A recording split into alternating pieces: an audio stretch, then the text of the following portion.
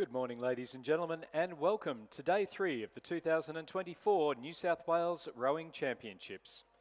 We'd like to begin today by acknowledging the traditional owners on the lands on which we meet, the Mulgoa tribe of the Gadigal people, and extend our respect to elders past, present and emerging, and also to any Aboriginal and Torres Strait Islander people who are here with us today. My name's Stuart John. It's fantastic to have your company in the final day of racing for the 2024 Rowing New South Wales Championships. It's been a couple of very exciting days, and kicking off today is the heats for the championship schoolgirls single sculls. Weather today is fantastic. We do have an expected top temperature of about 26 degrees, a little bit of wind at the moment coming in from the south. That's expected to turn into an easterly, which will turn into a lovely tailwind for our competitors around about 10 or 11 o'clock or so. And then the wind's picking up a little bit later on today, but certainly staying as those tailwinds. Racing today goes right through past 6 o'clock, so we do have racing finishing up today with the men's and women's quad sculls, and that is at 6:15 and 6:20.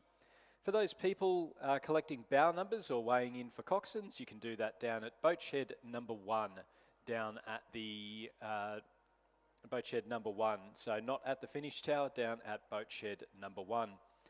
Our first race is the first heat of the schoolgirl single sculls. So the 6 heats in this one, first, second, third and fourth through to the semi-final, with the rest eliminated from this event.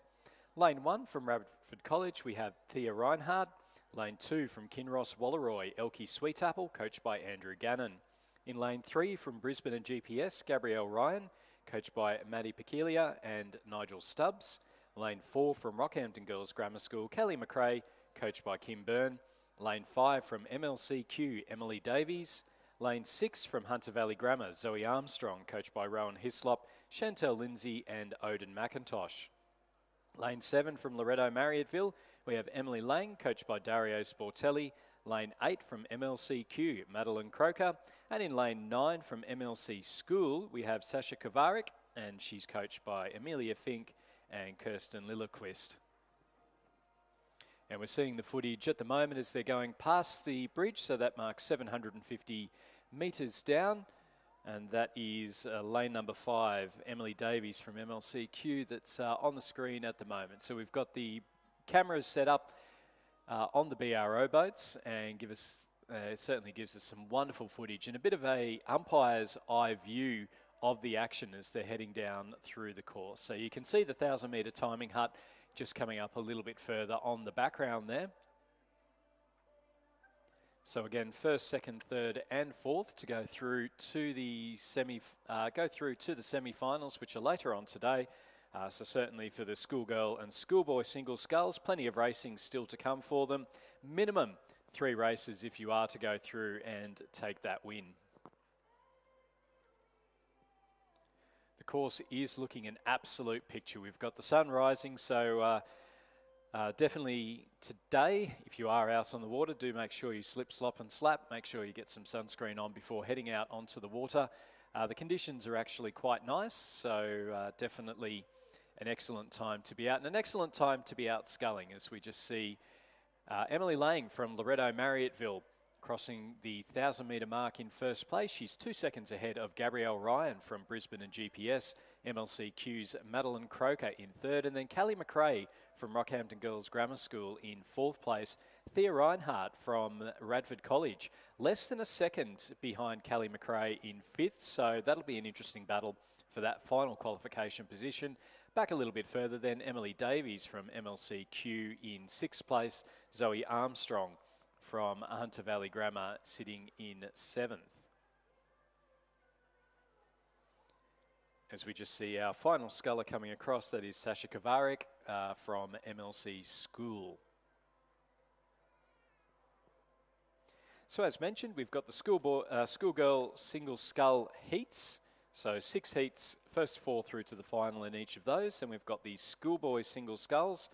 And again, first 4 through to the final in each of those 6 heats. Before we move on to the 1,000-metre racing, we've got the heats for the men's and women's under 16 coxed quad sculls. So Short, sharp, sweet, and definitely some exciting racing coming up for us a little bit later on today. And again, the footage from the BRO boats, and you can see there it is very lovely conditions to be out there rowing at the moment.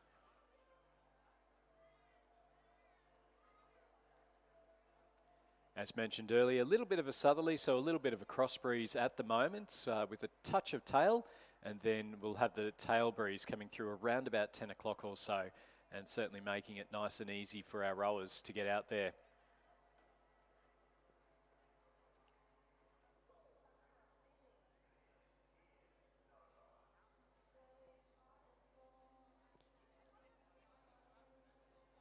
Coming up now towards the 1500 metre timing point. And Emily Lang from Loretto Marriotteville still out in front. We've seen her race a number of times today. She's got 4 seconds ahead of Gabrielle Ryan from Brisbane and GPS. Madeline Croker sitting in 3rd place. And then again, the battle for the final qualification position will be between Callie McRae from Rockhampton Girls Grammar School and Thea Reinhardt from Radford College. Half a second between 4th and 5th. Only 4th goes through to the semi-finals. So there's plenty on the line between McRae and Reinhardt to make sure that they try and go through to the semi-finals.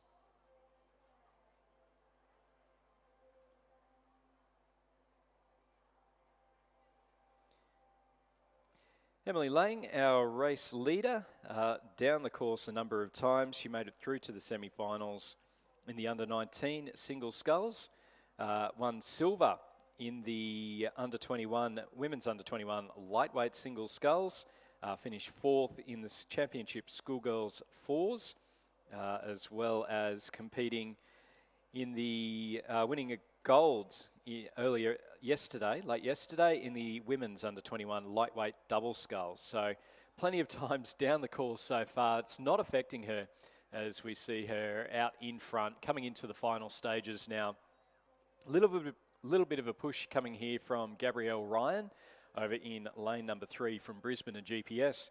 And then down in lane number 8, we have Madeline Croker from MLCQ. So they're our 1, 2 and 3.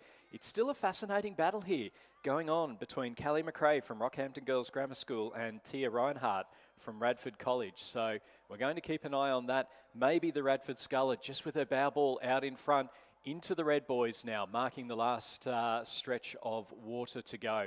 Emily Lang from Loretto Marriotteville, she's had a fantastic regatta coming up from South Australia. She'll go through and with a couple of big strokes left to go, take the win in heat number 1 of the championship schoolgirls single sculls. 2nd place will go to Gabrielle Ryan from Brisbane and GPS. Coming through in 3rd with a very casual finish, saving some energy for the couple of races later, Madeline Croker from MLCQ. And then in the battle for 4th, Callie McRae looked like she might have just dropped behind, burst towards the end, and Rockhampton Girls Grammar School's Callie McRae will finish in 4th. And she's ahead of Radford College's Thea Reinhardt in 5th place. Coming across the line now, we have lane number 5, and that's Emily Davies from MLCQ, so she'll finish in 6th place. And then finishing behind her will be Zoe Armstrong from Hunter Valley Grammar School, just coming up towards the line now. And then behind them we have Sasha Kovarik from MLC School. So confirmation of the results there. 1st place to Emily Lang from Loretto Marriotteville. 2nd to Gabrielle Ryan from Brisbane and GPS. 3rd to Madeline Croker from MLCQ. And 4th to Callie McRae from Rockhampton Girls Grammar School. The winning time there for Emily Lang of 8 minutes 33.33 with a winning margin of 3.8 seconds. Then 9 seconds back to Madeline Croker in 3rd and 7.5 seconds back to Callie McRae in 4th. Callie McRae qualifying by 1.29 seconds. So a very good race between Callie McRae from Rockhampton Girls Grammar and Thea Reinhardt from Radford College. Our next race coming down is the 2nd heat. Again, 1st, 2nd, 3rd and 4th through to the semi-final. The Championship Schoolgirls Single Scull, sponsored by Mobius. In lane 1 from the Armidale School, we have Isabella Henderson. Lane 2 from MLCQ, Pearl Zymer. In lane 3 from Rockhampton Grammar, Asher Stewart, coached by Rob Fay and Kimberly Brown. Lane 4 from the Cathedral School, Courtney Davis. Lane 5 from Barwon, Alice Joyce, coached by Tony Lawless. In lane 6 from Rutherglen Lake, we have Lily Rose Hall-Kraus. Lane 7 from MLCQ, Claire Wong. Lane 8 from Loretto Kirribilli, Alexandra Whiston. And we have a scratching in lane number 9. So through the 500, we had Lily Rose Hall-Kraus from Rutherglen Lake out in front. Asher Stewart sitting in second, just behind her, as was Alice Joyce. And then Courtney Davis from the Cathedral School sitting in fourth. But that's through the first 500 metres. Claire Wong, Alexandra Whitson and Pearl Zymer making up the field in that one. So again, the first 4 going through to the semi-finals. So semi-finals and finals all in the one morning. So we may not see some particularly quick times in the heats this morning. That's while it is important to try and qualify, it's also important to try and conserve a bit of energy and make sure that you've got enough to go through. Lily Rose Hall-Kraus, another person that's been down the course a number of times, normally rows for the Nagambie Rowing Club, rowing for her school here today, Rutherglen Lake. But Lily Rose Hall-Kraus made it through to the semi-finals in the women's under-19 single sculls.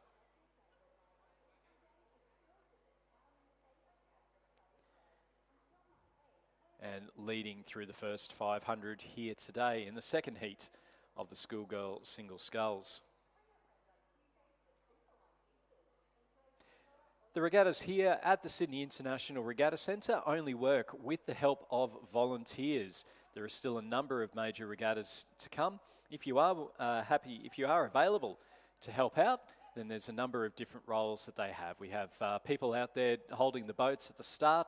We have people at the timing huts along the course, which gives rowers and coaches the ability to check their data and see how their splits are throughout the 4 500-metre sections. We've got people here at the finish line. We've got people helping out with the bow numbers. It literally takes an army of volunteers. If you are available to help out, then please go to the Rowing New South Wales website, rowingnsw.asn.au. You can find the link to the volunteers and contact Alico Tully, who is the volunteer coordinator with Rowing New South Wales. Also coming up at the Sydney International Regatta Centre later on next month, we have the Australian Rowing Championships. They're back here at Cirque for the first time since 2019. Pandemic, flooding, everything, touch wood, that we do actually make it back. So they are looking again for volunteers. It's a great way to be able to get your free entry into the Australian Rowing Championships and the ability to really experience some of the best rowing in the country. We've seen here over the last couple of days, and we'll see for the rest of today, some of the best rowers in Australia going down the course, some very tight finishing. Times that by a little bit more, and we've got what the Australian Rowing Championships are. Finishing up, of course, with the Interstate Regatta on the Sunday. So that starts in mid to late March.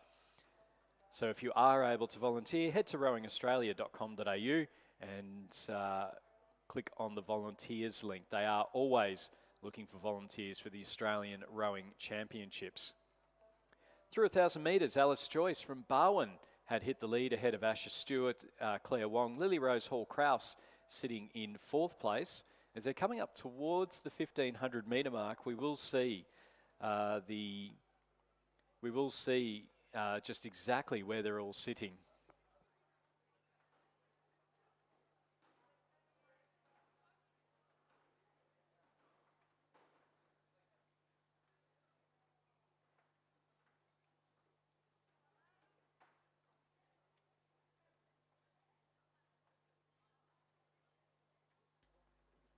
So not much to pick between our leading 2 scullers as they're coming up now to the 1,500 metre mark.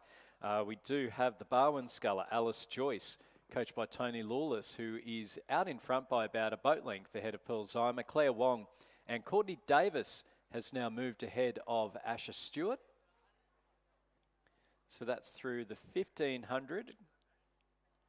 And then we've got back a little bit further Got Lily Rose Hall-Kraus and Alexandra Whitson dropping back. So not the greatest third 500 for Lily Rose Hall-Kraus. Has done a number of runs down the course over the weekend though. So into the final stages of the second heat of this championship schoolgirls single scull. So first, second, third and fourth to go through to the semi-finals.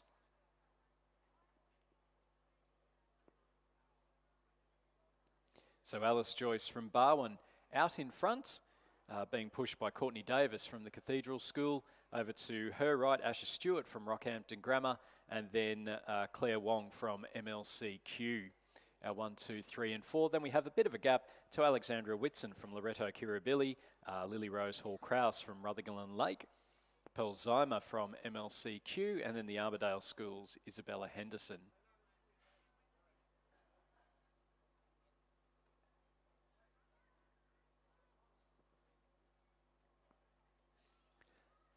Final 200 metres of this second heat, and it is an interesting battle. We've got the 4 rowers that are all sitting there trying desperately to get into the good qualification positions, get into the good lanes in for the final.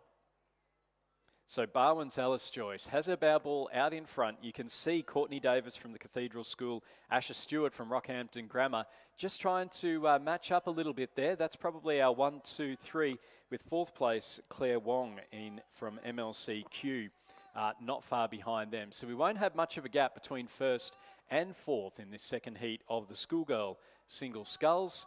As we just see now, our leading sculler, Alice Joyce, coming through to take the heat win. Second place will go to the Cathedral School's Courtney Davis. A big push there from Claire Wong to come through in third. You can just see there that very much took it out of her. Fourth place going through to Rockhampton Grammar's Asher Stewart. So those 4 scullers qualifying for the final.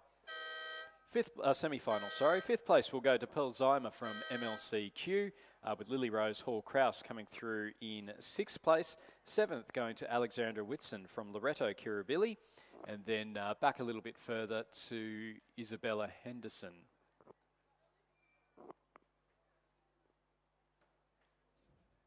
So may just be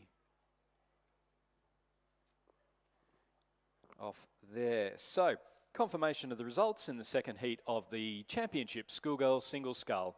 First place to Alice Joyce from Barwon, second to the Cathedral School's Courtney Davis, third to Claire Wong from MLCQ, and fourth to Asher Stewart from Rockhampton Grammar. Those 4 qualifying for the semi-finals, with the rest eliminated from this event. The winning time was an 8 minutes 41.18 and a winning margin of 3.04 seconds.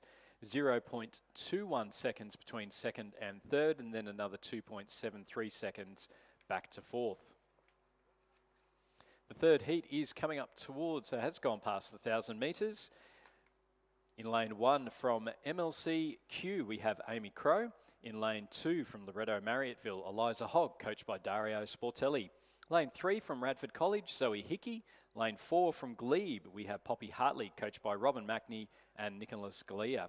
Lane 5 from Hunter Valley Grammar, Amelia Dennis, coached by Rowan Hislop, Chantel Lindsay and Odin McIntosh. Lane 6 from Darramarlin, Ronya Starker Ashby, coached by Mike Brady. Lane 7 from Loreto Normanhurst, Josephine Egan, coached by Miller Argent and Hannah Kowap. Lane 8 from Newcastle, Charlotte Holford, coached by John McLeod and Phoebe Sanders. And then lane 9 from St Catherine's, Leela Gadsden, coached by Jared Watson. Through the 1,000, it was Leela Gadsden out in the lead ahead of Amy Crow, Eliza Hogg, Zoe Hickey. Couple of seconds back then to Ronya Starker Ashby from Darramarlin, and then Amelia Dennis from Hunter Valley Grammar, another 5 seconds back. Battling it out with Amelia Dennis are Glebe's Poppy Hartley, Newcastle Charlotte Holford, and Josephine Egan from Loreto Normanhurst.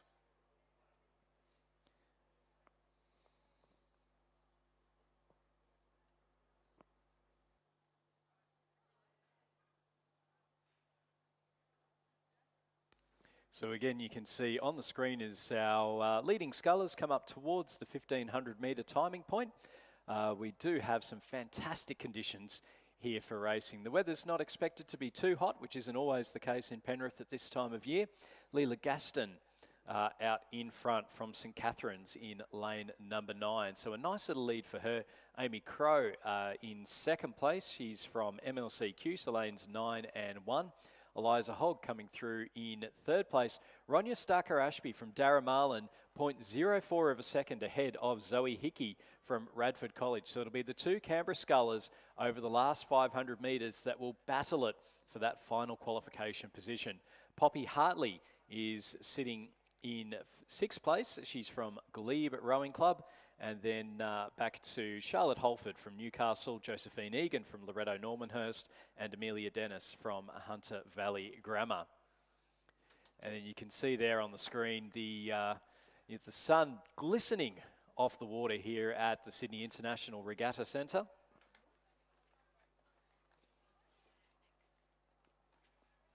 It really is beautiful conditions out there. Very bright if you are rowing because you're looking directly into the sun as you're out there. But you can see there our leading scullers certainly just taking it nice and easy, conserving that energy 3 times down the course to win the schoolgirl single scull as well as schoolboy single sculls. So you want to be conserving as much energy as possible, particularly as the weather starts to heat up a little bit later on and also as the competition starts to heat up as well. So it's still Leela Gaston from St Catherine's, Amy Crow from MLCQ. So you can just see Amy Crow over in lane number 1, farthest from the grandstand. She is just upping the rate a little bit to make sure she goes through. St Catherine's Leela Gaston knows that she's comfortably qualified, so she's sitting rather nicely there. Zoe Hickey in lane 3 and Ronya Starker-Ashby from Darramarlin going for that final qualification position. We're seeing a push come from Zoe Hickey at the moment, and she's now moving ahead of Ronya Starker-Ashby. Through that final 500 metres, we saw a big push come from MLCQ's Amy Crow. Up level, but not quite ahead of St Catherine's Leela Gaston. So we'll check the photo on that one. There wasn't much between them. Third place will go to Eliza Hogg from Loretto Marriotteville. And then we'll confirm it'll be a photo between Darramarlin and Radford for that final qualification position. So we'll wait for the photo on that.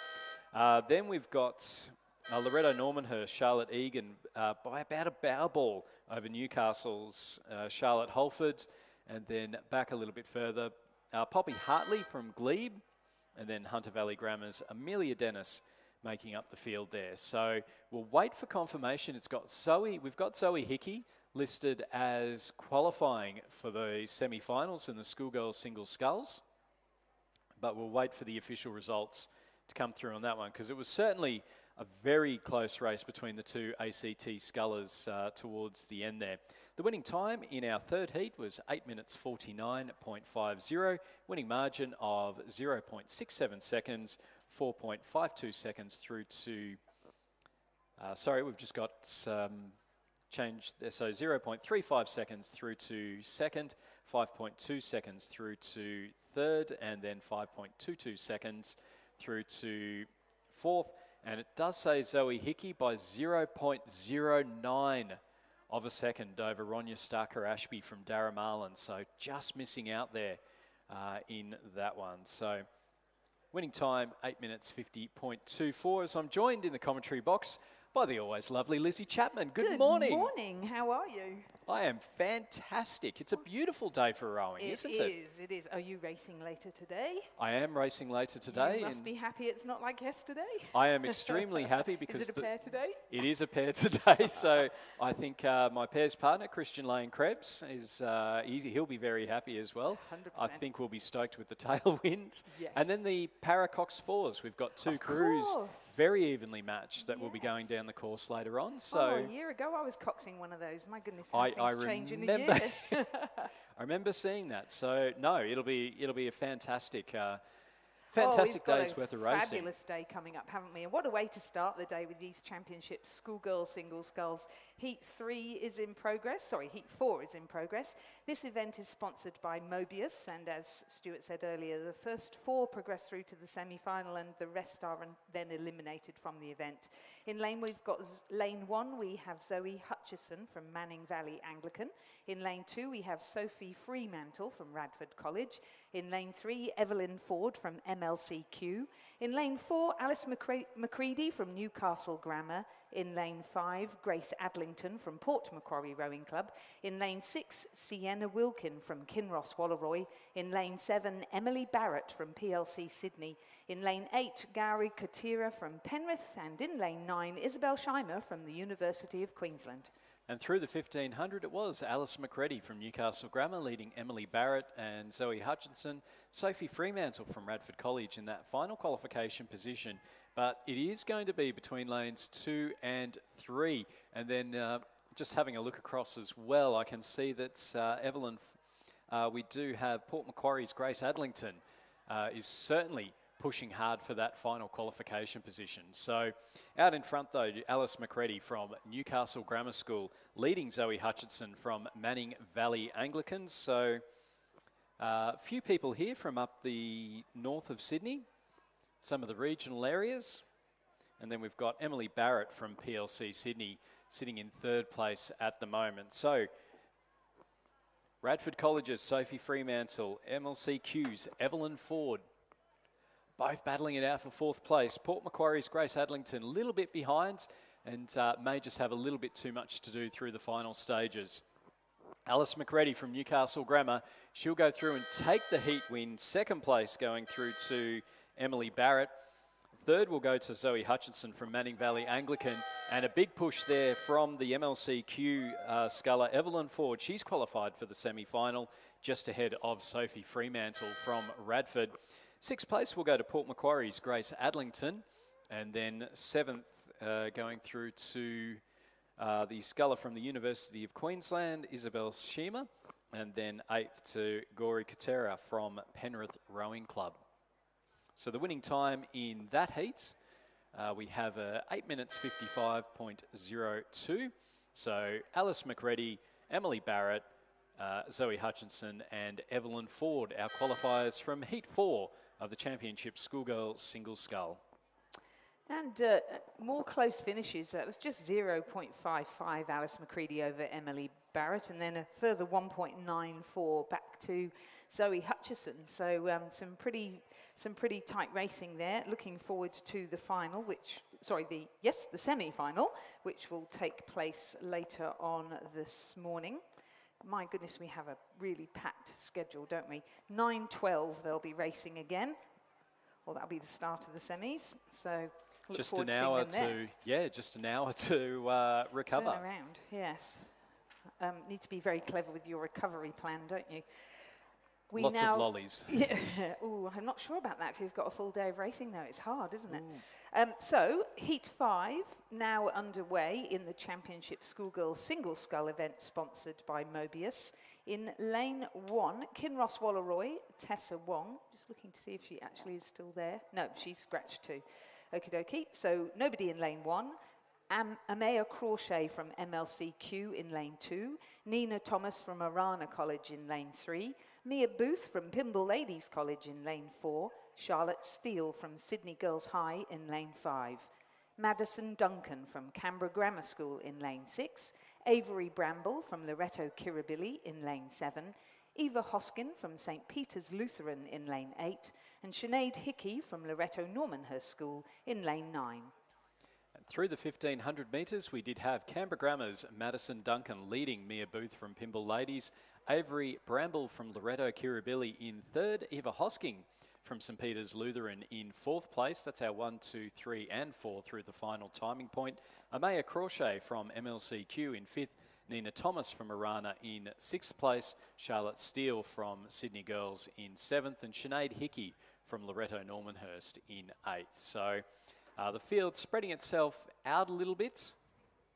Although, again, there is that opportunity, I feel, Lizzie, in the single sculls. If you do have a bit of energy available, there is that chance of being able to sprint, and I think more so in the singles than any other race, any other boat class, that you do have that ability to make up some ground and make it up quickly. Yes. Yeah, exactly. And especially when the weather's good and you're not battling the conditions. You're quite right, yeah.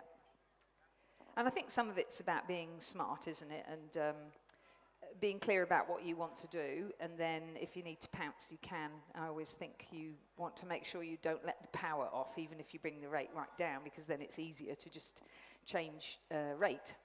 You've already got the power there behind you. So Madison Duncan from Canberra Grammar coming into the last 200 metres.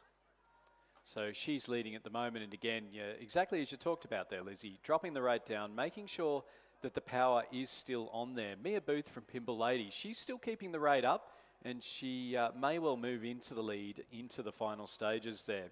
Avery Bramble from Loretto Kirribilli is sitting in third place. Fourth place is Eva Hosking from St Peter's Lutheran College, but we are seeing that push come from lane number 2, Amaya Crawshay from MLCQ. So we'll keep an eye out as to exactly how that's going to go, and she may well have made up about 5 seconds through this final 500 metres. Out in front, Madison Duncan from Canberra Grammar School will go through and take the heat win ahead of Mia Booth from Pimble Ladies. So that's our first and second. Third place will go to the Loretto Kirribilli sculler Avery Bramble, with third place going to, that's lane number 8, Eva Hosking from St Peter's Lutheran College, finishing ahead of Amaya Crawshay from MLCQ.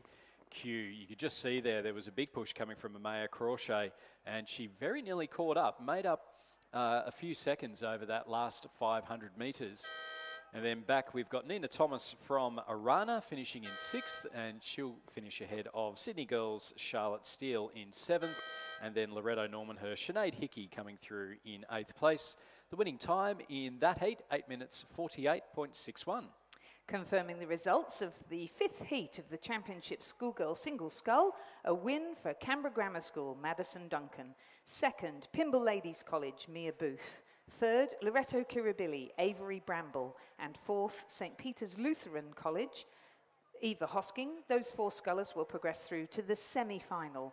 5th, MLCQ, Amaya Crawshay. 6th, Arana, Nina Thomas. 7th, Sydney Girls, Charlotte Steele. 8th, Loretto Normanhurst, Sinead Hickey. The 6th and final heat of the Championship Schoolgirl Single Scull is now on the course. This event is sponsored by Mobius. In lane 1, Jess Watson from MLCQ. In lane 2, Chloe Alsop from Loretto Kirribilli. In lane 3, Frankie Riley from PLC Sydney. Estella Robertson from Canberra Grammar has scratched. In lane 5, Amy Edgerton from the Cathedral School. In lane 6, Olivia Searle from Kinross Walleroy. In lane 7, Georgia Brennan from Rockhampton Girls Grammar School. In lane 8, Jemima Mackenzie from Newcastle Grammar School. And in lane 9, Isabella Crawford from the Armidale School. And through 1,500 metres, it's Georgia Brennan from Rockhampton Girls Grammar School in the lead. She's got a few seconds over Chloe Alsop from Loretto Kirribilli, Jemima Mackenzie from Newcastle Grammar in 3rd place, and then Isabella Crawford from the Armidale School sitting in the 4th and final qualification position. Jess Watson from MLCQ is in 5th, Amy Edgerton from the Cathedral School in 6th, and Frankie Riley from PLC Sydney in 7th place. So it does look like we are missing Olivia Searle from Kinross Walleroy. I did notice that there were quite a few of their boats on the trailer, so it's a shame, isn't it? Yeah, some very talented scullers coming out of Kinross. The last few years, it's how many times do we call it here? Kinross in the lead. Yes, that's right, especially in the last part of the race. But I was talking to Andrew Gannon last weekend, I think it was, and they have a lot of new students or new people joining their rowing program. So I think it's always the way at schools, though, isn't it, that you have a flow through. It's like university level as well. So you take them in as newbies, you teach them how to row, they have a great career, and then out they go to the universities or the clubs, and you start again. So absolutely, it's O Week now, I think, challenge. for the yes, I think it is Welcome Week for a number of universities. Yeah, so I know ANU have the O Week, so looking forward to seeing who comes in. Sydney Uni as well. Yep. Coming up. Yeah. It's always that excitement of the unknown, isn't it? For schools, for universities, you get the new people in, and how are they going to fit in and, you know, make a great contribution to the boat club. And hopefully we'll be seeing some of these schoolgirls here today rowing at university level next year or the year after. Great row coming from across there on the far side, Chloe Alsop from Loreto Kirribilli. Yeah, she's gone through and taken the heat win in convincing style ahead of Georgia Brennan from Rockhampton Girls Grammar School in second place. Third place will go to Newcastle Grammar's Jemima McKenzie. With fourth place, it will be the sculler from the Armidale School coming through in fourth. So Isabella Crawford in that fourth and final qualification position. Jess Watson from MLCQ just missing out in fifth place. Sixth place will go to the Cathedral School's Amy Edgerton, and then she'll finish ahead of PLC Sydney's Frankie Riley in seventh place. So Chloe Alsop from Loreto Kirribilli with the heat win. Second place going to Georgia Brennan from Rockhampton Girls Grammar School. Third to Jemima McKenzie from Newcastle Grammar. And fourth and final qualification position for the semi-finals to Isabella Crawford from the Armidale School. The winning time there of 8 minutes 50.35.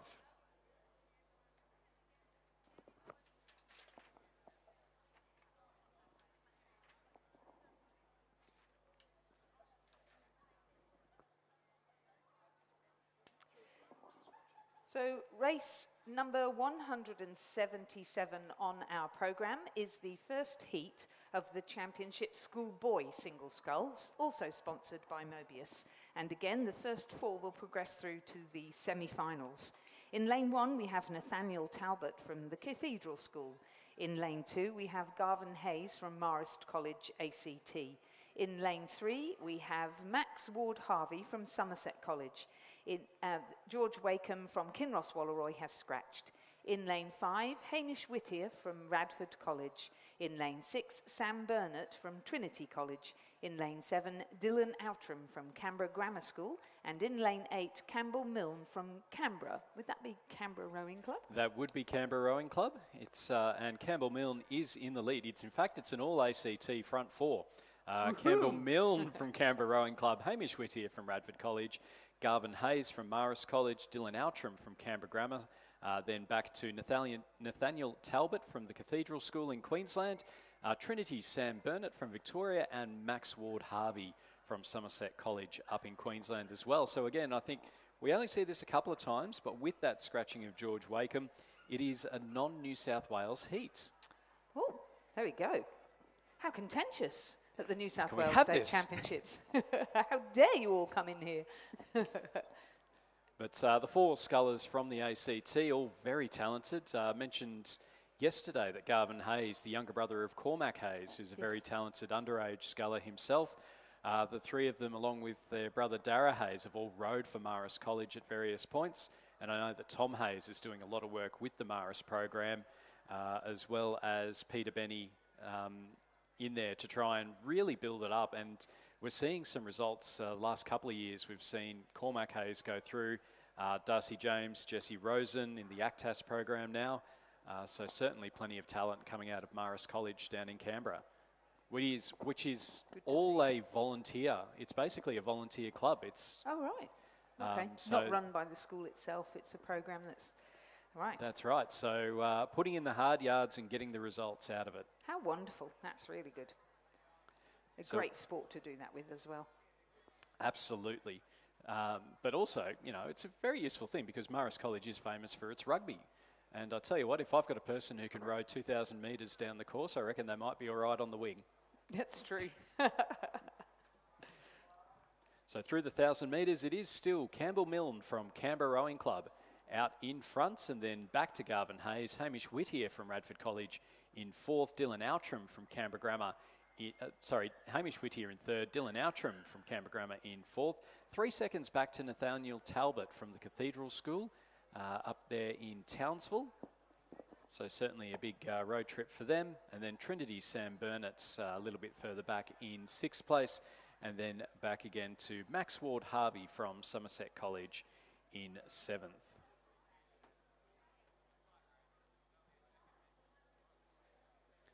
And again, the conditions absolutely lovely out there. You can see, not quite glass, but my word, it's not that far off it. And the wind just expected to be a little bit of a tailwind soon. Right. I was going to say it's just lifting a little now, but it is quite beautiful.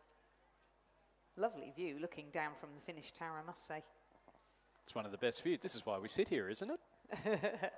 And certainly I think that's the view from the finish tower there that you've got on the live stream, or if you're looking at the big screen, which might be hard to see actually. But lovely, as you said earlier, sparkling blue water, hopefully not too blue-green. Trick is not to fall in. 100%. So our leading scullers in heat number 1 of the schoolboys single sculls, just coming up now towards the 1500 metre mark. So Campbell Milne from Canberra Rowing Club, coached by Nuno Santos. He's developing a nice little squad down there at Canberra Rowing Club, and certainly Campbell looking quite good out there at the moment in the lead. So it is still Campbell Milne from Canberra Rowing Club with the lead. Garvin Hayes, who actually also rows for Canberra Rowing Club, so he's sitting in 2nd place. 3rd, Hamish Whittier. 4th, Dylan Outram. And then not too far back to Nathaniel Talbot from the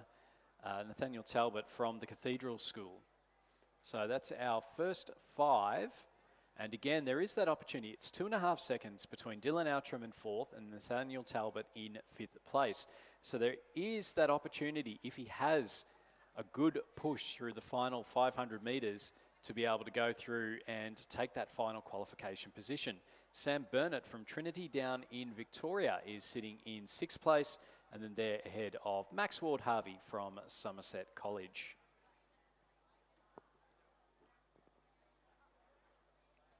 So our rowers now coming down towards the finish line. Garvin Hayes from Marist College having a nice little push here. I think, as I say, both of these scullers do row for Canberra Rowing Club as their club affiliation. Garvin rowing for Marist College, his school here in the schoolboy single sculls. And it does look like he might just be moving a little bit ahead of Campbell Milne from Canberra Rowing Club. So he had a great race yesterday in the under-21 lightweight single, didn't he, Garvin Hayes? He got the bronze medal, so I think he's definitely warmed up for this regatta. It looks as though he's very controlled here, just doing what he needs to do to get a good lane for the final. Absolutely, and he's moving the boat quite nicely. You can see there on the screen, and he's just up the rate a little bit. He's moved past Campbell Milne from Canberra Rowing Club, and certainly bringing it home. Also bringing it home now is Nathaniel Talbot from the Cathedral School, and will be, as they're just coming past us now, we'll be able to see, has he been able to do enough to take that final qualification position? Garvin Hayes has taken the win. 2nd place to Campbell Milne from Canberra Rowing Club. 3rd place will go to the Radford sculler, Hamish Whittier. 4th will go to Dylan Outram from Canberra Grammar. So it's an ACT 1, 2, 3 and 4. Nathaniel Talbot from the Cathedral School finishing a boat length behind in 5th place. And then we'll go back a little bit further to the sculler Sam Burnett from Trinity, and then back a little bit further again to Max Ward Harvey from Somerset College.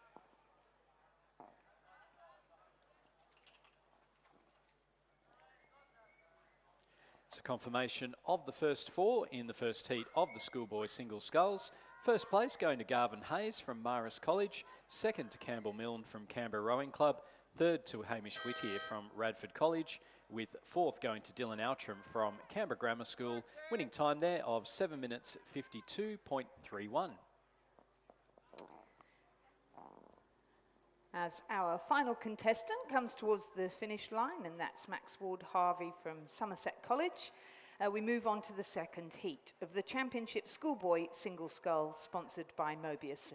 Again, the first 4 across the line will progress through to the semi-final, which will be at 9:42. So these guys have just over an hour to get back in, recover and get back out again. In the 2nd heat, we have Luke Oishi from Somerset College in lane 1, Charles Carter from Marist College of the ACT in lane 2. Kobe Young from Newcastle Grammar School in lane 3, Ewan Gregg from Radford College in lane 4, Remy Schiapadori from the Cathedral School in Townsville in lane 5, Campbell Miller from Kinross Walleroy in lane 6, Luca Bazzina from the King's School Parramatta in lane 7, and Luca Free from Griffith Unisurface Paradise has scratched. Coming through the 1500 metres, it was Charles Carter from Marist out in front ahead of Ewan Gregg from Radford College. So again, ACT with the first two. Luca Bazzina from King's School in third place, and then he's just a second ahead of Remy Schiapadori from the Cathedral School. Fifth place to Luke Oshie from Somerset College up in Queensland. Kobe Young from Newcastle Grammar sitting in sixth place. And then we've got the two scratchings in lane 8 from Griffith University Surface Paradise and lane 6 from Kinross Walleroy. So just the 6 scullers going across in this second heat. So first, second, third and fourth to go through to the semi-finals in about just over an hour's time. So Charles Carter from Marist College again, coached by Tom Hayes, Peter Benny and Taylor Thomas. And then he's sitting ahead of Ewan Gregg from Radford College. Third place, Luca Bazzina from Kings, and having a nice little battle there along with Remy Schiapadori from the Cathedral School up in Townsville. And then Somerset College's Luke Oshie in fifth place with 250 metres to go. He will have a lot of work to do to be able to go through to that final qualification position. He is putting in a few big strokes there over in lane number 1, away from the grandstands. Unfortunately for him, we are seeing a bit of a push come from Luca Bazzina and Remy Schiapadori, who are probably the two scullers most vulnerable, being in third and fourth. But out in front, it's a very calm row there from Charles Carter from Marist College in the ACT, just conserving his energy as he comes through to the finish, still putting plenty of power in on those strokes and sitting very comfortably, looking very good for the semi-finals. So it will be a win for Charles Carter from Marist College. Second place to Ewan Gregg from Radford College. Third will go to Remy Schiapadori from the Cathedral School. He had a good final 500, moving ahead of Luca Bazzina from King's School in fourth place. Fifth place will be Luke Oshie from Somerset College, as we see him just coming up towards the line now, with sixth place going to Kobe Young from Newcastle Grammar. It's a confirmation of the results in heat number 2 of the schoolboy single sculls. First, Charles Carter from Marist College. Second, Ewan Gregg from Radford College. Third, Remy Schiapadori from the Cathedral School. And fourth, to Luca Bazzina from King's School. And the winning time there of, just wait for the confirmation of the winning times.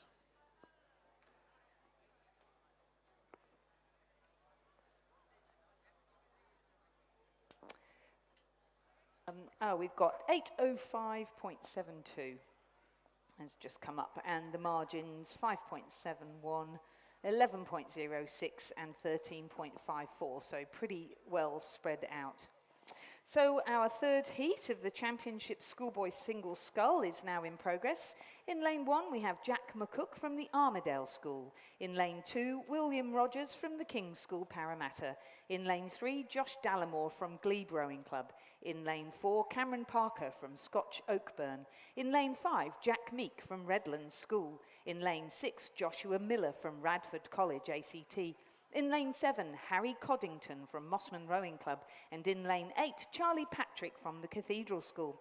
So we have the new talent Will Rogers in this race, the guy who won the under-19 single yesterday and also won the men's under-21 8. So this will just be a little process, won't it, getting through to the final? Well, look, he's certainly going to be pushed in this event. So through the 1,500 metres, looked like he was sitting in third place. So we'll keep an eye out on how he goes out. I'd expect to see a big push come from Will Rogers through that final stages. But Cameron Parker from Scotch Oakburn sitting in second place at the moment. We've got the Mossman sculler, Harry Coddington, sitting in first over there in lane number 7. Yeah, and they've got a great squad there at Mossman, being the junior program being rebuilt under the presidency of Jim Battersby, and we've got the coaches Tom Schramko and Kieran Kabelke, who of course had stellar sculling careers themselves as members of Mossman Rowing Club. Really wonderful to see members come back and put back into the junior program, doing a great job. Harry looking fantastic here as he comes into the final stages of this race, and he's decided to take Cameron Parker on and see if he can secure a better lane. Look at the power that he's putting down there. Reminds me of Tom Schramko back in the day, and he's going to row right through Cameron Parker and take out the win. So that's Mossman Rowing Club's Harry Coddington taking the win over Cameron Parker from Scotch Oakburn, who had a great row. Third being challenged, but third will be lane 2's Will Rogers from the King's School, and fourth from lane 6, Joshua Miller from Radford College. They are the 4 scullers that will progress directly through to the final. In fifth, it'll be Jack Meek from Redlands. Not bad in a quality field. Well done, Jack. In lane 8, Charlie Patrick from the Cathedral School, who looks as though he's probably got other events that are more important. And then across to lane 7's Jack McCook from the Ardendale School and Josh Dallimore from Glebe. Confirmation of the results in heat number 3 of the championship schoolboy single sculls. First going through to Harry Coddington from Mossman Rowing Club. Second to Cameron Parker from Scotch Oakburn. Third to Will Rogers from the King's School, and fourth to Joshua Miller from Radford College. Those 4 scullers going through to the semi-final in just over an hour's time, with the rest eliminated from this event. The winning time there for Harry Coddington, 7:45.49. Nice. Heat 4 of the championship schoolboy single scull, now in progress, has Joshua Orr from Radford College in lane 2. Has Hugo Nelson from Trinity in lane 3, Adam Chang from Hawthorne in lane 4, Angus Murfitt from Wendouree Ballarat in lane 5, Luke Purdy from Hunter Valley Grammar School in lane 6, Vincent Mitteff from Newcastle Grammar School in lane 7, and Henry Chin from the Cathedral School in Townsville in lane 8. Angus Murfitt, we've seen some phenomenal performances from him in the past, and he took an early lead in this event, leading at the 500-metre mark, continuing to lead, but extending that lead at the 1,000-metre mark, and now as they come through the 1,500-metre mark, he's extended that further. He has some 4 seconds over Luke Purdy from Hunter Valley Grammar School. Henry Chin from the Cathedral School sitting in 3rd place through the 1,500. And then Vincent Mitteff from Newcastle Grammar, 0.39 of a second from Hawthorne's Adam Chang. Joshua Orr from Radford College in 6th place. Trinity's Hugo Nelson in 7th place there as they went through the final timing point. So we'll keep an eye out on that battle for 4th. Vincent Mitteff from Newcastle Grammar against Adam Chang from Hawthorne, to see who's able to go through for that final qualification position for the semi-finals a little bit later on today. Championship Schoolboy Single Sculls sponsored by Mobius. We've got 2 more heats to go in this one before we move on to the, we'll move on back to 1,000-metre racing. It will be the under-16s, I believe. We have the under-16 women's and men's coxed quad sculls over 1,000 metres. So some short, sharp, exciting action coming up following the next few heats of the championship schoolboy single sculls. Angus Murfitt from Wendouree Ballarat, very comfortable out in front, just taking the rating right down, making sure he's still got that power in the stroke, although he's just upped it for the last few strokes as he comes up towards the finish line. Looking very good out there. So he'll go through and take a very comfortable win. So Angus Murfitt from Wendouree Ballarat, coached by Paul Blanchfield.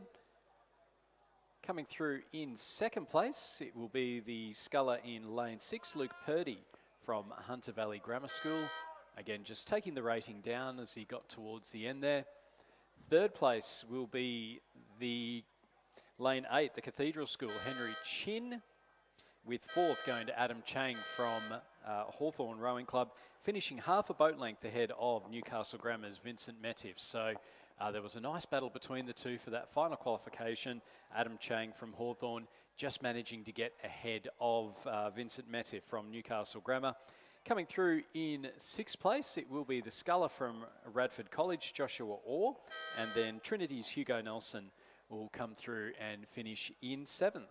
Confirming the results of the 4th heat of the Championship Schoolboys Single Scull, a win for Angus Murphy of Wendouree Ballarat. 2nd, Luke Purdy, Hunter Valley Grammar School. 3rd, Henry Chin, the Cathedral School. 4th, Adam Chang, Hawthorn. These 4 scullers will progress through to the semi-final. 5th, Newcastle Grammar, Vincent Mitteff. 6th, Radford College, Joshua Orr. 7th, Trinity, Hugo Nelson. The 5th heat of the Championship Schoolboy Single Scull. In lane 1, from Kinross Walleroy, we hope, Tommy Poulton from Kinross Walleroy. In lane 4, sorry, that's lane 2, Riley Hibble from the Cathedral School has scratched. Cameron Schmidt from Canberra Grammar is in lane 4. Matthew Rigby from Trinity in lane 5. Luke Fleet from Leichhardt Rowing Club in lane 6.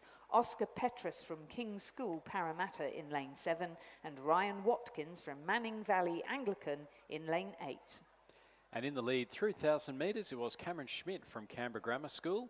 He was leading Oscar Petrus from King's in 2nd, Tommy Poulton from Kinross Walleroy in 3rd, and then Leichhardt's Luke Fleet in 4th place. It's about 10 seconds between 4th and 5th, so Matthew Rigby from Trinity down in Victoria in 5th place.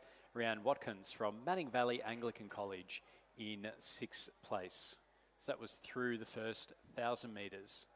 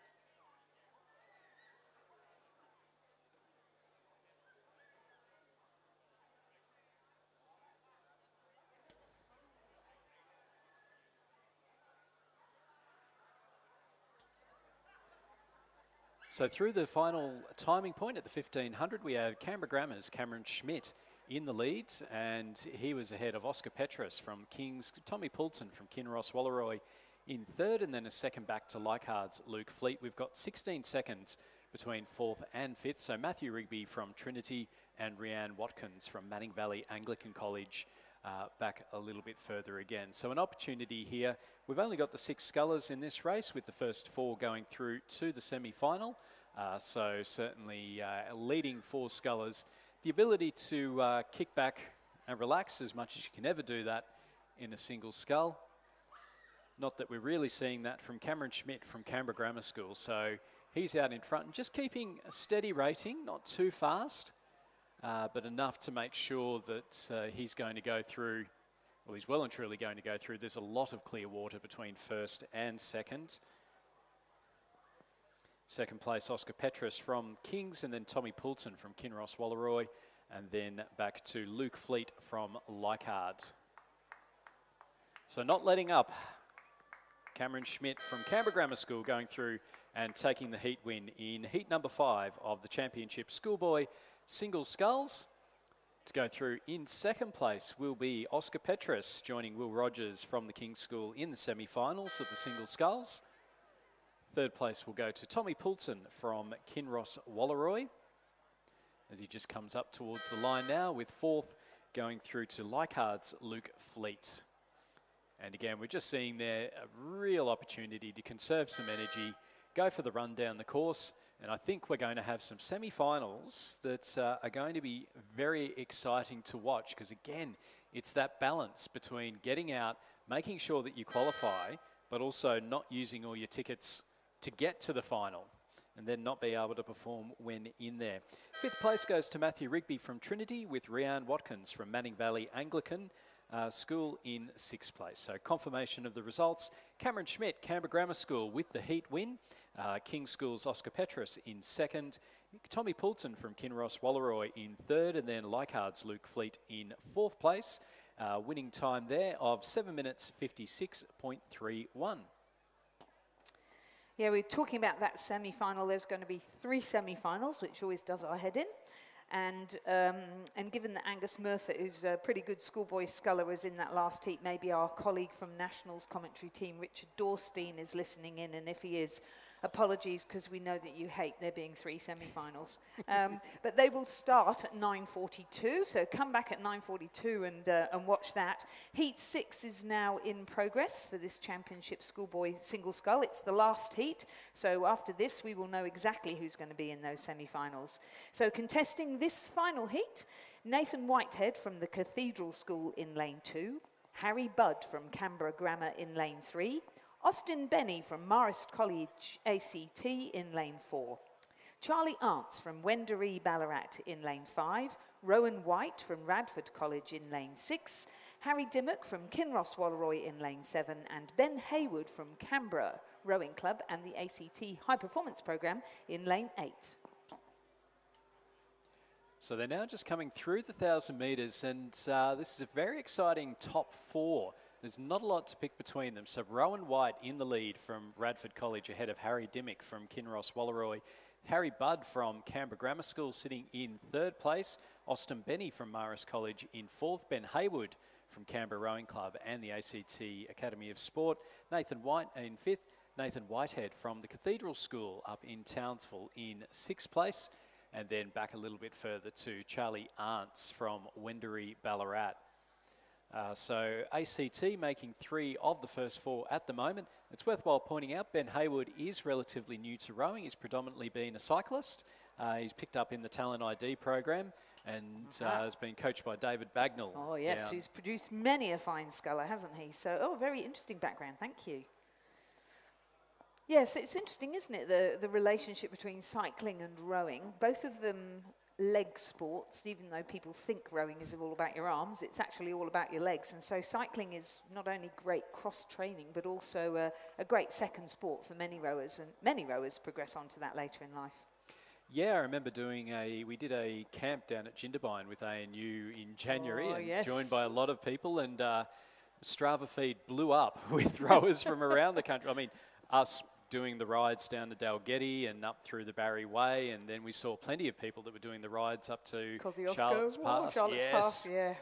Yes, so there's plenty of people very fast on the bikes. Such a wonderful place for a camp, Jindabyne, isn't it? For rowers really in the is. Summer. Yeah. The only drama I had were the power boats flying through at 1,000 miles. So, you know, the early morning training sessions were often the best, but it's also good practice then to be able to row in the rough stuff. We've seen it the last couple of national titles down at Nagambie in 2022, over in Perth last year. Yeah. You do need that ability to be able to row through the rough stuff. And have some resilience, you're absolutely right, yeah. And because it's such a big lake, so part of the Snowy Hydro scheme, it was all dammed up and the valley was flooded, so there's still the old village underneath. But it does mean you can row a very long way. I think you can get up to about 20k in one direction on Jindabyne when it's full of water. But it does mean that it blows up as well, like any lake. So I agree with you totally. Yeah, you build some resilience and you learn how to handle yourself. Yeah. Through the 1500 in heat number 5 of the schoolboy single sculls, Rowan White from Radford College leading Harry Budd from Canberra Grammar. Austin Benny sitting in 3rd place. Harry Dimmick just 0.11 of a second behind in 4th. Then about 4 seconds back to Ben Haywood from Canberra Rowing Club, Nathan Whitehead from the Cathedral School, and Charlie Arntz from Wendouree Ballarat. I know particularly down in Canberra we can be very spoilt on our lake because you don't have ferries, you don't have a lot of recreational craft. So it's, you know, it's generally fairly flat water. Yes. Except when the wind blows up and you're trying to get through East Basin. Oh, yeah. Not very protected in some of those areas. And good to see a real emphasis now on trying to attract people from other states to come to do, particularly your school regattas. Yeah, so hopefully we see a bit of an uptick in terms of the visitors to ACT, because certainly your rowing scene is looking pretty healthy, isn't it? It is, it Great is. And coaches. there's some great coaches. There's, I mean, between Radford, Canberra Girls Grammar, Canberra Grammar and Marist, we've seen that this weekend. There's some great schools rowing coming up. Yep. And it's well worth coming down. It is over 1800 down in the ACT, but it's also a very, very pretty course. And it's well worth, you get to row from Government House yes. from the 1800. Well, this is the closest we've seen the top 4 yet, isn't it, really? Yeah, Rowan White from Radford College. He's sitting just over a boat length ahead of the chasing pack. And then it will be Kinross's Harry Dimmick to come through in 2nd place. 3rd will go to Austin Benny from Marist College, and 4th to Harry Budd from Canberra Grammar School. So they're our 4 qualifiers. 5th will be Ben Haywood from Canberra Rowing Club. And then back a little bit further to Nathan Whitehead from the Cathedral School over on the far side in lane number 2. And then we have Wendouree Ballarat's Charlie Arntz in 7th place in lane number 5. It was a race of 4 that all qualified. They were all comfortably ahead of the 5th place sculler. It was like a race in slow motion at rate 20 towards the end there. But confirmation of the results in heat number 6 of the schoolboy single sculls. 1st place going to Radford College's Rowan White, 2nd to Harry Dimmick from Kinross Wallaroy, 3rd to Austin Benny from Marist College, 4th to Canberra Grammar's Harry Budd. Those 4 rowers going through to the semi-finals in just over an hour's time. 5th place was Ben Haywood from Canberra Rowing Club, 6th to Nathan Whitehead from the Cathedral School, and 7th to Charlie Arntz from Wendouree Ballarat, winning time in that heat of 7 minutes 56.12. We're going to really up the ante now. We've got lots of under-16 women hurtling down the course in coxed quad sculls. The Championship Women's Under-16 Coxed Quad Scull, sponsored by V Insurance. We're going to have 3 heats where the first 3 crews will progress through to the final, and then the remainder will be eliminated. So a lot of bodies on the water for not very many to go through. The competition will be fierce. In lane 1 from Loretto Marriotteville, we have Emily Baldock, Maeve Falahi, Emily Turner and Izzy Ingham. They are coxed by Annie Redwood and coached by Madison Johansson. In lane 2 from Pymble Ladies College, Leander McLaughlin, Ellie Poynton, Amber Eisenhower and Annie Pennington, coxed by Emily Bartrop and coached by Alex McMillan. In lane 3 from Loretto Kirribilli, Annabelle Kovacs, Charlie Reeves, Belle Tripp and Grace Edwards, coxed by Chloe Olesnicki. In lane 4 from MLC School, Adelaide Abernathy, Jemima Blake, Ashley Denton and Sophie Winnell, coxed by Steffi Lang, coached by Rob Glendenning and Amelia Fink. In lane 5 from the Armadale School, Alice Howlett, Jada Cohen, Isabel Coddington and Meg Earle, coxed by Lucy Seddon and coached by Maria Cotter. In lane 6 from Kinross Wallaroy of Orange, Laura Chudley, Isabel Grout, Rani Jarek and Belle Clinton, coxed by Jane Bruce and coached by James Perrin. In lane 7 from Sydney Girls High School, Camille Zankel, Saskia Alexander, Mia Williams and Alison Rayo, coxed by Ellen Dew and coached by Tal Lewis and Cameron Ogilvie. And in lane 8, Mossman Rowing Club, Kate Futrell, Amelia Darcy, Amelie Kemper-Massey and Claudia Doyle, coxed by Alexandra Pearson and coached by Ben Whitewolf and Tom Schramko. So, 1,000 metre racing. Always very exciting, the 1,000 metre racing. And there's also that You can just see on the screen there. It does make it It's a free trickier start. for the Yes. for the aligners. Yes, indeed. Although a much easier job this morning than it was yesterday. I did feel very sorry for them, and I thought they did a really good job, the aligners, yesterday. They do an exceptionally good job, and I know, obviously, we talked earlier about rowing in Canberra. That is one of the things that we've got because we don't have the fingers out there. We don't have the boat holders. So it is literally trying to make sure that you align it, and then for Masters races in particular, where you've got the handicaps in, when you're doing the draw, you need to make sure that they're going to be blown onto the course and not off the course, because it can get quite tricky there. There's so much that goes on behind the scenes, isn't there? And it's a very stressful job, I think, aligning, because you care so much about making sure everybody has an equal opportunity. So big thank you to all of our boat race officials, and if you're out there and you're interested in being a boat race official, just hop onto the Rowing New South Wales website. You can then find the section about officials, and you can register yourself for the level 1 and start learning how to do it. Always looking for people to keep coming in, and any form of volunteering, but boat race officials is a great way to give back to the sport or get involved. Well, 100%. And there's opportunities as a boat race official, if you do find that it is something that you enjoy, there's opportunities to work your way up through the ranks. I know that there's a really big push coming from World Rowing in particular for younger people, especially younger women, to make their way up through. I know that we've got a couple of people down in Canberra who have been tapped on the shoulder, and they're really being pushed to try and, you know, get their qualifications. And we talked about the carrot for the rowers, and particularly these younger rowers for the Brisbane 2032 Olympics. But if you are a boat race official, how good to umpire at a home Olympics? That would be really good. You're absolutely right, yes. Well, and talking of volunteers, plenty of volunteer opportunities for Brisbane as well. So, and those volunteer opportunities open up years in advance. So if you're interested in that, get some practice in by volunteering for some of these regattas in your home state. Hop onto your local association's website, and you'll probably find a link there. Certainly for Rowing New South Wales, we've got a section on volunteering and a form you can fill in where the office staff can then get back to you and provide you with some ideas.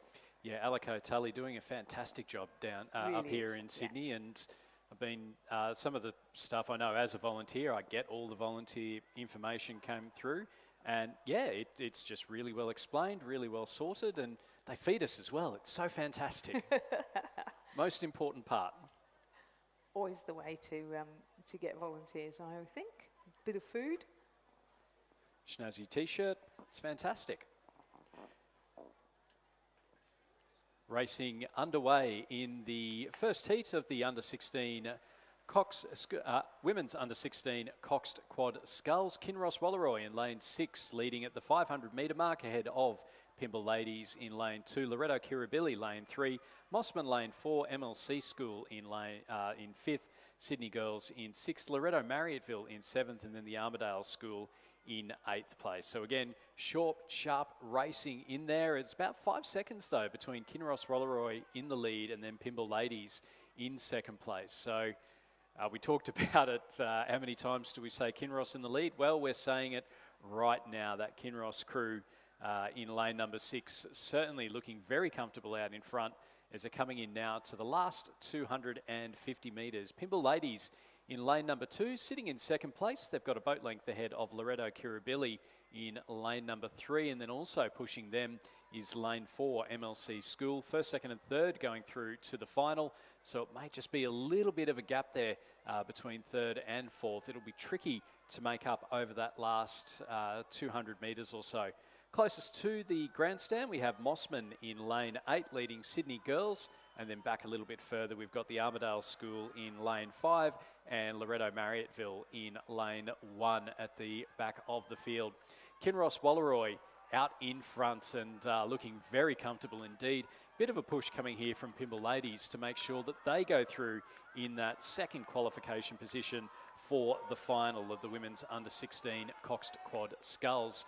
3rd place, well, here comes the battle. It's Loretto Kirribilli up against MLC School, lanes 3 and 4. We'll keep an eye out. Loretto Kirribilli have been out in front. MLC School putting in the push. They're now closing to within a canvas. It's a strong win out in front, though, for Kinross Walleroy. They've taken it. Some lovely clear water between them and the chasing pack. Second will go to Pymble Ladies. And then third, with a big final 500 metres, it will be the MLC School finishing over the top of Loreto Kirribilli. Fifth will go to Mossman. Sixth will go to the crew from Sydney Girls. With seventh going to Loreto Marriotteville in lane 1, and then the Armidale School in lane 8. So a big push there from the MLC School to qualify. Confirming the results of the first heat of the Championship Women's Under-16 Coxed Quad Scull, a win for Kinross Walleroy's first crew. Second, Pymble Ladies College second crew. Third, MLC School. And fourth, Loreto Kirribilli. The winning time, 3 minutes 39.33. The margins 10.12. 4.6 and 1.6. And what a shame for Mossman. Great row from them, but just missing out on getting through to the final. Oh, sorry, it's only first 3 crews through to the final. So through to the final, Kinross Walleroy 1, Pymble Ladies 2, and MLC School. Heat number 2 underway. Again, first 3 through to the final. Lane 1 from Loreto Kirribilli, Chiara Crino, Phaedra Kevin, Paloma Sang, Sophie Mansfield, and Charlotte Clarkin. Lane 2 from Pymble Ladies, Blair Elliott, Madison Langrieb, Claudia Wyatt, Madeline Gaydon, Emma Wang, coached by Kelly Stapp and Matilda Pennington. Lane 3 from Radford College, Lara Clues, Hannah Koch, Phoebe Fox, Rosie Humphreys, Millie Fayer. In lane 4 from Loreto Marriotteville, Eugene Anderson, Aspen Pempathy, Ava Leonello, Layla Bryant and Liren Ma is the coxswain, coached by Dario Sportelli. Lane 5 from Redlands, Aurora Crennan, Eva Simpson, Liv Goodland, Tilly O'Flynn and Tully Sloot, coached by Alex Coney. Lane 6 from the Armidale School, Zalia Duncan Muirhead, Claudia Sykes, Emily Pitch, Madeline Bunteen, Sabrina Knight and coached by Maria Cotter. Lane 7 from Commercial, Matilda Letson, Remy Hancock, Bethany Petty, Genevieve Davies, Claire Ross, coached by David Vandis and Gary Townsend. Lane 8 from Kinross Walleroy, Georgia Clunas, Sophie Staniforth, Caitlin Conan, Emily Wise, Chloe Caro and coached by James Perrin. And it is that crew from Kinross Walleroy, their second under-16 Coxed Quad Scull, that took an early lead and remain in the lead at the 500 metre mark, which is halfway over this 1,000 metre course. Close beside them, in the lane next to them, the crew from Commercial. And they are having a really good battle and have done right from the beginning. But hot on their heels, the Pymble Ladies College 3 and Radford College crews across on the other side in lanes 2 and 3. So action coming from the lanes closest to the grandstander and the path, and then across to the far side lanes 2 and 3. Through the 250 metre mark, Kinross Walleroy's crew of Georgia Clunas, Sophie Staniforth, Caitlin Conan and Emily Wise continue to lead, urged on by their cox, Chloe Caro. Pymble Ladies College 3 looking good now in lane 2, starting to move through. That's Blair Elliott, Madison Landgrebe, Claudia Wyatt and Madeline Gaydon, and Emma Wang, their coxswain. I think they've moved their way into second position with Radford College, Lara Clues, Hannah Koch, Phoebe Fox and Rosie Humphreys, coxed by Millie Fayer.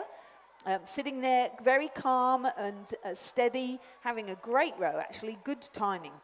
Commercial still looking good, but having to really battle for that final qualification place. First 3 crews will progress through to the final. Kinross out in front, Pymble Ladies sitting in second place, Radford in third. That's our 1, 2 and 3 as they come up towards the line. It's a second heat win in a row for Kinross. They've taken the heat win. Second going to Pymble Ladies in lane 2, third to Radford College. Fourth will go to Commercial ahead of Loreto Kirribilli in fifth. It'll be a photo for sixth and between Loreto Marriotteville and Redlands, and then back a little bit further to the second crew from the Armidale School. So just confirming the results of the second heat of the Championships Women's Under-16 Coxed Quad Scull. The win went to Kinross Walleroy 2, so they've made it 1-2. Second across the line, Pymble Ladies College 3, and third, Radford College. Those 3 crews will progress through to the final, which is at 10:53 a.m. The winning time was 3 minutes 49.91. The margins 3.88 and 1.17. Fourth Commercial, fifth Loreto Loreto Kirribilli, 6th Loreto Marriotteville, 7th Redlands, and 8th the Armidale School. Heat number 3 is coming on to the start. No, it's in progress. Pymble Ladies College first crew is in lane 2. Zara Kinneberg, Allegra Torbenschlag, Harriet Murphy and Kelly Clifton, coxed by Miniato and coached by Andrew Lee. Queenwood are in lane 3, Charlotte McWilliam, Charlotte Nell, Flo Vitch and Scout Ferguson, coxed by Alice Holm, coached by Zoe Keating, Ella Davidson and Ash Fitch. In lane 4, Sydney Girls High second crew of Lynn Yahan, Chloe Tisdall, Iris Yang and Harper Kepi, coxed by Angela Lee, coached by Tim Hughes and Zara Greenwood. Canberra Grammar School are in lane 5. Abigail Reiner, Emily Bodman, Edith Warboys and Alana Rajic. Darcy Berg is their cox and they are coached by Kendall Brody. Commercial have a crew in lane 6. Amelia Moore, Lily Nolan, Maggie Stafford and Georgia Crouch, coxed by Olive Plawecki, coached by David Van Dass and Gary Townsend. The Armidale School have a third crew in lane 7. Jasmine Ryan, Jemima Atkin, Chloe Dennison and Matilda Butcher, coxed by Harriet Coupland and coached by Maria Cotter. And Loreto Normanhurst's first crew is in lane 8. Portia Gill, Ava Smith, Emerson Dooley and Ellen Ogilvie, coxed by Adele Simon and coached by Bridie Cooksey. And just a public service announcement, we have had an iPhone handed in to the finish tower. So if you are missing an iPhone and you can tell us what the background picture is, then we do have that up here at the finish tower.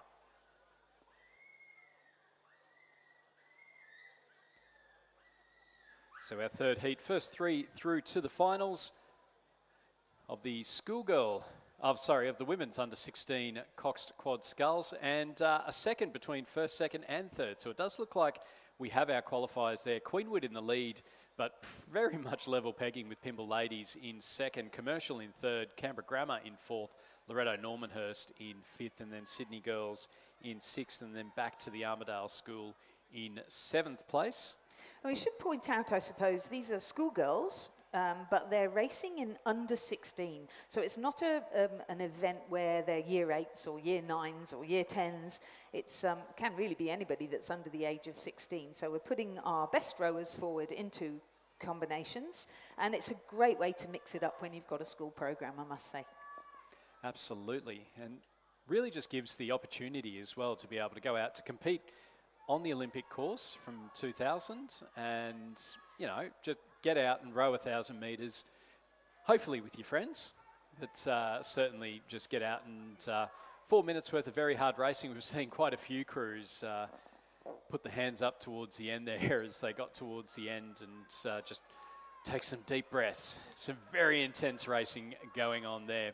Coming up towards the finish, there's some nice little racing going on here between our 3 leading crews. That is Queenwood, Pymble Ladies and Commercial, closest to the grandstand. So it does look to be between Pymble Ladies and Queenwood as they're coming into the Red Boys to mark the end of the course. Commercial sitting in third place at the moment and looking at plenty of clear water between them and Canberra Grammar, who are sitting in fourth. So our 1, 2, 3 to qualify for the finals look to be set, barring absolute misfortune. It might be a heat, but there's plenty on the line here because we're seeing a big push come here from Commercial in the final stages. Queenwood and Pymble Ladies, absolutely nothing in it. It'll be potentially Pymble Ladies just ahead of Queenwood. We'll wait for confirmation on that. Commercial definitely in third place, although they surged very nicely towards the end of that race. Canberra Grammar will go through, will finish in fourth place ahead of Loreto Normanhurst in fifth.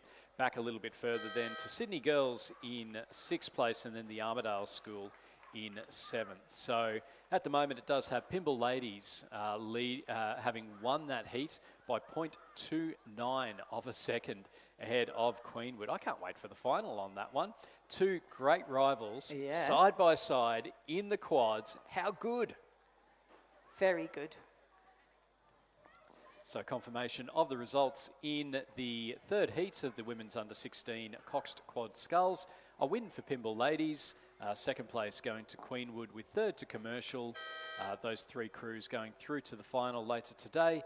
Fourth place Canberra Grammar, fifth was Loreto Normanhurst, sixth was Sydney Girls and seventh was the Armidale School. and a winning time there of 3 minutes 49.96. Our next race is the first heat of the championship men's under 16 coxed quad scull, sponsored by V Insurance. In this event, the first 4 will progress through to the final. In lane 2, representing Somerset College, Ethan Hugh, Benjamin Strong, Byron Taylor and Hugo Dirk Seamer, coxed by Josh Rosentretter. That's an interesting name. In lane 3 from the Armadale School, Julian Jenkins, Jack Farrell, Arthur White and Saxon Muirhead, coxed by Wiley Toombs.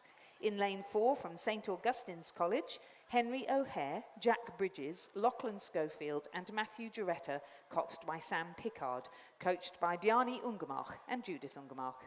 In lane 5 from Sydney Grammar School, David Walsh, Will Armstrong, Christopher Wu and Atticus Lee, coxed by Ethan Chong and coached by Brian Payne. In lane 6 from Newington College, Hugh Jones, Ollie Stelmacher, Lucas Ross and Lucas van der Westhuizen, coxed by Hugo Lonergan and coached by Jess Wickenden and Ben Dewhurst. And in lane 7, Kinross Walleroy, Oscar Chandler Sullivan, Hugh Nash, Hamish Searle and Will Kirby, coxed by Jock Peterson and coached by Benjamin Watt. Now, we can't go against theme here in the under-16 Cox Quad Sculls. It's Kinross in the lead. They're leading Newington in second place, St Augustine's in third. It's top 4 to go through. Somerset College in lane 2 and Sydney Grammar in lane 5, battling it for that final qualification position. Kinross will go through and take the win. They've won by about a half a boat length ahead of Newington in second place, and then a canvas back to St Augustine's in third. Coming through in fourth place will be the crew from Sydney Grammar. They'll finish a boat length ahead of Somerset College in fifth, and then back to the Armadale School in sixth place. So Kinross, Walleroy, Newington, St Augustine's and Sydney Grammar qualifying for the final of the men's under-16 Coxed Quad Sculls. The winning time in that heat, 3 minutes 24.84. On the start line now, we have the second heat of the Championship Men's Under-16 Coxed Quad Sculls, sponsored by V Insurance. In lane 2, we have the Shaw School, Sam Bassingthwaite, Ollie Mott, Ed McDonald and Will Reid, coxed by Harry Lee and coached by Warwick Payne. In lane 3, Radford College, Darcy Barlow, William Fraser, Hugo Ryan and Charlie Knight, coxed by Martin Kosh. In lane 4, Sydney Grammar School, Jackson Woolham, Thomas Kim, Will Dalton and James Wagner, coxed by Marcus Shipway and coached by Leo Lee.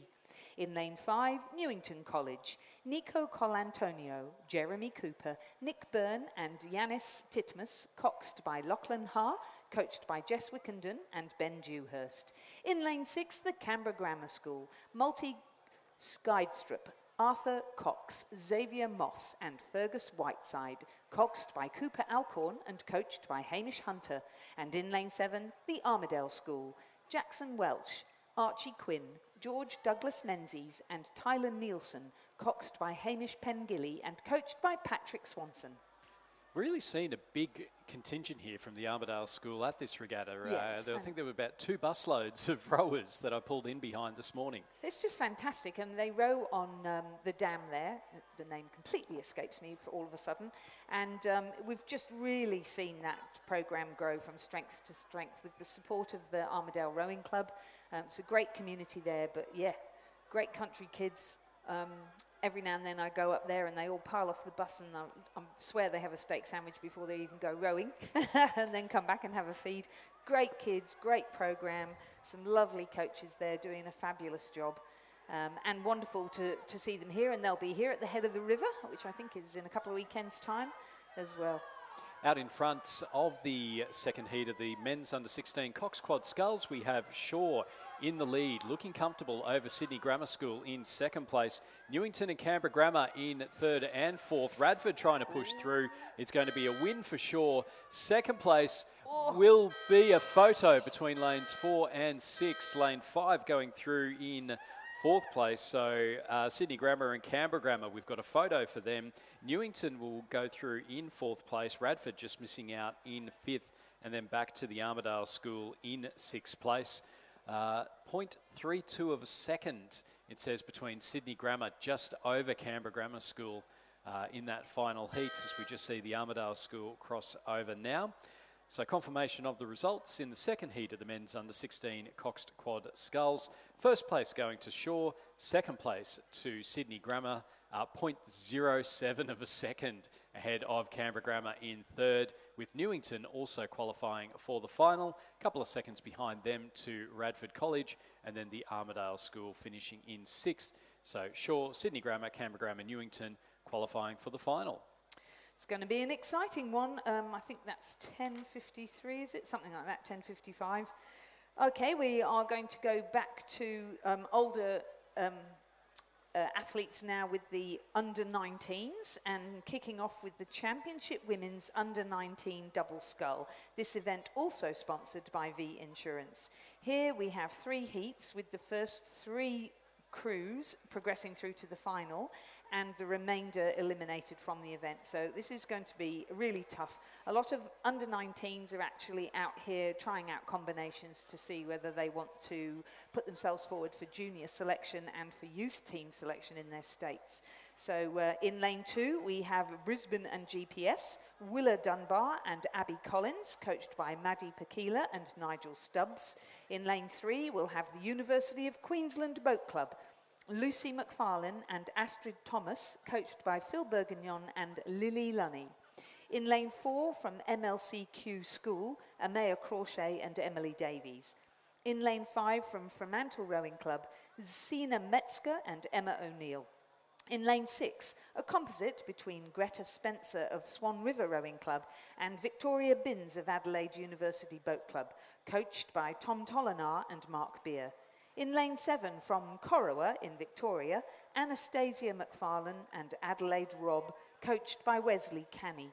And in lane 8, a composite between Abby Wex of Commercial and Isabel Scheimer of the University of Queensland Boat Club, coached by Phil Burgagnon and Charles Green. And we probably should explain that you will recognise some of these athletes' names from having raced in school events. So you can race at this championship as both your school and your club. So certainly what's happening at the school that I'm at is a number of our girls will row at a club as well as at the school, and really encourage them to do these underage events for their club and get the chance of doing composites, which of course you can't do if you're rowing in a school event or rowing for a school. So we've got a couple of composites here. Greta Spencer, who was in the junior team last year, and Vic Binns, a well-known athlete from Adelaide University. It'll be interesting to see how they go together. Later in the regatta, later this afternoon, we'll see them together in a quad as well. And then Abby Wex from Commercial and Isabel Scheimer from UQ, the other composite that we have. On the big screen and on the live stream now, you can see those crews lining up at the start. Always a great view looking across there. You can also see people lying down holding on to the stern of the boat, so that's a volunteer position, and schools are invited or clubs are invited to do that, and it looks to me as though they've all got their lovely t-shirts and big white floppy white hats on that Rowing New South Wales have provided the volunteers. Looks really good. So the crew closest to the camera is the crew in the lane with the highest number. So lane 1 is on the far side, lane 8 on the near side, and you're looking at Abby Wex from Commercial and Isabel Scheimer from UQ.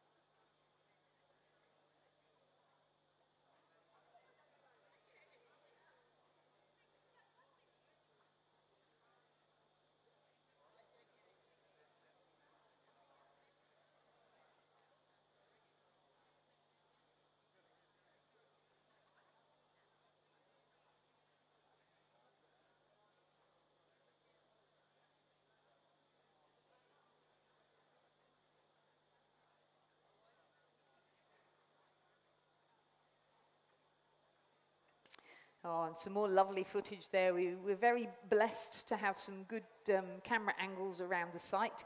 And there you can see scullers paddling up to the start on the left-hand side of the screen as we see our Championship Women's Under-19 double scull heat number 1 progressing down the course.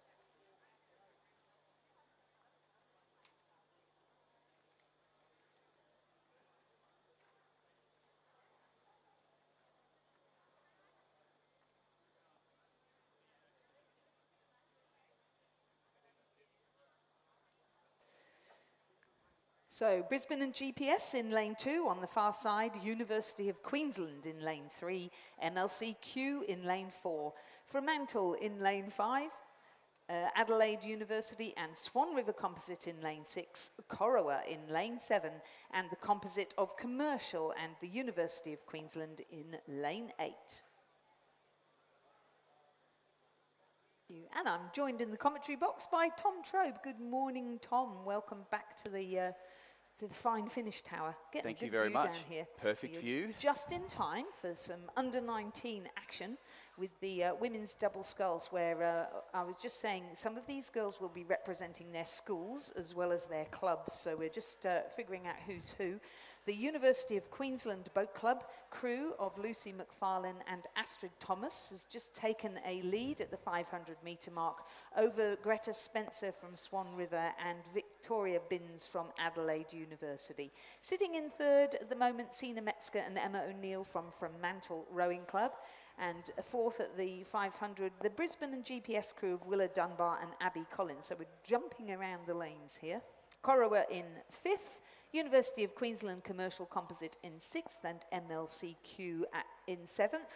That's at the 500-metre mark, so 2,000 metres is a long way for an under-19, plenty more to go.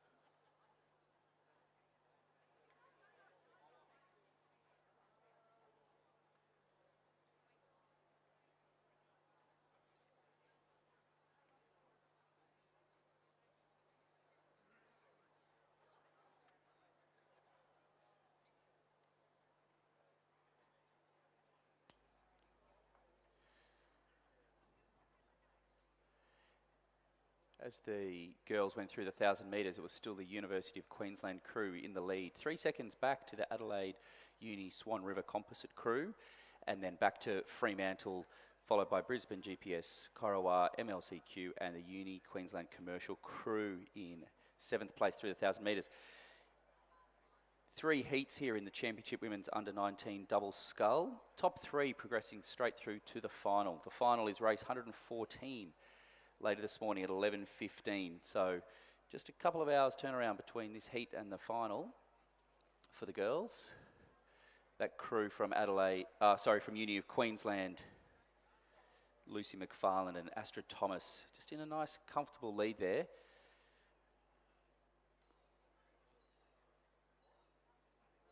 We can see there on the screen, just not going casually, but just maintaining the lead as they hit into the last half of the race, coming up to the 1,500 metre mark.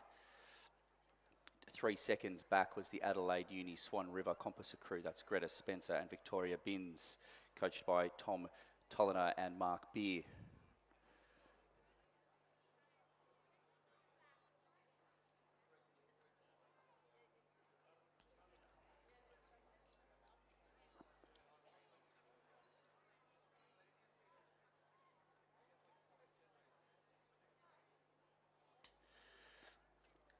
Some national representation in the Adelaide Uni composite crew. Greta Spencer was in the junior women's 4 last year and still also young enough to hopefully progress through and represent again this year.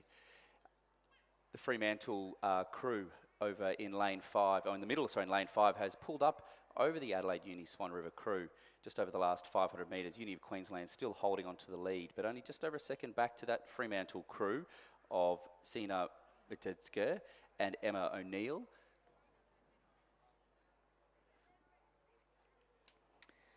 Great showing there from Lucy McFarlane and Astrid Thomas. Astrid won the bronze medal yesterday in the women's under-19 single scull. So I'd imagine that she's really hoping to medal in this crew as well. And it's certainly a good start for them. As the girls are coming in front of the grandstand here, the top 3 progressing through. So we can still see that the crew over in lane 3 from Uni of Queensland holding on to that lead, getting a bit of pressure from the Fremantle crew in lane 5. But again, top 3 just progressing through. So just doing what they need to do to progress through to the final later today at 11:15. The crew over in lane 1, the Brisbane and GPS School, unfortunately pushing hard for that 3rd place as we hit the last 200 metres, but it might be a lot of effort for them to actually step it up into 3rd place. Still doing a very solid heat here, coming into the almost the last 100 metres now for the leading crews.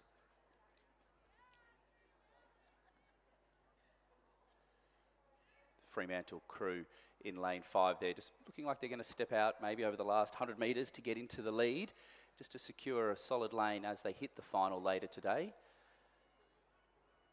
The crew over there in lane 3, Lucy McFarlane and Astrid Thomas, just relaxing into the last 30 metres.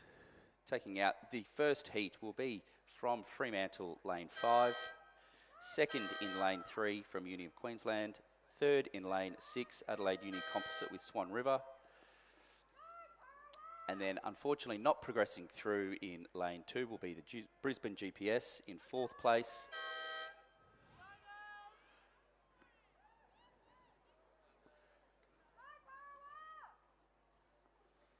Cora crossing the line in 5th place.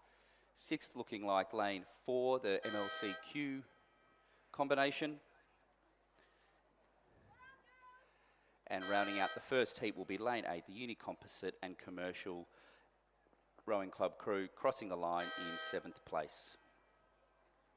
Confirming the results of our first heat of the Championship Women's Under-19 Double Scull, sponsored by V Insurance. First, Fremantle, Sina Metzger and Emma O'Neill. Second, University of Queensland, Lucy McFarlane, Astrid Thomas. Third, Adelaide University, Swan River, Greta Spencer, Victoria Binns. These 3 doubles will progress through to the final, race number 214. 4th, Brisbane and GPS. 5th, Corowa. 6th, MLCQ. 7th, University of Queensland.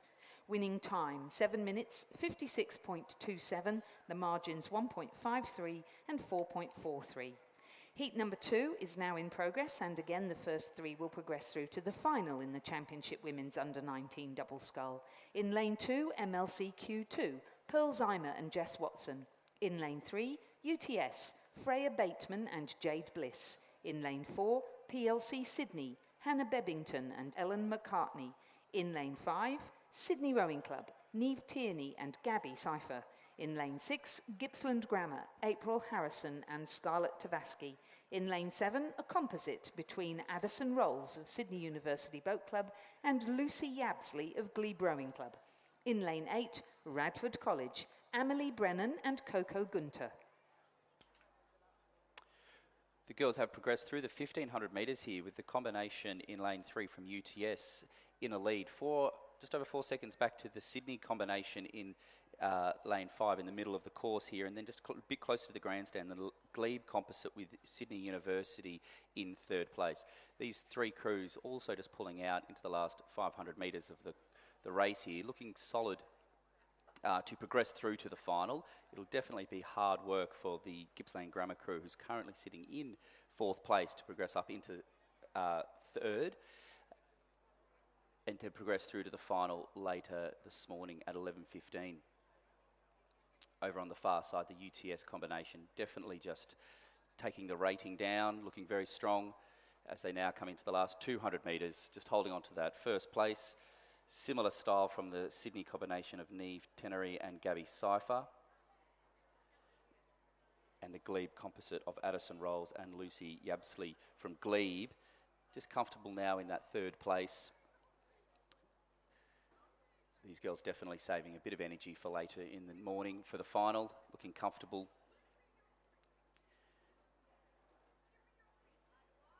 Yeah, Jade Bliss and Freya Bateman. Jade took out the silver medal yesterday in the under-19 women's single, and that certainly looks a really solid crew there. They're going to take the win in the second heat of the women's under-19 double.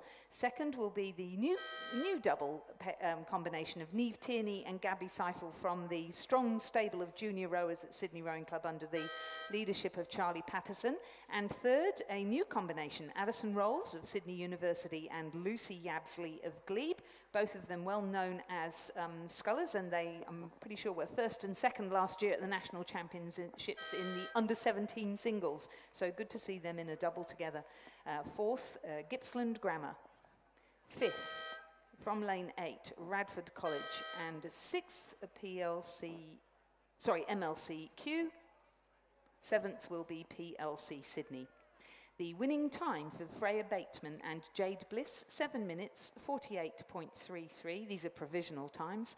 The margins 4.2 and 7.4 for the three crews that will progress through to the final at 11:15. 7:48, that's somewhat faster than 7:56 in the previous heat, my goodness. On to heat 3 now of the Championship Women's Under-19 Double Scull. In lane 2 from St Catherine's, we have Chelsea Baker, Madeline Swain, coached by Jared Watson. In lane 3 from Tweed Rowing Club, Lily Fogg, Ruby Rose, coached by Gary Anand. In lane 4 from Commercial, Bethany Harvest, Melina Wilcox, coached by David Vandis. In lane 5 from Sydney Rowing Club, Georgina Stevenson, Amelia de Villiers, coached by Charlie Patterson and Andy Hoffman. In lane 6 from Townsville, we have Lily Bragg, Sarah Burke, coached by Harrison Parks. And in lane 7, Brisbane and GPS, Elodie Lee, Georgia McKay, coached by Nigel Stubbs and Peter Howard. In lane 8 from Griffith University, Surfers Paradise, we have Eva Pinkerton and Ruby Hodges, coached by Christopher Holliday and Anthony Cook. And as these girls did go through the 1500 metres, it was the Sydney combination in lane 5 that was in first, but just a fraction back to the Townsville combination from Queensland of Lily Bragg and Sarah Burke. 2.5 seconds back to the St Catherine's combination, Chelsea Baker and Madeline Swain. Again, this heat having almost a clear 3 crews coming forward to progress through to the final. A step back to 4th place, the Commercial crew was just over 7.5 seconds behind at 1500 metres. So sorting out the progression quite early on in this heat again. And as we come into the last 250 metres, we can see that the combination on the far side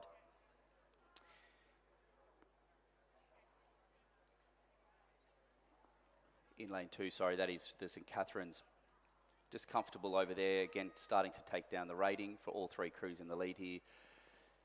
Sydney Rowing Club combination in lane 5 now starting just to pick it up as they almost hit the red boys, looking to maybe progress through into that better lane as they hit the final. The girls to their left in lane 6 from Townsville, not really taking on the response, just relaxing into the last 100 metres here as they look to cross the line.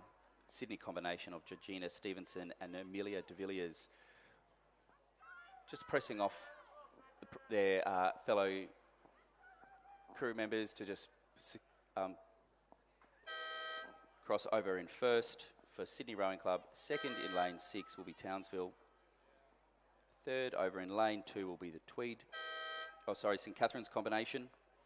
And lane 4 in 4th place from Commercial. Yeah, they'll be disappointed, and they were close, but Bethany Harvest and Melina Wilcox, but not quite close enough. Griffith Uni Surfers Paradise crew of Eva Pinkerton and Ruby Hodges coming in 5th. Then across to the Tweed Club at 6th and 7th from lane 7, Brisbane and GPS. So confirming the results of the third heat of the Championship Women's Under-19 Double Scull. A win for Georgina Stevenson and Amelia de Villiers from Sydney Rowing Club. Second, Lily Bragg and Sarah Burke from Townsville JCU. And third, Chelsea Baker and Madeline Swain from St Catherine's. Those three doubles progress through to the final at 11:15. Eliminated now from the event, Commercial in 4th, in 5th, Griffith Uni Surfers Paradise, in 6th, Tweed, and in 7th, Brisbane and GPS. Winning time for Stevenson and de Villiers was 7:57.22. The margins 3.65 and 5.40. So the slowest of our three heats, and looking forward to a rather good 9-lane final. We've got some good names in there. So we're moving through to our first semi-final of the day. This is in the Championship Schoolgirls Single Scull, sponsored by Mobius. This is race number 191 on our programme. In lane 1, from Rockhampton Girls Grammar School, Callie McRae, coached by Kim Byrne. In lane 2, from Loreto Marriotteville, Eliza Hogg, coached by Dario Sportelli. In lane 3, from Pimble Ladies College, Mia Booth, coached by Carl Schmidt. In lane 4, from Barwon, Alice Joyce, coached by Tony Lawless. In lane 5, from Loreto Marriotteville, Emily Lang, coached by Dario Sportelli. In lane 6, from PLC Sydney, Emily Barrett. In lane 7, from MLCQ, Claire Wong. And in lane 8, from the Armadale School, Isabella Crawford, coached by Marty Inglis. This is the semi-final, the first of 3, and the first 3 scullers will progress through to the final. Through the 1,000 metres, it was Emily Lang in first place from Loreto Marriotteville. She's the first girl going through. Second place was Pimble Ladies' Mia Booth, and in third from Barwon Rowing Club was Alice Joyce. We can see them going through the 1,500 metres now. 3.9 seconds back to Mia Booth in second place, 6 seconds back to Alice Joyce, and then looking close for fourth place here with Claire Wong and Callie McRae. It is, as mentioned, just the top 3 going through to the final, one of these weird 3 semi-finals into one final.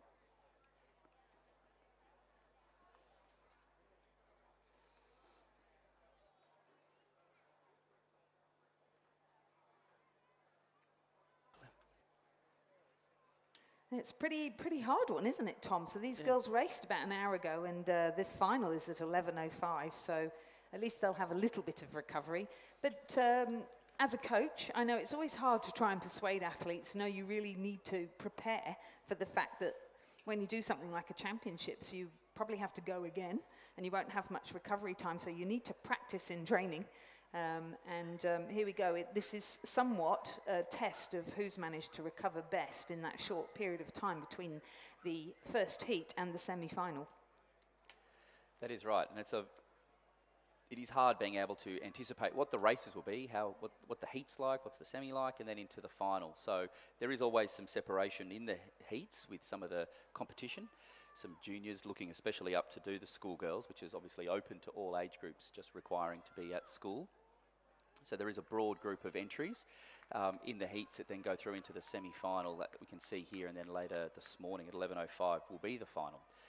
Looking like the Loreto Marriotteville Emily Lang has held on to that first place still after the 1,500 metres, looking comfortable in the lead, hitting the red boys in the last 100 metres, just securing that first place. Over in lane 3 from Pimble Ladies, Mia Booth, looking like a solid second place.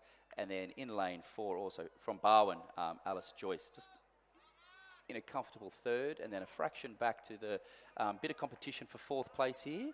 Over on the far side in lane 1 from Rockhampton Girls, and in lane 7 from MLCQ. But crossing in first place, Emily Lang from Loreto Marriotteville. In second place in lane 3, Pimble Ladies. And third place, crossing over just then from Barwon, Alice Joyce. Fourth place, lane 7, Claire Wong from MLC. Fifth place, Callie McRae.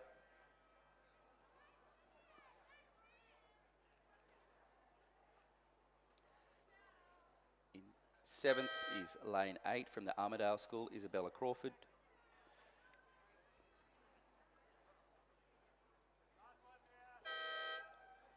And rounding out the first semi-final, Emily Barrett from PLC Sydney in 8th place.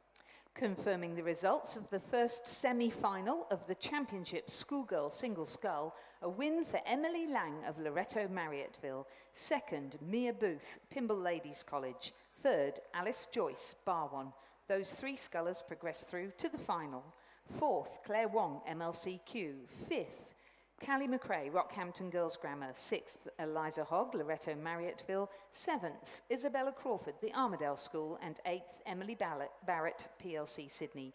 The winning time for Emily Lang, 8 minutes 40.96. The margins 4.2 and 5.97.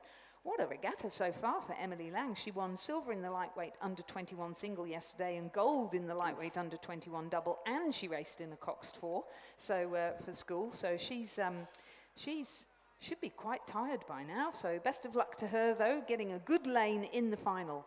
Who will she be joined by? The second of the 3 semi-finals is in progress, with Asha Stewart from Rockhampton Grammar in lane 1. She's coached by Rob Fay and Kimberly Brown.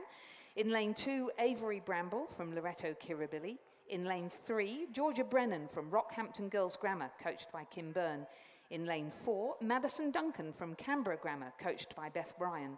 In lane 5, Chloe Alsop from Loreto Kirribilli. In lane 6, Gabrielle Ryan from Brisbane and GPS, coached by Maddie Pakila and Nigel Stubbs. In lane 7, Zoe Hutchison from Manning Valley Anglican, coached by Murray Doust. And in lane 8, Zoe Hickey from Radford College of the ACT.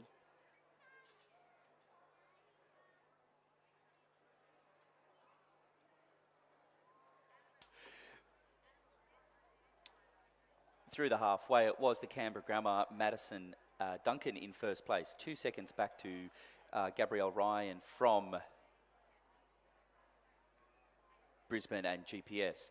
And the girls, now going through the 1,500 metres, it is still Madison Duncan in the lead. 2.5 seconds back to Brisbane and GPS. Gabrielle Ryan in third place from Rockhampton Grammar. Asha Stewart. Top 3 progressing through to the final. And then in fourth place from Loreto Kirribilli, Avery Bramble, just 4.9 seconds behind. So again, a bit of separation with those top 3 positions as we hit the last 500 metres. But a bit of a closer semi-final than the previous, with the minor placings still looking in good contention for the 4th and 5th position across the field, as we can see them coming into the in front of the grandstand, in front of the tents right now.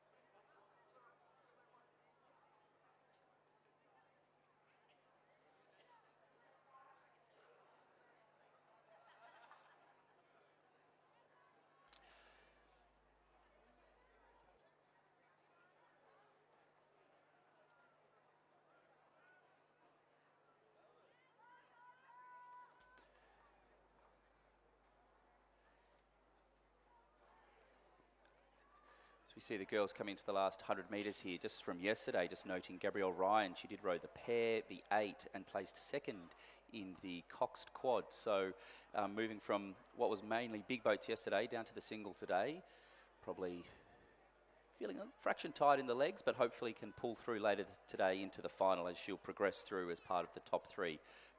Crossing in first place will be Madison Duncan from Canberra Grammar in the ACT. Second will be Gabrielle Ryan from Brisbane and GPS. And in third place, rounding out the progression from Rockhampton Grammar, Asha Stewart in lane 1. And then looking like to cross in fourth will be Avery Bramble from Loreto Kirribilli, unfortunately not progressing through. And then in lane 3, crossing in 5th place will be Georgia Brennan. 6th place, Zoe Hutchinson.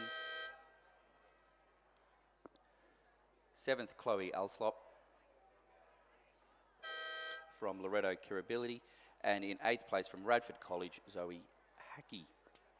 Confirming the results of the second semi-final of the Championship Schoolgirls Single Scull, A win for Madison Duncan of Canberra Grammar School. Second, Gabrielle Ryan of Brisbane and GPS. Third, Asher Stewart of Rockhampton Grammar. Those 3 scullers will progress through to the final at 11:05. In 4th position, and just missing out, Avery Bramble from Loreto Kirribilli. 5th, Georgia Brennan from Rockhampton Girls Grammar. 6th, Zoe Hutchison from Manning Valley Allengican. 7th, Chloe Alsop from Loreto Kirribilli. And 8th, Zoe Hickey from Radford College. The winning time, 8 minutes 36.75 seconds. The margins, 0.76 and 6.73. We're on to our 3rd and final semi-final in the Championship Schoolgirls Single Scull with Evelyn Ford of MLCQ in lane 1, Jemima Mackenzie of Newcastle Grammar School in lane 2, Amy Croft of MLCQ in lane 3, Alice McCready of Newcastle Grammar School in lane 4, Lila Gaston of St Catherine's School Sydney in lane 5, Courtney Davis of the Cathedral School, Townsville in lane 6, Madeline Croker of MLCQ in lane 7, and Eva Hoskin from St Peter's Lutheran College in lane 8. Layla Graston crossing through the 1,500 metres there, about 3 boat lengths back to 2nd and 3rd place, Alice McCready and Madeline Croker. Just super close as they went through the 1,500 metres, but then a fraction back, 4.5 seconds almost, to Courtney Davis in 4th place. Top 3 progressing through to the final later this morning at 11:05. Leela Graston really holding on to a solid lead there as they went through the 1,500 metre mark. I'm sure the coach, Jared Watson, will be pleased with this display here as we hit the last 400 metres. And Eva Hoskin, so I was asking where St Peter's Lutheran College is. It's Queensland, and Eva Hoskin, who's in that lane closest to the grandstand, is actually the pairs partner of Gabby Ryan, who came 2nd in the previous heat. So again, switching from sweep to sculling, which a lot of our schoolgirls do. Great to see them all flying down the course here. Leela Gaston still sitting in 1st position at the 1,500 metre mark, and Alice McCready, who looks very strong in her heat, sitting in 2nd position. She's a couple of lengths down, and she's being challenged by Madeline Croker of MLCQ for the 3rd position. Courtney Davis of the Cathedral School sitting in 4th. Can she wind it up and take one of the qualifying spaces? Correct, definitely looking like Madeline Croker from MLCQ is starting to push in to the last 200 metres here, starting to raise the stroke rate, hoping to catch Eva Hoskins from St Peter's Lutheran just to her left, but looking like maybe not enough course left to be able to get into that progression place of 3rd as the girls start to hit the last 100 metres here in lane 5, still out in a commanding lead. Layla Gaston looking very comfortable in this semi-final 3 of the Championship Schoolgirls Single Scull. 2nd place over in lane 4 from Newcastle, Alice McCready. Again, also looking comfortable. A little bit of pressure from lane 7, Madeline Croker. In fact, I think Madeline's going to... Oh, that must be a photo finish. I think Madeline Croker might have taken that on the line and just secured 2nd place. I think so as well, yes. And if that's the case, the reason that's important is just the lanes in the final, isn't it, if the wind blows up. Anyway, just missing out Courtney Davis after a great scull there at the end from the Cathedral School. A good sprint into the line for Eva Hoskin. She will place 5th. 6th, Amy Cruff from MLCQ. 7th, Jemima Mackenzie from Newcastle Grammar. And 8th, coming across the line now, Evelyn Ford from MLCQ. So just confirming the results of the 3rd semi-final of the Championship Schoolgirls Single Scull. A win for Leela Gaston of St Catherine's School, Sydney. 2nd, MLCQ's Madeline Croker, and 3rd, Newcastle Grammar School, Alice McCready. They will progress through to the final. 4th, Courtney Davis from Cathedral. 5th, Eva Hoskins, St Peter's Lutheran. 6th, Amy Cruff, MLCQ. 7th, Jemima Mackenzie, Newcastle Grammar. And 8th, Evelyn Ford. Oh, sorry. Oh, yes, MLCQ 2nd, Newcastle Grammar 3rd. Yep. Winning time 8 minutes 38.15. The margins 3.53 and 0.29. And we are into the semi-finals of the Championship Schoolboy Singles Heat Scull. 1, Oh, actually, sorry. of Championship Men's Under-19 Oh, we've double. got that first, right. Yes, correct. Over on we've had a few scratchings actually. Kinross has scratched, and so has Gippsland Grammar in lane 2. Lane 3, we have Trinity, William Ball and Charlie White. In lane 4 from Oxford, we have Mitchell Franz and Cade Hatchett, coached by James Harecombe. In lane 5 from Gippsland Grammar, Evan Lewis and Hagan Cook. In lane 6 from Mossman, just coming into the final 100 metres here, we have Dion Hannison and Oscar Scull-Gamborg, coached by Tom Schramko and Kieran Kabelke. In lane 7 from Cathedral School, we have Riley Hibble and Nathaniel Tilbot, and in lane 8 from Radford College, Hamish Garden and Hamish McKee. But crossing in first was the Mossman combination.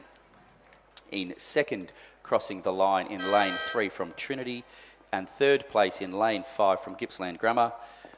Fourth place will go to Radford College. Sixth place, looking like the Oxenford combination of Mitchell and Caden. Just coming across now in fifth, about to finish across the line. And in sixth place from lane 7 from the Cathedral School, rounding out what is the first heat. The top 3 progressing through straight to the final. Confirming the results of that first heat of the Championship Men's Under-19 double scull. A win for Mossman Rowing Club, Dion Hansen and Oscar Scull-Gamborg. Second, Trinity, William Ball and Charlie White. Third, Gippsland Grammar, Evan Lewis and Hagan Cook. Those 3 doubles progress through to the final. Fourth, Radford College 2, Gaydon and McKee. Fifth, Oxenford, Franz and Hatchett. Sixth, the Cathedral School, Hibble and Talbot. They are now eliminated from the event. The time for Mossman, 7:05.09. The margins 2.79 and 5.48. Our second heat is now in progress in the Championship Men's Under-19 double scull, sponsored by V Insurance. In lane 1, UTS, William Pender and Caelan Routley. In lane 2, Gippsland Grammar, Connor Howard and Jack Courtney. That UTS crew has scratched. This is such a shame, isn't it? In lane 3, Radford College, I'll get there in the end. Connor Maloof and Angus Scott. In lane 4 from St Kevin's, Victoria, I would imagine, Hamish O'Brien and Eric Wiseman. Griffith Unisurface Paradise in lane 5 have scratched. In lane 6 from Trinity, Hugo Osmond and David Morris. In lane 7, a composite between Dylan Lee from Leichhardt Rowing Club and Logan Cavill from Bundaberg Rowing Club, coached by Isaac Shepherd, Dewar Callantar and Rodney Dick. And the Cathedral School crew has scratched. As these boys have just gone through the 1,500 metre mark, it is the Radford College just in the lead, a second back to St Catherine's, and then Bundaberg and Leichhardt in third place. These top 3 crews, just over about 2 seconds between all 3 of them, so making a big divide back, 10 seconds back to Trinity in 4th place, Gippsland Grammar in 4th place. So as we mentioned, top 3 progressed through to the final later today. We have had the scratching over in lane 1 from UTS, so down to just 6 boats out there. I can still actually only see 5, so there might have been another. The Griffith University in the middle has scratched, and potentially the Cathedral School in lane 8 is the other scratching that we're looking for there. Correct, that's right. 3 crews scratched, so across the whole course. Good to see some locals over there, of course, Connor Maloof and Angus Scott coming into the last 250 metres here, looking very comfortable in the lead.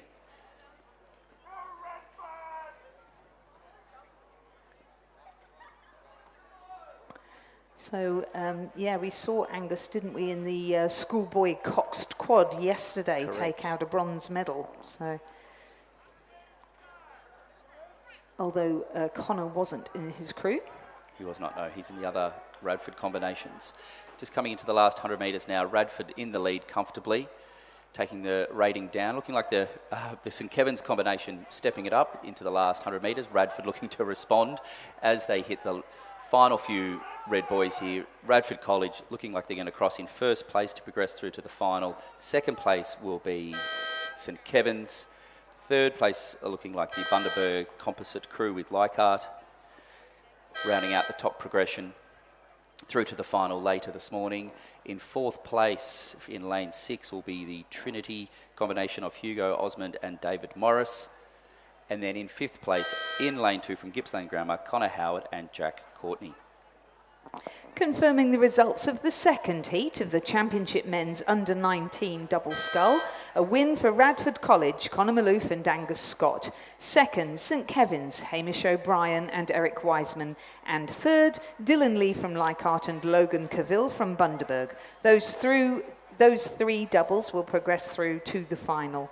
Fourth, Trinity. Fifth, Gippsland Grammar, and the winning time was 7 minutes 29.15, the margins 3.39 and 3.62.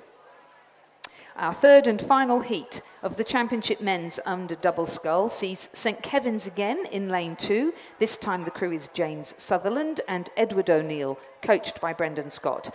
Oxenford in lane 3, Charles Hill and William Crelly, coached by James Harkham. Sydney Rowing Club in lane 4, Ed Kenny and Tom Chanter. Fremantle Rowing Club in lane 5, Remy Payne and Liam Davis. In lane 6, Manning Valley Anglican, William Thomas and Joshua McPhellamy, coached by Murray Doust. Trinity College in lane 7, Patrick McInerney and Nicholas Whiteoak, coached by Jackson Harrison and Lachlan Goller. And in lane 8, also from Victoria, Gippsland Grammar, Lagan Joshi and Samuel Reynolds. It was the Fremantle combination of Remy Payne and Liam Davis that did go through the 1,000 metres, leading 3 seconds over the Sydney combination of Edward Kenny and Tom Chantner. And in third place, it was Trinity, Patrick McInerney and Nicholas Whiteoak. Just a few seconds between them, a bit of a more of a spread field here for the Heat 3 of the Championship Men's Under-19 Double Scull. And it was just over a second back to fourth place from Gippsland Grammar.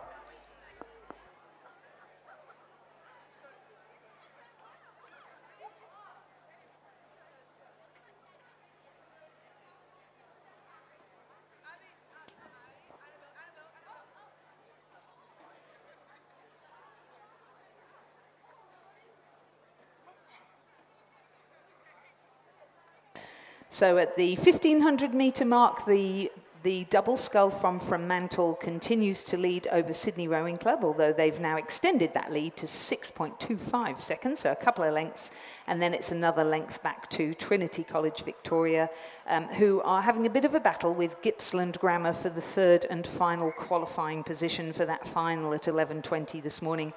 Great to see the grounds filling up now, the grandstand filling up, and also lots of people on the path, including people on bicycles, and with just a really strong reminder that it is the rule that you must wear a helmet here, and unfortunately you will get caught by the police at some point if you don't wear one.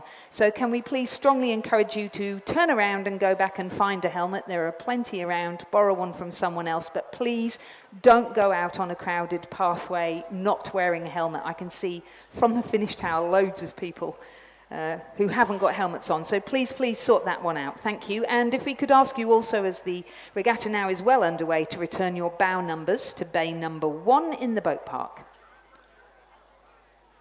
Good race here actually for third place between Trinity in lane 7 and Gippsland Grammar in lane 8. Just on the grandstand side, these boys really pushing it out to see who can get that third place. Looks like it could be the Gippsland Grammar combination of Lagan Joshi and Samuel Reynolds. Sitting in third, but not giving up easily, is the Trinity combination of Patrick McInerney and Nicholas Whiteoak in lane 7. These boys really pushing into the last 100 metres here. I think it might be the Gippsland Grammar crew that will hold on to third place, but crossing in first from Fremantle, Remy Payne and Liam M. Davis in first. In second place, looking like it will be the Sydney combination in lane 4. Getting a bit of pressure actually from Gippsland in 3, because they were getting pressure from Trinity, vying for that final third position to progress through. Lane 6 from Manning Valley Anglican will cross the finish line in 5th place here, unfortunately not being able to progress.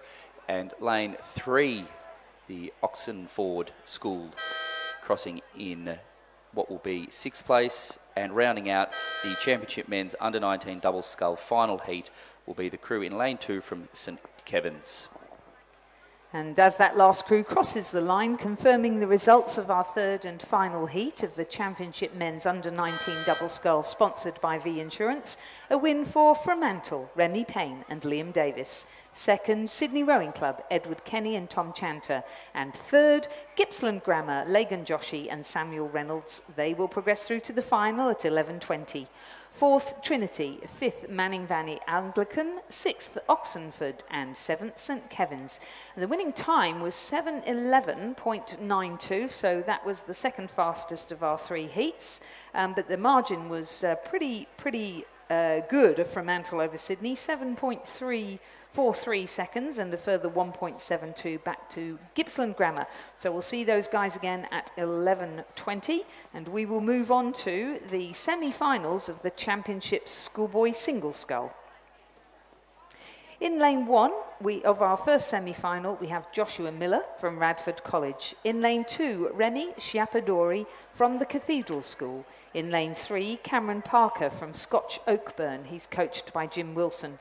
In lane 4, Cameron Schmidt from Canberra Grammar School. In lane 5, Garvin Hayes from Marist College ACT, coached by Tom Hayes, Peter Benny and Mark Kwiatkowski. In lane 6, Luke Purdy from Hunter Valley Grammar School, coached by Odin McIntosh and Rowan Hislop. In lane 7 from Marist College ACT, Austin Benny. And in lane 8 from Hawthorne, Victoria, Adam Chang.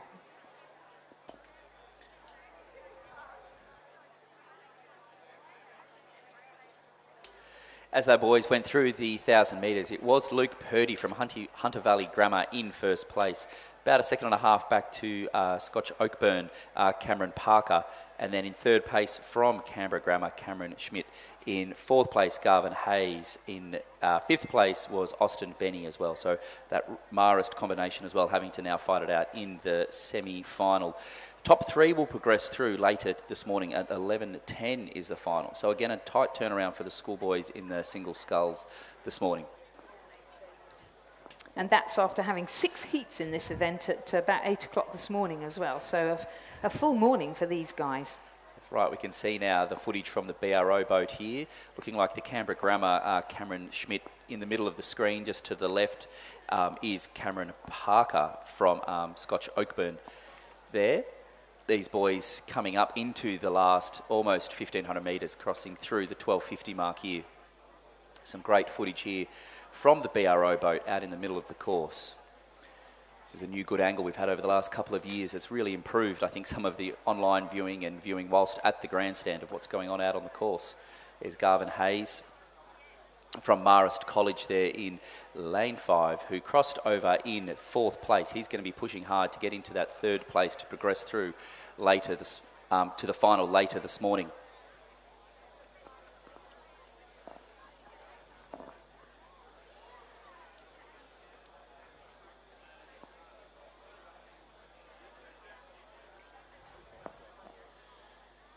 Hitting the 1,500 metre mark now. It is Luke Purdy from Hunter Valley Grammar, still in first place. Second place, Cameron Parker from Scotch Oakburn.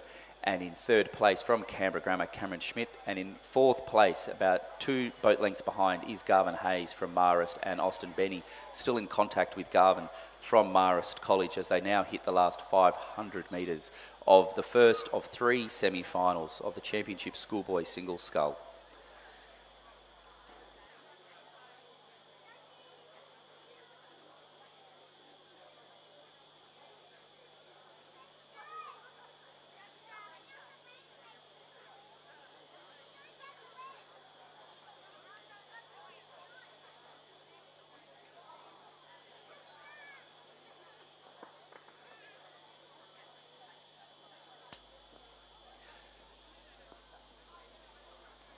As we spoke about earlier this morning, you and Stuart, these Marist boys were in the schoolboys quad, so possibly feeling a little bit of yesterday's happiness from the silver medal, but then also having to back up this morning in a single scull is a tough ask of anyone.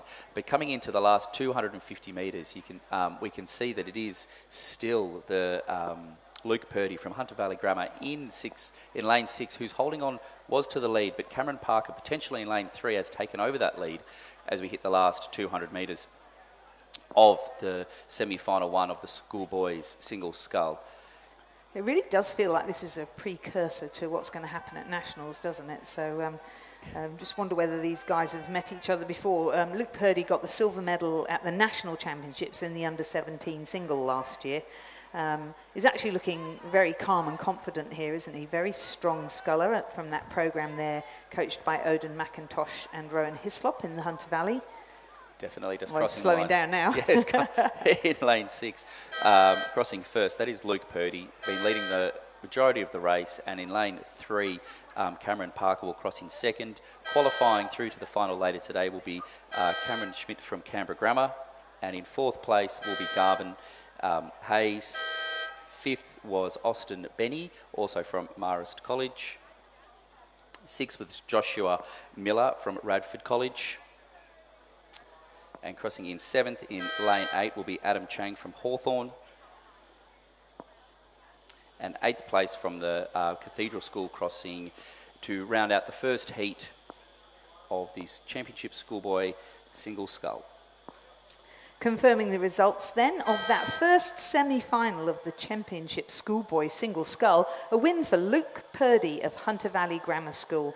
2nd, Cameron Parker from Scotch Oakburn. 3rd, Cameron Schmidt from Canberra Grammar School. Those 3 scullers progressed through to the final. 4th, Garvin Hayes, Marist College.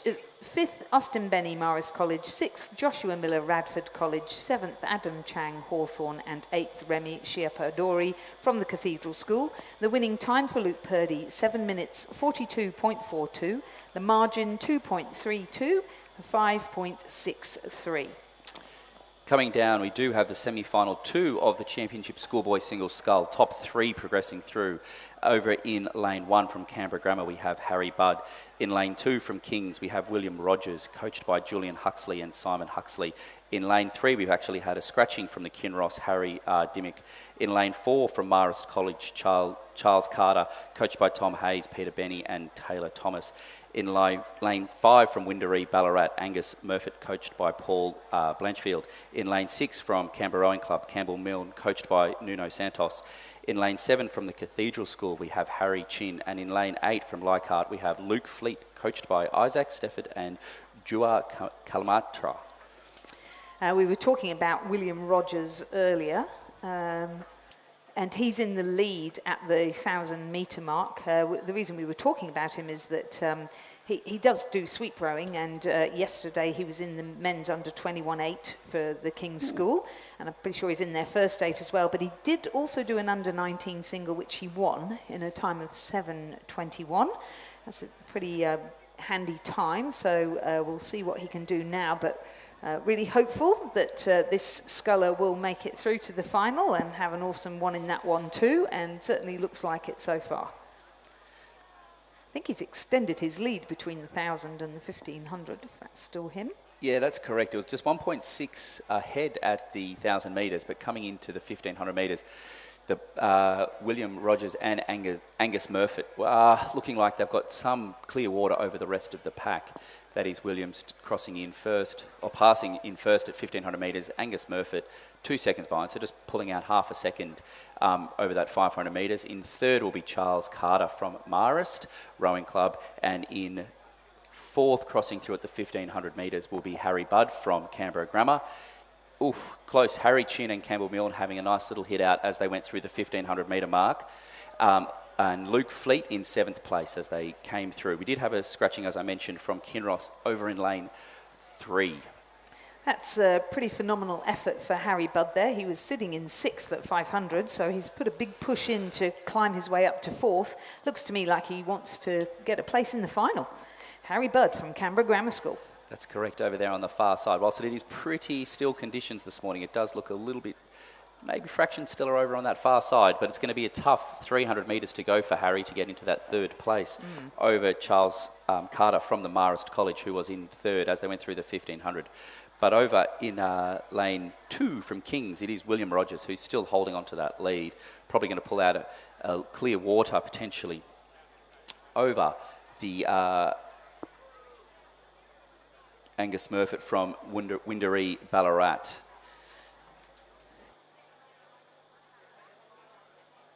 This is some good local competition being fought out here between Harry Budd and Charles Carter. Harry Budd on the far side from Canberra Grammar and Marist College, Charles Carter in the middle in lane 4. Only the top 3 progressing through to the final later this morning. 10 past 11, so as we said, not much recovery time really for them. Will Rogers looking very calm though, looking as though he's recovered well from the heat. He's just looking across now at Angus Murfitt. He's just going to raise the last couple of strokes to hang on to first place and make sure he gets a good lane. Will Rogers from the King's School taking out the win in the second semi-final. Second, Angus Murfitt and Windaree, Ballarat, putting down the challenge and letting him know that it's going to be on in the final. And our final finalist, Charles Carter from Marist College, ACT. He will push out the fast-finishing Harry Budd at Canberra Grammar. Then it will be Campbell Milne from Canberra Rowing Club, who will place 5th. 6th, Henry Chin from the Cathedral School. 7th, Luke Fleet from Leichhardt Rowing Club. The winning time for Will Rogers, 7 minutes, 37.9 seconds. The margin 0.45 in the end, and then a further 13.33 back to Charles Carter from Marist College. So we have one more semi-final to go. And we have Dylan Outram from Canberra Grammar in lane 1, Tommy Poulton from Kinross Walleroy in lane 2, Ewan Gregg from Radford College in lane 3, Rowan White from Radford College in lane 4, Harry Coddington from Mossman Rowing Club in lane 5, Oscar Petrus from the King's School in lane 6, Hamish Whitehere, or Whittier, I'm not sure, from Radford College in lane 7, and Luca Bazzina from the King's School Parramatta in lane 8.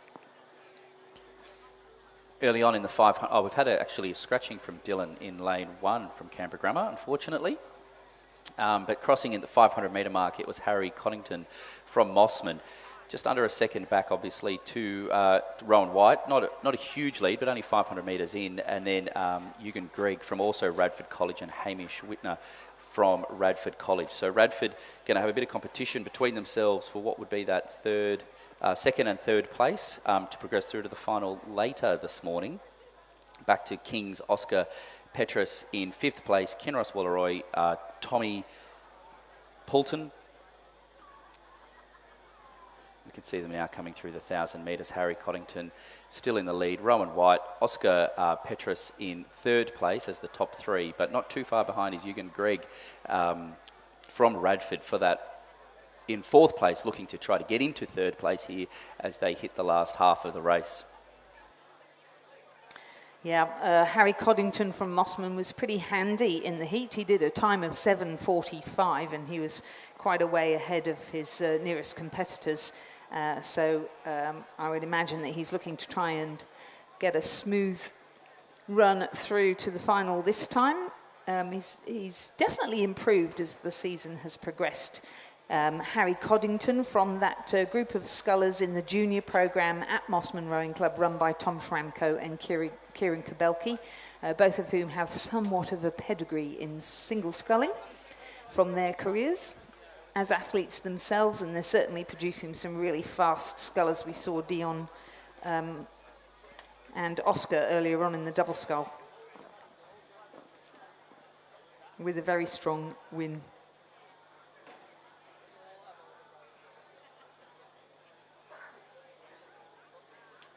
So at the 1,000 metre mark, Harry Coddington has extended his lead over Rowan White from Radford College, but they're still sitting in 2nd position. A really excellent second 500 for Oscar Petrus from the King's School, who's moved from 5th position at the 500 metre mark to 3rd position at the 1,000 metre mark and is pushing back strongly now as they go through the 3rd 500. At the 1,000 metre mark, it was Ewan Gregg from Radford College who was sitting in 4th, and Hamish Whittier from Radford College in 5th. Some good, and then there's quite a gap then back to the sculler from Kinross Walleroy, Tommy Poulton. At the 1500, Harry Coddington continues to lead, but it's a real battle now, less than 2 seconds between him and Rowan White, who's clearly got a sniff of victory there and is pushing strongly. And Oscar Petrus has closed the gap further, still sitting in third and extending his lead now over Radford College sculler Hamish Whittier.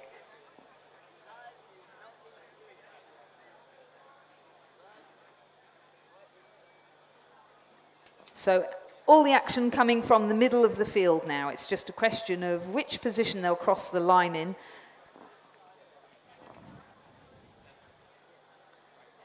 But certainly it looks as though only 3 will go through to the final. It does look as though our top 3 are not going to change between Harry Coddington of Mossmord, Rowan White of Radford College and Oscar Petrus of the King's School Parramatta.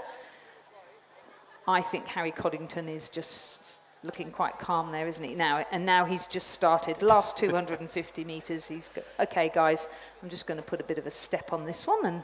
That's right, just remove the challenge. Proving what can be done if required. Over on... Nice to be able to do that. Yeah, exactly. Rowan White from Radford College, still not letting him get away with it easily, but it will look like it will be Harry Coddington and Rowan White rounding out the top 2 places, and then stepping back to lane 6, Oscar Petrus from King's. The top 3 progressing through in just a couple of hours to the final of the schoolboy single scull. I really like the scull coming from Hamish Whittier. He's definitely not laying down and dying. He is challenging all the way, and that is great.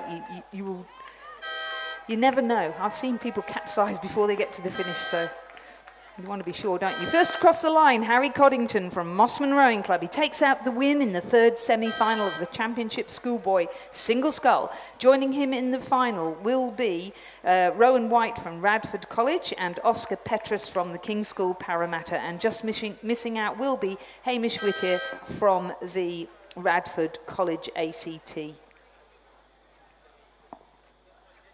4th, Ewan Gregg from Radford College.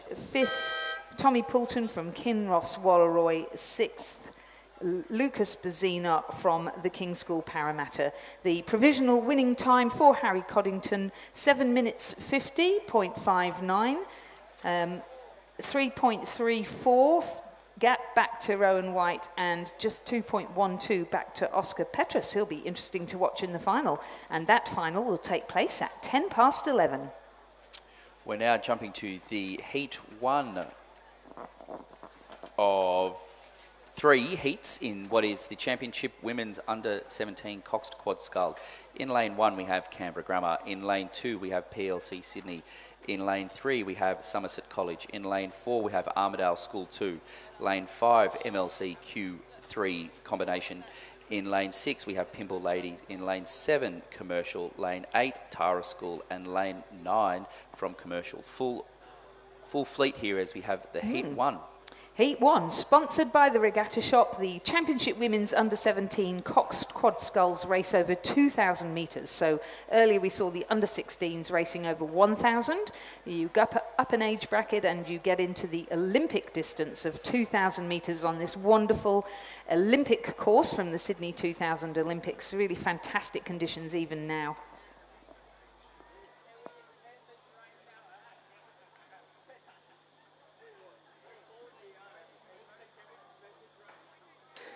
So our early leaders with the crew from Pimble Ladies College, that is in lane 6, so fairly close to the camera and in the middle of the course.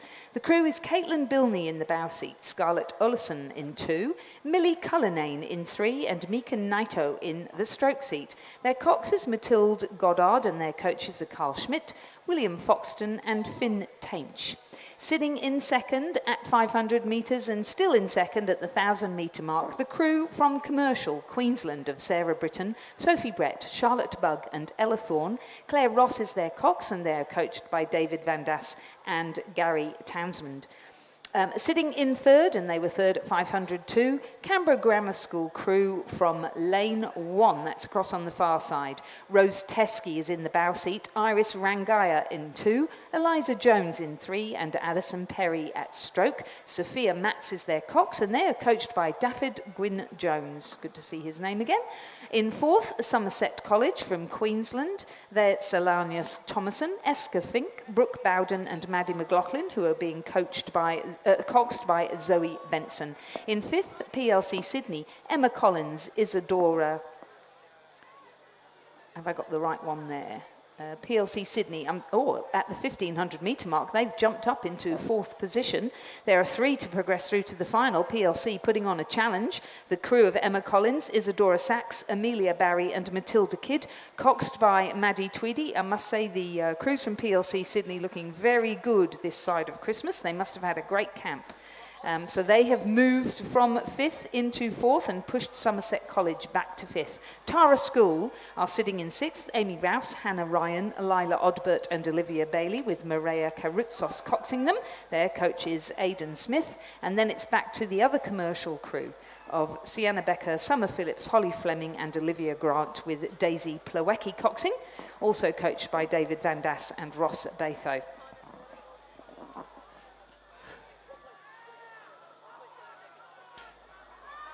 We just in front of us here into the last 100 metres, it is the lane 6 from Pymble Ladies holding on to their lead, progressing through to the final later this morning at 11:25. Just the top 3 crews go through. So getting a good finish here from the commercial crew in lane 9 as they've started to row back over the last 400-500 metres of the course, looking in a comfortable second place, maybe almost taking the rating down a little bit. Cox very confident with the crews over there on her left, but the crossing in first place was Pymble Ladies. Second will be the commercial crew in lane 9, and third to progress through later this morning will be the Canberra Grammar crew in lane 1. In 4th place, crossing in lane 3, was a Somerset College. A good duke out here for the 5th place. Oh, I don't know, lane 8, Tara School. And that was the other commercial crew, just 0.4 of a second behind on the unofficial results. In 6th place, the Armidale School crossing in 7th. MLC Q3 combination crossing in 8th place. And PLC Sydney crew in lane 2 of Emma Collins, Isadora Sachs, Amelia Barry and Matilda Kidd, coxed by Maddie Tweedy, will round out the first heat of the under-17 women's coxed quad. Confirming the results of our first heat of the Championship Women's Under-17 Coxed Quad Scull, sponsored by the Regatta Shop. First, Pymble Ladies College. Second, Commercial. Third, Canberra Grammar School. Those 3 crews will progress through to the final, race number 216 at 11:25 this morning. 4th, Somerset College. 5th, Tara School. 6th, Commercial. 7th, the Armidale School. 8th, MLCQ. And 9th, coming onto the line now, PLC Sydney. They will be eliminated from the event. The winning time of Pymble Ladies College, 7 minutes, 41.49 seconds. The margin back to the commercial crew that was stroked by Olivia Grant was 6.24 seconds, and then a further 4.06 seconds back to Canberra Grammar School. The second heat is now in progress in the Under-17 Women's Coxed Quad Scull, sponsored by the Regatta Shop.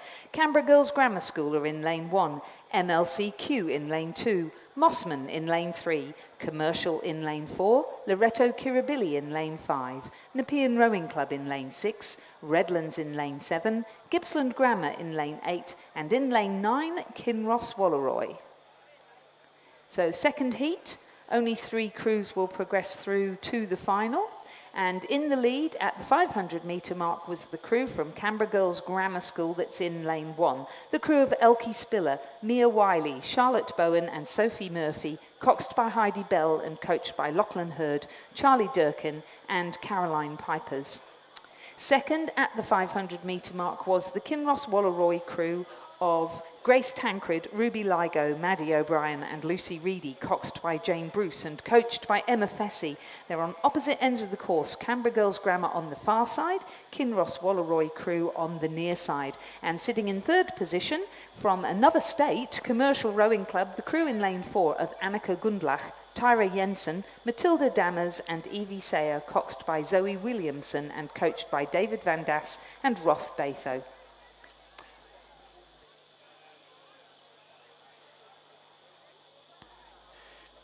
The heat 2, as they went through the 1500 metres, it was Canberra Girls. They pulled out onto that lead over on lane 1. Second place was Kinross, just over 12 seconds behind.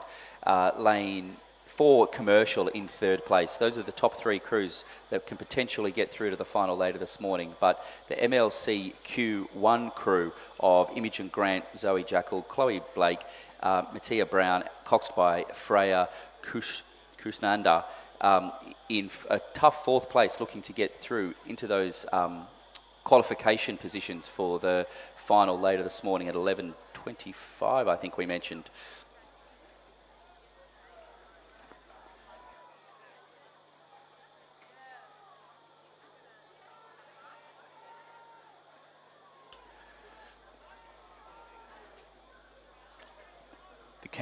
Canberra Girls crew over in lane 1, which is Elka Spiller, Mia Wiley, Charlotte Bowen, Sophie Murphy, coxed by Heidi Bell, looking in a comfortable lead as they're about to hit the red boys. They'll be very happy with this heat to progress through to the final later this morning. Yeah, they had 12 seconds at the 1500 metre mark and looking like they're probably just going to hang on to it. But coming up in lane 4, it is the Commercial crew that's looking to put in a bit of pressure on the Kinross crew over in lane 9 as we come into the last 100 metres of the second heat of the women's under 17 coxed quad. Lane 2 as well from MLCQ, looking to be giving some competition to lane 4, which is the Loreto Kirribilli crew, to progress through. But it's looking like second place will go to Kinross over here in lane 9. Third place in lane 4 will be the Commercial crew. And a photo finish that will be for 5th and 6th. In 7th will be Nepean, 8th will be Mossman, and 9th Loreto Kirribilli. We're just going to have to wait for that photo finish, which was exciting, but unfortunately those crews will not be progressing through. It'll be Canberra Girls Grammar in first, progressing through, Kinross Walleroy and Commercial being the top 3 to progress through to the final. Unfortunately not progressing will be the MLC Q1 crew, Gippsland Grammar, Redlands, Nepean, Mossman and Loreto Kirribilli. The winning time in the second heat of the Championship Women's Under 17 Cox Quad Scull was 7 minutes 37.57, and that Canberra Girls Grammar quad looking very good indeed. That was some 4 or 5 seconds faster than the previous heat. The margins 12.13 back to Kinross Walleroy and a further 1.61 back to Commercial. Okay, who will join them in the final? Well, our third and final heat is underway now in the Championship Women's Under 17 Cox Quad Scull, sponsored by the Regatta Shop. Queenwood are in lane 1, Winter Shervington, Danielle Stridham, Lucinda Doku and Isabella Kennedy, coxed by Isabella Goss and coached by Ash Fitch, Ella Davidson and Max Stanistreet. Canberra Girls Grammar are in lane 2, Meg Story, Lucy Cordaris, Grace Disney and Alice Hinksman. Karen Lotfi is their cox and they're coached by Charlie Durkin and Lachlan Hurd. MLCQ are in lane 3, Alice Van Onselen, Emma Ward, Emily Tehan and Arabelle Banheidi. Isabel Cronin is their cox. The Armadale School are in lane 4, Claudia Curtin, Olivia Bellinger, Isabella Henderson and Ellie Miller, coxed by Grace Rogers and coached by Emily Stevenson. Radford College are in lane 5, Lucy Mihaljevic, Lily Soderblom, Isabel Egan and Gigi Hickey, coxed by William Huang. Loreto Kirribilli are in lane 6, Elizabeth Roberts, Gemma Ronan, Scarlett Cortez and Lily Loiterton, coxed by Jessica Bruce. Mossman Rowing Club are in lane 7, Frida Kirkham, Lottie Ravenstein, Eloise Stevens and Elise Coates, coxed by Alexandra Pearson and coached by Ben Whitewolf and Tom Schramko. Eleanor Love, Emil Cummins, Sophie Pretty, Madeline Turnham and their cox Edie Donovan, representing MLCQ in their 4th crew, are in lane 8, and a crew from Commercial in lane 9 of Sophie Fryer, Elke Jensen, Mia Rogers and Estella Menzies. Olive Plawecki is coxing them, and David Van Dass and Gary Townsend even, out there coaching yet again. So a full field and quite spread out with Mossman Rowing Club's rather good quad. They've got stronger and stronger throughout the season, and they were in the lead at the 500-metre mark. They continued to lead at 1,000 metres, and they are still in the lead at 1,500 metres. Sitting in second place, Radford College from lane 5, and then Commercial in lane 9, closest to the grandstand. Then it's back across to lane 2, where Canberra Girls Grammar have yet another great quad, and that is sitting in 4th position at the moment. Mossman Rowing Club looking very strong indeed now as they come into the last 250 metres, continuing to lead in our third and final heat of the Championship Women's Under-17 Coxed Quad Scull. And it's still the crew from Radford College sitting in second, Commercial sitting in third, and Queenwood have started to make a move. They have moved from 4th up into 3rd. Yes, it definitely will be a tough competition over from lane 1, Queenwood, over to Commercial in lane 9, closer to the grandstand. Opposite sides of the course here for that 3rd place, but it is still looking like Queenwood has pushed through the Commercial crew in lane 9 over the last third 500 metres of the final heat of the women's under-17 Coxed Quad. Lane 7 from Mossman looking in a comfortable lead here as we hit the red boys. Just holding on to that first place comfortably. Radford College looking like they'll cross in second place.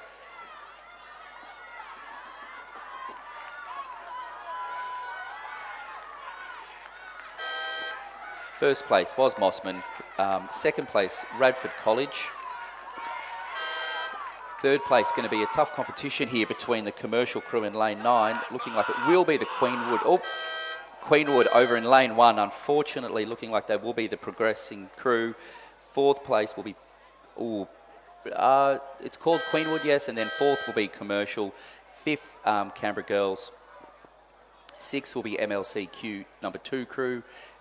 Crossing in 7th will be lane 8 from MLCQ number 4 crew. And then lane 6 will be 8th place from Loretto Kirribilli. And rounding out the full Championship Women's Under-17 Coxed Quad Scull in lane 4 from the Armidale School, crossing in 9th place. Confirming the results of our third and final heat of the Championship Women's Under-17 Coxed Quad Scull, it was a win for Mossman Rowing Club, second Radford College, and third Queenwood School. Those 3 crews will progress through to the final. In 4th, and just missing out quite cruelly really, the crew from Commercial who'd had such a good row.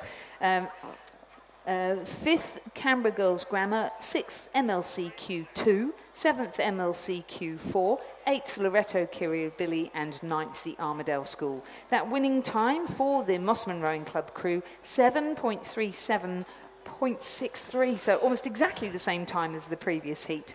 But a smaller margin, 6.16. That crew from Canberra Grammar had a 12-second margin, and then a further 6.68 back to Queenwood. It's going to be a great final. It will be. We are swapping to the men's now, under-17 Coxed Quad. Just 2 heats in the boys, the top 4 progressing through to the final later this morning. In lane 2 from Kinross Wooleroy, we have Thomas Robson, Hamish Searle, Toby Buckland, Lachlan Vanderies, coxed by Jock Peterson, coached by Adam Harrison and Benjamin Watt. In lane 3 from Somerset College, we have Xavier Brand, William Holt, Hugo Dursksema, Angus Riddle, and coxed by Josh Rosenterra. In lane 4 from Trinity, we have Charlie Harrison, Spencer James, Patrick Board, Daytona Deborah Golkasjund, sorry, apologies for that one, and coxed by Oscar Casson, coached by Lachlan Glover and Jackson Harrison. In lane 5 from Radford College, we have Benjamin Beswick, Connor Kruger, Oliver Horwig, Lachlan Urin, and coxed by Jackson Thu. In lane 6 from Hunter Valley Grammar, we have Hayden Melmeth, Harrison Sheckley Osmond, Thomas Foster, Edward Walsh, and coxed by Emma Purdy, coached by Odin McIntosh and Rowan Hillslip. In lane 7 from the Armadale School, we have Frederick Glover, Charles Crawford, Oscar Sanders, Edmund Chick, coxed by Ellie Cullen and coached by Stephen Cotter. In lane 8 from Redlands, we have Toby Anderson, Connor Morrison, Henry Dobson, Zachary Bornas, coxed by Lillian Chen, coached by Alex Connie, Alec Price and Timothy Robson.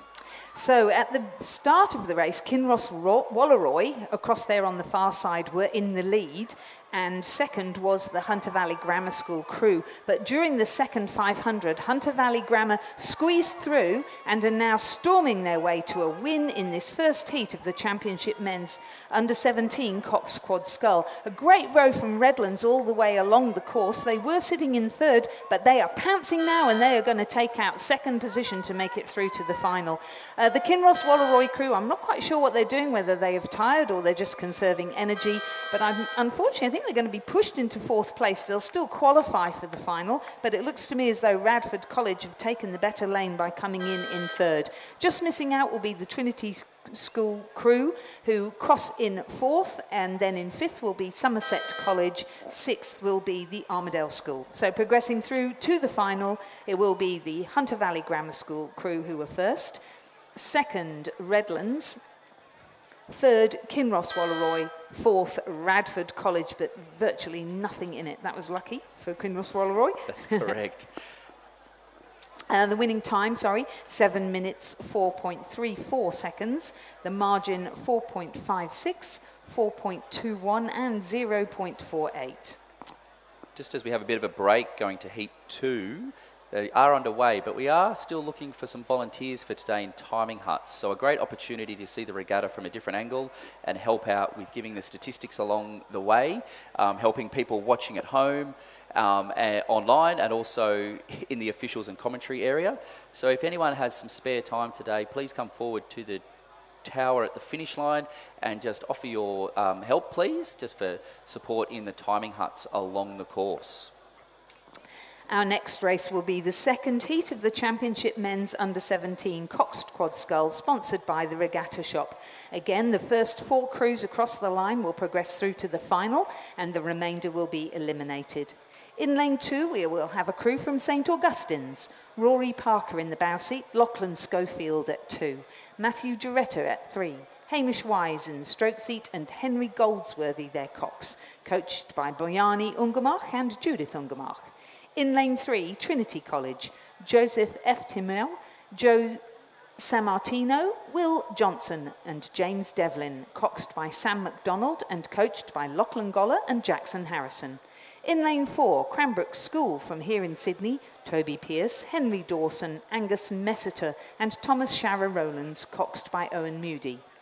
Canberra Grammar School are in lane 5, Ralph Zhang, Magnus Dafter, Alexander Griffiths and Benjamin McGregor, coxed by Teniola Balogun and coached by Thomas Hart. In lane 6, St Joseph's College, Samuel Spork, Matthew Pass, Tate Frederickson and Joseph Lane, coxed by Jono Yates and coached by Henry Ryan. And in lane 7 from Redlands, Thomas Hooper, Archer Kerr, Oscar Pearce and Angus McInnes, coxed by Henry Priest, coached by Timothy Robertson and Alec Price.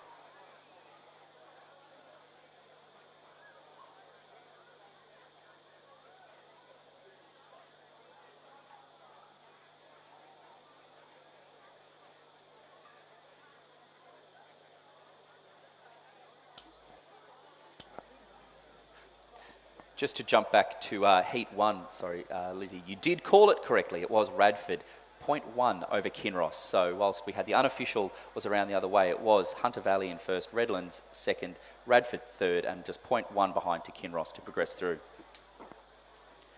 In Heat 2, as we've gone through the 1,000 metres, it is Canberra Grammar in first, but 0.1 back to Redlands, 4 seconds back to St Augustine's. 4th place was Trinity, 5th place Cranbrook, and 6th was St Joseph's 1. That Canberra Grammar crew getting some good pressure from Redlands as they hit the last half of the second heat of the Under-17 Coxed Quad. The 3rd place, St Augustine's, 4 seconds behind, but also getting some pressure from Trinity in 4th place, 1.4 seconds back to Cranbrook and then St Joseph's. So not all the positions being sorted out as well as the previous heat as we come what looks like into the last 750 metres now. Some great footage here on the screen as well of some of these boys starting to pull into the big ones as they get to the last quarter of the race. You can see the Canberra Grammar crew there in lane 5 getting a bit of a lead over their fellow Cranbrook crew. So we can see them now as they are progressing with the vision from the tower, heading to the last 500 metres. Close race here.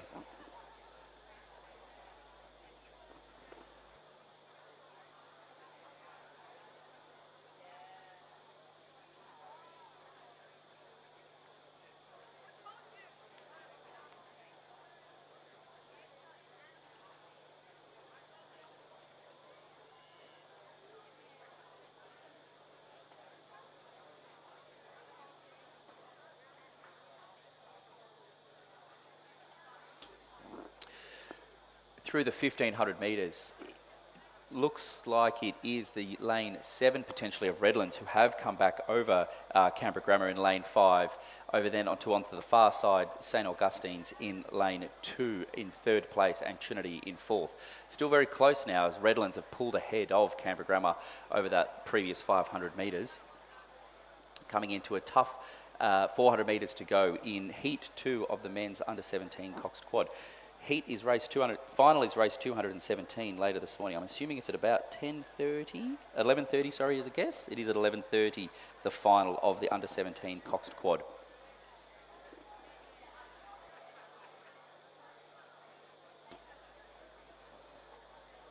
See some great footage here of the Cranbrook crew, which is Toby Pearce, Henry Dawson, Angus Messiter and Thomas Sarika Rowlands, coxed by Owen Moody.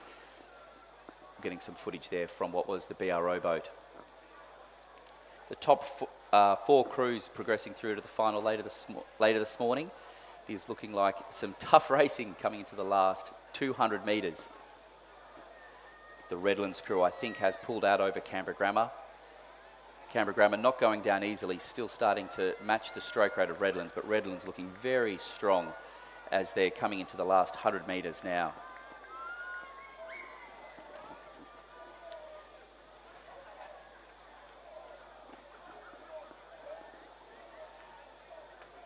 Canberra Grammar still looking like they're in a solid 2nd place. St Augustine's having a good race with the Trinity School in lane 3, but in the second heat is Redlands, 2nd is Canberra Grammar, 3rd looking like it'll be St Augustine's, and 4th will be Trinity. That will be the 4 crews progressing through. Unfortunately, in lane 6, St Joseph's in 5th will not be progressing through, and likewise for Cranbrook, about to cross in lane 4 in 6th place. Confirming the results of our second heat of the Championship Men's Under 17 Double Scull. A win for Redlands. 2nd, Canberra Grammar. 3rd, St Augustine's. 4th, Trinity. Those 4 crews will progress through to the final. 5th, St Joseph's. 6th, Cranbrook. The winning time, 6 minutes 54.42. The margins, 4.37, 2.70 and 0.98. We now move to the first of our para races for the day, and this is the para pairs. So we have a combination of men's and women's. Our para rowing, despite everybody's best efforts, remains a fairly small event. A wonderful sport, really, for people who have an impairment, a physical impairment, which is predominantly what qualifies you as a para-athlete in the sport of rowing. We have 3 pairs racing today. In lane 3, we have a composite between Christian Lane Krebs from Bundaberg Rowing Club and Stuart John from ANU. Christian is the representative in the para single scull that is raced in the interstate competition and has been for some time, and Stuart the rep for ACT. They got together last year and they won gold at the 2023 National Championships, and they're back together again. Their coaches are William Hatcher and Alan Goff. In lane 4, a composite between Tony Goff-Sasson from the University of Queensland and Nick Bartlett from Mercantile in Victoria, coached by well, not really coached by Odin McIntosh, because Odin is the coach of Harry Nichols, who was supposed to be doing the pair with Toby. So this is a new combination. Nick Bartlett now coming into the para scene from Mercantile. And then we have one women's pair from Mercantile, the crew of Alex Vullerman and Alexandra Viney. Very experienced pair. They're in lane 6. These girls really led the way when para started including sweep rowing, and I remember them winning the pair by quite some way a few years ago now. It must have been 2018 maybe, when we started really mounting a campaign for the PR3-4, and these girls were rowing like this in a mixed crew, and the commentators thought that they were guys because they didn't realise that we'd actually got girls doing sweep rowing in pairs. So they've really been part of the journey of para rowing that saw the para rowers who first had a PR3, or we first competed at the Paralympics in sweep rowing in 2016, winning the B final. And then in 2021, as it eventually ended up being in Tokyo, making the A final and placing 4th. So we're all very hopeful that in Paris 2024, our para rowers will go one better and finally secure our first sweep medal. Following the fine example set by Jed Altschwager and Nikki Ayres, who last year won a gold medal in the PR3 double scull, the new event for PR3 para rowing at the Olympics. It'd be awesome to get two more para medals. Exactly, yeah. Eric Horry will be there, hopefully, as always, bashing away, and hopefully a PR2 double as well with Kat Ross, who's been to a few of those. What a fine win there for Toby Goffsasson of University of Queensland and Nick Bartlett of Mercantile. It may be a new pairing, but it's a pretty dominant one there. Yeah, that's correct. And the Alex Vullerman and Alexandra Viney coming, what I suppose will be also first in the women's PR3 pair, coming into the last 100 metres. Yeah, good to see these two back together. They both took a year out last year, and I was a bit sad that perhaps they wouldn't be part of the build-up to the Paris Olympics, but it certainly looks to me as though they're back.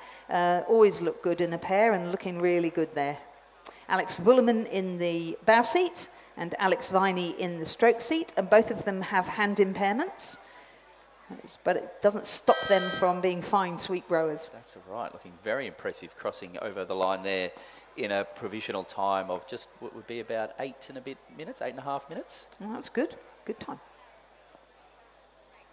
And rounding out what will be second place for the PR3 men's double will be Christian Lack-Krebs and Stuart John from ANU, the composite crew, Bundaberg and ANU. And Stuart, of course, our co-commentator. Correct. And a real stalwart of para rowing, and got involved in rowing himself by actually being involved in sports administration and seeing para rowing in the ACT. And he is such a strong supporter and promoter of para rowing. Great row there for them, coming across in second place in the men's PR3 pair.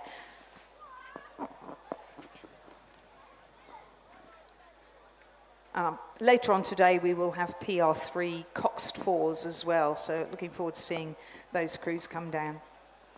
Okay, we're moving to men's under 21 quads. We have 2 heats here with the first 4 through to the final, and the event is sponsored by the Regatta Shop.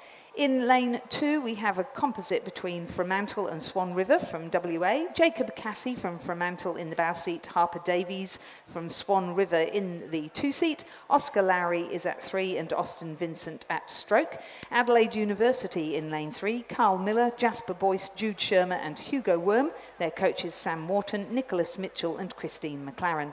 In lane 4, a composite between Sydney Rowing Club and Nepean Rowing Club. Hugh Harold, Angus Tremlett, Oliver Maroulis and Matt Potter.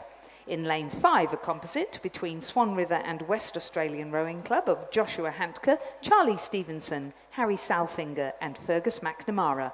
In lane 6, UTS Haberfield, Jack Power, Oscar Baregi, Kaylin Routley and Tane Potts, coached by Matthias Ungermark and Judith Ungermark.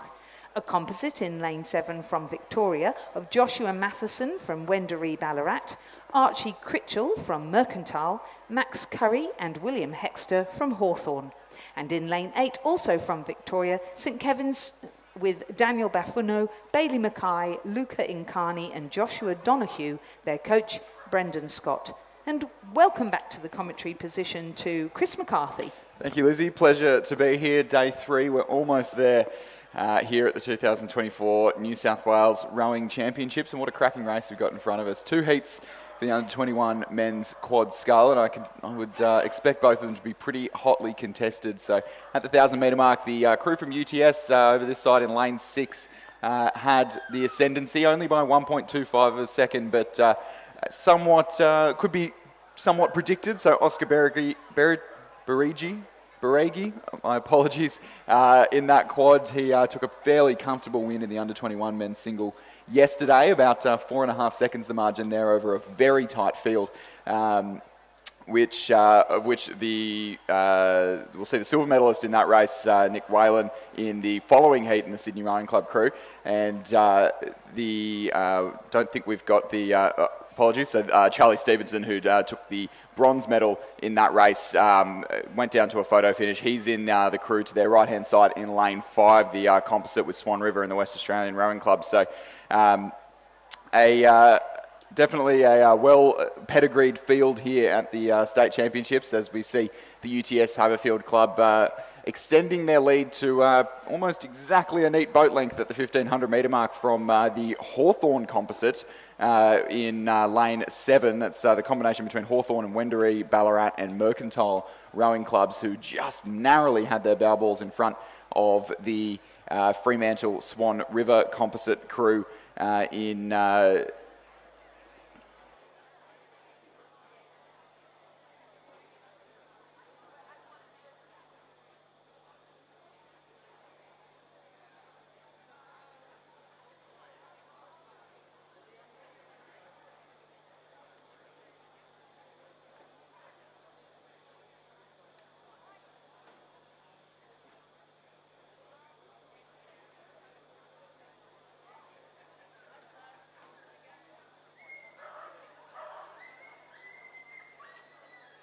So the crew in lane 5, the Swan River composite with Fremantle and Canberra, they're not judged in this race. The rules in under-21s, if you do have a substitute, it has to be from one of the originally entered clubs.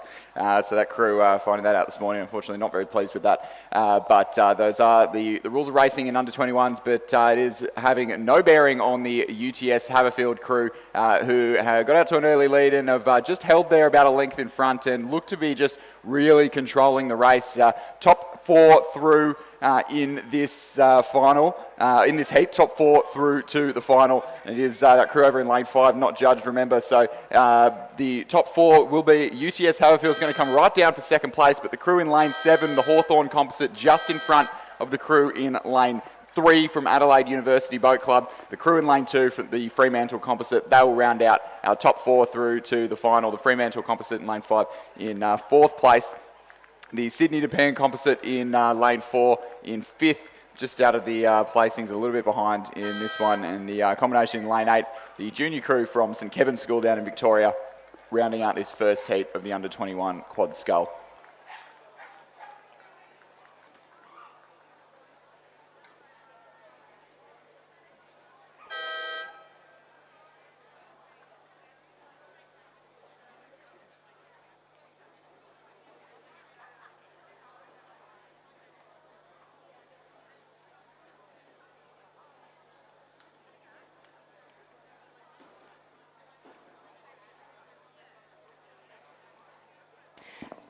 Confirming the results of our first heat of the Championship Men's Under-21 Quad Scull, with 4 crews progressing through to the final. The winners were UTS in a time of 6 minutes 20.51. Second, the Hawthorn Composite, the margin 2.17. Third was the Adelaide University crew, the margin just 0.29, and then a photo finish between the Swan River Composite and the Fremantle Composite for 4th position. 6th, the Sydney Nepean Rowing Club crew, and 7th, St Kevin's. So we will wait to see who the 4th crew through to the final is and bring you that news later. And meanwhile, we'll move on to the second heat of the Championship Men's Under-21 Quad Scull, sponsored by the Regatta Shop. In lane 2, we have a composite from Queensland of Charles Clark from Griffith Uni Surface Paradise, Nicholas Barlow from Toowong, Patrick Murphy from the University of Queensland, and Chad Willett from Canned Rowing Club, coached by Chris Holliday, Scott Rowe and Randall Martin. In lane 3, UTS Haberfield, Oscar St. Pierre, Harry Birchmore, Ed Kelly and Nicolaus Matur, coached by Sam Fennessy and Alexandra Wenyon. In lane 4, Trinity College, Nicholas Whiteoak, Patrick McInerney, William Ball and Charlie White, coached by Jackson Harrison and Lachlan Goller. In lane 5, Nick Whalen, MacArthur Bucknell, Isaac Thurnham and Charlie Hine representing Sydney Rowing Club. In lane 6 from Sydney University Boat Club, Will Wolfe, James Scott Brown, Alexander Page and Hayden Mounter, coached by Peter Warne and Don McLaughlin. And in lane 7 from the Mercantile Club of Victoria, Sam Chin, James Goldrick, Benjamin Vanderberg and Seth Swinney, coached by David Chipper Colvin.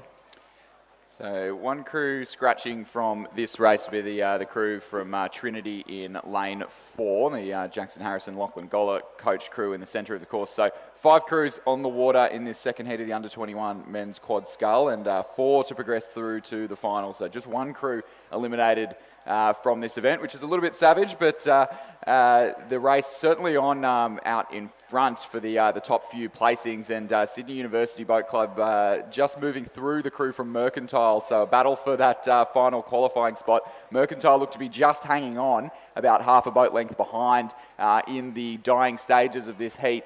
But it is anyone's guess. I don't think anything is quite decided at this stage. So the 1500 metre mark, we had the UTS combination, so second full UTS combination in this event, so great depth in the Under-21 sculling squad at that club. The Cairn Composite sitting in second, but less than a second the margin there. A little bit further back to the Sydney Rowing Club crew, and then the Sydney University crew a little bit further back as well. So our top 2 crews fairly certain, a little bit of a gap to Sydney, and then a battle unfolding for 4th and 5th for that all-important final spot through to the final of this event. We mentioned that Sydney crew's got Nick Whalen in there, who I believe I've heard this is his 12th run down the course here this weekend. So a very, very busy athlete there, and has had some fantastic racing so far. And as that Sydney crew really starting to wind to the line now, and they'll be battling with the Cairn Composite on the far side of the course.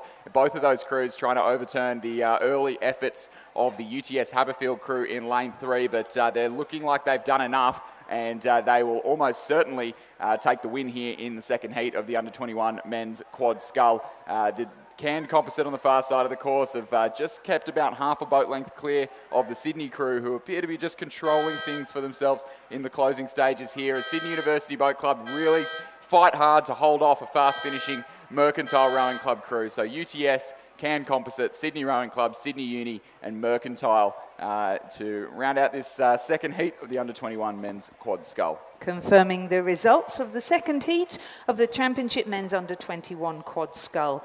First, UTS Haberfield. Second, Canned Composite. Third, Sydney Rowing Club. Fourth, Sydney University Boat Club. Those 4 crews will progress through to the final. 5th, Mercantile. And in the previous heat, we now have the results from the judge, and it was the composite from Fremantle and Swan River that will progress through to the final, with the Swan River West Australian composite finishing in 5th position and just missing out. So confirming going through to the final, UTS Haberfield from the first heat, 2nd Hawthorn composite, 3rd Adelaide University and 4th Fremantle Swan River.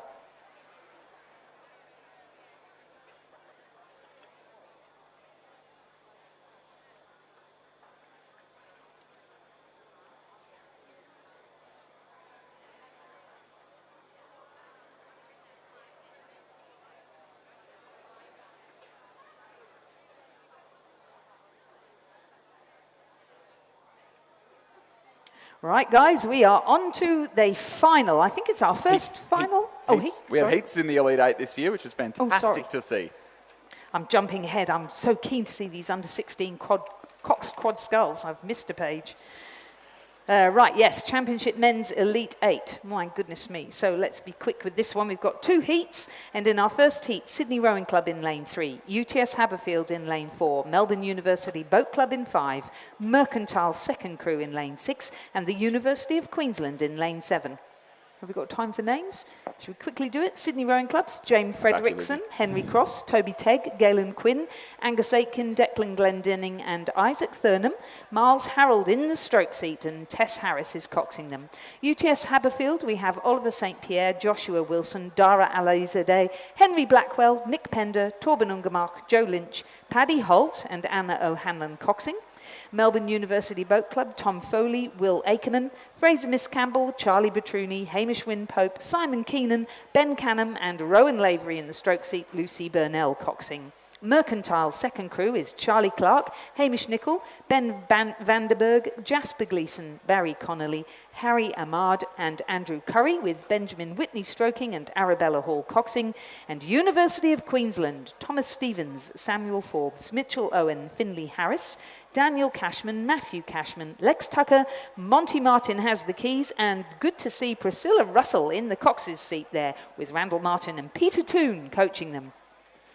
So the Sydney Rowing Club, Sydney University, Melbourne University and Mercantile, or sorry, not the Sydney University crew, so Sydney Rowing Club, Melbourne University and Mercantile, all with 2 crews in this event. We'll see a very similar lineup in the next heat, so some fantastic depth going on there. But in these 2 heats, we've got top 4 through to the final and only 1 crew eliminated to not make the final. That final at 12:03 today, the last race before the lunch break. So not too much recovery time for these boys, and as much as it's great to see the depth, it's also a bit of a kudos to the coaches for managing the race schedules of these athletes to get 2 competitive 8s out there on the course. So this is the Melbourne University number 1 crew who we're seeing leading this race.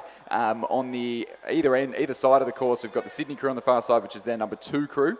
And then the crew from Mercantile who are doing battle with the University of Queensland at the moment, that is their number 2 crew. So Melbourne University Boat Club with about half a length at the moment and really controlling things, as are the crew from UTS. They're about a length up on Sydney Rowing Club, but things really starting to heat up now between Sydney Rowing Club on the far side of the course, who have just lifted their rating to respond to a challenge that is resulting of the battle between University of Queensland and Mercantile Rowing Club. Melbourne University and UTS will almost certainly go through to the final. They're about a length clear of the field. Sydney Rowing Club and University of Queensland trying to stay ahead of Mercantile. University of Queensland coming home with the wet sail. It'll be University of Queensland, Sydney Rowing Club, and half a canvas back to Mercantile, who will unfortunately miss out on the final here of the men's Elite 8. So if that's what we've got to see in the heats, I cannot wait to see 8 elite men's 8s come storming down the course just before the lunch break later on this morning.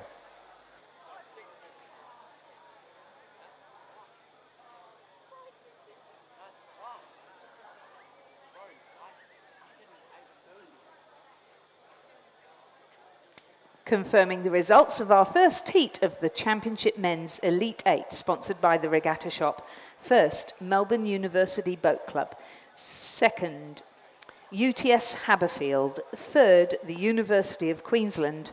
Fourth, Sydney Rowing Club. Those 4 crews will progress through to the final. Fifth, Mercantile, which is now eliminated from the event. The winning time, 5 minutes, 52.76. The margins, 1.88, 2.83 and 0.40.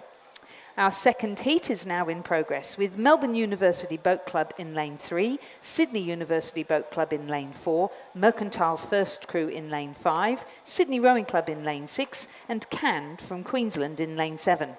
In the Melbourne University crew, we have Nick Adkins, Benjamin Simons, Benjamin Marchant, James Horton, Nicholas Bryant, Amos Kirk and Lachlan Idle, with Winston Hooper in the stroke seat and Josh Thurferkrans coxing. In the Sydney University Boat Club crew, Marcus Britt, Marcus Delamata, Hugo Hobbs, Willow Shaughnessy, Jackson Kench, Alex Purnell and Jack Hargreaves, with Jack O'Brien in the stroke seat and Will Raven coxing. The coaches are Don McLaughlin and Tom Lorich. In lane 5 from Mercantile, Harry Cathcart, Dom Frederico, Jake Polkinghorn, Oliver Scalzo, Austin Reiner, Julian Thomas and Fergus Hamilton, with Angus Widdicombe in the stroke seat and Isabel Finch coxing. Sydney Rowing Club's crew is Alec Hoskin, Tom Cregan, Alexander Wolfe, Harry Crouch, Spencer Turren, Alex Nichol, Brad Graham and Joshua Hicks, with Kendall Brodie coxing.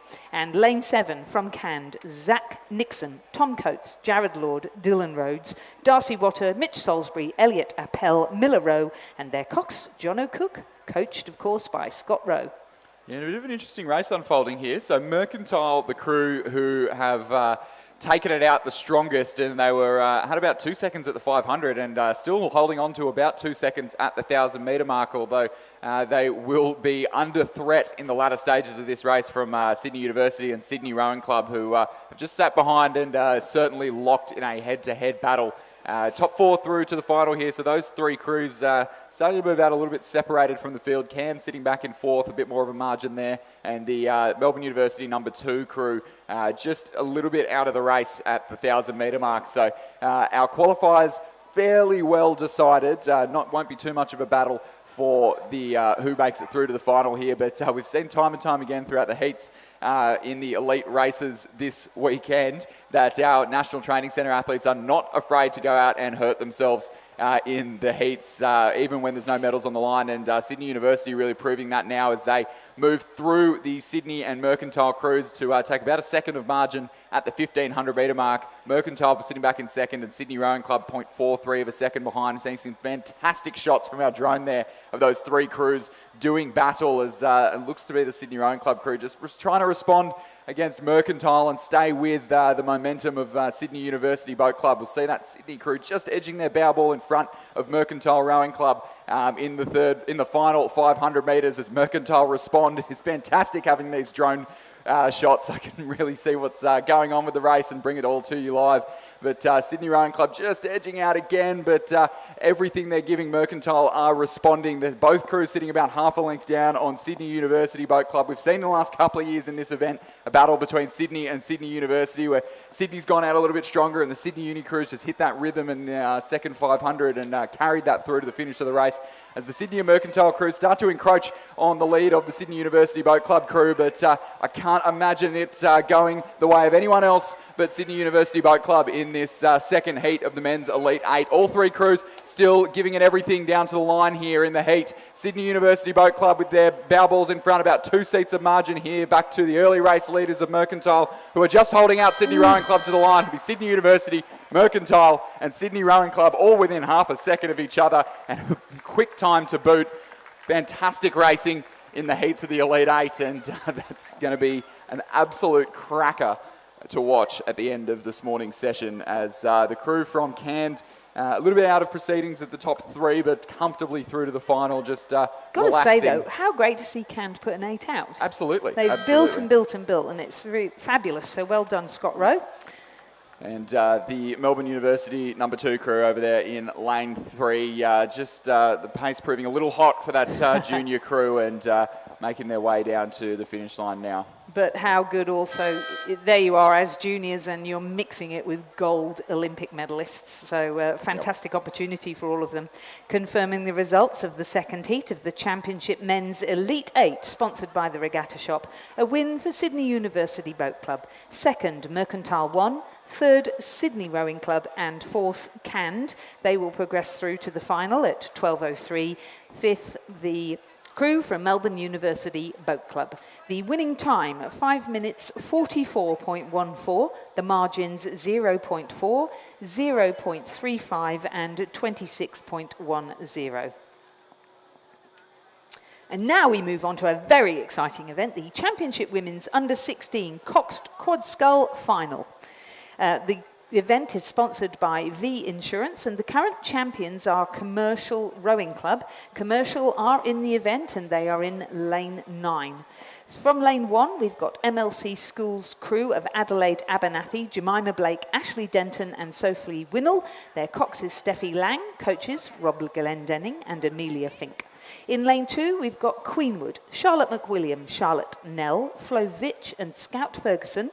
Alice Holm is their cox, and they're coached by Zoe Keating, Ella Davidson and Ashley Fitch.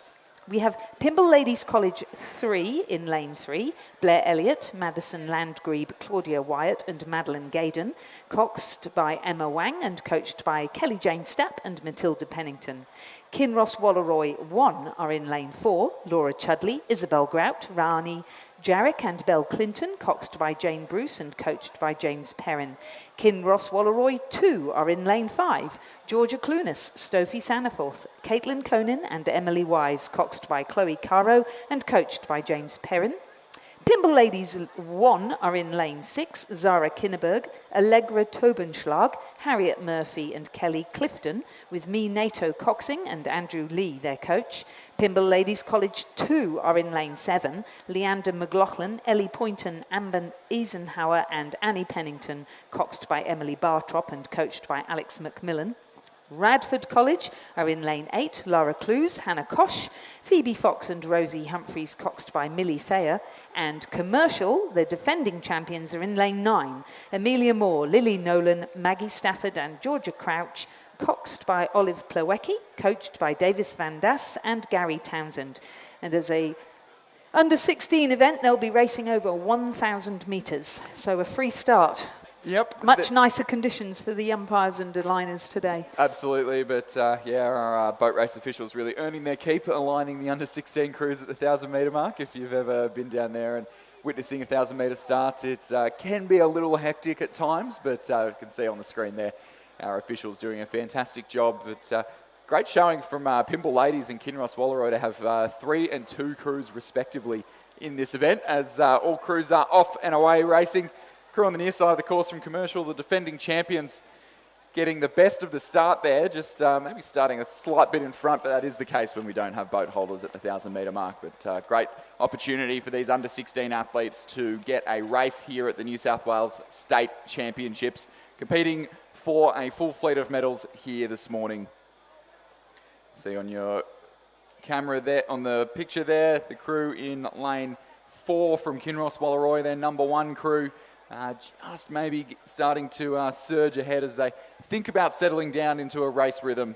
Not that the race rhythm's held for very long in a 1,000-metre race. It is over quite quickly, but a welcome change from any 2,000-metre racing that some of our athletes get to do.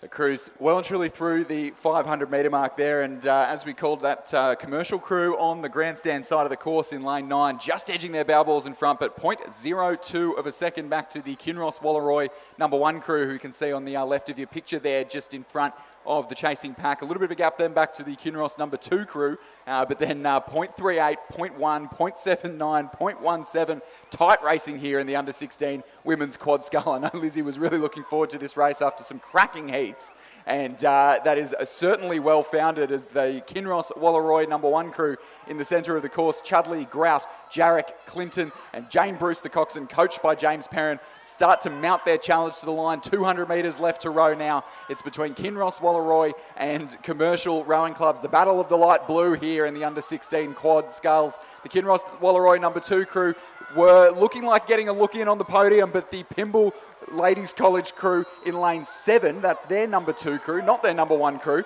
really challenging for a minor medal now. They're well in the hunt for bronze and looking at the possibility of a silver now in the closing stages. The Kinross Walleroy number 1 crew over in lane 4 have really hit their rhythm in the closing stages of this race. They weren't in front at the 500 metre mark, but they've moved well in front of our reigning champions from Commercial Rowing Club. Kinross Walleroy will be state champions in the under-16 quad scull. Commercial Rowing Club hang on for second, and it is a tight battle for the bronze medal. And it is Pymble Ladies College in lane 7 who take the bronze ahead of Kinross Walleroy number 2 in lane 5. Pymble in lane 6 for 5th place. Queenwood over in lane 2, 6th. Radford 7th. Pymble in lane 3 for 8th. And MLC School over in on the far side of the course there, rounding out the field in the under-16 women's quad scull. What a fantastic race to kick off at our big block of A finals that we've got coming up here. Amazingly close, especially just for the 1,000 metres. Always very intense, and that was just in first place. It was a Kinross Walleroy number 1 crew, closely followed by Commercial, and in the bronze medal position, Pymble Ladies 2. So on the course now, straight up and running is the race 211 on your program, the Championship Men's Under-16 Coxed Quad Scull, sponsored by V Insurance, and the reigning champions Shaw School, who are currently sitting in lane 5. In lane 1, we have Newington, lane 2, St Augustine's, lane 3, Sydney Grammar School, lane 4, Kinross Walleroy, lane 5, Shaw, lane 6, Newington, lane 7, Canberra Grammar, and lane 8, Sydney Grammar. So 2 crews from Sydney Grammar, 2 from Shaw, 2 from Newington, competing in this race as they come through the 500 metre mark, and Kinross Walleroy looking to make it 2 in a row in the under-16 Coxed Quad Sculls as they lead through the halfway point, narrowly ahead of the crew from Newington, and Shaw trailing behind in 3rd, but less than a second separating our podium contenders. Bit over a second back to Canberra Grammar. Sydney Grammar in a tight tussle for them for the midfield positions. Newington in 6th, St Augustine's 7th, and Sydney Grammar number 2 crew in 8th place as they storm towards the line. 8 under-16 quad sculls across. We'll see a tight battle unfolding here, no doubt. It was less than a second between our top few crews at the 1,000 metre mark. It looks like Kinross Walleroy are just holding on at this stage, but the lads from North Sydney are starting to sprint, and they're bringing Newington College with them. Kinross Walleroy lifting the rate of striking there, absolutely going hell for leather. You can see how much energy they're putting into it, looking almost a bit frantic there as Newington College on the nearer side of those leading 3 crews really lifting their rate of striking now, and perhaps just getting their bow ball in front, looking a little bit tidier out there. And the class crew for sure in this field. Kinross Walleroy lifting to respond here in the under-16 men's Coxed Quad Scull. Shaw are just out of contention for the first place. It'll be between Newington and Kinross Walleroy. Newington just have their bow balls in front. Kinross were our early race leaders. Newington College just starting to move out in front. Newington College have almost half a length lead. It'll be Newington in the under-16 Coxed Quad Sculls. Half a length from Kinross Walleroy. Shaw fading into the bronze medal position. The crew in lane 7 from Canberra Grammar in 4th outside the medal. Sydney Grammar in 5th. Newington in 6th. Sydney Grammar in 7th. And the crew from St Augustine's rounding out in 8th place. That was some phenomenally tight under-16 men's Coxed Quad final there. The provisional winning time of 3 minutes 19.97 to Newington, who got up over Kinross in that last half of the race. An amazing finish. perfect display of rowing from start to finish as your own race. Yeah, fantastic to see, and some great maturity from these under-16 athletes that we didn't just see sort of fly and die rowing. We saw some real race strategy there, and some changes in speed and changes of the lead for sure. So that's fantastic racing. I do worry about the state of my vocal cords this afternoon if every race this morning is going to be of that calibre and that tight. We do have maybe a little bit of a break from the high-paced action of a 1,000-metre quads race. So coming up will be the schoolgirl singles, and then schoolboy singles, and the under-19 women's and then men's double sculls. That's right, race 212, looking like they're just lining up now. This is the championship schoolgirl single scull final, sponsored by Mobius. The current champion is from Kinross. No Kinross girls have progressed through to the final today, so we'll have a new champion crown for the championship schoolgirl single sculls. In lane 1 from Rockhampton Grammar, Asher Stewart, coached by Rob Fay and Kimberly Brown. In lane 2 from MLCQ, Maddie Croker. In lane 3 from Pimble Ladies, Mia Booth, coached by Carl Schmidt. In lane 4 from Canberra Grammar, we have Madison Duncan, coached by Beth Bryan. In lane 5 from St Catherine's, Leela Gaston, coached by Jared Watson. In lane 6 from Loretto Maridaville, 1 is Emily Lang, coached by Dario Sportelli. In lane 7 from Brisbane and GPS, we have Gabrielle Ryan, coached by Maddie Pakella and Nigel Stubbs. In lane 8 from Barwon, Alice Joyce, coached by Tom Lawless. And in lane 9 from Newcastle Grammar, Alice McCready. We did see these girls go down early this morning. This is their third round down the track for the championship schoolgirl single, with I think it was 6 heats this morning, 3 semis, and now the final.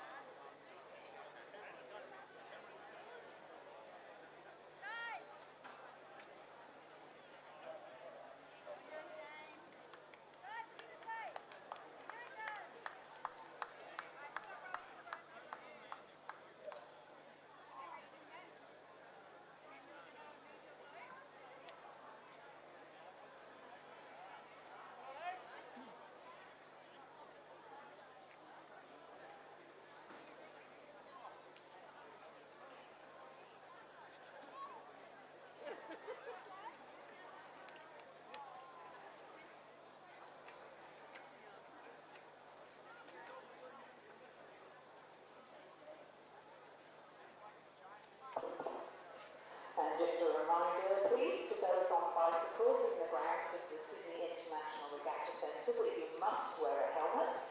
A reminder, please, to anybody on a bicycle that you must wear a helmet, and please be very careful with all the pedestrians around.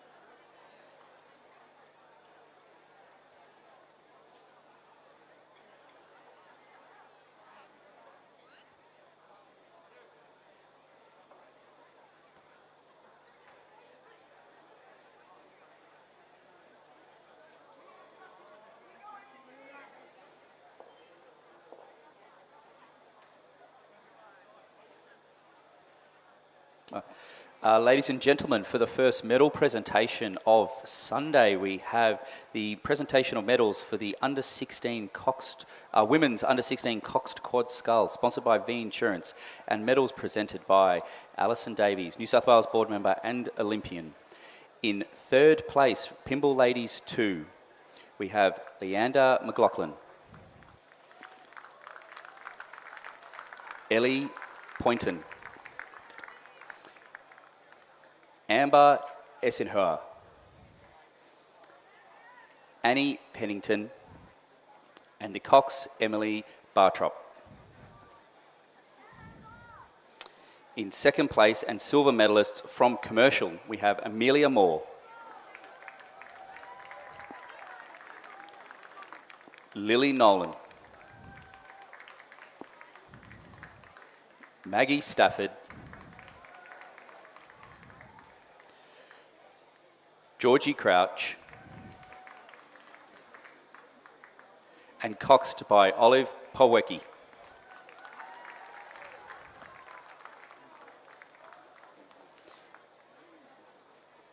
Gold medalists and New South Wales state champions for 2024, Kinross Wallaroi, Laura Chudley, Isabel Grout, Rani Jarrick, Belle Clinton, coxed by Jane Bruce and coached by James Perrin. Please congratulate the 2024 New South Wales state champions and medalists. So back down to the course now. We have the Championship Schoolgirl Single Scull, sponsored by Mobius, well and truly underway through the 500 metre mark now, and things really tight at that 500 metre mark. So we had St Catherine's School's Layla Gaston leading the charge in the centre of the course there from the South Australian Emily Lang from Loreto Marriotteville, who I think has had more runs down the course this weekend than I've had hot dinners this year. So a fantastic effort to be competing so strongly in these early stages. Madeline Croker from MLCQ sitting in third place, and Mia Booth from Pimble Ladies in fourth. Gabrielle Ryan from Brisbane and GPS sitting back in fifth, and Madison Duncan from Canberra Grammar in sixth place.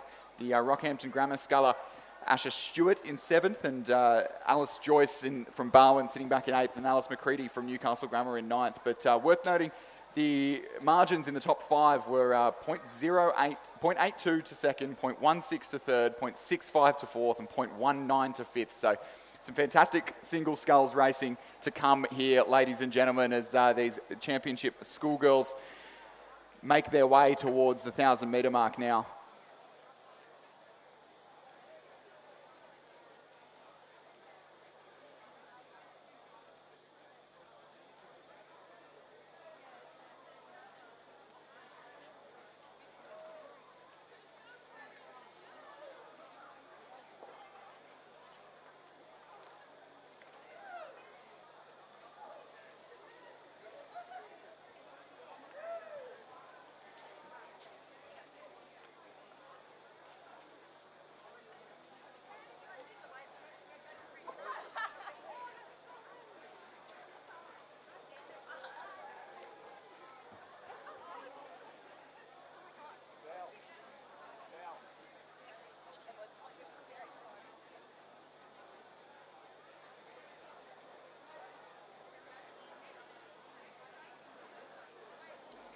So through the 1,000 metre mark now in the schoolgirl single scull, Layla Gaston holding on to that lead and just extending it a little bit. So 1.28 seconds the margin there, which is still well under a boat length at the halfway point of this race. Mia Booth from Pimble Ladies just slotting up into second place ahead of Emily Liang from Loreto Marriotteville. And Gabrielle Ryan from Brisbane and GPS sitting back in fourth place. All those margins just extending slightly, but Mia Booth and Emily Lang just still only separated by half a second at that halfway point. So the Championship Schoolgirls Single Scull is set to be a cracker here this morning. The race that was last year won by Lucy Searle from Kinross Wallaroi. No Kinross entrance in this race, so the title going away from Orange this year. I've just been reliably informed that the regatta bar behind the grandstand has opened, so if you fancy an 11 a.m. drink, please feel free, air conditioning, live stream, all the rest of it, and fantastic atmosphere going on in there yesterday afternoon. Yep.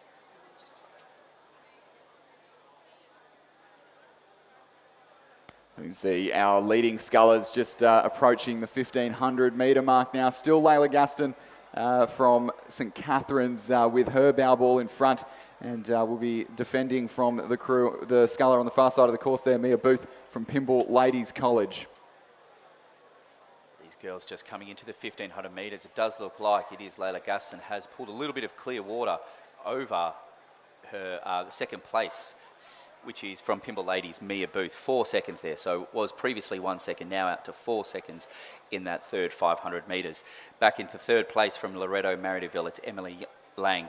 In fourth place from Brisbane and GPS, Gabrielle Ryan. Fifth place from Canberra Grammar, Madison Duncan. In sixth place from MLCQ, Madison Croker. Seventh was from Rockhampton Grammar, Asher Stewart. In eighth place from Newcastle Grammar was Alice McCready, and in ninth through the 1500 metres was Alice Joyce. It is certainly still Layla Gaston there leading. She took out, or was a part of the St Catherine's crew that took out the Schoolgirl 8 yesterday morning in fine form, and was also a part of the UTS Sydney composite that took a bronze medal in the under-21 women's 8. That was the St Catherine's first 8 racing for their club colours yesterday afternoon in a very hotly contested women's under-21 8 race. And she's looking to make it a second gold medal to add to her repertoire here at the state championships. She's extended that lead all the way down the course as Mia Booth has slotted her way into second place and looks fairly comfortable there. Won't be under too much pressure in the closing stages here. In third place was still Emily Liang from Loreto Marriotteville, from Brisbane and GPS's Gabrielle Ryan. So it'll be interesting to see how those that final podium positions play out in the closing stages. We can see the Brisbane and GPS sculler Gabrielle Ryan just starting to lift the rate, perhaps getting a little bit more length there on the grandstand side of the course in the green boat as she attempts to push her way forward into a podium position. But it is all about Layla Gaston from St Catherine's School, who has led from start to finish and has only lengthened her margins on the rest of the field. She'll come home in a clear water win. It'll be 5 or 6 boat length here in the championship schoolgirl single. Layla Gaston from St Catherine's will take the win and be state champion here in the schoolgirl single scull. And Mia Booth from Pymble Ladies College will almost certainly come across the line in second place as the battle really hots up for the bronze medal between the Brisbane and GPS sculler and the Loreto Marriotteville sculler. Emily Lang, who was in second place early on in the race, has just managed to hold on from a late charge from Gabrielle Ryan from Brisbane and GPS, so who crosses the line in fourth place. Sculler in lane 4 from Canberra Grammar, Madison Duncan in 5th. MLCQ's Madeline Croker in 6th place. Rockhampton Grammar's Asher Stewart on the far side of the course there in the red Zudi in 7th. Second Brisbane GPS sculler Alice, the second sculler in lane 9 from Newcastle Grammar in 8th place, and Alice Joyce from Barwon Rowing Club rounding out the championship schoolgirl single scull.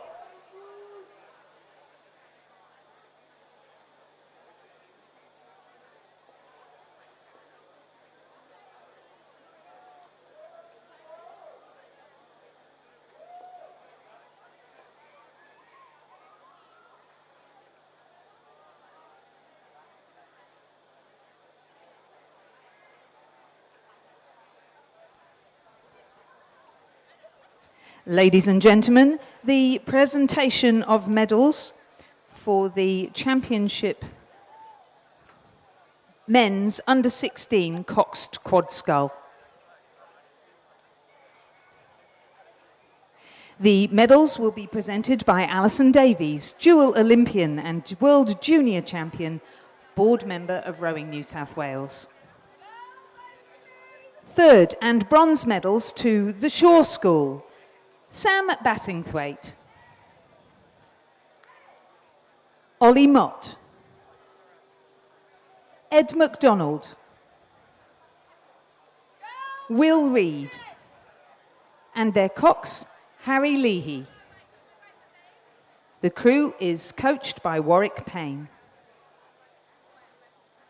Second and silver medalists, Kinross Walleroy, Oscar Chandler Sullivan, Hugh Nash, Hamish Searle, Will Kirby, and their cox, Jock Peterson. The crew is coached by Benjamin Watt. Gold medalists and state champions for 2024, Newington College. Hugh Jones. Ollie Stelmacher, Lucas Ross, Lucas van der Westhuizen, their cox, Hugo Lonergan. The crew is coached by Jess Wickenden and Ben Dewhurst. Ladies and gentlemen, please congratulate all our medalists in the men's under-16 coxed quad scull. We are going to jump back now to the Championship Schoolboy Single Scull Final, sponsored by Mobius. In lane 1 from Marist College, we have Charles Carter, coached by Tom Hayes, Peter Benny and Taylor Thomas. In lane 2, Radford College, Rowan White. In lane 3 from Windaree, Ballarat, Angus Muffet, coached by Paul Blanchfield. In lane 4 from Mossman, Harry Coddington, coached by Tom Schramko and Kieran Kabelke. In lane 5 from Hunter Valley Grammar, we have Luke Purdy, coached by Odin McIntosh and Rowan Hoslip.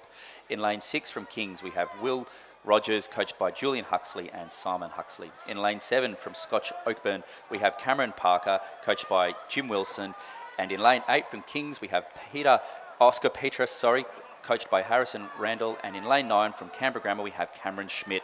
As this race comes to the closing stages, it's been William Rogers from the King's School all the way down the course. By my count, I think this is his 11th run down the track here at the State Championships, but it doesn't appear to be phasing him. He just missed out on this title at the National Championships last year, but he'll be on a mission for redemption here as he takes this Championship Schoolboy Single Scull at the 2024 New South Wales State Championships. William Rogers from the King's School. Cameron Parker from Scotch Oakburn will come across the line for the silver medal. Angus Murfitt from Wendouree Ballarat will take the bronze ahead of tightly matched 4th and 5th Harry Coddington from Mossman Rowing Club, ahead of Luke Purdy from Hunter Valley Grammar for 5th place.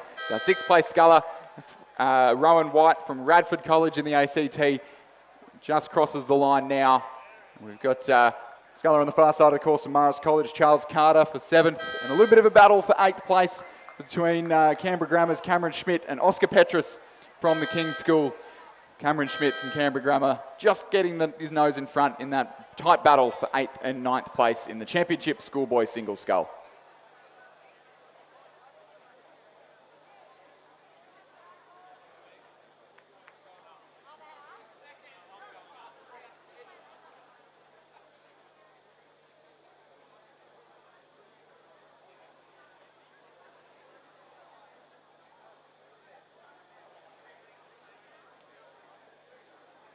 Presentation of medals for the Championship Schoolgirl Single Scull, sponsored by Mobius. Medals to be presented by Alison Davies, dual Olympian, World Junior Champion and board member of Rowing New South Wales. In 3rd place and bronze medalist representing Loreto Marriotteville, Emily Lang. Emily is coached by Dario Sportelli.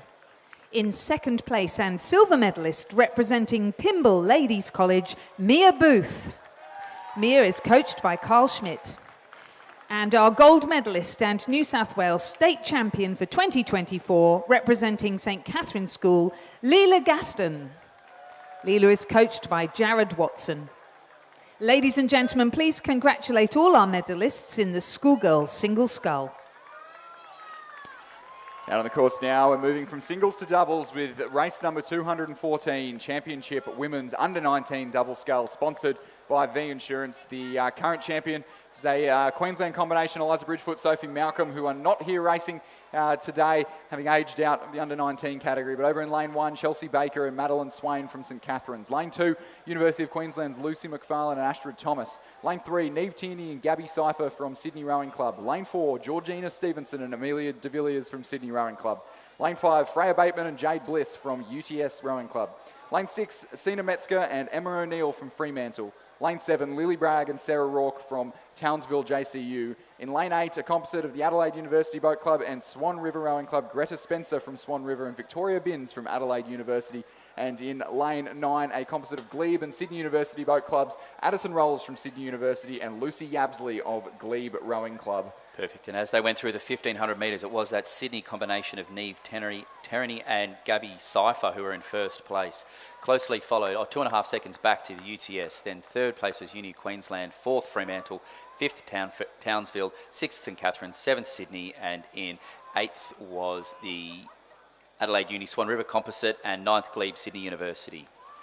So Neve Tierney and Gabby Cypher, apologies, the wrong Cypher that I've called out, possibly drawing some inspiration from her sisters, both with a couple gold medals yesterday, and currently leading out the crew from UTS, Freya Bateman and Jade Bliss, who both have also had some cracking races in the under-19 single scull rounds over the last couple of days, but nothing quite decided yet. 2 seconds between first and second, 2 seconds between second and third. So at the 1500 metre mark, certainly all still to play for. We can see the UTS crew in the centre of the course, Freya Bateman, Jade Bliss, crew coached by Katie Healy and Jared Watson, who are really starting to lift their rating and surge in the closing stages of the race. The crew to their left-hand side from Fremantle, Sinna Metzger and Emma O'Neill, hot on their heels as they look to overturn the University of Queensland crew on the far side of the course in lane 2, who were sitting in that provisional silver medal position, have just dropped back into third but are under threat from Fremantle on the near side of the course. Sydney Rowing Club look to have done enough to hang on for the win here in the under-19 women's double scull. Neve Tierney and Gabby Cypher lead by just under a boat length. The battle's really on for the silver medal though. UTS's Freya Bateman, Jade Bliss holding off a fast finishing University of Queensland crew. It'll be Sydney Rowing Club for the win in the under-19 women's double scull. UTS crossed the line for the silver medal. University of Queensland just holding off Fremantle for the bronze. The crew on the far side of the course from St Catherine's in 5th place. Townsville JCU in 6th. The Adelaide Uni and Swan River Composite in 7th place. The Glebe and Sydney University Boat Club Composite in 8th place.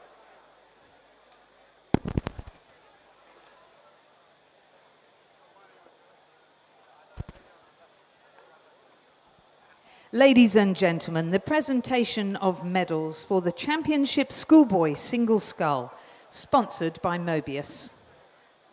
The medals are presented by Alison Davies, dual Olympian, World Junior Champion and board member of Rowing New South Wales. 3rd and bronze medalist representing Wendouree Ballarat, Angus Murfitt. Angus is coached by Paul Blanchfield. 2nd and silver medalist representing Scotch Oakburn, Cameron Parker. Cameron is coached by Jim Wilson. Gold medalist and New South Wales State Champion for 2024, representing the King's School Parramatta, William Rogers. Will is coached by Julian and Simon Huxley. Ladies and gentlemen, please congratulate all our medalists in the Schoolboy Single Scull.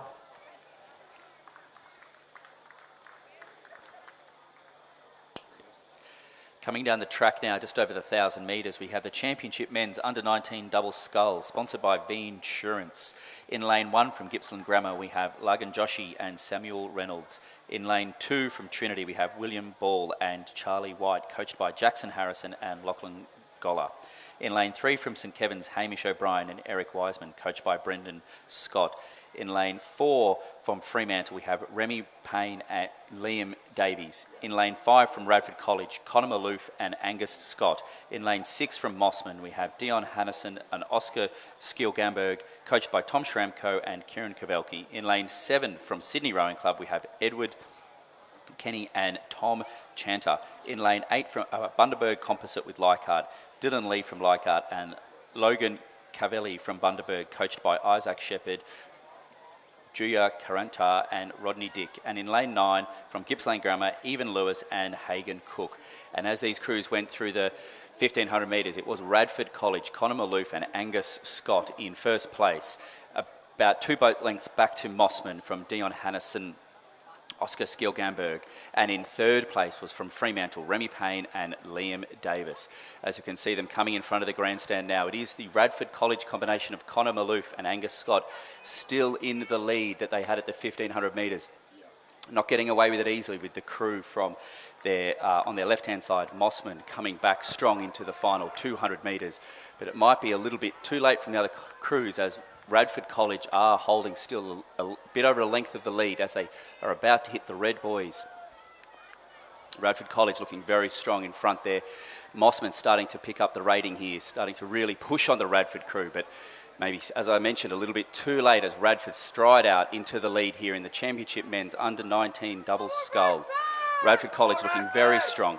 Mossman sitting in second place, but a tight tussle for third place between the Trinity School and Fremantle in lane 4 and lane 2. But it is Radford College taking out the Championship men's under-19 double scull in first place. That is Connor Maloof and Angus Scott. In second place from Mossman, it is Dion Hannison and Oscar Skilgamberg. And in third place in lane 4 from Fremantle, Remy Payne and Liam Davis. In fourth place from Trinity, William Ball and Charlie White. Crossing in fifth place from Gippsland Grammar, Evan Lewis and Hagan Cook.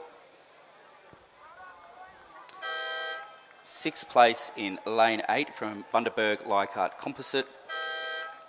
Seventh from Sydney Rowing Club, Edward Tenney and Tom Chanter. Eighth place in lane 1 from Gippsland Grammar. And rounding out in lane 3 from St Kevin's, Hamish O'Brien and Eric Wiseman. That's the Championship men's under-19 double scull with a provisional time of 6:54. Second place, Mossman with a margin of 2.79. Fremantle with a margin of 4.68.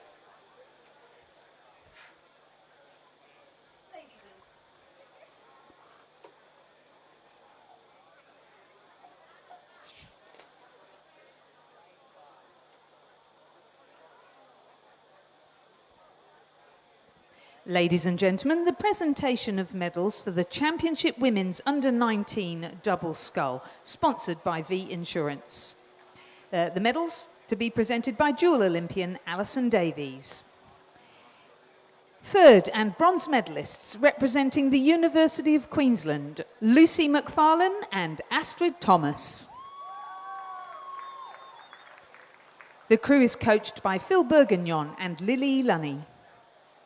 Second and silver medalists representing UTS Haberfield, Freya Bateman and Jade Bliss. The crew is coached by Katie Healy and Jared Watson. Gold medalists and under-19 double scull champions of New South Wales for 2024 representing Sydney Rowing Club, Neve Tierney and Gabby Cypher. The crew is coached by Charlie Patterson. Ladies and gentlemen, please congratulate all our medalists in the women's under-19 double scull.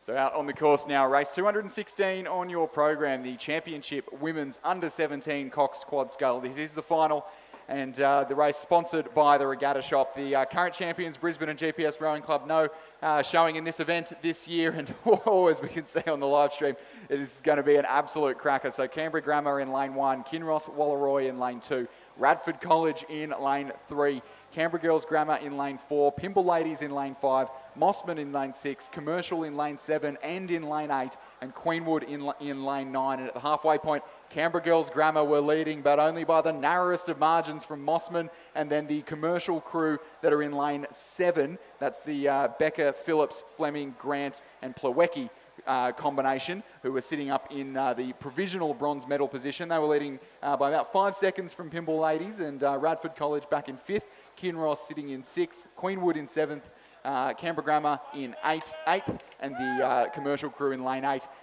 rounding out the race at the 1,000 metre mark. So the combination from Canberra Girls Grammar, that's Elkie Spiller, Mia Wiley, Charlotte Bowen and Sophie Murphy, coxed by Heidi Bell, who were leading the charge, but our top 3 crews only separated by about half a second at that halfway point. They moved away a little bit from the rest of the field, so we could just see a fantastic battle for the colour of the medals that will hang around these girls' necks in about 6 minutes' time or so after they finish this race and come and get off the water. But Canberra Grammar from Mossman and Commercial. Canberra Girls Grammar, sorry, I know there is a big difference. And the Canberra Girls Grammar, Mossman and Commercial, our current podium contenders in the under-17 schoolgirl coxed quad as they approach the 1,500 metre mark.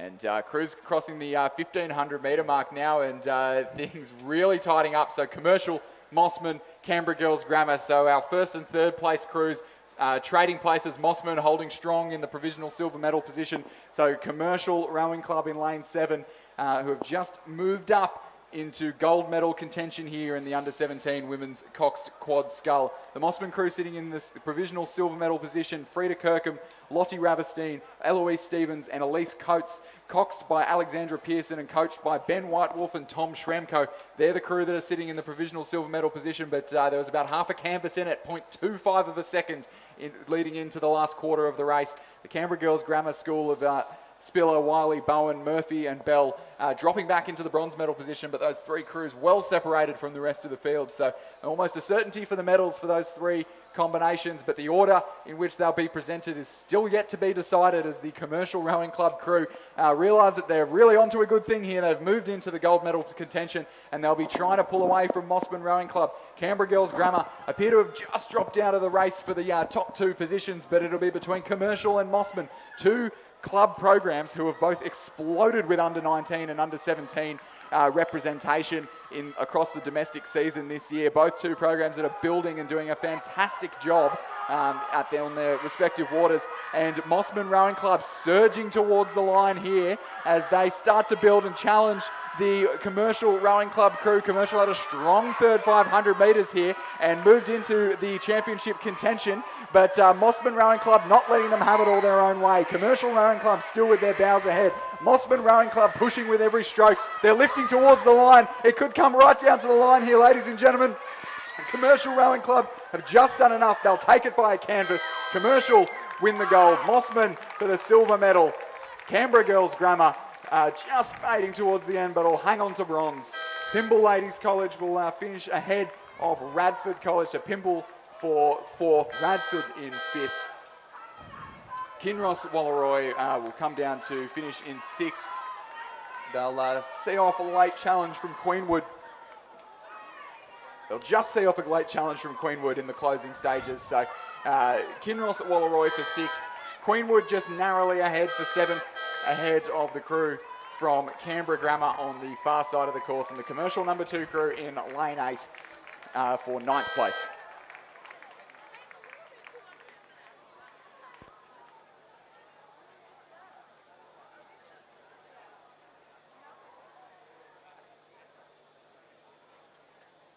The presentation of medals for the Championship Men's Under-19 Double Scull, sponsored by V Insurance. 3rd and bronze medalists representing Fremantle Rowing Club, Remy Payne and Liam Davis.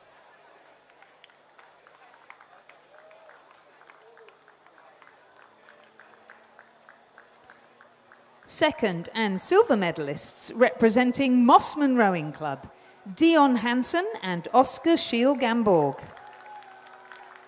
The crew is coached by Tom Schramko and Kieran Kabelki. Gold medalists and state champions for 2024, representing Radford College, Connor Maloof and Angus Scott.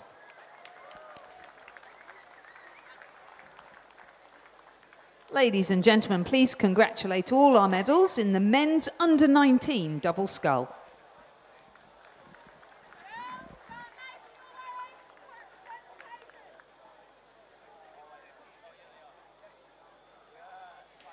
So out on the course now, we're moving up to the under-21 age category. Straight final here of the Championship Women's Under-21 Quad Scull, sponsored by the Regatta Shop, the current champions, Sydney Rowing Club, and 2 composite crews representing from that club in this race. So a Sydney composite with Yarra Yarra and the West Australian Rowing Club on the far side of the course. Adelaide University and Toowong composite in lane 3.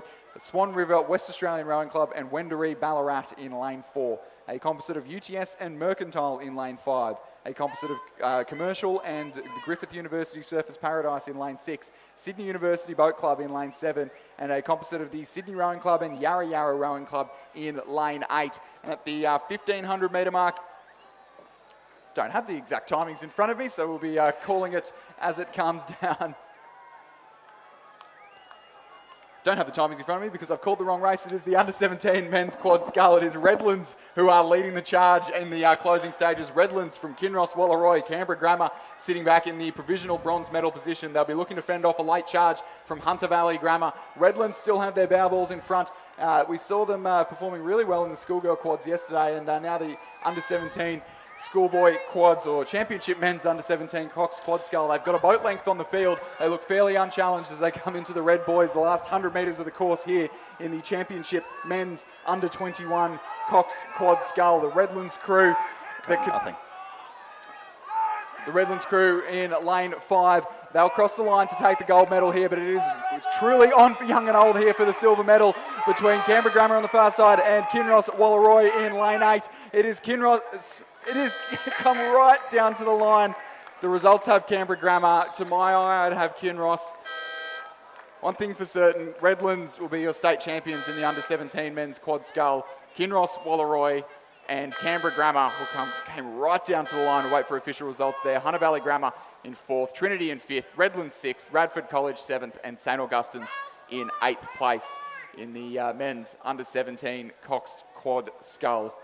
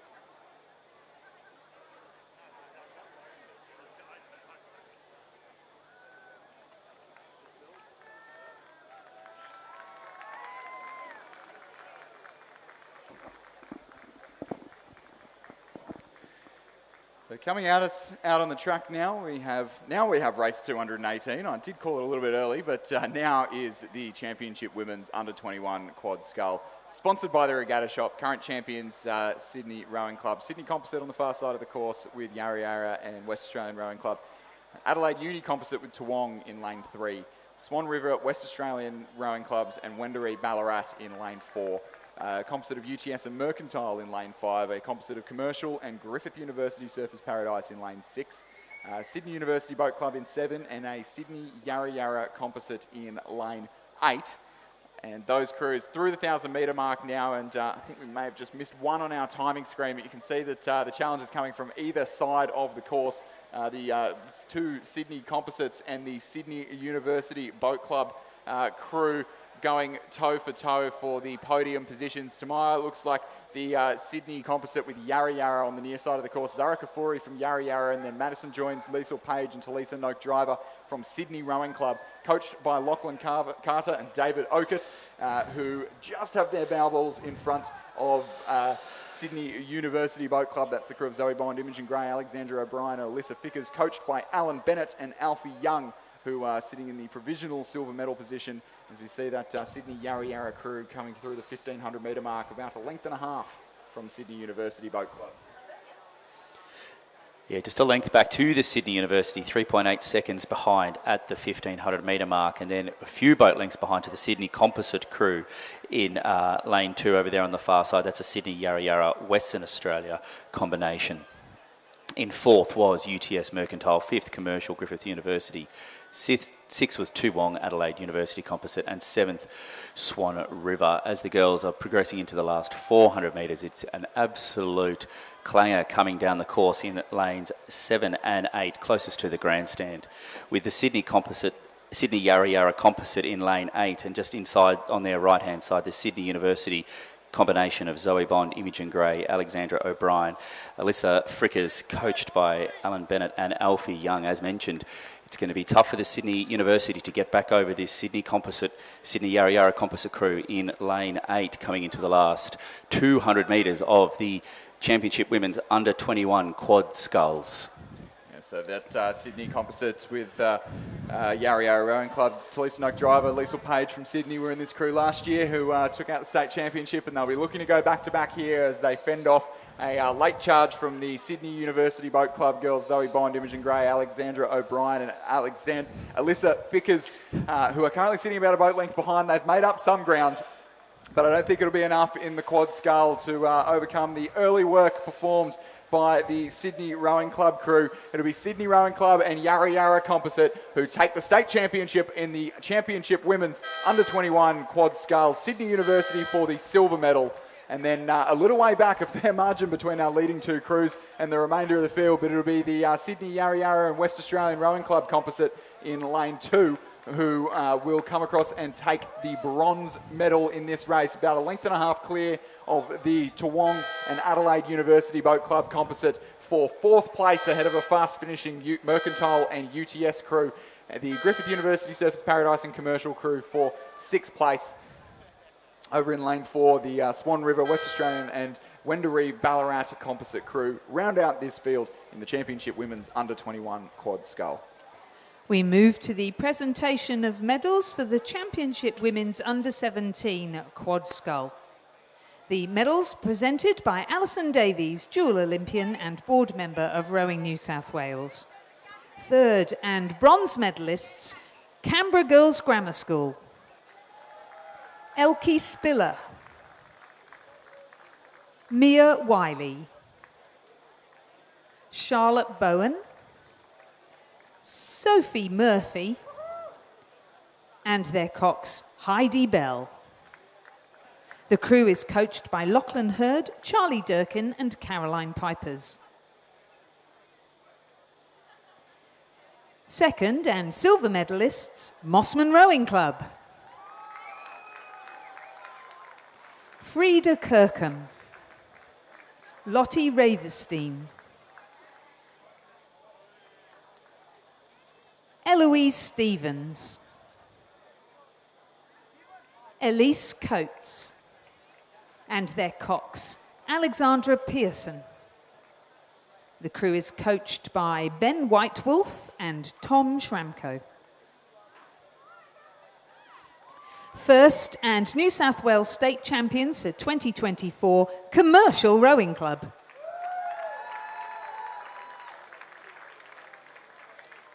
Sienna Becker, Summer Phillips, Holly Fleming, and Olivia Grant. Coxed by Daisy Plawecki. The crew is coached by David Van Das and Ross Batho. Ladies and gentlemen, please congratulate all our medalists in the Women's Under-17 Coxed Quad Scull.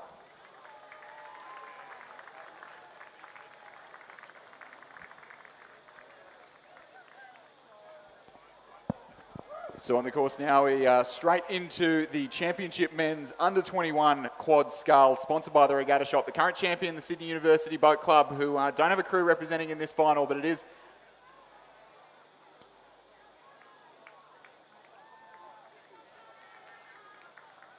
I'll correct myself, they do, but just not appearing on our timing screens just yet. But as they approach the last few hundred metres, we have a Fremantle composite on the far side of the course with Swan River, Sydney Rowing Club in lane 2, Hawthorn, Mercantile, Wendouree Ballarat in lane 3, UTS in lane 4 and in lane 5, 2 all UTS crews in the centre of the course there. A composite of Cairns, Griffith University Surfers Paradise, Toowong and University of Queensland. The real mouthful composite there in lane 6. They're currently our race leaders ahead of Adelaide University in lane 7 and Sydney University Boat Club just trailing in lane 8 at the moment. It is going to come down between the crew, the Cairns composite in lane 6, the UTS crew in lane 5, and possibly a late charge from the Sydney Rowing Club crew on the far side of the course. So the Cairns composite, Charles Clark, Nicholas Barlow, Patrick Murphy and Chad Willett, they led the race from the early stages, but UTS, Jack Power, Oscar Berrigy, Caelan Routley and Tane Potts are coming home with a wet sail. A late charge to the line is going to serve them very well here as they go toe-to-toe with the Queenslanders. Is UTS and the Cairns composite going stroke for stroke. Cairns have still got their bow balls in front, but UTS have the momentum. Cairns have got their bow balls in front. The line can't come quick enough here. Cairns will keep their bow balls in front, win by a seat from UTS. Sydney Rowing Club coming home for the bronze medal. The Fremantle Swan River composite for 4th place, Adelaide Uni 5th. Hawthorn Composite in 6th place, UTS in 7th, and Sydney University Boat Club in 8th.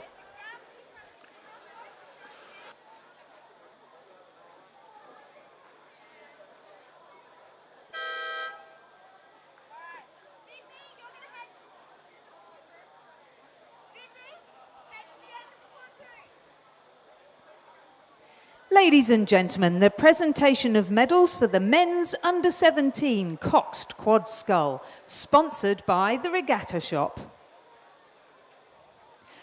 3rd place and bronze medalists, Canberra Grammar School.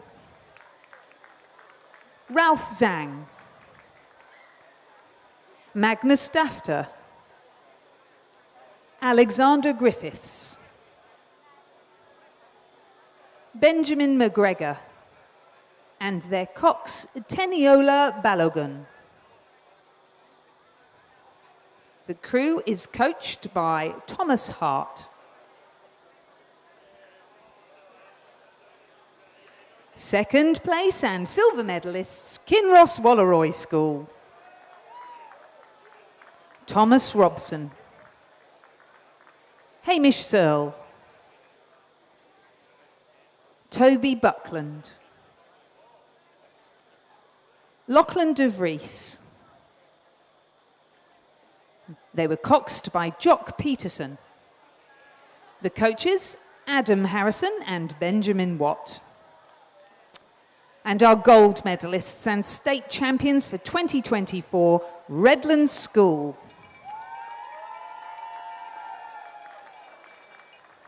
Thomas Hooper. Archer Kerr, Oscar Pierce and Angus McInnes, coxed by Henry Preece. The crew was coached by Timothy Robertson and Alec Price.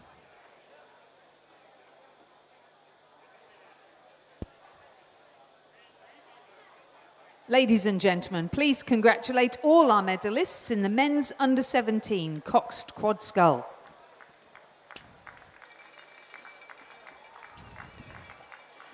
Coming down the track now in race 220 is the Championships Para Coxed 4. This is sponsored by the Regatta Shop. We have 2 entrants in this race from Community Composites, both of them. In lane 4, we have Bronte Marshall from Community, Stuart John from ANU, Kevin Wall from Shellharbour, and Lauren Webber from CRC. Robin Smith is the cox and coached by Liam James. In lane 5, a Community Bundaberg composite is Eleanor Taylor, Rebecca Markwell from Bundaberg, Christian Lane Krebs from Bundaberg, Sam Schallhulb from Community Rowing Club, Annie Craig as the cox, and also coached by Liam James and Alan Goff. These 2 fours coming down, not too much separating them as they went through the 1,000 metres, just under 3 seconds, lane 4 behind lane 5, which is about a length behind as they're now coming into the second half of the Championship PR3 Coxed 4.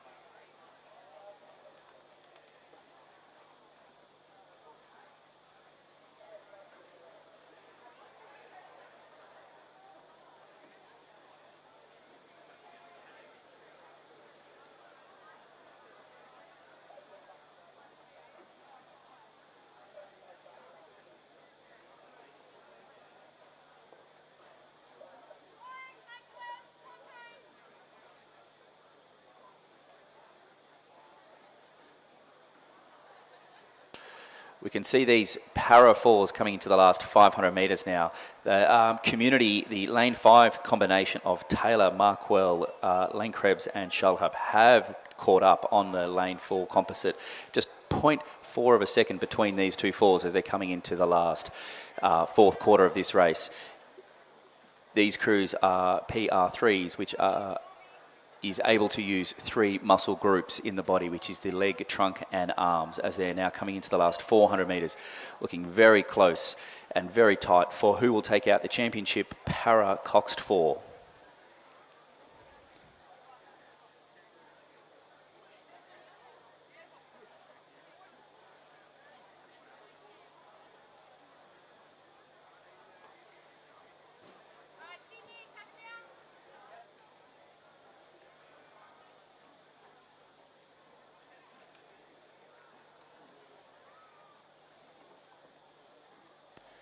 So great little race unfolding here in the PR3 Coxed 4. The combination in lane 5, that's the crew of Eleanor Taylor, Rebecca Markwell, Christian Lane Krebs and Sam Shalhoub, coxed by Anne Craig.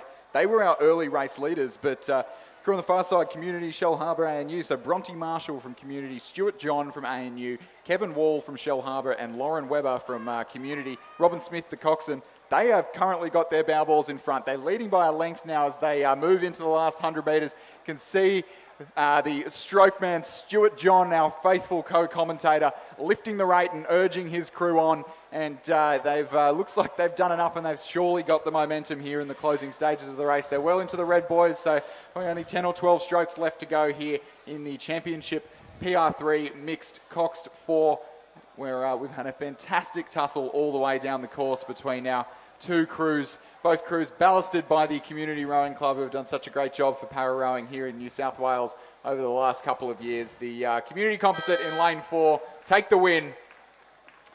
The crew in lane 5 cross the line now for the silver medal. And we'll move to the presentation of medals for the Championship Women's Under-21 Quad Scull, sponsored by the Regatta Shop. In third place and bronze medalists, representing Sydney Rowing Club, Yarra Yarra and West Australian Rowing Club, Sinead Redding from West Australia Rowing Club. Paige Critchlow from Sydney Rowing Club. Thea Cool from Yarra Yarra. And Georgia Catlin from Sydney Rowing Club. The coaches, Stefano Belosso, Lachlan Carter and David Orchard. In second place and silver medalists, Sydney University Boat Club. Zoe Bond. Imogen Gray. Alexandra O'Brien. Alyssa Fickers. Their coaches, Alan Bennett and Alfie Young. Gold medalists and champions for 2024, the Sydney Yarra Yarra Composite, Zara Kfouri from Yarra Yarra. Madison Joins from Sydney Rowing Club. Liesl Page from Sydney Rowing Club. And Talisa Noak Driver from Sydney Rowing Club. The coaches, Lachlan Carter and David Orchard. Ladies and gentlemen, please congratulate all our medalists in the Women's Under-21 Quad Scull.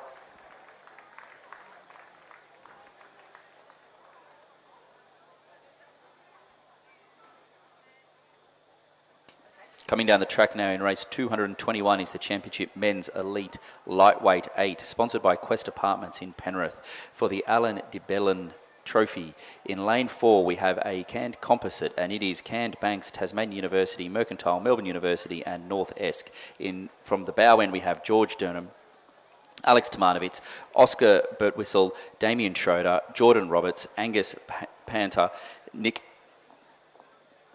Zagetta, Alec Patterson and coxed by Jess Rowell. In lane 5 from St Joseph's, looking like a school crew here obviously, we have James Wan, Jasper Smeton, Brian Matheson, Matthew Reeves, Walker Courtney, Thomas Hannon, Fergus O'Callaghan, Daniel Taylor, Darcy Willis as the cox, and coached by Jocelyn Miles and William Raven. as they did go through the 1,000 metres. It was the canned composite with probably what's looking like about 4 or 5 boat lengths ahead with an 11-second margin. But we are going to go down to the presentation dais for the quads, the men's quad. Thank you. Yes, the presentation of medals for the Championship Men's Under-21 Quad Scull. The medals being presented by Alison Davies, dual Olympian and board member of Rowing New South Wales. In third place and bronze medalists, Sydney Rowing Club, Nick Whalen, MacArthur Bucknell, Isaac Thurnham, and Charlie Hine. In second place and silver medalists, UTS Haberfield, Jack Power, Oscar Baregi, Kaylin Routley, and Tane Potts. The crew was coached by Matthias Ungemach and Judith Ungemach.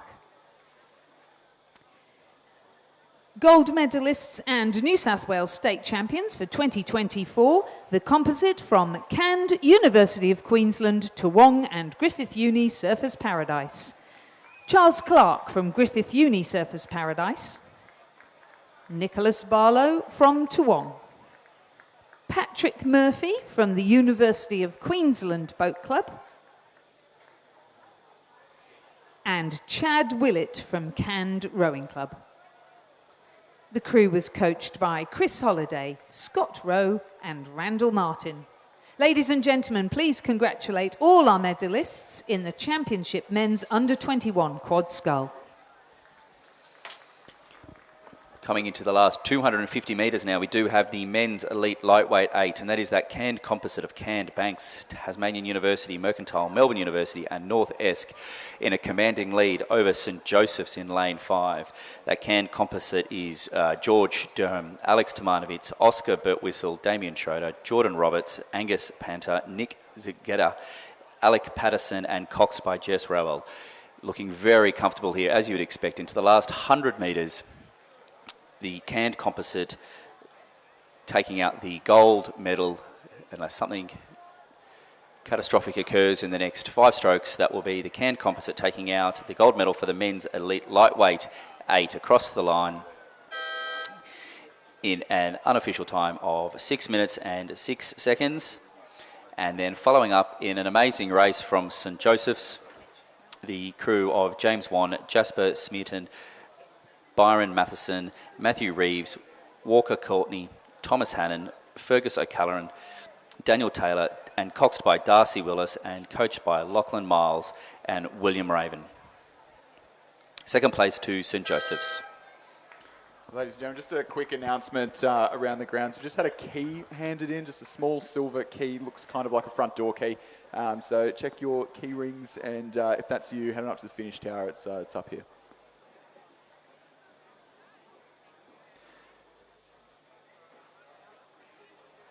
Also around the grounds, we have had somebody report that they have lost their wallet. It is a silver wallet belonging to a young rower by the name of Tilly Butcher.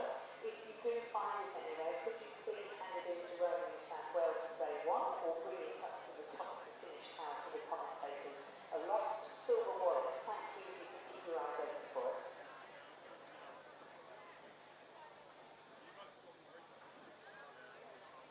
So out on the course now, we have race number 222, the penultimate race before the lunch break, the Championship Women's Elite 8, sponsored by the Regatta Shop and for the New South Wales Sports Club Centenary Trophy. In lane 2, the University of Queensland. Lane 3, Sydney Rowing Club. Lane 4, the Sydney University Boat Club. Lane 5, the Sydney Rowing Club number 2 crew.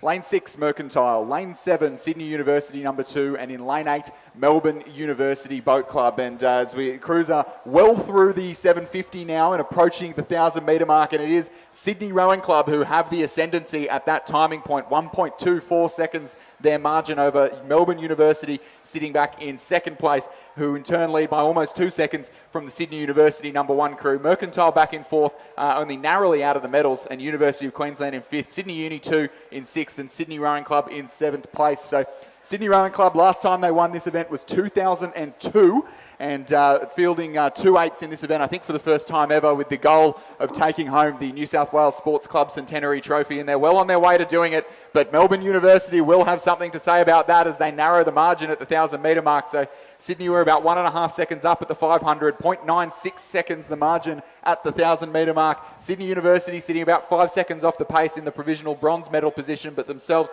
2 and a bit seconds clear of Mercantile in 4th. University of Queensland sitting in 5th, Sydney University in 6th, and Sydney Rowing Club number 2 crew rounding out the field at the back of the women's Elite 8. This is going to come right down to the line, this third 500 metres. We've got the Sydney Rowing Club crew over in lane 3. That's Grace Cypher, Isabel Farrer, Caitlin McManus-Barrett, Amelia Crocker, Samantha Morton, Isabella Scammell, Sarah Hoare, Harriet Hudson, Nick Dunlop, the coxswain, coached by Lachlan Carter and Florence Griffiths. And they're up against it with the Melbourne University crew in lane 8. That's Romy Cantwell, Zara Lavery, Jean Mitchell, Eliza Gaffney, Laura Foley, Sarah Marriott, Amanda Bateman, Lucy Steffen, and James Rook, the coxswain. Those girls will not be wanting to let this event go. The current reigning champions are the Melbourne University Boat Club, and the crew in lane 8 will be going toe-to-toe with the crew in lane 3 from Sydney Rowing Club as they approach the 1,500 metre mark. So we'll get an update on the timings in just a moment's time.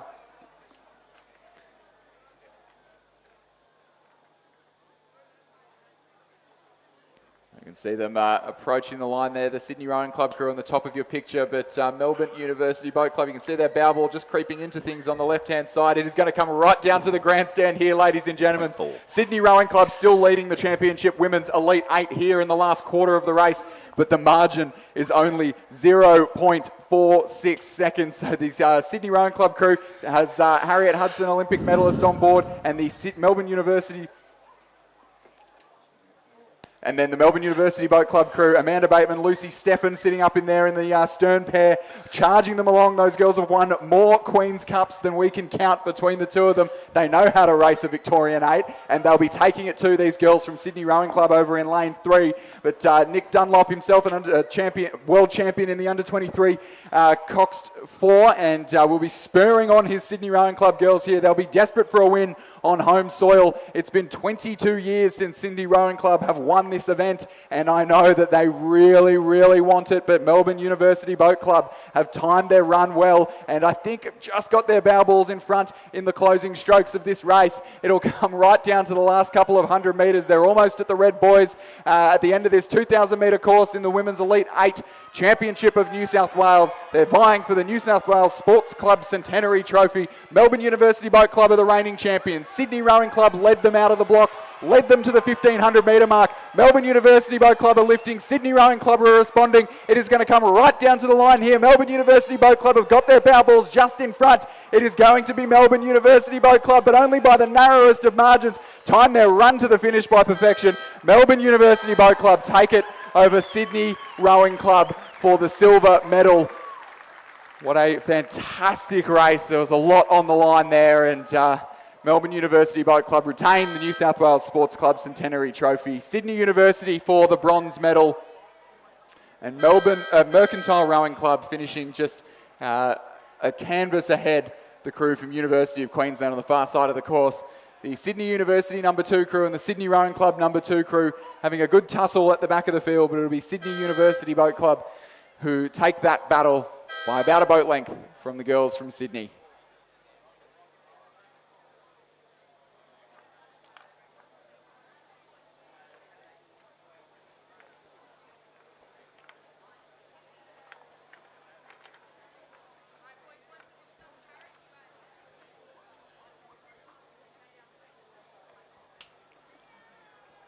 On the course, we do now have the Championship Men's Elite 8. We did have some heats earlier on today, which was 2 races of 5, and the top 8 now coming down the track. In lane 1 from Sydney, we have James Fredrickson, Henry Cross, Toby Teague, Galen Quinn, Angus Atkinson, Duncan Glendinning, Torin Olsen, and Miles Harrod, coxed by Teresa Harris. In lane 2, also from Sydney, we have Alec Hoskin, Tom Cregan, Bailey Graham, Harry Crouch, Spencer Tarrant, Alex Nicol, and Alexander Wolf, Joshua Hicks, Kendall Brody as the cox. In lane 3 from UTS, In lane 4, we have Sydney University. In lane 5, Melbourne University. Lane 6, Mercantile. And lane 7, University of Queensland. And lane 8, Canned. We are just going to have a quick presentation right now. Yes, the presentation to the Championship Parath PR3 Coxed Fours, sponsored by the Regatta Shop. Second and silver medalists, the Community Bundaberg Composite. Ellen Taylor from Community Rowing Club. Rebecca Markwell and Christian Lane Krebs from Bundaberg, and Sam Shalhoub from Community Rowing Club. Their Cox and Craig. The crew was coached by Liam James and Alan Goff.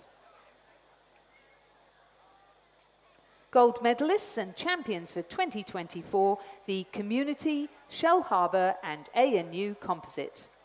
Bronte Marshall from Community Rowing Club. Stuart John from ANU. Kevin Wall from Shell Harbour Rowing Club. And Lauren Webber from Community Rowing Club. Their Cox, Robin Smith. The crew was coached by Liam James. Ladies and gentlemen, please congratulate all of our medalists in the PR3 Coxed 4. So returning to the action, back out on the course now, the final race of the day before our lunch break, race 223, the Championship Men's Elite 8. We saw some fantastic heats racing in this event earlier on this morning, and all crews back and firing in contention for the QL Deloitte Trophy. The current champions are the Sydney University Boat Club, who are currently our race leaders by 0.68 of a second at the 1,000 metre mark. UTS led them out to the 500, but Sydney Uni moving through in that second 500 metres. UTS, Melbourne University, Mercantile and Sydney Rowing Club are our top 5 crews, but all crews within 2 seconds of each other. So all to play for here in the men's Elite 8 as they approach the 1,500 metre mark. We can see that Sydney University crew still out in front. The UTS crew just fading back a little bit as Mercantile try and hang on. We saw them do this in the heat, the Mercantile crew. They came out firing out of the blocks and couldn't quite hang on to the pace of Sydney University Boat Club in the closing stages, but managed to stay ahead of Sydney Rowing Club. So UTS dropping a little bit further back, and Mercantile and Sydney hot on their heels. So could be a battle on for the podium positions here in the Championship Men's Elite 8. Cairns City in 6th, University of Queensland in 7th, and the Sydney Rowing Club second crew in 8th place. But those crews not too far off the pace as well. So certainly not 2 separate races going on here on the course. Sydney University Boat Club, they've led it from about the 500 metre mark here in the Championship Men's Elite 8 as UTS went out strong but weren't able to hang on to that pace out of the blocks. Mercantile Rowing Club threatening, and so are Melbourne University Boat Club. Melbourne University Boat Club have moved ahead of Mercantile. Sydney on the in lane 2 are locked in a battle with UTS and will be lucky to get onto the podium here in these closing stages of the race. Sydney University Boat Club, they've led for the last kilometre or so. Melbourne University Boat Club starting to challenge. Mercantile just out of the picture now, but Mercantile, UTS and Sydney Rowing Club battling for that bronze medal position. Sydney University Boat Club winding towards the line. Melbourne University Boat Club have a little bit of work to do if they want to take the QL Deloitte Trophy here this afternoon in the Championship Men's Elite 8. Sydney Rowing Club are just battling it out with UTS and Mercantile to come right down to the line for the bronze medal. Sydney University Boat Club will retain the QL Deloitte Trophy in the Championship Men's Elite 8. Melbourne University Boat Club will cross the line for the silver medal position. Sydney Rowing Club just ahead for the bronze, ahead of Mercantile. It came right down to the line, but a great finish from Sydney Rowing Club to get the bronze ahead of Mercantile. UTS in 4th, our early race leaders, unlucky to miss out on the podium. The Mercantile, the Cairn crew rather, in lane 8 in 6th. University of Queensland in 7th, and Sydney Rowing Club, number 2 crew, in 8th place. Some cracking racing there in the Championship Men's Elite 8.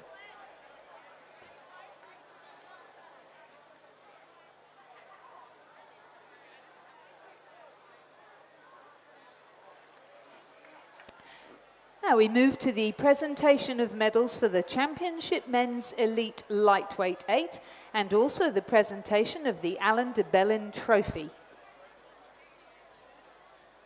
The medals and trophy are being presented by Alison Davies, dual Olympian, World Junior Champion and board member of Rowing New South Wales.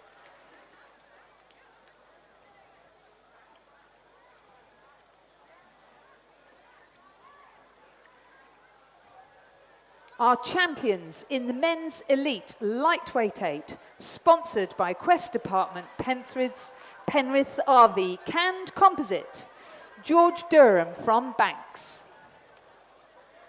Alex Tomanovitz from Mercantile, Oscar Birtwistle from North Esk, Damien Schroeder from Melbourne University Boat Club, Jordan Roberts from Mercantile, Angus Painter from Tasmania University Boat Club, Nick Zeisgetter from Banks, and Alec Patterson from Canned Rowing Club.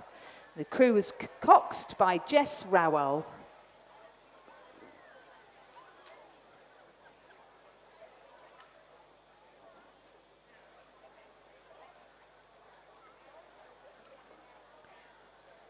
The Alan de Bellin Trophy will now be presented to our winners in the men's elite lightweight 8.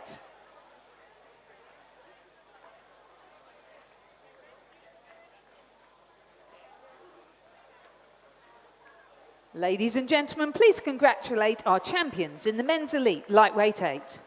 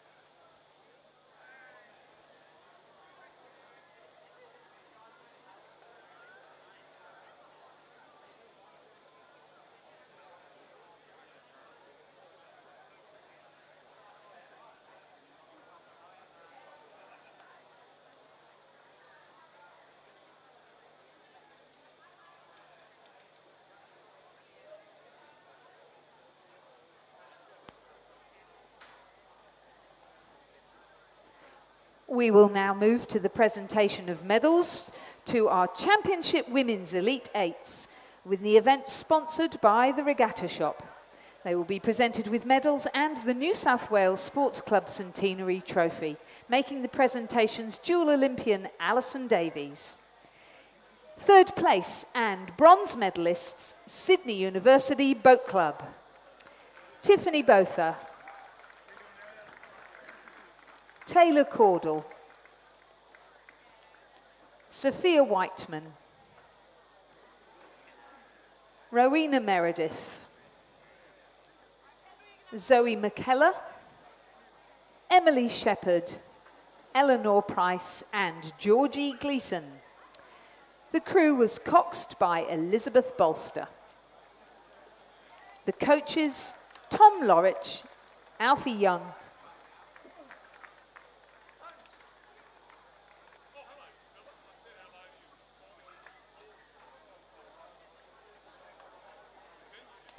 second place and silver medalists, Sydney Rowing Club. Grace Seifer, Isabel Furrer, Caitlin McManus Barrett, Amelia Crocker, Samantha Morton, Bella Scammell, Sarah Hoare, Harriet Hudson, and their cox, Nick Dunlop. The crew's coached by Lachlan Carter and Flo Griffiths. And our New South Wales State Champions for 2024, Melbourne University Boat Club.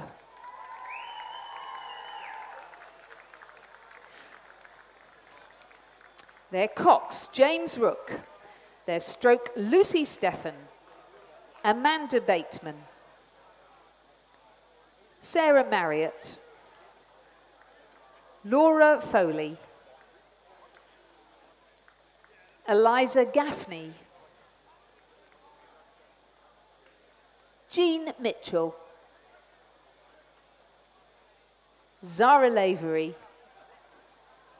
and Romy Cantwell.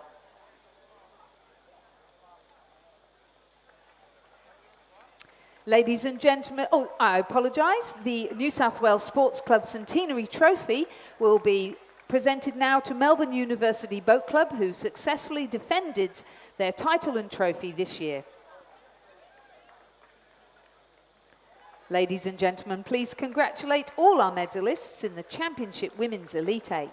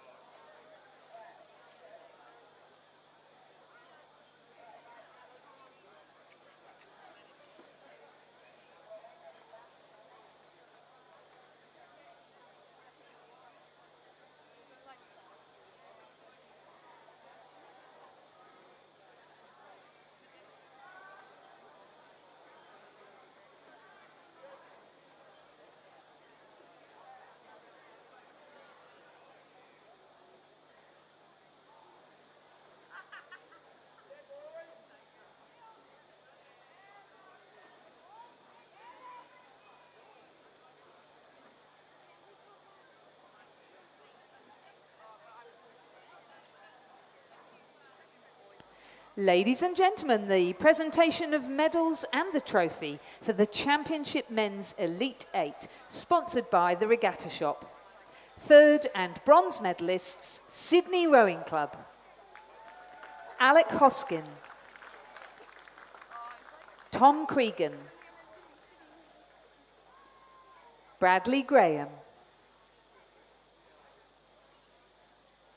Harry Crouch, Spencer Turren, OAM,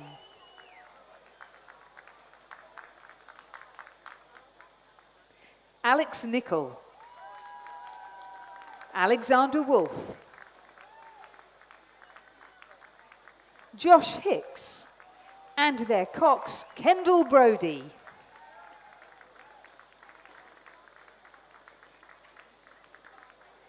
Second and silver medalists, Melbourne University Boat Club.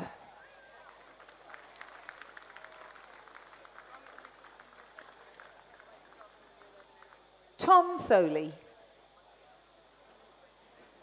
William Akerman, Fraser Miss Campbell,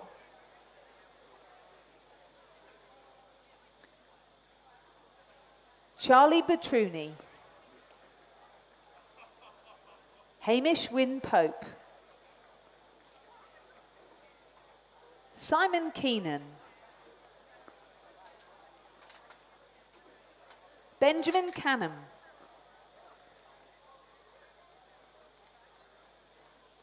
Rowan Lavery, and their cox, Lucy Burnell.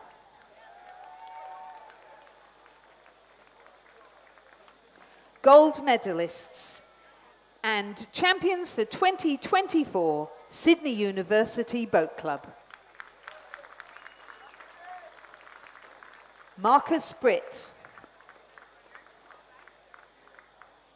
Marcus Della Mata, Hugo Hobbs, Will O'Shannessy, Jackson Kench, Alex Purnell, OAM, Jack Hargreaves, OAM, Jack O'Brien, and their cox, Will Raven. The crew is coached by Don McLaughlin and Tom Lorridge. The QL Deloitte Trophy will now be presented to Sydney University Boat Club, who successfully defended their title and trophy.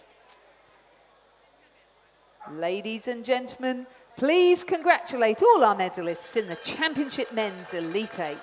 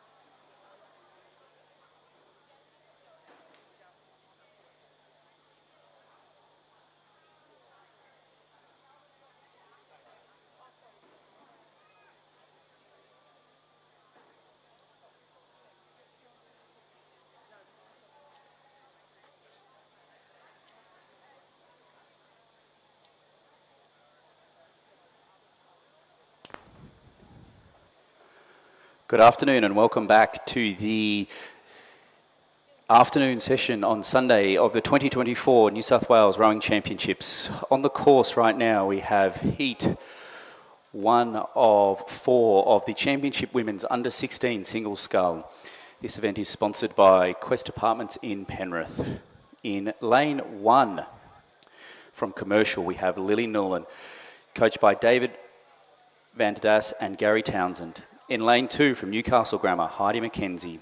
In lane 3 from Askham, Isabel Bugg, coached by Gemma Cocolti and Lizzie Chapman. In lane 4 from the Armidale School, Georgie Henderson. In lane 5 from Hunter Valley Grammar, Georgie Jones, coached by Chantel Lindsay, Rowan Hillslop and Odin McIntosh. In lane 6 from Loretta Normanhurst, Anna Ward, coached by Natalia Dow. In lane 7 from Manning River Anglican, Lily Wright, coached by Murray Doust. And in lane 8 from Queenwood, Scout Ferguson, coached by Zoe Keating and Ashley Fitch. And in lane 9 from Sydney Girls, Alison Rao, coached by Tal Lewis and Cameron Olgivi.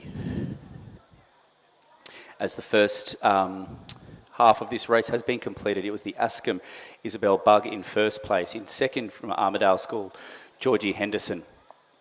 In third from Commercial, Lily Nolan. Isabel Bugg has pulled out to a strong lead in the first 500 metres. Only a 1,000-metre race, this one, with the top 4 progressing through to a semi-final later today.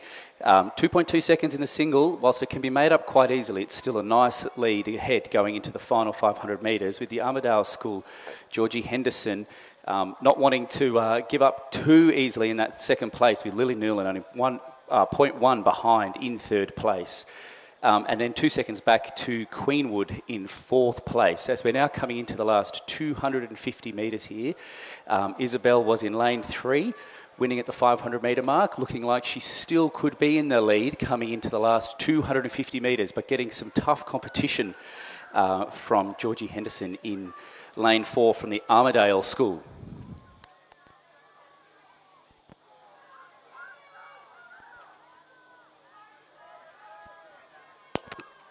Also some tough competition over there on the far side from Commercial, Lily Newland, starting to step it up into the red boys as we get into the last 100 metres here.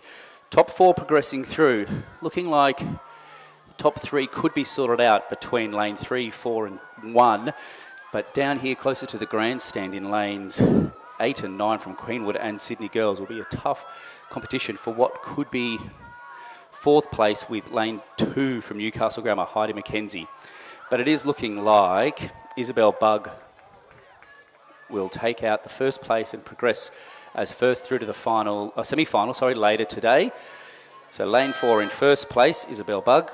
Second place, I think it might have gone to lane 3, but we'll wait for the officials on that. Lane 2 taking out fourth place. Lane 8 from Queenwood. Lane 9 from Sydney Girls. Crossing over now in fifth place, in seventh place in lane 5 from Hunter Valley Grammar, and rounding out the first heat, or almost the first of 4 heats here.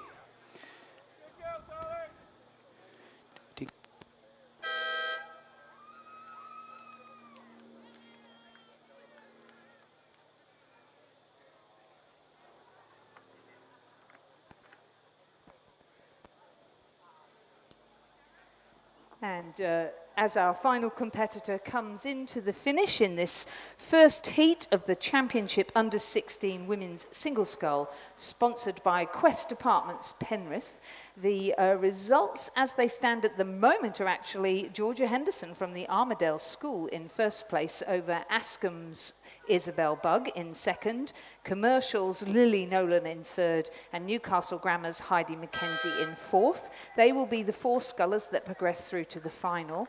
In fifth, Queenwood Scout Ferguson. In sixth, Sydney Girls Alison Rao. In seventh, Hunter Valley Grammar Georgie Jones. In eighth, Loretto Normanhurst Anna Ward. And in ninth, Manning Valley Anglican Lily Wright. And we've missed the time. Sorry, it's missed off the screen. We'll bring you the times shortly. But meanwhile, we progress through to the second of 4 heats. Yes, so yes. That's the In Heat 2, in Lane 1 from Commercial, we have Bethany Peaty, coached by David Vanderdas and Gary Townsend. In Lane 2 from Sydney Girls, we have Harper Kepi, coached by Timothy Hughes and Zara Greenwood. In Lane 3 from Nepean, we have Georgie Yen, coached by Daniel Waddell. In Lane 4 from Newcastle Grammar, we have Kensington Steele. In Lane 5 from Hunter Valley Grammar, we have Isabel Nichols, coached by Chantel Lindsay, Ron Hislop and Odin McIntosh. In Lane 6 from Tweed, we have Sierra Gaskell, coached by Gary Anand. In Lane 7 from Somerset College, Esther Fink.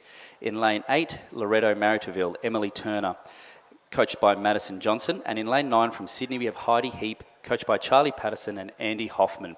And as the girls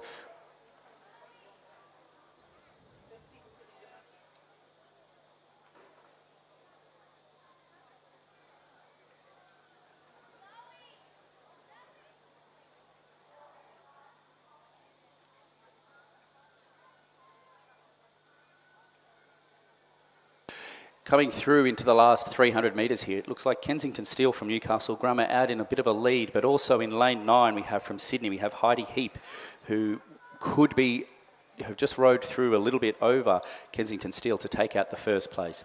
Top 4 girls, as I mentioned, are going through to the semi-final later today. Looks like Kensington Steele and Heidi Heap will maintain the top 2 positions as we come into the last 200 metres here. Also over on the far side, apologies, I did miss Bethany Peaty, who will be rounding out the top 3. And then for a tough 4th place here, coming from potentially Somerset College in lane 7 for 4th place, with a tough race over with lane 2 from Sydney Girls as we come into the last 100 metres now.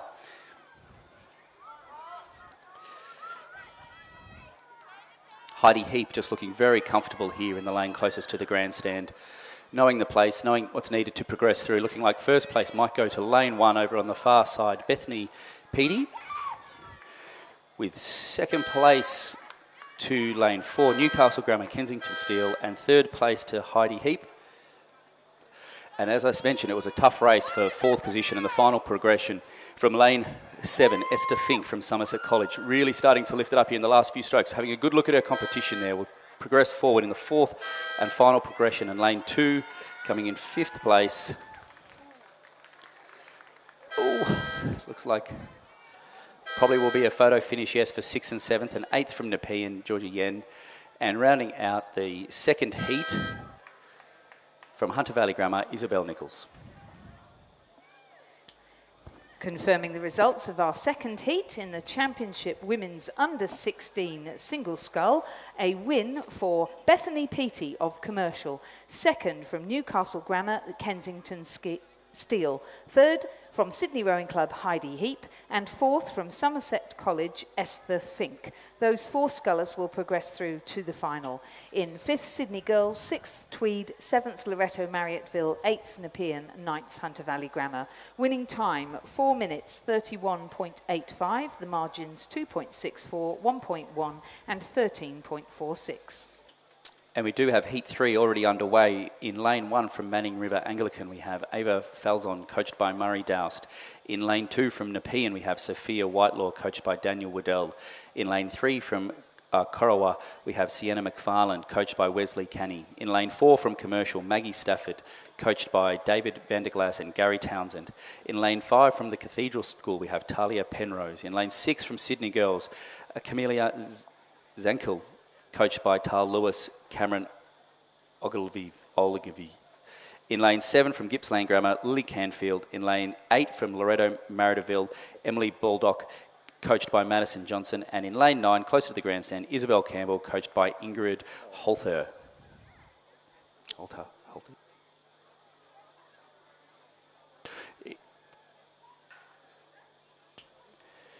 As they went through the 500 metres, it was Lily Canfield in first, closely followed by Sienna McFarlane, 1.9 seconds behind, Isabel Campbell, 1.8 seconds behind, and Talia Penrose in 4th place. Rounding out the top 4 that could progress. 5th place, Sophia Whitelaw, Maggie Stafford, Camille Zink, Ava Falzon, and Emily Baldock in 9th place.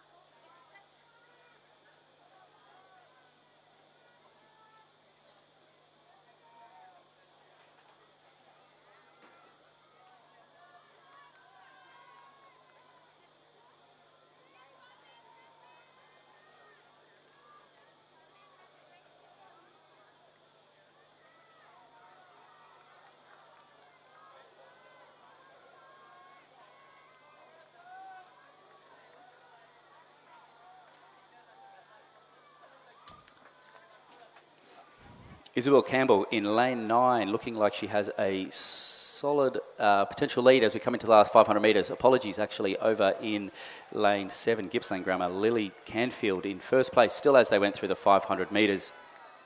Over in lanes 2 and 3 from Nepean and Karawa, having a good race over there for what could be second place or second and third place. Also with Redlands Grammar in lane 9, coming into a close finish for the top 4. Just a matter of placings here, I think. I think the top 4 have sorted themselves out. Then stepping back to what would be lane 5 from St Catherine's, Talia Penrose, possibly in 5th place. Unfortunately, may not progress through, but the top 4 girls here coming into the last 30 metres. In lane 9, Isabel Campbell, probably just on the right stroke here in the surge in first place, and second place in lane 7 from Gippsland Grammar. Third place in lane 3 from Karawa, 4th place in lane 2, 5th in lane 5 from St Cathedral School, Commercial in 6th place, 7th place will be Sydney Girls, and just rounding out heat number 3 from Loreto Marriottville, Emily Baldock and Manning Valley Anglican College, Ava Falzon. Confirmation of the results from the third heat of the women's under-16 single sculls. First, Isabel Campbell from Redlands. Second to Lily Canfield from Gippsland Grammar. Third to Sienna McFarlane from Corowa. And fourth to Sophia Whitelaw from Nepean. Those 4 scullers going through to the semi-finals later today, with the rest eliminated from this event. The next race underway is heat number 4, and again, first 4 through to the semi-final. Lane 1 from Loreto Marriottville, Izzy Ingham, coached by Madison Johansson. In lane 2 from Kinross Walleroy, Rani Yarik, coached by James Perrin. In lane 3 from Manning Valley Anglican, we have Nia Simmons, coached by Warren Steedman. Lane 4 from Hunter Valley Grammar, Erin O'Kane, coached by Chantal Lindsay, Rowan Hislop and Odin McIntosh. Lane 5 from Somerset College, Alana Tomlinson. In lane 6 from Pimble Ladies, Kelly Clifton, coached by Robin Mackney and Andrew Lee. In lane 7 from Loreto Normanhurst, Alexandra Hare, coached by Natalia Du. In lane 8 from Canberra Girls Grammar, Grace Disney. And lane 9 from Nepean, Ellie Taylor, coached by Daniel Waddell. So that's the race on your screen at the moment. They are coming up towards the 1,000-metre timing point. The 500-metre timing point. It is only a 1,000-metre race. And you can see there our leading sculler in lane 9 from Nepean, Ellie Taylor. So the local sculler leading through the halfway mark of this 4th heat of the under-16 women's single sculls. Rani Jarek sitting in 2nd place ahead of, from Kinross Walleroy. Ahead of Pimble Ladies, Kelly Clifton, Erin O'Kane from Hunter Valley Grammar, just 0.3 of a second behind her. Canberra Girls Grammar, Great Disney, another 0.76 seconds behind. And the Loreto Normanhurst, Alexandra Hare in 6th place, just 0.6 of a second behind again. So absolutely with it all to play for here in this 4th heat. Alana Tomlinson from Somerset College sitting in 7th. Izzy Ingham from Loreto Marriottville in 8th. And then Nia Simmons from the Manning Valley Anglican College sitting in 9th. So our leading 2 scullers, that's Ellie Taylor from Kinross Walleroy, Rani Yarrick from Kinross Walleroy and Ellie Taylor from Nepean. So the one closest to the grandstand, closest to the cameras, and then over in lane number 2 on the opposite edge of the course. And in between them, there's about 4 or 5 scullers all vying it out. So lane number 8, Grace Disney from Canberra Girls Grammar. Lane 7, Loreto Normanhurst, Alexandra Hare. Lane 6, Pimble Ladies, Kelly Clifton. And then a couple across to Erin O'Kane from Hunter Valley Grammar. 250 metres to go, and they are all in the running. Remember, the first 4 through to the semi-final, with the rest eliminated from this event. Our 2 leaders, no doubt about those, Ellie Taylor from Nepean and Rani Jarrick from Kinross Walleroy. And in fact, Rani has had an excellent second 500s, and she is just starting to pull away now from the Nepean sculler. So Rani Jarrick from Kinross Walleroy out in front. Nepean's Ellie Taylor in 2nd. Who's going to get 3rd, 4th and 5th? So at the moment, it is the Hunter Valley Grammar sculler, Erin O'Kane in lane 4, just leading Pymble Ladies, Kelly Clifton, Loretto Normanhurst, Alexandra Hare also up there, and then just a little bit back then to Grace Disney from Canberra Girls Grammar, perhaps just out of the running. It'll be a strong win for Rani Jarek from Kinross Wallaroy. Second will go to Ellie Taylor from Nepean. And now in this battle for the final placings, some big strokes coming up from all three of these scullers. It will be 4, 6 and 7. So Erin O'Kane finishing just over the top of Kelly Clifton from Pymble Ladies, and then Alexandra Hare from Loretto Normanhurst just missing out on a qualification position. Grace Disney from Canberra Girls Grammar in 6th place. Then back a little bit further to the sculler from Somerset College, Alana Tomlinson.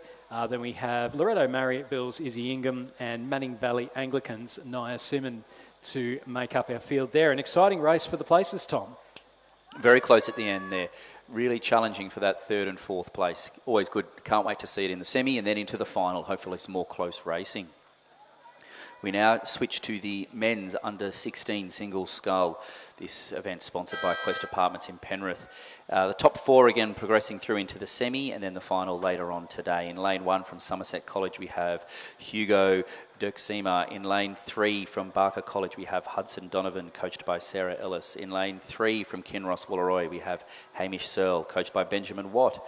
In lane 4 from Hunter Valley Grammar, Raphael Cousins, coached by Odin McIntosh and Rowan Hislop. In lane 5 from Marist College we have Blake Ugar.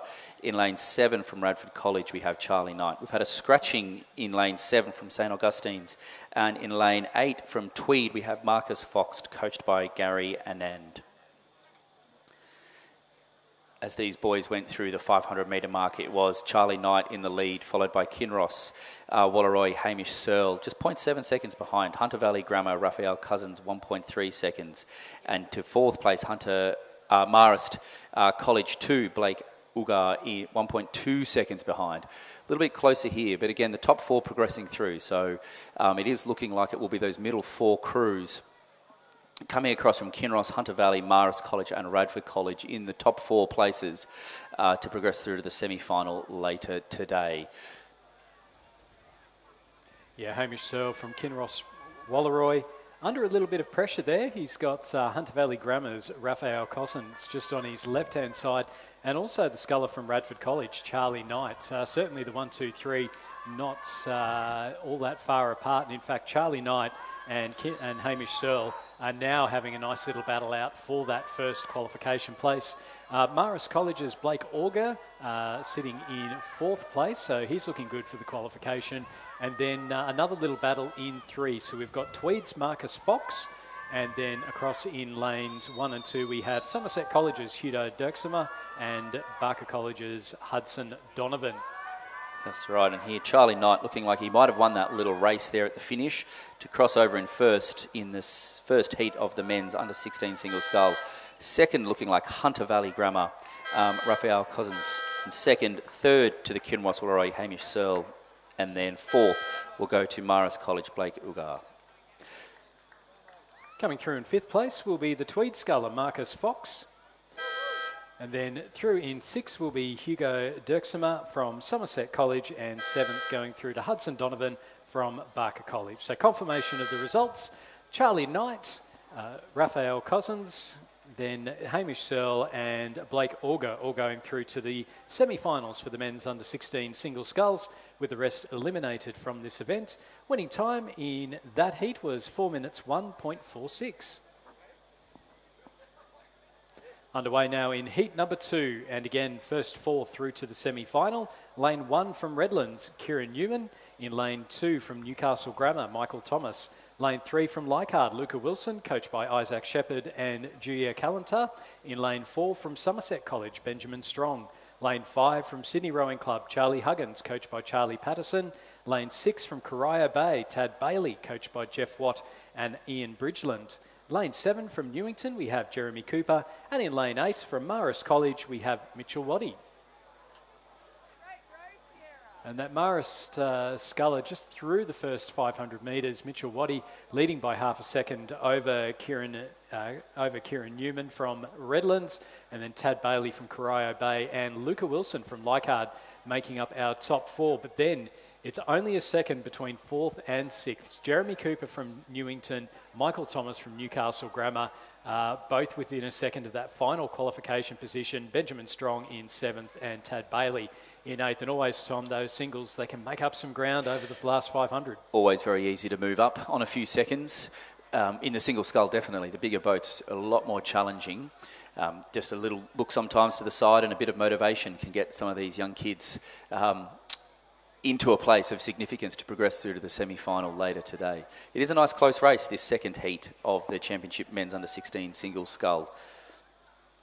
Yeah, we've got, does look like we've got Tad Bailey from Corio Bay that's moved up a bit and certainly sitting quite nicely. He's been battling it out with Mitchell Waddy over in lane number 8, closest to us. Redlands, Kieran Newman has also done well. And then we've got the two scullers in 2 and 3. So that's Newcastle Grammar's Michael Thomas and Leichhardt's Luca Wilson sitting up there as well, as is Newington's Jeremy Cooper. So we're in for an exciting finish here. Remember, it's the first 4 through to the semi-finals, with the rest eliminated from this event.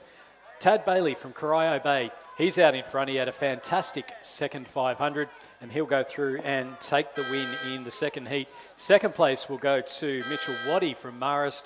Third is going to go to lane 1, Kieran Newman from Redlands, and then we'll have a photo for 4th and 5th. So lanes 2, lane 7. So that's Newcastle Grammar's Michael Thomas, Newington's Jeremy Cooper. We'll wait for official confirmation on who's pinched that last qualification spot. Luca Wilson from Leichhardt in 6th place, and then Charlie Huggins from Sydney Rowing Club in 7th, and Benjamin Strong from Somerset College in 8th. So again, a very tight finish there. It does say Jeremy Cooper, but we will wait for the official confirmation of results there.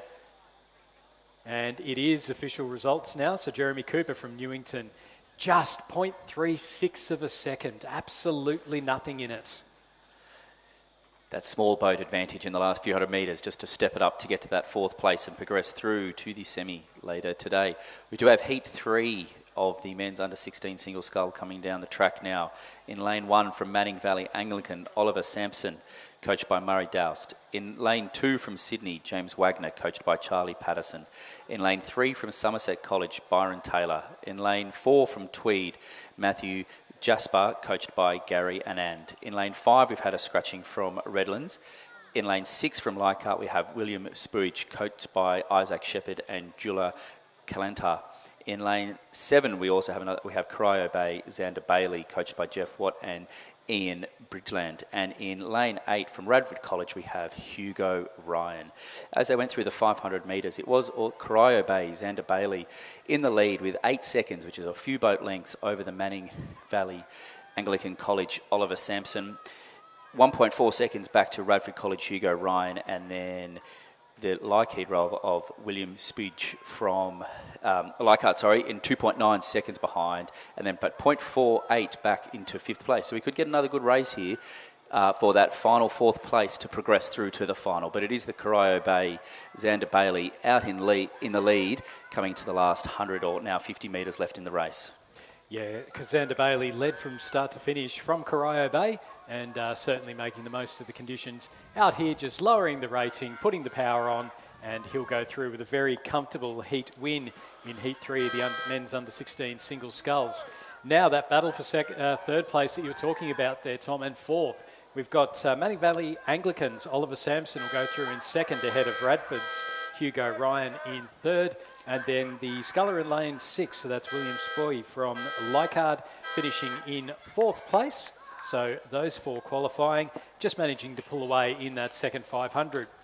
James Wagner from Sydney Rowing Club coming through in 5th place, with Byron Taylor from Somerset College in 6th, and then Matthew Jaspers from Tweed Rowing Club in 7th place. Winning time there in a very quick time at 3 minutes 57.86.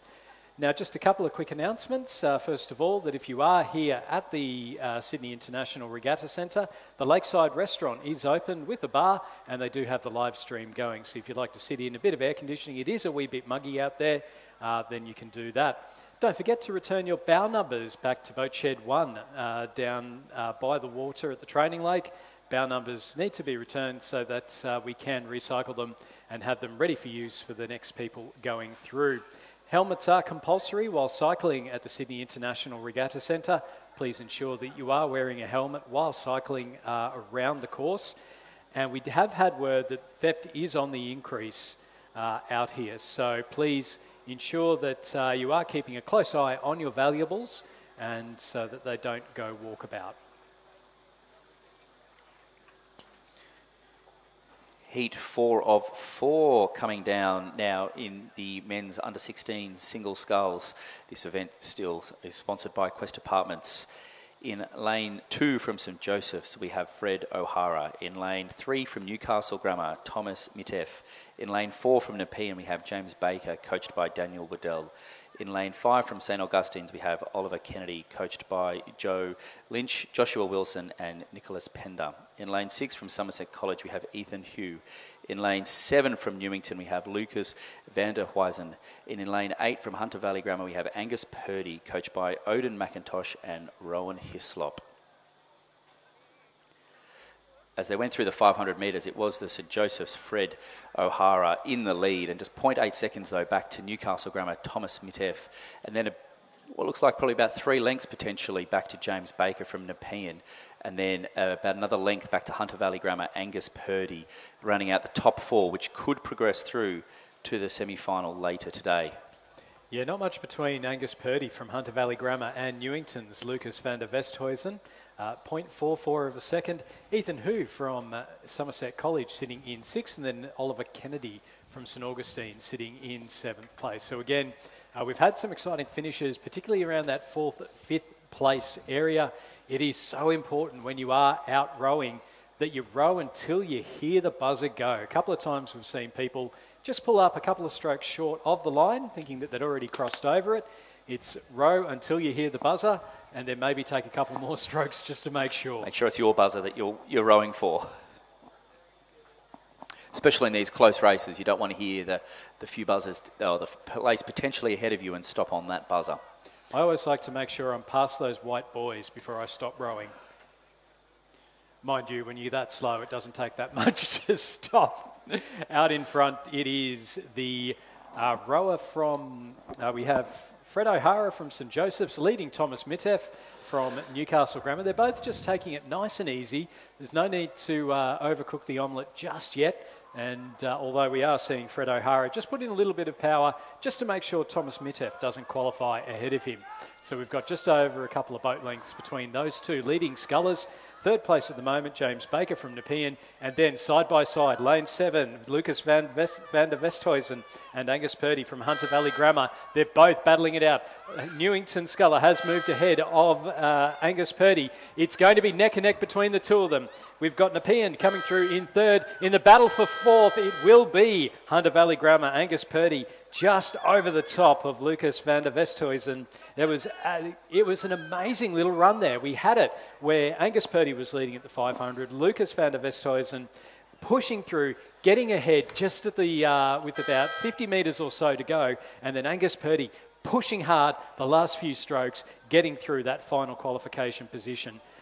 Ethan Hu from Somerset College finishing in 6th place, and then back to Oliver Kennedy from St Augustine's in 7th. The winning time in that heat was a very comfortable 4 minutes 2.81. And as we said, Tom, the race is never over, is it? It's just pushing right through to the end, and even when they get a little bit ahead of you, there's always a couple of strokes left. That's always right, and great to see Oliver Kennedy finishing off the men's under-16 single scull heat 4.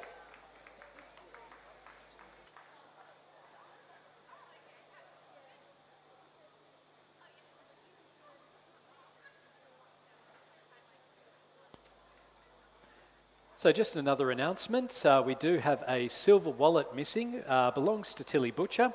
If you do have it on your person, or if you have found it, if you could please take it to Rowing New South Wales in Boathouse 1, or bring it up to the top of the finish tower. So silver wallet belonging to Tilly Butcher.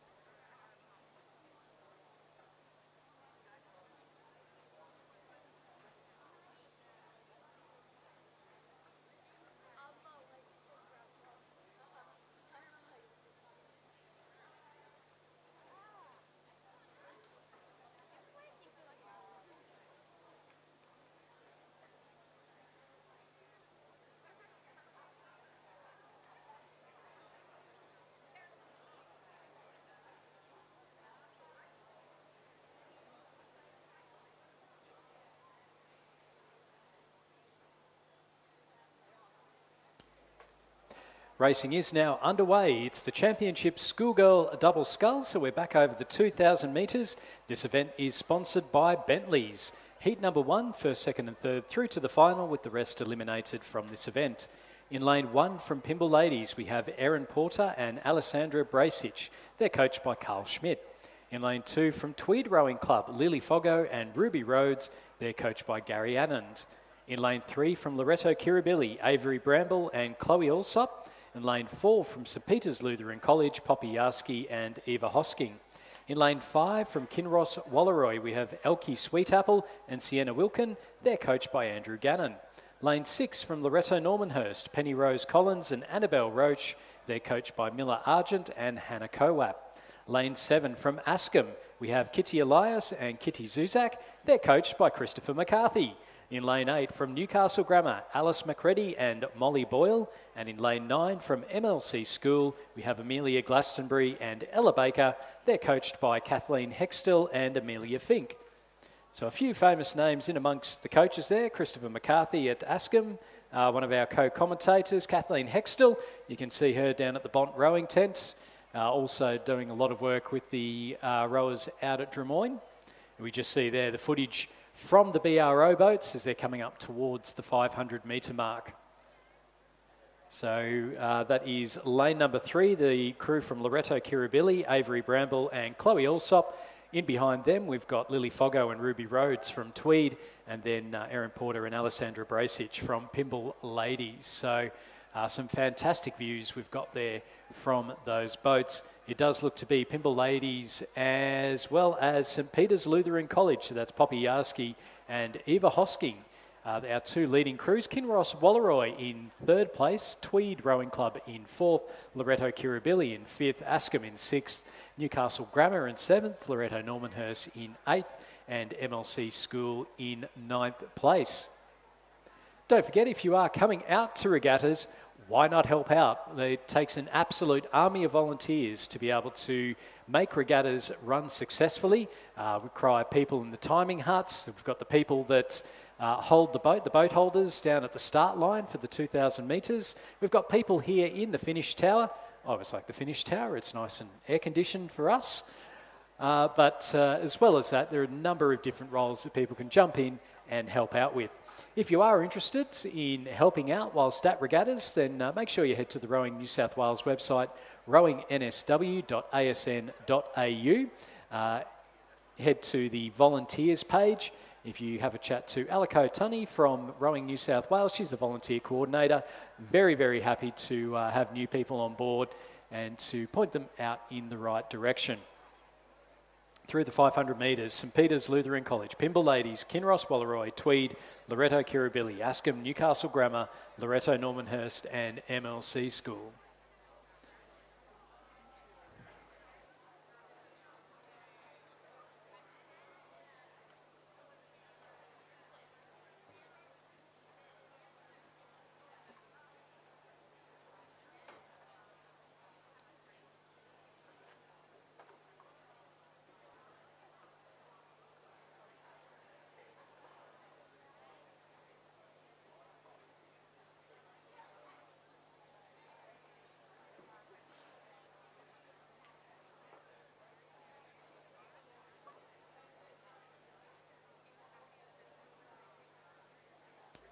So through the 1,000 metres, it's still St Peter's Lutheran, just ahead of Pymble Ladies, then Kinross Walleroy, Loreto Kirribilli, just less than a second between 3rd and 4th, Tweed in 5th, Newcastle Grammar in 6th, Loreto Normanhurst in 7th, Askham in 8th, as we just see, and then it'll be back to MLC School in 9th place. And again, that view from the BRO boat, you can see there is a little bit of cloud cover out and about at the moment.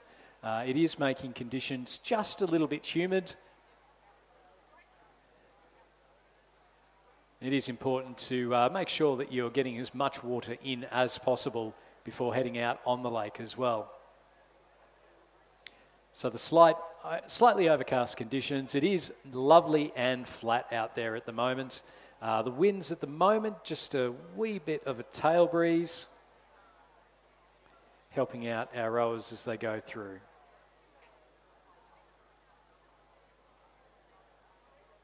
Actually, that's more of a head breeze, sorry.